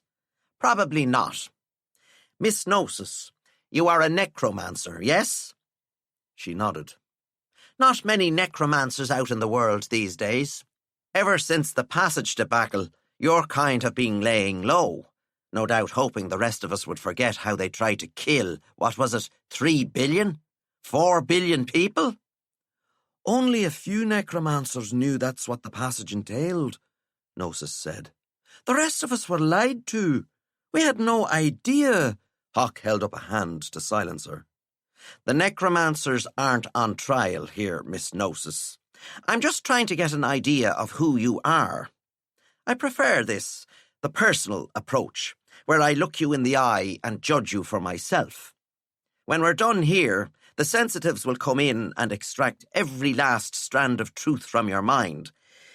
But their methods can sometimes have unintended consequences, psychological damage and whatnot. This portion of our investigation is every bit as important as the later, more unpleasant portions. So please, do try to enjoy yourself. Could I have some water? Hawk smiled. There's water in that cup. Would you describe yourself as socially liberal, Miss Gnosis? I suppose. A yes or no answer would be appreciated. Then yes. Would you describe yourself as being, perhaps, anti-establishment? I work at a school. A yes or no answer, if you please. No, said Gnosis. I work at a school. I can't be anti-establishment if I work in the establishment. Can't you? You've never heard of dismantling something from the inside? I'm not dismantling anything. Are you a worshipper, Miss Gnosis? A devout follower of the Faceless Ones? She adjusted her posture slightly. Of course. Is that easy? As a necromancer, you have your own system of esoteric beliefs, do you not? I did, yes. But after the passage, I found myself doubting the necromancy way. When the Faceless Ones returned, I realised I'd been wrong my whole life, and I gladly accepted them into my heart. She said that far too fast, like a line in a play recited by an untalented actor. I see, said Hawk. That is good news. I'm sure it was quite a shock, though, for your girlfriend at the time to turn out to be the child of the Faceless Ones. It was, Gnosis replied. Hawk opened the file. According to my notes, your relationship with Valkyrie Kane ended soon after. That's right. Might I inquire as to why? I'm afraid that's personal. And I'm afraid I'll have to insist. Gnosis nodded and took a moment. I was overwhelmed. In what way? Valkyrie had gone from being my girlfriend to being the emissary of the Faceless Ones overnight. I wasn't strong enough to deal with that. That's very honest of you. Do you think of yourself as a good person? I try to be. Again, a yes or no answer would be preferred. Yes. Hawk nodded. And yet, 6 months ago, you killed a man. She stiffened. An assassin, according to my notes. A ripper named Coda Quell. It was self-defense. It's quite a feat to kill an ex-cleaver. I didn't mean to do it. Quite a feat, again, to kill an ex-cleaver by accident. He attacked me. I defended myself. I didn't want to hurt him, but I was scared. And I'm sure the power boost didn't help. Yes, she said quickly. Yes, that's right. And here's where we get into trickier territory, said Hawk. We all knew about the boost that sorcerers were going to get to their power on Phelan Adriachta. It's a well-known phenomenon, and the whole reason we have a festival of magic in the first place. The plain fact of the matter, Miss Gnosis, is that you should have been prepared to compensate for the fact that your necromancy powers would be stronger for that 24-hour period. I panicked. I didn't have time to... And unfortunately, that raises further questions. You yourself know full well the work that has gone into widening the source rifts. Isn't that one of your areas of expertise? In order for the Faceless Ones to physically manifest in our reality, we have to flood this universe with magic. Every sorcerer in the world will soon be almost twice as strong as they were 6 months ago. But can you be trusted with this level of power? You've already killed one person. How many more victims will you claim? None, said Gnosis, panic flaring behind her eyes. I'm not a killer. But you are. That was self-defense. Miss Gnosis, I'm going to have to ask you to calm down. I am calm. I'm not going to kill anyone. I didn't want to hurt Coda Quell, but he came to kill me. He wanted Valkyrie for himself, and he thought I was his only obstacle, and all I did was defend myself. You're being unruly, Miss Gnosis. This is ridiculous. I'm not a member of the Resistance, and I never have been. I'm a teacher. I don't want to hurt anyone. I just want to teach and do research and live a normal life. I'm not a bloody terrorist, and I'm not a bloody murderer. The door burst off its hinges and hit the opposite wall, barely missing Hawk, who launched himself out of his chair and sprawled across the desk, as Valkyrie Kane barged into the room. Hawk clambered down on the other side and backed away as Kane strode up to him, put a hand round his throat, and picked him up off his feet, her eyes blazing with terrifying white energy. "You," she said, and when she spoke, he could see the energy crackling down deep in her mouth. Hawk tried to answer, but his words were being squeezed back. He tried peeling her fingers away, but they were made of steel. 3 of his officers came running in, 2 with their guns drawn, 1 with a sword in his hand. But when they saw Kane, they faltered and came no further. Kane tightened her grip, and Hawk felt his larynx about to rupture. "Valkyrie," said Gnosis, the chain not letting her stand. "Valkyrie, let him go." Kane ignored her, her eyes narrowing, her snarl growing. "Valkyrie!" She squeezed tighter and then dropped him, and Hawk slumped to the floor, gasping. The energy faded from Kane's eyes, and she pointed behind her at the desk. "Release her!" One of the officers hurried forward, and in moments Gnosis was on her feet and rubbing her wrists. Kane turned to her. "Militsa, don't talk to me," said Gnosis, and walked out. The officers averted their eyes. The last of Hawk's blood froze in his veins. Kane looked back at him and slowly hunkered. She put a hand on his shoulder. "It is taking," she said softly, "every last ounce of self-control that I have not to kill you for this. Why you thought this was acceptable, I do not know. How you thought you could get away with this, I have no idea. Why you thought I wouldn't hurt you is beyond me." Hawk's mouth was so incredibly dry. I would have been remiss in my duty not to explore the possibility that she was involved in some way with the resistance. Kane nodded and squeezed, and Hawk screamed. She straightened as he fell back, clutching his shoulder and screaming some more, and walked out. 49. Valkyrie knocked on the door. Militsa opened it, her eyes hardening when she saw who it was. "Hey," she said. "I just wanted to check that you got home okay," Valkyrie said. "Wanted to see if you were all right." "Are you all right?" "I'm good, yeah." Valkyrie nodded. You've got to understand, I didn't know he was questioning you. When I found out, I went straight there." "I believe you." "He shouldn't have done it. I mean, how stupid is he? What did he think I was going to do when I found out? Did he think I wouldn't mind?" Militsa shrugged. "The advantages of having an ex-girlfriend people are scared of."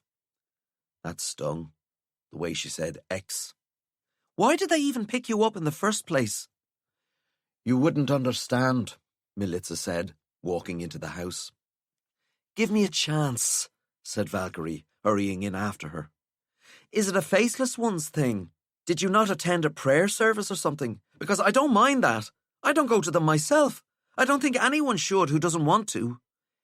"It wasn't a faceless ones thing." "Then was it a resistance thing?" They got to the kitchen. "Never mind." "So it was," said Valkyrie. "You said something about the resistance, something that might indicate that you possibly support what they're doing in some way, and you were arrested, right?" "Basically. I told Creed he can't have the city guard arresting people who disagree with him. When it's all done, everyone will be able to feel the love that the faceless ones are offering, and no one will even want to resist anymore. He just has to give it time." "All I said was that the members of the resistance are good people." "But you said it in front of a city guard officer." "Shouted it, actually. Right in his face." Valkyrie laughed. "Well, you must have known they'd arrest you." Militsa started walking towards her office. "I did, aye." "Then why did you do it?" Valkyrie said, following. "Because I knew you'd storm in to save me." Valkyrie hesitated. "You wanted me to come save you?" "I did." "That's why you got yourself arrested?" Militza shrugged as she entered the office. "So why did you want me to save you?" Valkyrie said, walking in after her. "So we could talk? So we could talk like we're talking right now?" "That's exactly it," Militza said, but her voice was sad, and Valkyrie frowned. The office was dark, the lights off, but even in the gloom, Valkyrie could tell that the desk and the bookcases and the clutter were all gone. And then Militza bolted out of the room, and the door slammed shut as sigils lit up around Valkyrie, and an energy ricocheted off the walls like 1,000 bullets of light, leaving criss-crossing trails that she could practically taste. She sensed a purpose within that energy, a focus, a consciousness, and she knew who it was before all those little bullets came together and coalesced into a figure, tall and strong and smiling. "Hello, Malice," she said. "Hello, sis. I hope you don't take it personally, Militza leading you into a trap and everything. Desperate times and desperate measures. But you're looking well. Being the child of the faceless ones must agree with you. I can definitely see why you liked it so much. Do you miss it?" "I do. It fulfilled me." "Me too. But now it's gone," Malice said. "And it never actually happened. And you've taken my place." Valkyrie smiled. "And doing it better." "Is that what you think? I don't know if you've been able to look outside, but the faceless ones are standing on every horizon. When I visited the future, I didn't see a single one. Because they had a universe to conquer." "Is that where they were?" Valkyrie asked. "Travelling the cosmos? Conquering alien worlds?" "You'll find out, sister. They get bored after a few years of standing around. Maybe in your future. In mine, they'll do what I tell them." Malice laughed. "Is that right? You'll be the one issuing orders then? You'll be the one telling a race of gods 14 billion years old what to do? Oh, I hope I'm around to see that." "I doubt you will be." "And what are you going to tell them to do? Keep standing on horizons? Look scary?" "Pretty much. I'm going to tell them to take care of the Earth while I'm away." "And where will you be?" "Travelling the cosmos," said Valkyrie. "Conquering alien worlds." Malice folded her arms. "That's their job. That's what they're meant to do." "Not anymore," Valkyrie said. "I'll take one or two with me as backup in case I need them, but I'll be doing all the work. I'm a bit of a control freak, as it turns out. I don't trust anyone else to do the job properly. Not even my own children." "They're not your children," said Malice. "You're the child, remember?" "I'm the child and the mother," Valkyrie told her. "Did people not call you that? No? Oh dear. Maybe it's a title Creed came up with just for me. I suppose I have an advantage over you, though. When you were the child of the faceless ones, you were a child. And then it took another few years until you could face the child of the ancients and move to the next level. Until you could grow up, basically. But me, I'm a grown woman with years of experience handling untold amounts of power.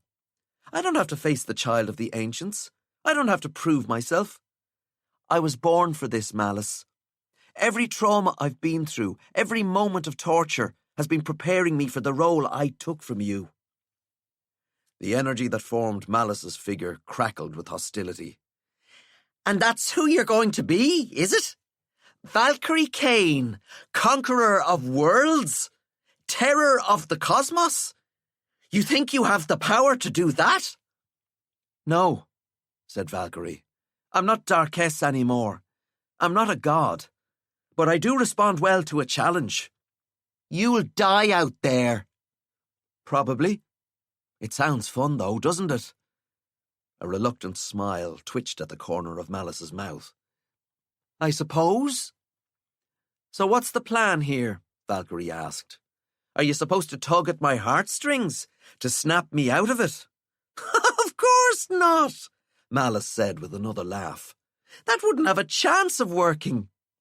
Skullduggery has it in his head that it's only a matter of time before the real Valkyrie reasserts herself. What he doesn't understand, what none of them understand, is that Valkyrie isn't coming back. There's nothing to snap you out of. You aren't possessed or brainwashed. You've just been added to. Have you told them that? Dude, I tried. Then why are we here? Malice sighed. Listen, I should be happy that the Faceless Ones have returned. I shouldn't really care that it wasn't me who brought them back. I should be consoled by the fact that they're here at all, right? Right. Only I'm not. Valkyrie, I'm resentful. I'm bitter. I can't stand that the child of the Faceless Ones is someone else. I can't stand that you, my own sister, whom I love, whom I lost decades ago and have only just found again, has robbed me of this impossible privilege. I'm sorry if that makes me petty or mean-spirited or somehow small, but that's the truth. That's my truth. Do you understand? So why are we here, Malice? Basically, if I can't be the child of the Faceless Ones, then nobody can. Malice became streaks of light that sliced into Valkyrie's chest and took her off her feet. She hit the ground and writhed, hands at her head, screaming as Malice tore through her system. 50. Temper opened the door and Skullduggery and Cadaver rushed in. Cadaver pulled Valkyrie's hands behind her back and Skullduggery shackled her wrists, but still she screamed and squirmed on the floor. Malice! Skullduggery called. Leave her! Malice! Valkyrie continued to thrash, smacking her head against the floor. China stalked in and slapped her hand against the far wall. Streams of dancing light left Valkyrie's body and formed a figure in the middle of the room. When the figure solidified, Valkyrie finally slumped and didn't move. I told you to leave her, Skullduggery said, straightening up. My apologies, said Malice. It was hard to hear in there, what with all the screaming. She's fine, though, and I did my part, so now you honour your side of the deal by letting me go.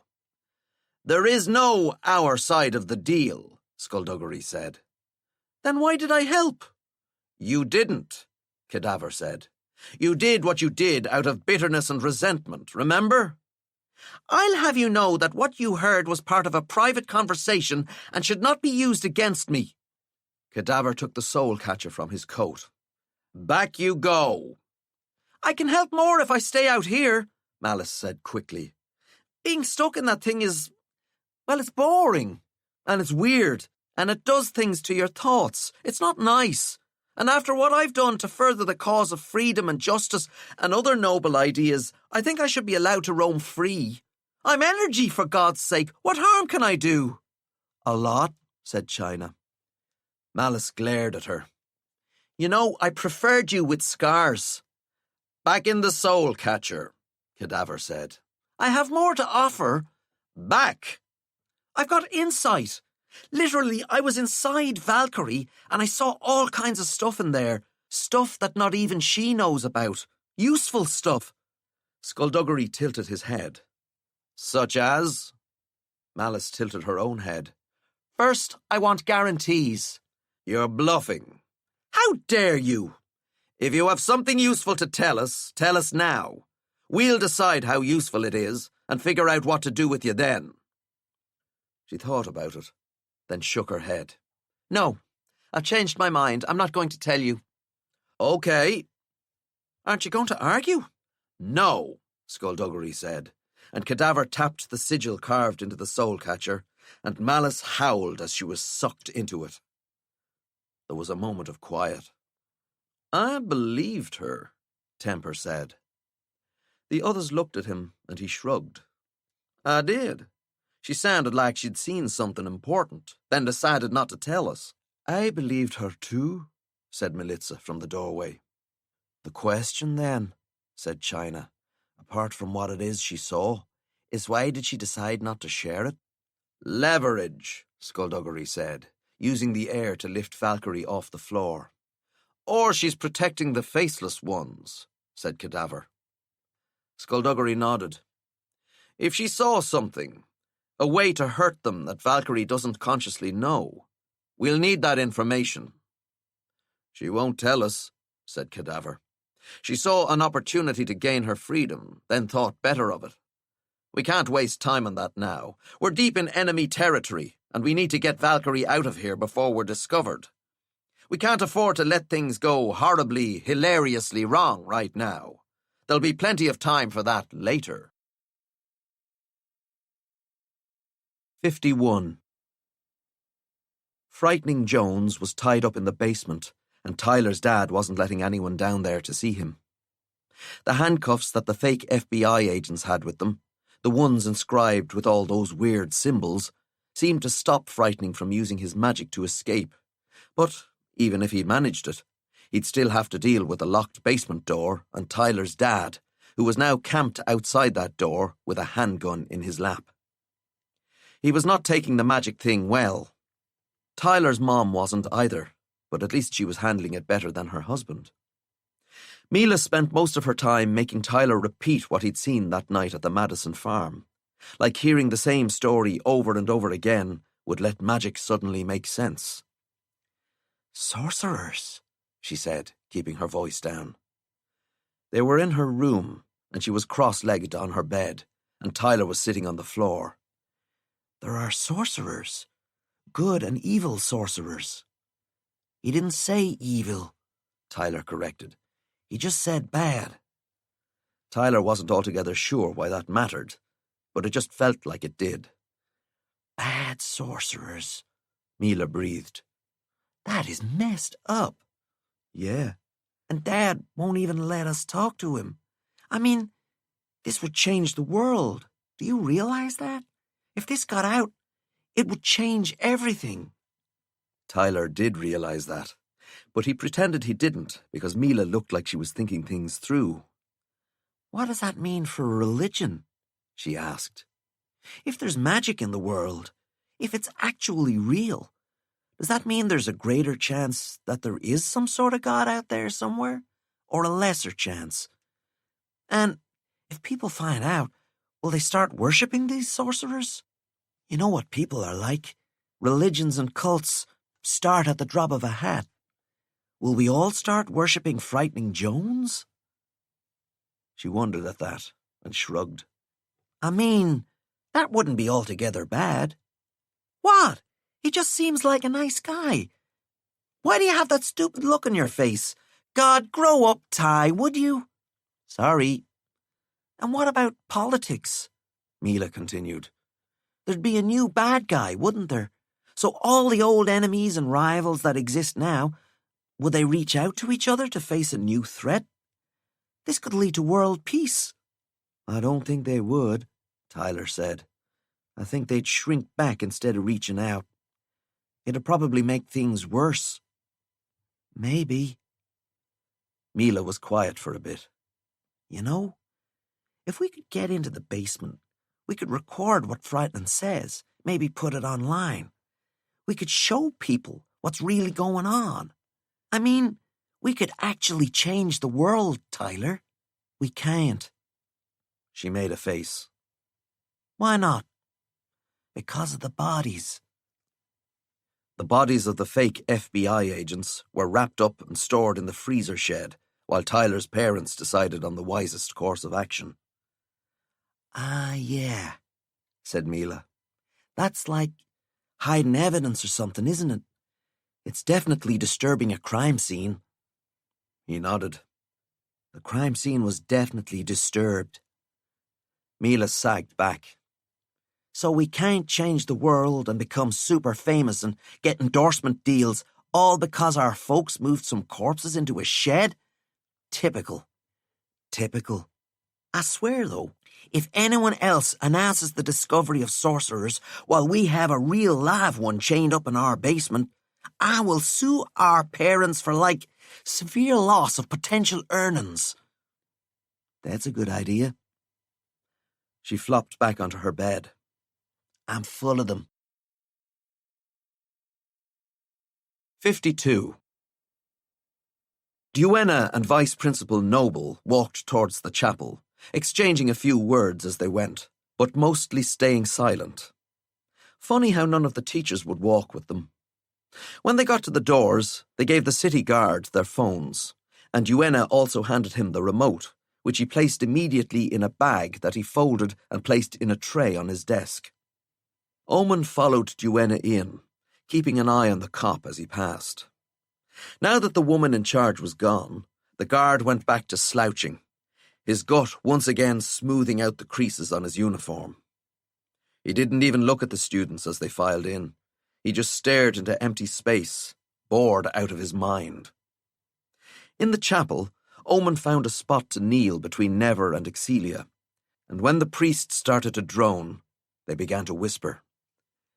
"Anyone know what the cop's name is?" Omen asked. "Limerence," said Exelia. "He's not the brightest. When Duenna asked for an officer to be stationed here, I don't think they sent the cream of that particular crop." Never shuffled a little closer. "That's good, right? If he's thick, he'll be easier to steal the remote from, won't he?" "Maybe," said Omen. "But stupid people aren't curious people, and curious people are the easiest to distract." Never raised an eyebrow. "So, his stupidity might in fact be a strength? Curse my innate intelligence." "We could always just hit him with the chair," said Exelia. Omen frowned at her. "What is it with you and chairs?" She shrugged. "I imagine they're good for hitting people with. I don't know. I just always wanted to hit someone with furniture." "You're a strange girl, Exelia." "Every girl is a strange girl, Omen. You just have to get to know us." 53. Temper stood beside Skullduggery, and they watched Valkyrie wake. The room they were in was small, the only light streaming through the two-way mirror set into the wall. Valkyrie examined her surroundings, then looked at the mirror, smiling. "You can't keep me in here forever," she said. "Sooner or later one of you will feel sorry for me, or I'll fool you into believing that the old me has come back, and then I'll escape and get back to doing what I was doing, and nothing will have changed. So why bother? Just save everyone the hassle and accept defeat." The door opened, and China walked in. "Do you really think any kind of defeat will be accepted with Skullduggery involved?" Valkyrie sighed. "I know it's a long shot, but I have to try. There's literally nothing you can do to stop me. Even if you get every sensitive you know to try to push me down, to subdue one part of me in favour of another, I'm too strong. The real me will resurface eventually." China sat in the chair opposite her. "This is the real you, is it? In all my glory." "Skullduggery doesn't think that's true." "I know what Skullduggery thinks. Malice told me. He thinks he can convince the old me to reassert herself by appealing to, what, my sense of decency? My love for my family and friends? My love for Melitza? I can still love all those people. I can still be a decent person and also be the child of the faceless ones. They're not mutually exclusive." "I'm sure they're not, dear. But that's not what Skullduggery thinks. That's what Malice told me he thinks." "Do you really expect Skullduggery Pleasant to explain his plan to Malice? She was an integral part of it. We needed her to distract you. But there was no chance that we would ever actually trust her with the truth. There was no telling how she would have reacted. She's a child of the faceless ones too, after all, albeit once removed." "So, what is it?" Valkyrie asked. "What's the plan?" China sat forward, her elbows resting on her knees, her fingertips pressed together. "We have a working theory," she said. "We don't think you've changed. In many respects, you're still the Valkyrie Kane we all know and love. We just think you're being influenced." "By the faceless ones?" "By your psychic connection to them, yes." "I'm not psychically connected to them now," said Valkyrie. "The moment you bound my magic, the connection was lost." China shook her head. "It's been muted," she said, "not lost. We think In order to break their hold over you, that link needs to be severed. And how do you plan on doing the severing? That's my job. Valkyrie nodded. You're going to tattoo some sigils onto me. You really think that'll work? The faceless ones are quite loud. Then there will need to be a great many sigils. We're going to be here for a while, Valkyrie. You may suffer some discomfort. I do apologize for that. It won't make a difference. Say you shut their voices out of my head. Say you're actually capable of doing that. So what? I've already been changed, China. It's too late. Can't you see that?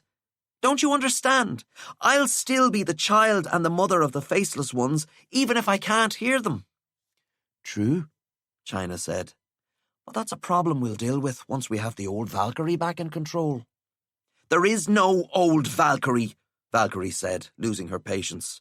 I am the old Valkyrie. I'm the new Valkyrie. I'm the only Valkyrie left. Well, said China, smiling, I certainly hope that's not true. She stood up.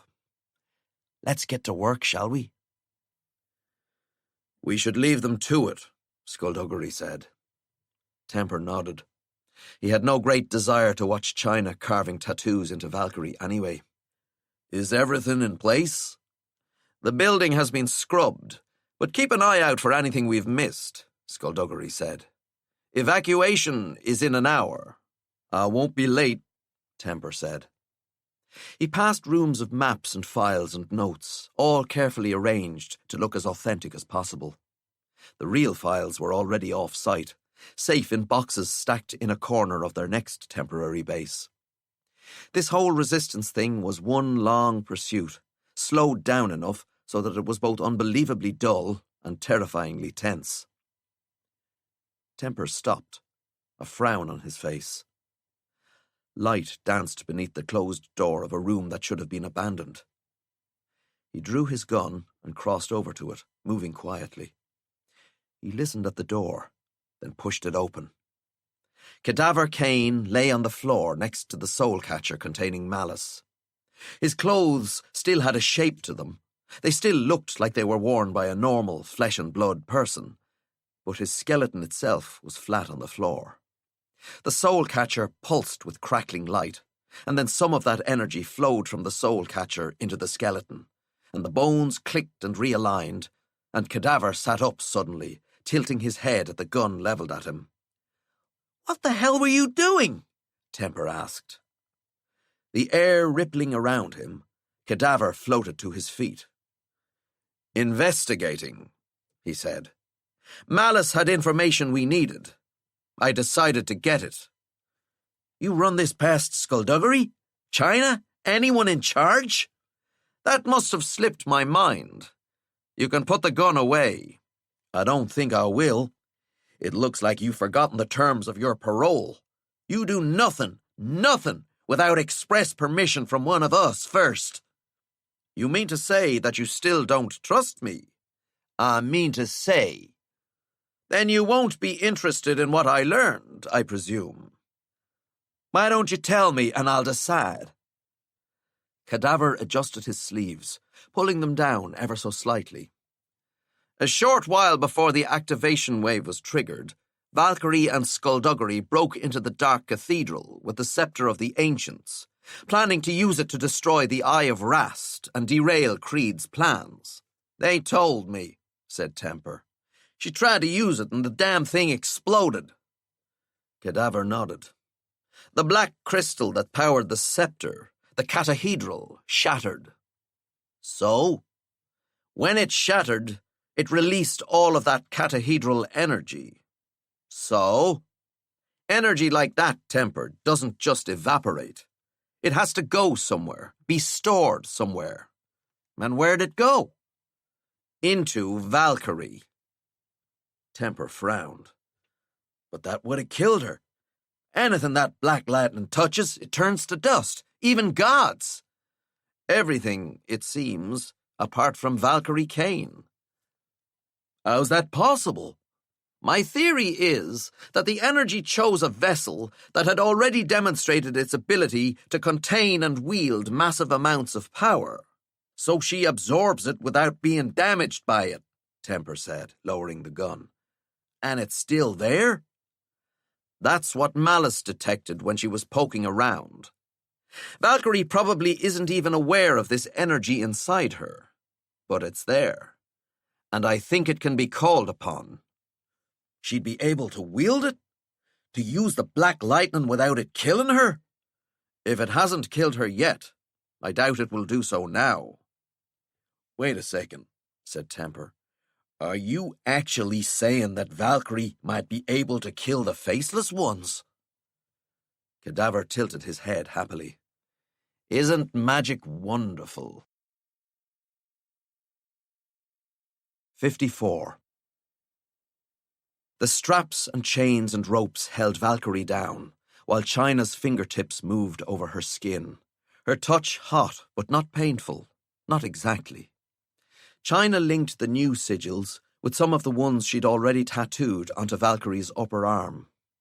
The swirls and swoops and dashes, the points, the curves, the edges and corners, they were all of the deepest black.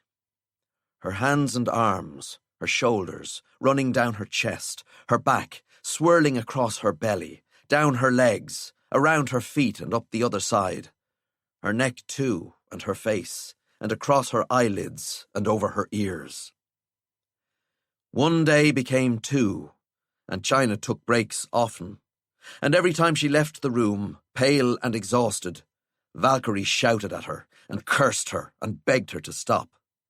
Every tattoo dulled her connection to her children.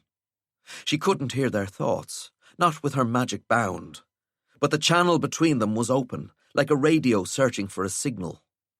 The quiet hiss of static was reassuring, a balm, a promise that they were still out there, that she'd see them again, hear them again, feel them again. But the sigils were taking her away from them, bit by bit and piece by piece. It was quieter now, in her head, and lonelier, and there were thoughts surfacing that she didn't want surfacing, and everything was going wrong. When China came back into the room for the final time, Valkyrie explained to her why she should stop. She used logic and reason and remained calm. She promised China everything she had ever wanted, promised to deliver to her the biggest collection of magical artifacts ever assembled in one place. China ignored her and got back to work. Valkyrie's promises turned to threats. The threats turned to screams. The screams turned to sobs. The sobs turned to begging. China didn't stop. China just worked. 55. They'd found him. The city guard had been after him for days, ever since he'd escaped from their dirty, smelly dungeon. It was inevitable, really. Sebastian was just surprised that it had taken him so long to screw up. He tried to step back into the shadows, hoping his clothes would hide him. But the city guard officers frowned and came into the alley, and he knew he wasn't going to get out of this without a fight. "Hello," he said, stepping out in front of them. They stopped, stared. "You're under arrest," the first cop said, like he couldn't believe he was saying those words. "Yeah," said Sebastian, somewhat miserably. "Come quietly."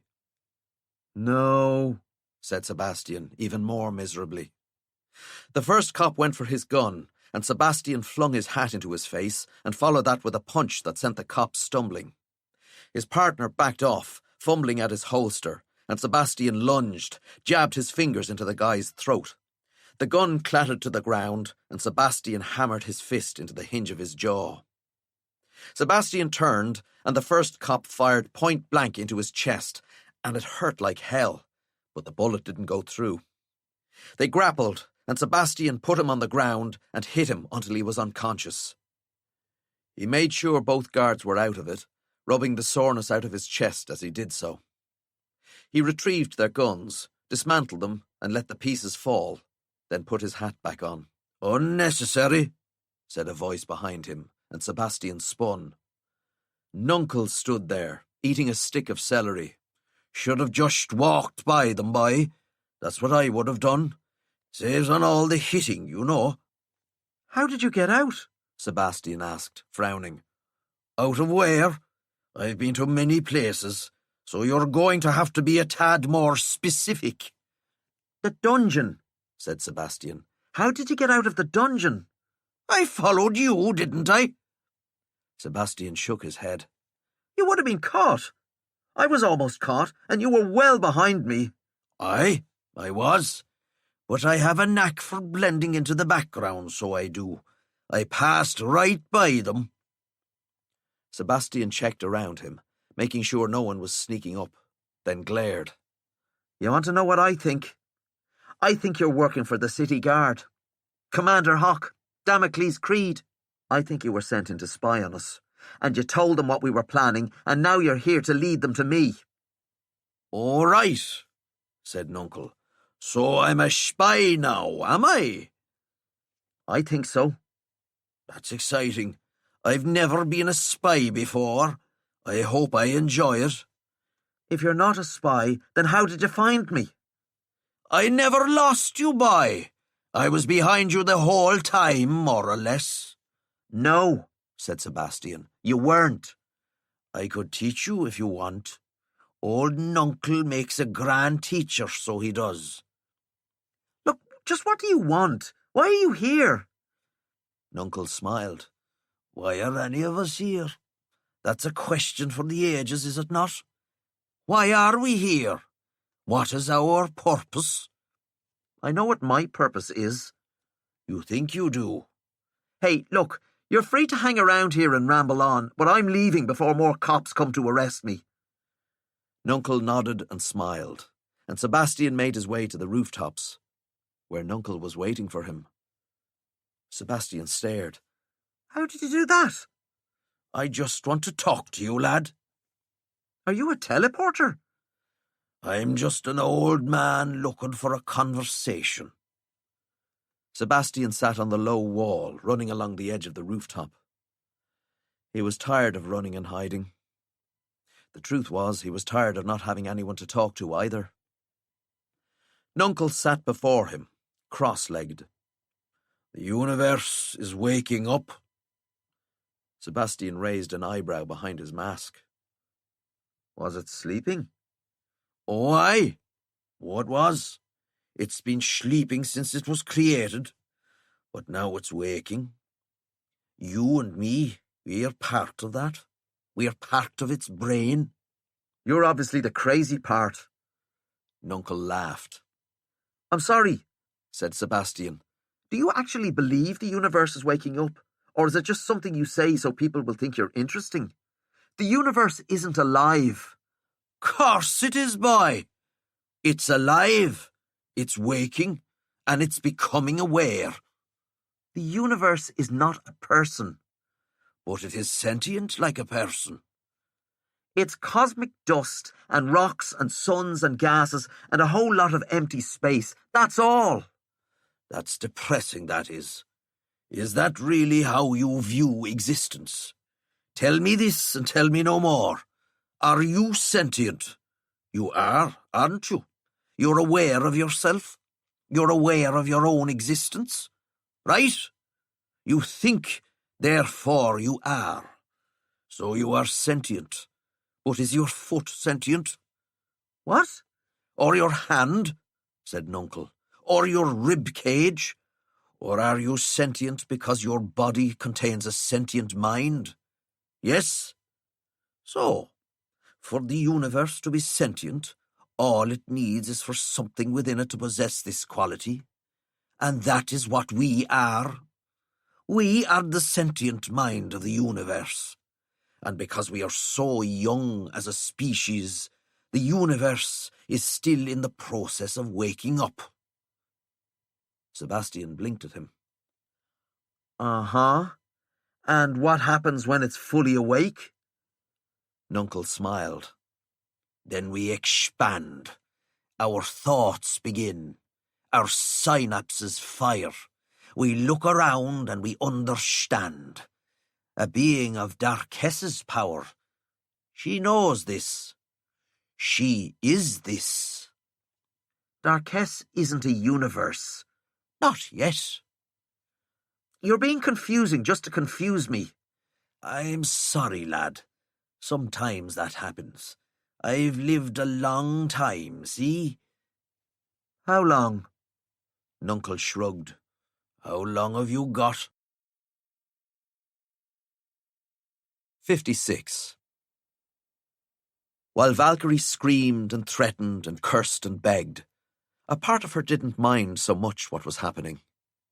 She was the child and the mother, absolutely, and that wasn't anything she could change right now. But she'd never been a big fan of the faceless ones. She'd fought against them, in fact. Hell, she'd even killed a couple.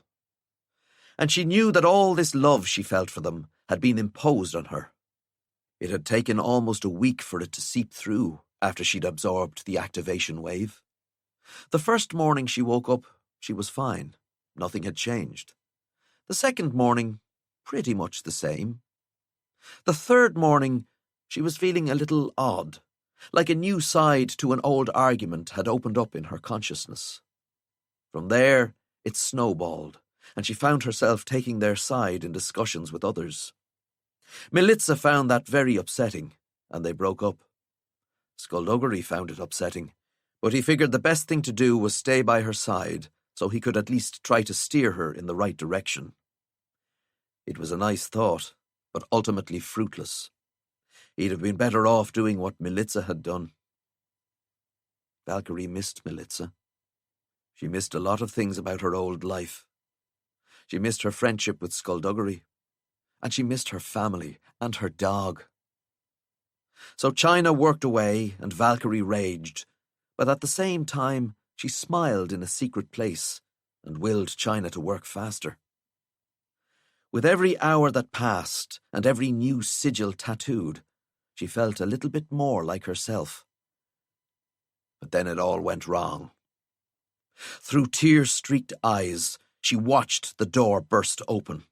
She watched sorcerers come pouring through, and China turning, raising her hands. There was a flash of purple, and China hit the wall, and there were people all around Valkyrie now. And Damocles Creed himself strode into the room and knelt by her and touched her face like she was his long-lost daughter. "You're safe," he said to her softly. "You're safe now." She cried. 57. Prayers. Omen watched as Officer Limerence held out the bag and Duenna dropped her phone and the remote into it without even looking at him. He closed the bag, folded it, and put it into the tray on his desk. The moment Duenna disappeared into the chapel, Axelia emerged from round the corner, sipping a coffee. She didn't even glance at Limerence as she walked towards the chapel doors. Omen feared that the cop wasn't going to notice her, but at the last moment he snapped out of his daydream to hold up a hand. "Oi!" he said. "No food or drinks during prayers." Axelia looked around for somewhere to put it, and Limerence gave a loud sigh. "Give it here." "Oh, thank you," Axelia said, and tripped as she stepped over to him, hurling the coffee into his chest. Limerence howled. While Axelia apologised profusely and threw a fresh handkerchief at him, a group of passing sixth years formed a wall, shielding the desk from the eyes of any teachers as Omen crept up from behind. He snatched the bag from the tray, replaced the remote with the fake they'd made in the school workshop, just an empty chunk of plastic, and put it back.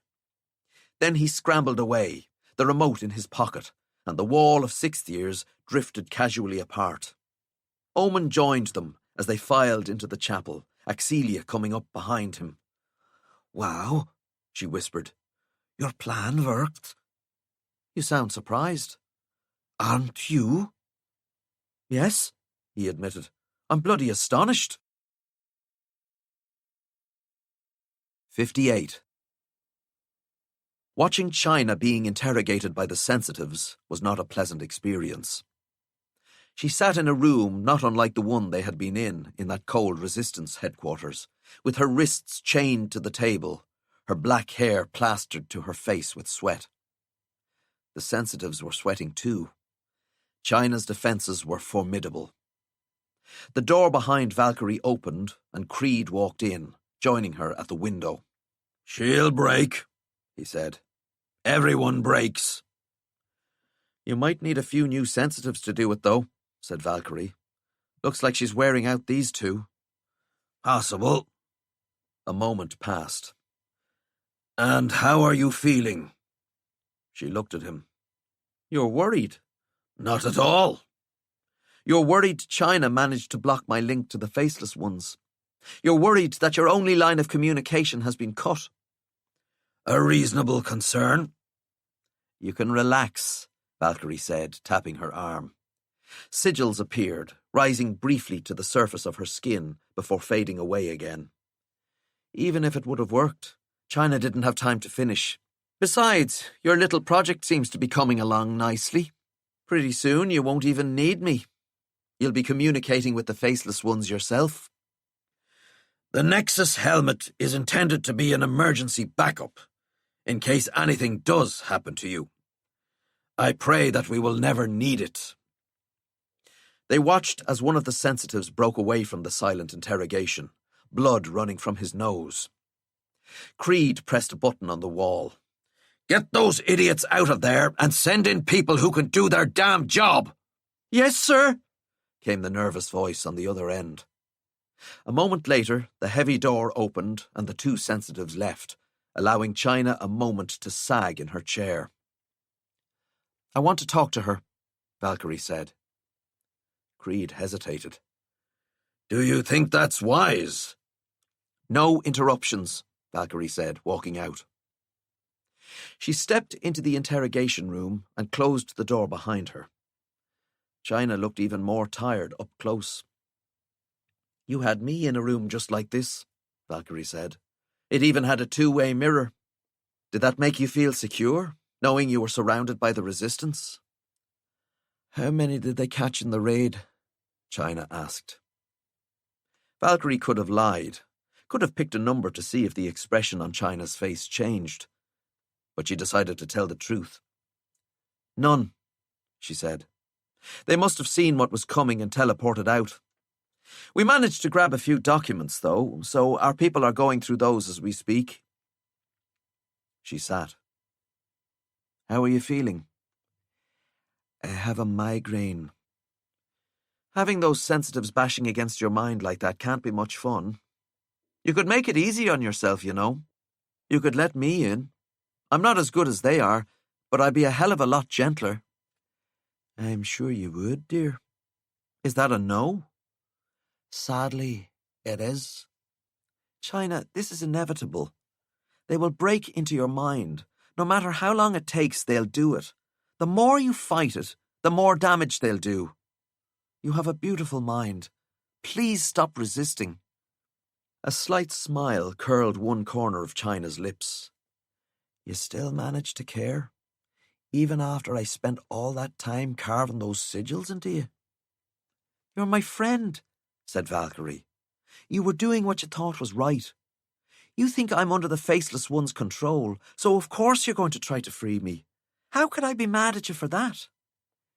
"You are under the Faceless One's control." "I wish I could make you understand how wrong you are. But there's no way for me to do that, is there? I just have to hope that you'll eventually come round." "Hoping isn't very practical. We could have hoped that you'd snap out of this delusion and reject the Faceless Ones. But where would that have got us? Instead, we decided to act. And look at the results." "Is it ideal?" China asked. "No. But what is these days?" "China, your idea didn't work. You covered me in sigils to set me free, and nothing's happened. I'm still connected to the Faceless Ones. I'm still the child and the mother. I still hear them in my head, and they hear me. This is a bond that can't be broken." "That's because I didn't finish." "China, what are you even doing? You're making excuses now?" "Excuses are for the weak. You know that. In order for the sigils to break you free, I needed to connect you to a conduit of power I simply didn't have access to. Now I do." "What kind of conduit?" "This place. This entire building is a conduit for power. You know this already? Valkyrie smiled. So you needed to be here in the high sanctuary in order to complete what you were doing? Indeed I did. Well, we're here. Now what? You're going to break free from those shackles and overpower me? Something like that, said China. She turned her head and her tone changed. Lock down this room. What? Who are you? A sheen spread across the door, and Valkyrie's thoughts expanded until they were too large to fit in her head, and it was all she could do to watch as the shackles snapped free from China's wrists. I made specific alterations to certain parts of this building, China said, standing and moving round the desk. In the unlikely event that I was ever deposed as Supreme Mage, I needed a system in place to ensure that I'd be treated fairly. Voice-activated security measures are but one of my modifications. Valkyrie tried to move, but couldn't. She tried to speak, and could only mumble. No one can hear you, said China. No one can see what's happening either. That glass has been treated. They now see only what they expect to see. You and me talking. China hunkered down in front of Valkyrie, the tips of her fingers glowing. Which gives us plenty of time to complete our work. 59. While the rest of the school slept, Omen and 18 others sneaked out of their dorm rooms and met in the science block. Tapping the remote and holding it up to show them, he resisted the urge to touch any of the sigils that started to glow along its surface. You know what we have to do? We have all the books we reckon we'll need, but we're going to be relying on everyone who's been paying attention in class for the past few years. That's not me. We know, someone said. We have the next 8 hours to figure out how to clone this remote. No matter what, it's being switched back in the morning. If Duenna notices what we're trying to do, she'll just start all over again and we won't have a chance. But we should be fine. We can absolutely do this. So long as we figure out how to actually do what we need to do, said Never. Yes, said Omen happily. The door opened and Gerontius stuck his head in. We might have a problem. Filament Sclavi and 3 of his fellow prefects stalked the corridors like dim-witted cats hunting for a gang of clever and noble mice who only wanted to do the right thing and help other mice. Omen watched them peer round a corner and then creep off in the direction of the arts block. They're looking for us, Never whispered. They must know something's up. That's the problem with involving other people, Axelia said softly. The more they're talking about something, the higher the chances of being overheard. They'll find us eventually. Omen nodded. We'll have to grab them. And do what? Never asked. Tie them up? Gag them for the next few weeks? I mean, I'm all for stuffing them into a cupboard somewhere, but teachers might notice. Then what do? We lead them away. For the next 8 hours? Everyone went quiet. Never's eyes narrowed. Hold on. They know something's going on, but they don't know what. So we'll just get up to mischief, get ourselves caught, and they'll march us down to detention, thinking they've foiled whatever we've dreamed up. A trip to raid the kitchen, Axelia suggested. We've done it before. Everyone knows it happens. We'd be breaking the rules, but wouldn't get in too much trouble. I like it, said Omen. Also, I'm a little hungry, so... Oh, no, Never said. You're not getting caught. God, no, said Axelia. What? Why not? Because you're the leader. Yeah, but I'm not very good at it. Axelia slapped him lightly on the shoulder. Shut it, please. We need you free to improvise if anything goes wrong. Plus, if all of us are taken to detention, we can't continue with the plan, can we? Never and I will get ourselves caught. Or just Axelia, said Never. She scowled. Or both of us, Never said glumly. Axelia hissed and pulled them away from the corner as Filament and his buddies reappeared. Omen turned to hurry away, but his footsteps squeaked on the floor. He looked at his friends with wide eyes, and Never and Excelia immediately linked arms and strode round the corner like they had no idea who was approaching from the other side. "Ah, pooh," Omen heard Never say. He flattened himself to the wall, listening to Filament giving two of the prefects the order to escort the naughty students down to the detention cells. Multiple footsteps squeaked away on the floor, but Omen didn't move. He kept his eyes on the corner, just waiting to be discovered. "Should we wake Duenna?" he heard the remaining prefect ask. Filament sounded scornful. "Wake her up for this? 2 students out of bed? This isn't worth it. It's barely worth us waking up for." "Then why do you have that look on your face?" "Because Never and Excelia looked only get into trouble with Omen Darkly, and we haven't caught Omen Darkly, have we?" "You want to go looking for him?" "Oh, we could. We could definitely waste our time doing that. Or I could just check his dorm room. What do you think? Might that be easier? To check if he's asleep in bed or out here breaking curfew? Might that be a better idea?" "You're really sarcastic. If you stop saying stupid things, I'll stop being sarcastic about the things you say. Now don't say anything at all, if you please. I need to focus." Filament was in Omen's teleportation module, and in the last week he'd finally managed to teleport without assistance. Something Omen, and many students, to be fair, still couldn't manage. But it had taken him a while to focus in the way he'd needed to, so Omen still had time.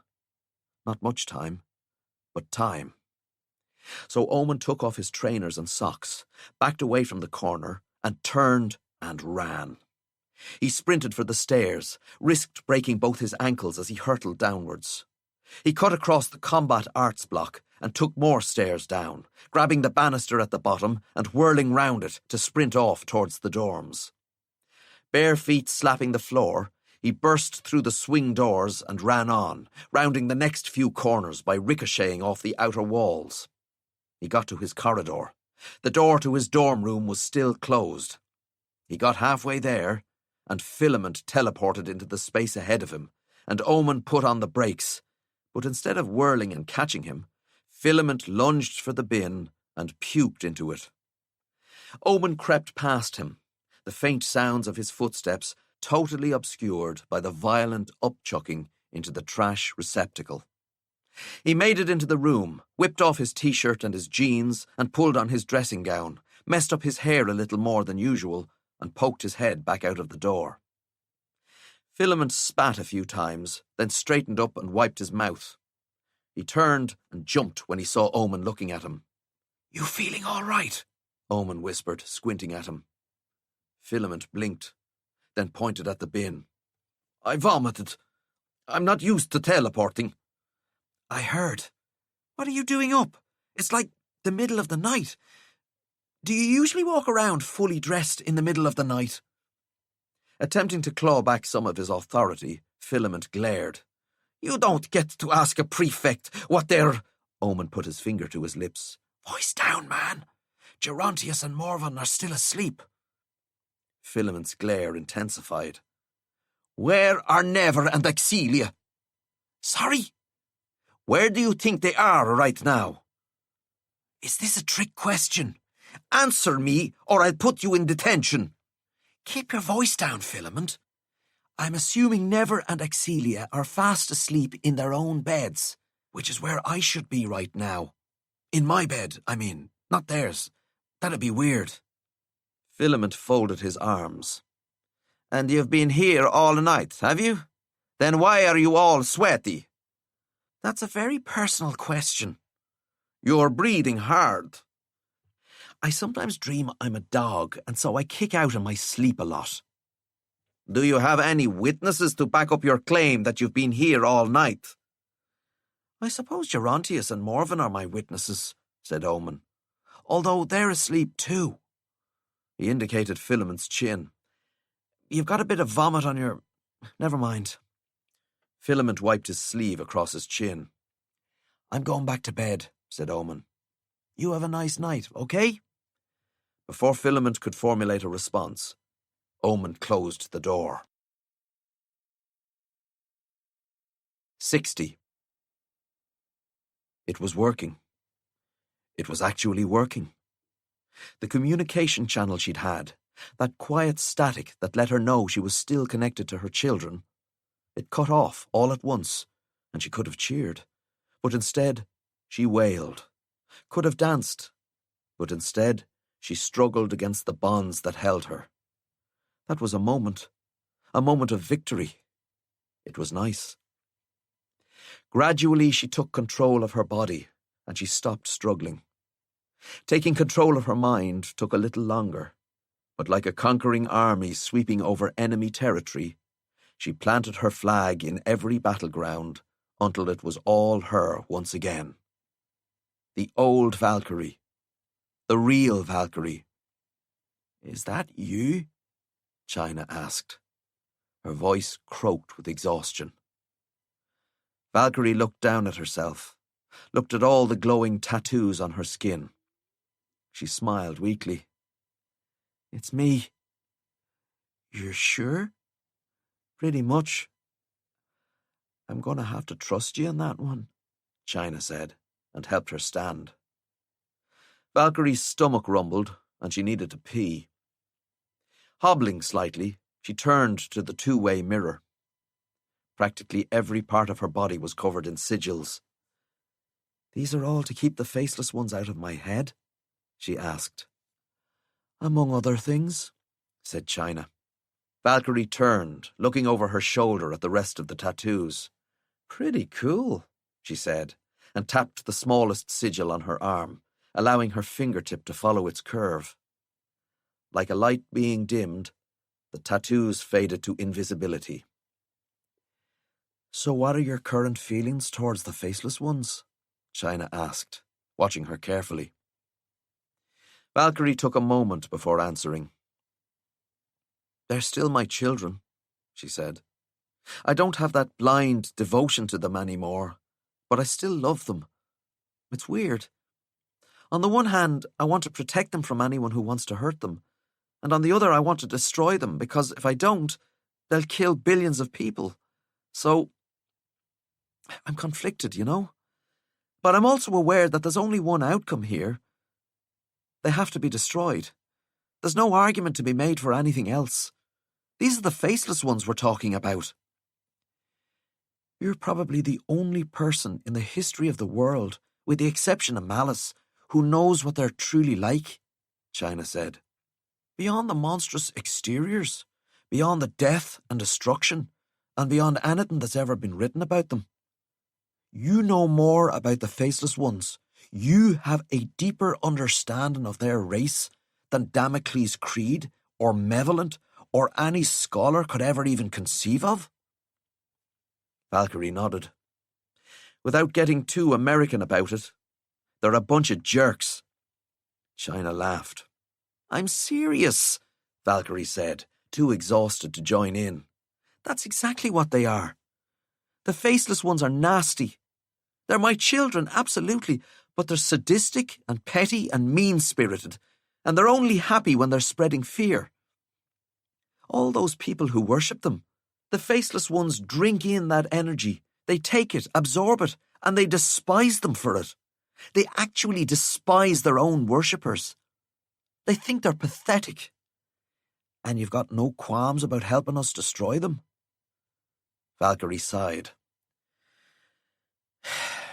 "I don't want to do it, but I have to. And I'm not going to hesitate. They're bullies, right? They're bigger and stronger, and they're demanding that the mortal world hand over its lunch money. I don't care who you are, whether you're the bully's best friend or their mother. It's clear who the bad guys are. See a bully, smack a bully. That's always been my philosophy." "Words to live by." Valkyrie finished dressing. "So what's the plan? How are we getting out of here?" "We're not," said China. "You have an opportunity to retrieve the Void meteorite. We're going to need it to subdue Obsidian. So you get some sleep, then carry on like you've been doing, and when the moment comes, you strike, take the meteorite, and escape. I'm not sure that's going to work. Creed's Nexus helmet will be finished tomorrow. If it works like they think it will, he'll be able to communicate with the Faceless Ones. And they'll tell him what you're up to, Finished China. Yes, I see the problem. It's not ideal, certainly, but our options are limited. In which case, you'll have to forget about sleep and try to find the meteorite before Creed has his first conversation with them. And what about you? Creed has to be confident that everything is going according to plan. So I'm afraid you'll have to put my shackles back on. The moment I have the meteorite, I'm breaking you out of here, I swear. Oh, Valkyrie, said China, I'm depending on it. 61. Temper ordered a non-alcoholic beer and took it to the table in the back. It was a weeknight and the bar was quiet and playing country music, and the Packers were losing to the Rams on the TV above the bar, but no one was paying them much attention. A couple of minutes later, Dexter walked in with his boyfriend, a large man called Rasmus, whom Temper had only met a few weeks earlier. Rasmus went to get them some drinks, and Dexter came straight over. "You're limping," Temper said. Got shot, said Dexter. "Bad? had worse. This before or after you had the conversation with Alaric Sake?" During, Dexter said. He'd been expecting us. Seems Creed has put the word out. The Resistance are making house calls on sanctuary officials, so carry a gun and make sure it's loaded. Didn't make much difference. I took it off him and sat him down and told him who'd been making his life miserable. By the time I was leaving, he was thanking me and told me not to worry about the carpet I'd been bleeding on. How nice of him. A bunch of good old boys came in, laughing and talking loudly, and Rasmus passed them on his way to the table. He put the drinks down, non-alcoholic beers all round, and nodded as he took his seat. "Temper," he said. "Rasmus, he tell you he got shot?" "He did." "It's getting too dangerous to send people out alone." "Hopefully we won't have to send anyone out anymore," said Temper. "We've been planting the seeds of doubt and discontent for the last few weeks, and now we're seeing the results. The German sanctuaries collapsed. Did you hear that? Once the mages discovered how compromised their council of elders was, they walked out." Dexter raised an eyebrow. And have they all joined the Resistance? "Not yet," Temper admitted. "But we need to give them a little time before we approach them. Still, it's a result. It's a win." "Yes, it is," said Rasmus, and raised his glass. "Here's to winning." They clinked. Temper liked Rasmus. Dexter had a habit of going through boyfriends and girlfriends without much thought or consideration, especially after Saracen's death, so it was nice to see him find someone he could slow down with. Rasmus was big and burly, and as calm as a still lake. He was good for Dexter. Temper hoped it would last. Any word on Valkyrie and China? Dexter asked. Temper shook his head. "And we have no way of finding out. If everything's gone well, Valkyrie is already back on our side." "And if our bad luck continues to hold?" Temper grimaced and didn't answer. 3 men and 2 women came in, all looking like they'd had a hard day at the office and just wanted to unwind. The men had their ties loosened, and the women took off their jackets as they settled into the booth on the opposite side of the bar. The shoes they all wore were good shoes, expensive, but the suits were cheap enough to not stand out, yet brand new. One of the men, the tallest one, hadn't even ironed the folds out of his shirt yet. They glanced at the bar staff, and they glanced at the good old boys, but they didn't glance over at Temper's table. Their eyes didn't even flicker that way. "What an odd bunch of unconvincing mortals," said Dexter, taking a sip of his drink. "Oh, damn," Rasmus muttered. He was a big guy, but he wasn't a fighter. Dexter smiled at him like he'd made a joke. We're going to do our best to get out of here without any trouble, but I don't like our chances. The moment this goes sideways, get to the car and drive. I'm not leaving you. I appreciate that, but Temper and I will stand a better chance if it's just the two of us. Rasmus hesitated, then nodded. Well, said Temper, I'm going to see what I can do about splitting up their happy little group. He got up, walked towards the restrooms, glancing at the game on the TV as he did so. 3 of the men in the bad suits wandered over to block his way. I know you, said the tall guy. Temper smiled back, all friendly-like. Don't think so. You sure I haven't seen you around? I'm not from here. Where you from? Asked the tall guy's friend, the one with the expensive haircut. You sound New York. You sound Brooklyn. You from Brooklyn? You ask an awful lot of questions, fellas. I'm not going to lie to you. I feel a little under the microscope here. I feel like you're intimidating me. There a problem here, buddy? Said one of the good old boys, speaking directly to the tall one. Nothing to concern you. That feller there, he was just enjoying a drink with his friends, wasn't bothering nobody, and then you and your lot walk in, and the whole temperature of the place plunges. Now, seeing as how this is our regular watering hole, as it were, I feel obliged to inform you that you ain't welcome here. The tall one smirked. Is that so? That is so, as a matter of fact. The tall one nodded and snapped his hand at the air, and the good old boy hurtled back. It all went to hell after that. The sorcerers attacked, and Rasmus tried helping, but it was Temper and Dexter doing the work, defending the astonished mortals, even as they were defending themselves. Hansel and Gretel shot out of Temper's palms, burrowing into shoulders, snatching guns from hands, latching onto throats, giving him the time he needed to get in close. Then a blast of energy hit him, sent him reeling, and one of the sorcerers grabbed him, wrapped her arm round his throat, had his right arm twisted behind his back. She pulled him about the place, not giving him the chance to get his feet beneath him. Dexter went down, and one of them, the tallest of them, had picked up the gun, and he pointed it right into Dexter's face, and there was nothing Temper could do. They were outnumbered, and they were going to die here. The resistance would fail, and Creed would win. And Temper roared, and all of his rage came shooting out through his chest in a stream of light and darkness, and there was a scream, and the tall guy went down. The Gist lashed out, catching another sorcerer in the chest, sending him spinning across the room, even as it flew to the corner and twisted, turned, came flowing back, mouth opening impossibly wide, and all those teeth flashing. With its claws, it lifted another sorcerer off the floor and flung her behind the bar. The woman holding Temper let him go, tried running, but the Gist got her before she'd got more than 5 steps. Temper dropped to his knees, the sounds growing dull.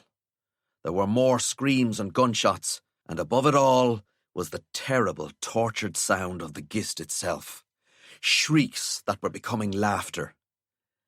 Temper tried to breathe, but couldn't. Tried to regain control, but couldn't. He tried to remember one good thing about his life, but failed. There was a woman with short, dark hair, an assassin.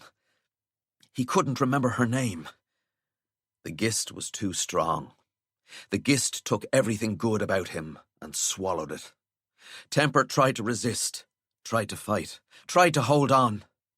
But there was nothing he could do, nothing he could grip, and Temper tried to shout out in fear and desperation and loss. But even that shout was taken from him as he flowed into the Gist, and the Gist was all there was. The bar grew silent. The football still played on the TV. The Packers were still losing. Temper? Dexter got to his feet. Yes, said Temper, but his voice sounded weird. You okay? Temper turned to him and watched Dexter's expression change. "I'm fine," said Temper, and smiled with all his teeth. 62. The plan worked perfectly.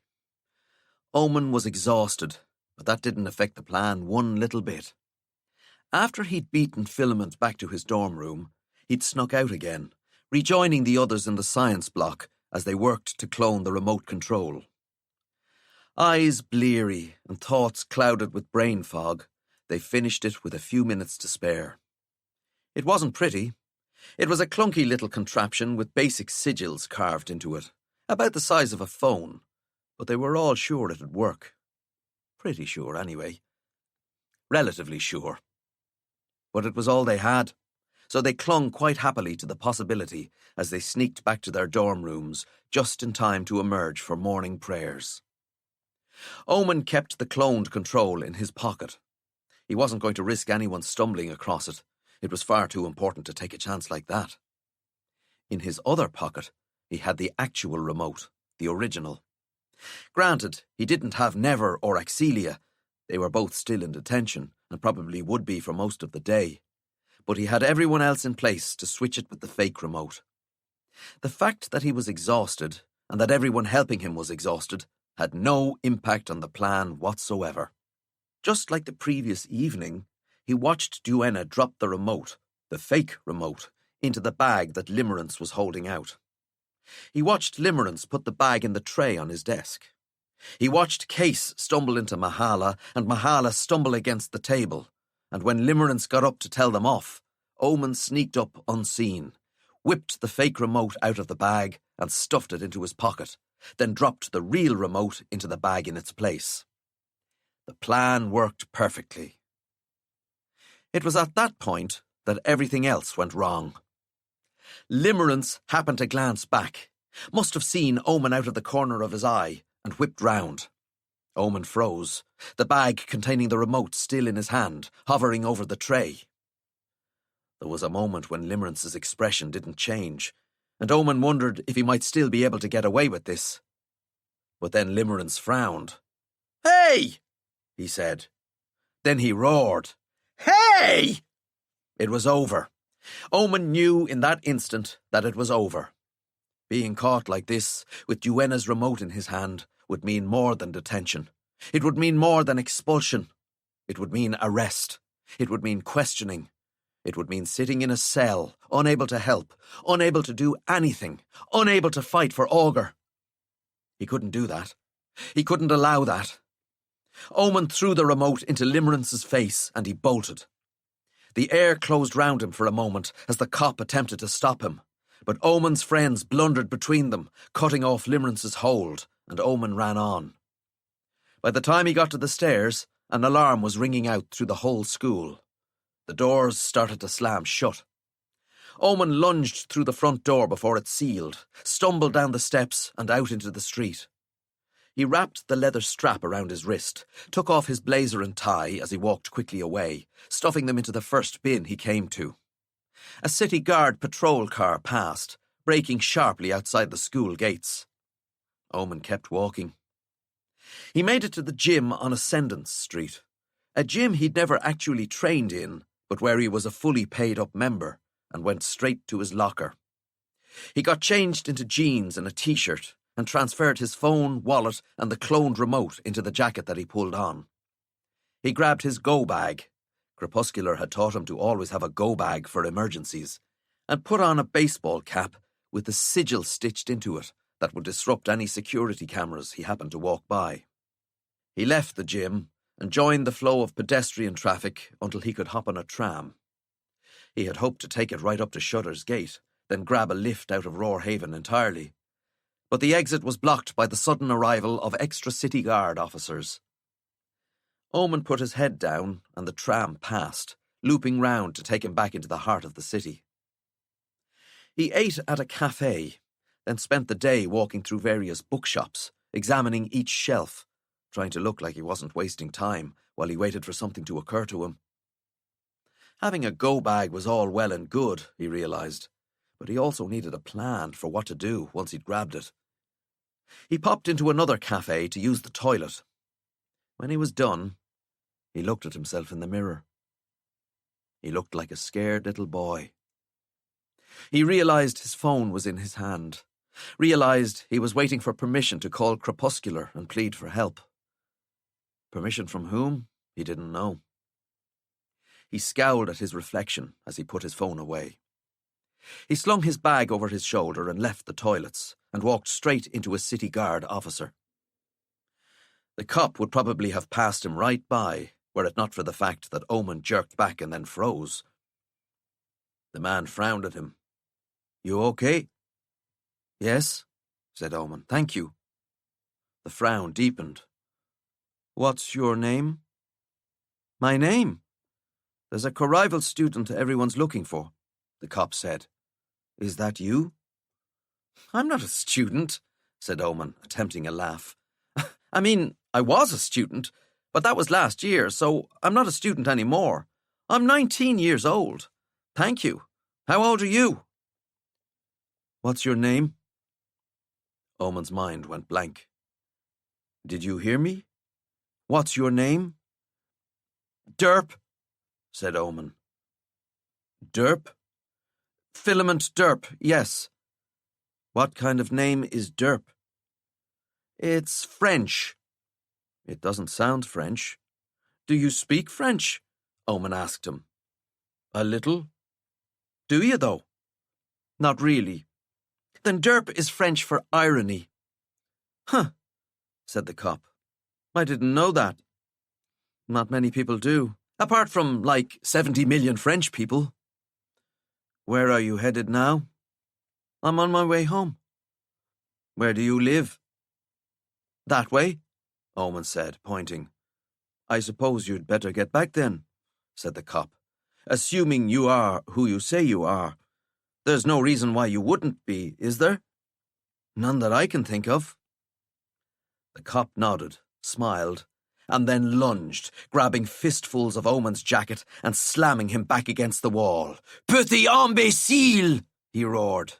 "Pensais-tu que je ne connaîtrais pas ma propre langue?" "Please!" Omen gasped. "I can't understand a word you're saying." "I'm French, you buffoon." "You can't be," Omen gurgled. "You didn't know what derp means." The cop went to shout even louder, and Omen struck him under the chin with the heel of his palm, swept his legs, then crunched his face into the ground. "I'm really sorry," he said, and ran out of the cafe. There was another cop sitting in a patrol car outside, and his eyes widened when he saw Omen's face. And Omen turned left and just sprinted, didn't know where he was going or who was even after him anymore. He just knew that he had to run. It had started to rain by the time he couldn't run anymore, and when he'd staggered to a gasping, panting stop, he realized he was outside Dr. Synecdoche's medical clinic. Sirens cut through the night, getting closer, and Omen went to knock just as the door opened and he was dragged inside. 63. The shield had gone up, a dome of energy that covered Roarhaven. Instead of making the people beneath it feel safer, however, it seemed to have had the opposite effect. Everyone was jumpier today. Suspicious. Certainly the high sanctuary personnel that Valkyrie managed to speak to were suspicious of her motives whenever she raised the subject of the Void meteorite. It would have been downright insulting if she wasn't actually planning on betraying them all. Besides, Valkyrie was far too tired to be insulted, and she didn't have the time for it either. Her only hope, as she joined Creed in his office, was that the Nexus helmet just wouldn't work. If she could have that stroke of good fortune, then maybe she could get some sleep and search for the meteorite while able to form coherent thoughts. Two of the High Sanctuary's top scientists fitted the helmet carefully onto Creed's head. With its many towers and spires, it as much resembled the Dark Cathedral as its more obvious counterpart, the helmet Malevolent wore into battle. The scientists adjusted the tightness and checked the lenses, ran all kinds of tests, while Valkyrie leaned against the wall, struggling to stay awake. Once they were finished, they backed away like they were retreating from an unstable explosive. The whole time, Creed kept looking out of his office window at the faceless one standing over Dublin. "This is a momentous day," said the priest, Eliezer.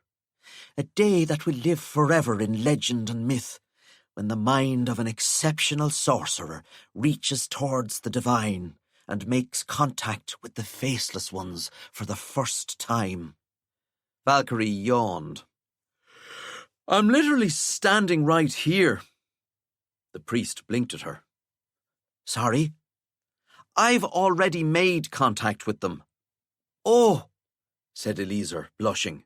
"Yes, I only meant that the mind of an exceptional, male sorcerer?" Valkyrie prompted. "Is that what you meant?" No, not at all." "Then—" "I just meant that today is a great day because a dude is about to do what a girl did ages ago." Eliezer swallowed. "Yes." "Silence, please," said Creed. Eliezer bowed. "1,000 apologies." Valkyrie raised an eyebrow. "Get on with it." Creed did an impressive job of ignoring her. "I am ready," he said. The scientists looked nervous, like they knew that if this went wrong, they'd probably be killed in some horribly petty way. They nodded to each other and activated the helmet. Valkyrie felt the rush of sensations, of words and feelings too alien to be fully comprehended by a flesh-and-blood brain, flow through the helmet. And Creed stood up out of the chair, his legs rigid, his hands curled, the tendons in his neck so taut she looked away in case they snapped. The faceless ones probed Creed's mind, and did it not delicately. They barged around in there, flinging his thoughts to the rocks, stomping through memories like they were puddles, uprooting the trees that formed the forest that was his personality. Valkyrie felt all this, and it gave her a headache. To Creed, it was agony. She tapped the amulet on her hip, and her necronaut suit flowed over her clothes, just in case.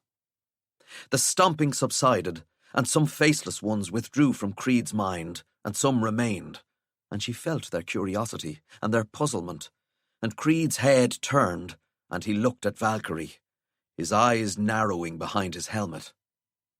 She could almost pinpoint the moment Creed and the faceless ones figured out she was no longer under their influence. Damn it. White lightning burst from her torso, and the people around her went flying, and she hurried to Creed, taking the handcuffs from her pocket. But Creed knew what she was about to do, or the faceless ones did, or maybe there wasn't a whole lot of difference between them at this point, and something new rushed in through the helmet. Not feelings this time, not sensations, not even thoughts, but power. It hit Creed, and he jerked back, and the shockwave knocked Valkyrie off her feet. She went rolling over the priest's unconscious form and got up again to see Creed shivering violently. He took a deep breath and straightened and looked at her. Valkyrie caught him with a lightning blast that smacked him against the wall and dropped him to his knees. She ran to him, twisted his right arm, went to attach the handcuff, but he tore his hand away, grabbed her as he stood, lifted her into the air and slammed her to the floor. Her suit absorbed much of the impact, and she lit him up when he reached for her. He staggered, growling in pain. She stood. He looked at her, glared at her through the eye holes of the mask, and she glimpsed the magic behind that glare right before it hit her. It tore the floor away and burst the wall outwards. The necronaut suit protected her body, but Creed's power shredded her face as she flew backwards. She tumbled with masonry and choked on blood and clouds of dust, and she fell with the rain from the dark cathedral. She couldn't see, and didn't know which way was up and which was down, and didn't even try to fly. Instead, she pulled her magic in and reinforced her body's integrity, and she fell all the way to the street below and collided with the ground, and the ground cracked. Valkyrie lay there, bones broken, organs failing, listening to the cries of alarm and running feet and the sound the rain made. She watched, through tear-filled eyes, the people around her, some coming to help, some running the other way. She couldn't blame them. Creed landed close by. She tried to rise, but couldn't. "They see you now, Valkyrie Kane," said Creed. His voice sounded weird in the helmet. "The child and the mother and the traitor. You are the proof they never needed that humankind is beneath their consideration. The faithful will be rewarded. The blasphemers shall be punished. Your world changes now, in this moment." Something shifted, like the temperature turning sideways, and Valkyrie's eyes flickered over to Kurtok as it shimmered, and all its ridges and tentacles and mass and mandibles slowly developed shadows as the light from the sun hit this being and couldn't pass through any more. It had become solid. It was visible, not only to sorcerers, but now to everyone, to the whole world. She looked back at Creed as his boot came in, and he kicked the consciousness out of her. 64. Around the world, the faceless ones announced their presence. Impossibly massive monsters became visible, became tangible. They stood on the horizon, bigger than mountains, but it wasn't just horizons on which they stood. They crushed cities underfoot and blocked out the sun. Passenger planes crashed into their flanks unnoticed, and fighter jets sent their missiles to explode against limbs, tentacles, twisted torsos and claws. Not a thing made them flinch, for mountains do not flinch. And then the smaller monsters came up out of the earth. The Shalgoth broke through the roads and the pavements and the streets, bursting water pipes, snapping cables, cutting power.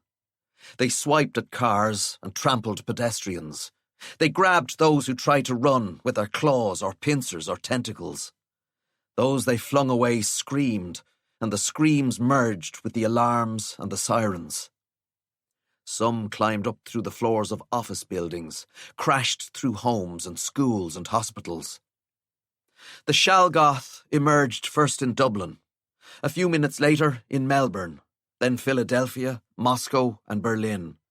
Next came Liverpool and Cape Town and Cairo. City after city. No country was spared. The police responded first, and the monsters didn't notice their bullets. The militaries of the world struck next. Some of the monsters, the ones without armoured hides, howled in pain and outrage and lashed out in devastating fury. As this footage filled the airwaves, as panicked reports of death and destruction scrolled ever faster across the screens of terrified mortals huddled together, there were new reports of people doing astonishing things, of throwing fireballs, of shooting energy from their hands and eyes, of flying. The faceless ones had announced their presence and immediately unleashed the Shalgoth upon the world, and the sorcerers rose up to fight them. 65. The front door splintered under the blast of energy, and the sorcerers walked into the Edgeley home like they were masters of the world. 3 of them, 1 city guard and 2 murderous thugs, upturning furniture as they passed through the house. They called out for Valkyrie's parents, for her little sister, enjoying every moment of their newfound freedom to hurt mortals in public. They were loving this. All the nasty little daydreams they'd been storing away were now rushing out into the universe, manifesting in reality. Tanith had another dose of reality waiting for them. She dropped from the ceiling. They whirled, but her sword sang, and in moments they were dead. "You can come down," she called, sheathing the sword beneath her coat. "Go straight out the door, though. Don't look over here." Desmond came down the stairs with Alice at his side, his hand clamped over the back of her head, making sure her face was buried in his shirt. Melissa came after them, carrying their bags. Neither even glanced at the bodies. A minivan pulled up outside, splashing through puddles on the wet road, as Tanith caught up with them. The door slid open. Beryl, Fergus, Carol and Crystal were already seated, and of them, only Crystal looked calm. Valkyrie's parents turned to Tanith. "We're not going anywhere until you give us a straight answer," Desmond said. "Where's Steph? Is she okay?" "She's fine," Tanith lied, looking up the road for enemy reinforcements. "She's busy. She sent us to get you to safety." "She said you're the enemy," Melissa said. "If you didn't trust me, you wouldn't have let me into your house," said Tanith. Desmond grabbed Alice's jacket off the rack, one-handed. "Where's our security detail?" "The Cleavers have joined us, and the sorcerers who are here have been called back to Rawhaven. Please, we don't have time for this. Everything will be explained when you get to where you're going." "And where is that?" "I don't know," Tanith said. "It's safer if I don't know. You're Valkyrie's only weakness, and if they get to you, they'll get to her. I can't know where you're going, because if they catch me, they'd find you." "We should go," called Fergus from the minivan. Desmond ignored him. "We're not her weakness," he said, anger in his voice. "We're her strength. Tanith, you tell us what's going on right now, or we're not going anywhere. Those monsters, the ones on the news, they're real?" "Yes. And Stephanie's on their side, or she's on our side?" A hesitation. "She was on their side," Tanith said, figuring that honesty would be the fastest way out of this. "She was converted, but she's better now. I think she's on our side again." Melissa frowned. "You think? I haven't seen her in a while. Is she okay?" "I don't know." "I want Stephanie," Alice said, and started crying. Desmond patted her back. "It's going to be okay, sweetheart. Stephanie's the strongest one there is. She's the hero." Tanith nodded. "She is the hero. But if they catch you, that's the end of her. You get me? You have to go. You'll be taken somewhere safe and remote, and you'll have a team guarding you. Get in the van and leave, now." Melissa pointed at her. "You keep my daughter safe." "I will." They got in the minivan. 66. It was first period when the phone started going off. "Hey now," said Mr. Martinez. "You know the deal with this stuff. Phones off in class." Tyler looked around as everyone started getting calls and texts, and Mr. Martinez stopped complaining and took out his own phone. Tyler's cell buzzed. It was a message from his mom. "Get home now." Students were running in the hall. Some of them were crying. Panic spread through the air, and Tyler opened a social media app and tapped on a video. Helicopter footage of what remained of Houston filled the screen. The city burned around a monster that looked like a jackal turned inside out. It swiped at buildings with its massive claws, and the buildings toppled into the fire. The monster's head was lost in clouds of smoke. Tyler grabbed his bag and joined the stream of kids flowing out the front door. He found Mila, and they ran home. The door to the basement was open. Tyler was first to the stairs, beating Mila by a mere moment. They got to the bottom, and Tyler's dad was standing in front of Frightening with the gun pointed at his head, and Frightening was on his feet with his hands up. "You tell me," Tyler's dad shouted. "You tell me what the hell is going on, or I swear I will pull this goddamn trigger!" "Dad!" Mila cried. "What are you doing?" "Get upstairs, kids." "Dad, no!" "The monsters," he said. "You think they don't have anything to do with these sorcerers? That what you think? They brought them here.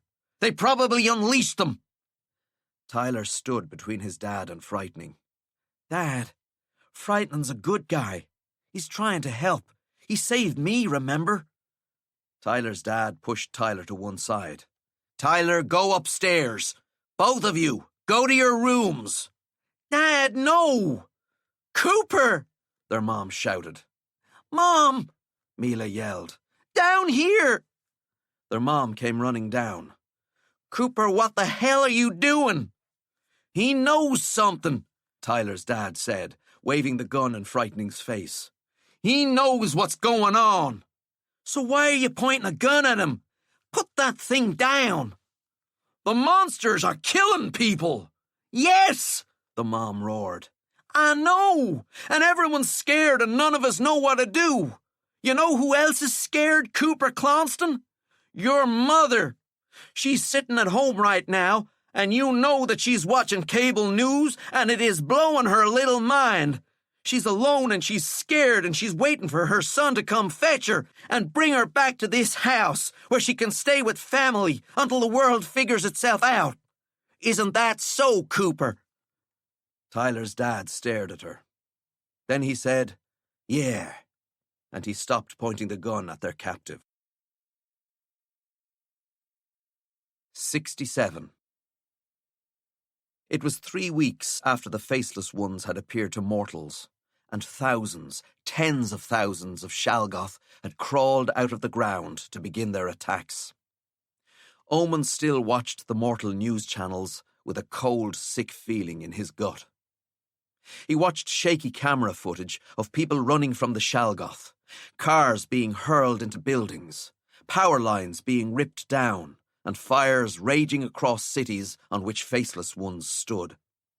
Journalists, reporting from war zones that had popped up on their own front doors, showed video of sorcerers using magic in broad daylight, in full view of the world's media, all the old rules forgotten in a last, desperate attempt to save as many lives as possible. He became aware of a presence in the room and looked round. Dr. Synecdoche, Reverie, as she insisted he call her, stood in the doorway, her face drawn and pale, her eyes fixed on the screen. Omen muted the TV, and the clinic fell into silence. The only sound was the rain against the window. He knew that look on her face by now. "You have news," he said. Reverie came in, sat in her armchair by the fireplace. It was late, and she looked tired. "It's Valkyrie," she said. "She's been spotted?" "She's been arrested." "But she's the child and the mother," said Omen. "She's one of them." "My last client of the day," she just left, said her wife was passing the dark cathedral a few weeks ago, the day the world went crazy. She said she saw Valkyrie on the road outside, actually on the road, lying on it. Someone in a mask or a helmet was kicking her. From the muscles it might have been Creed himself, but she said it was hard to tell. Cathedral security came running out and they shackled her, and the city guard closed off the road and activated cloaking spheres, and everyone was told to move along or be arrested. And you're only hearing about it now? Everyone's too afraid to talk. They don't know who's listening. But, wait, if they arrested her, that means she's their enemy, right? So is she on our side? Is Valkyrie a good guy again? It looks like it. But they've had her for weeks, Omen. Weeks. For all we know, she's dead. No! Omen couldn't help it. A spark of hope flickered inside him. If she was dead, Creed would have announced it. She's alive, and they have her, so she'll escape. She'll escape, or Skullduggery or the Resistance will free her. I hope you're right, Omen. I really do. Reverie looked miserable. But everything's different now. No matter what happens, we can't go back to the way things were. Skullduggery will find a way, Doctor. Valkyrie will find a way. I know them. I'm afraid there's only so much that even Skullduggery Pleasant and Valkyrie Kane can achieve. She took a deep breath. But I think we should refocus on getting you out of Roarhaven. The city guard have tolerated me because my clinic provides care for people who don't want to be seen by high sanctuary doctors, but I'm too closely linked to members of the Resistance. You think they'll come to arrest you? It's always been just a matter of time, and given the speed with which events are unfolding, I don't have much of that left. I'm expecting... Reverie's eyes flickered away from him, and she frowned.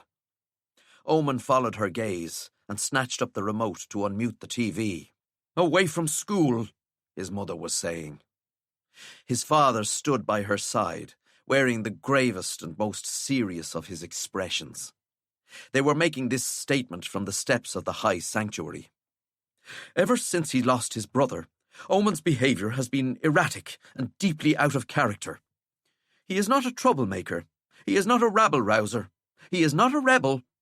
He is an ordinary little boy who is scared and easily influenced." Caddock nodded. "The Darkley family stands with Supreme Mage Creed, with the Church of the Faceless, and with the High Sanctuary.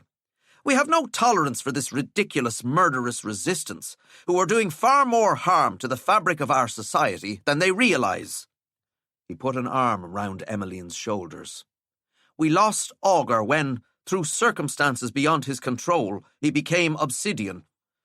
We will mourn him, we will remember him, we will honour him. But Omen has chosen to abandon us," said Emmeline. "He has betrayed the family legacy. He has stained forever the family name." She bravely steadied her quivering bottom lip. "From this day on, Omen Darkley is no son of mine." Reverie crossed over to Omen, took the remote from his hand, and clicked off the TV. He kept staring at the screen. "Omen, they've disowned me? Omen, they're under a lot of pressure. Everyone's under a lot of pressure. Everyone's scared and worried and panicking. But they've disowned me?" He laughed. He actually laughed. There was a knock at the door. They looked at each other. The doctor's apartment was on the top floor of her clinic, and to get up there would require bypassing the security measures on street level. "Get to the spare room," she said. Omen hurried through the apartment to the room with the spare bed and the secret escape hatch. He closed the door, but not all the way, and looked around for a weapon. The leather strap on his wrist successfully hid his bracelet's signal, but did nothing to stop it from nullifying his magic. He picked up a lamp and wrapped the cord round its base. The doctor opened the apartment door. He heard her talking, heard someone responding. No shouting, no cries. Then he heard footsteps leading back to the living room. "A nice place you've got here." A man's voice. American. Omen recognized it, but couldn't place it. "Thank you," said Reverie. "Could I ask what this is about, please?" Of course, said the man with a smile in his voice. "You're entitled to know what brings someone like me to your door, after all. Do you know who I am?" "You're Silas Nadir," said Reverie. "The serial killer." "Former serial killer," Nadir said. "I've been adjusted. Up here.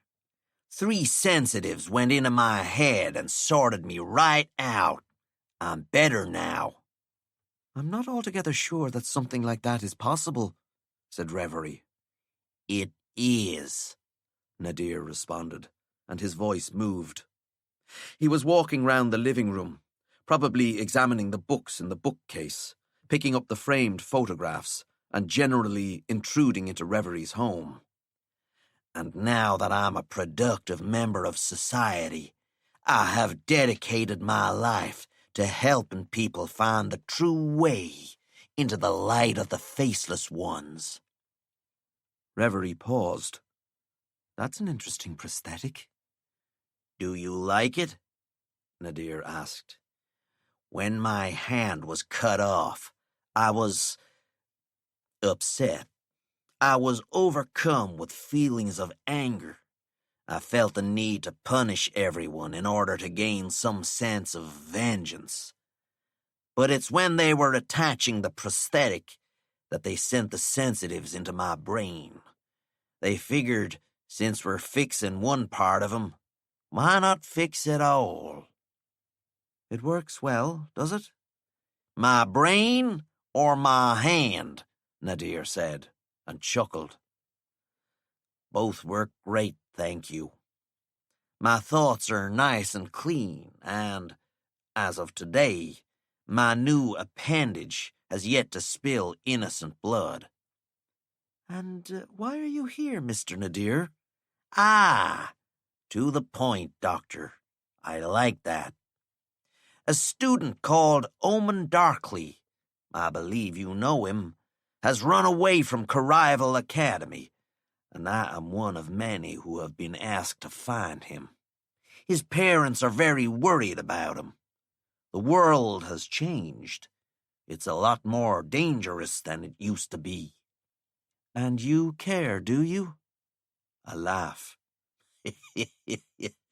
There was a time when I wouldn't have given a damn about the well-being of a silly teenager, but I've changed, along with the world.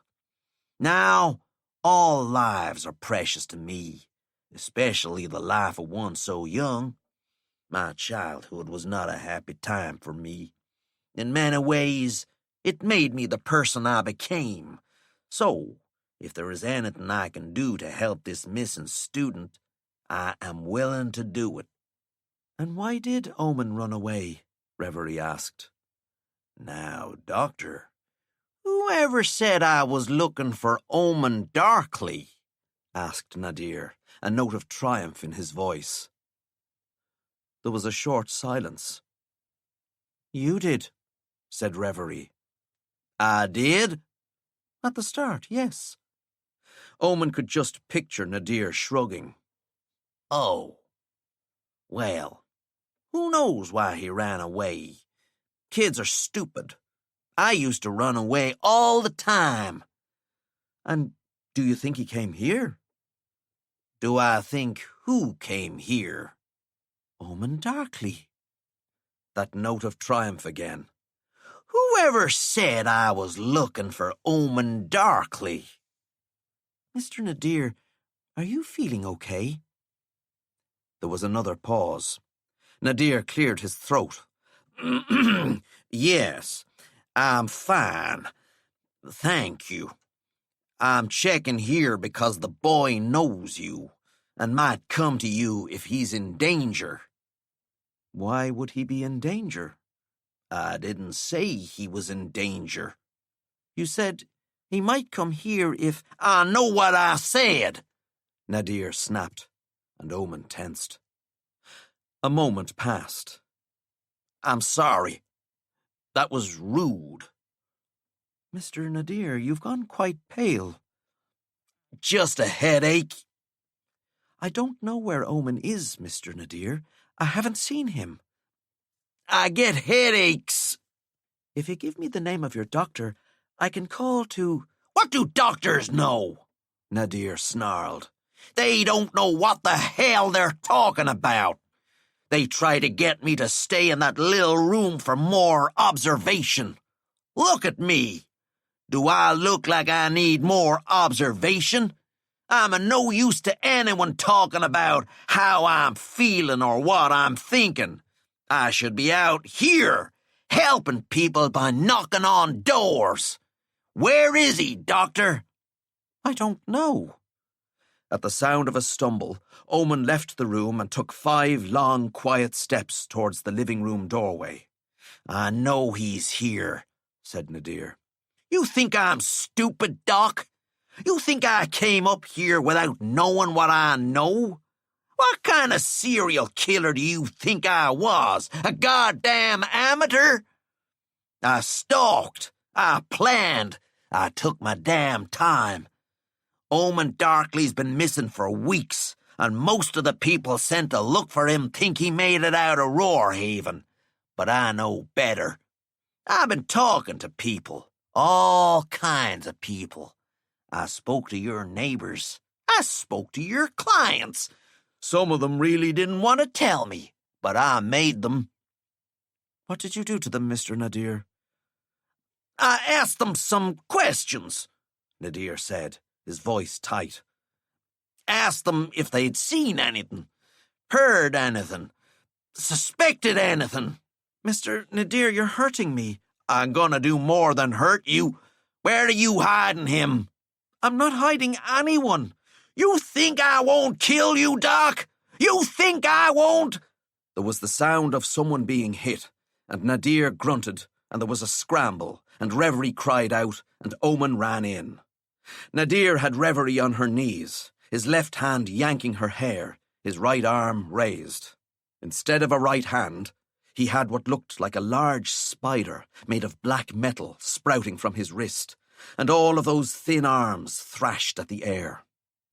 Nadir turned, saw him, and Omen threw the lamp and it cracked open on Nadir's face. Reverie scrambled up. Omen grabbed her and they left the apartment, running down the stairs. The door ahead was open and they plunged into the night. "Get to the resistance," Omen said. She held onto his arm. "You're coming with me." He freed himself. "I'll be fine. Run." He took off and Reverie hesitated, then forced herself to run the other way. A moment later, Silas Nadir burst out, saw Omen, and sprinted after him. Nearly slipping on the wet road, Omen risked a glance behind him, saw that he was actually increasing his lead. He allowed the possibility that he might be outperforming someone physically to bolster his stamina, and tried to lose the maniac behind him down a maze of alleys that led to Old Town.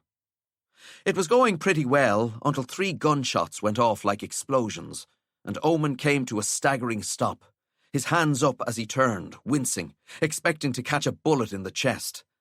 But Nadir just trained the gun on Omen as he staggered after him, then leaned against the wall, sucking in lungfuls of air. His face was flushed and sweating. Omen could have run on forever. Nadir tried to say something, then changed his mind and focused on his breathing. He hunkered down, leaning back against the wall, the gun wavering slightly in his left hand. Omen waited. "If you hadn't—" Nadir began, before a sudden intake of breath derailed the conversation. He shook his head, breathed in, breathed out. Then a big man stepped into the light, and for a moment Omen thought it might be someone from the Resistance come to rescue him. But his hopes were dashed against the rocks of reality, then stomped on by the oversized feet of the murderer for hire, Tancred Bold. "Found him!" Tancred called. "You didn't find him," Nadir gasped. "I found him. I caught him. Go away!" "Hush, little murderer," said Tancred. Resner Rake sauntered through the rain. "Omen Darkly," he said, smiling as though greeting an old friend. "The world throws us back together, eh? It's fate is what it is." "I'm the one who found him," Nadir said, getting his breathing under control. "You're the one who found him first," Resner corrected. "But we've been following you, and now we're the ones who found him second. But so what? We're all on the same side, am I right? We're all working for Creed." "I guess," said Nadir. "Actually, no," Resner said. "We're not on the same side at all. See, we have a history with Omen. He lost us money, and he lost us work. Our reputation was severely damaged by this kid. Damocles Creed wants him brought in for interrogation. Creed can have him when we're done with him." Nadir squared up to Resner, showed him his spider hand. "You really want to tangle with me, Rake?" "Oh," said Resner. "Probably not, but he will." Tancred punched Nadir so hard, when he hit the ground, his feet started twitching. Resner and Tancred approached Omen. "Don't look so worried," said Resner. "We're not going to hurt you if you don't do anything that makes us hurt you." "If you're not going to turn me over to the city guard, then what do you want with me?" Omen asked. "It's like we said to the serial killer. You damaged our reputation. Until recently, we were a safe pair of hands. Hire us to do a job, we did the job. Hire us to kill someone, that person got killed. Hire us to steal something, that something got stolen. Hire us to do both got done. But then you took the obsidian blade from us, and we failed to deliver on a contract, and our reputation hasn't recovered. We were beaten by a bunch of, and I don't mean this in a negative way, a bunch of stupid school kids. You see how that would affect our standing in the killing and stealing business? I can see it. So we've been looking for ways to regain that lost ground. This is nothing personal, by the way. You beat us fair and square. Or rather, you beat Tancred fair and square. And that guy in the cleaver outfit beat me fair and square. I was outnumbered, Tancred grumbled. So we've been looking around, Resner continued, searching for some way back to the top of the heap. And it turns out that all we had to do was wait a while until our old friend Omen Darkly got himself mixed up with this resistance we hear so much about on the network. Now we're thinking, if we get Omen and we place Omen in a precarious situation where his very life is on the line, his brave friends in the plucky resistance ought to come running to his rescue. Am I right? You want to use me as bait? Omen asked. That's about the long and the short of it, yeah. It won't work. I'm not actually a part of all that. See, I don't think that really matters. What matters is that Skullduggery Pleasant and his friends know you and like you and are willing to risk it all to come to your rescue if you get a message to them. And why would I do that? Because we'll cut bits off you if you don't, said Tancred. Hey now, come on. You don't have to threaten the kid, Resner said. We're not going to cut bits off you, don't worry.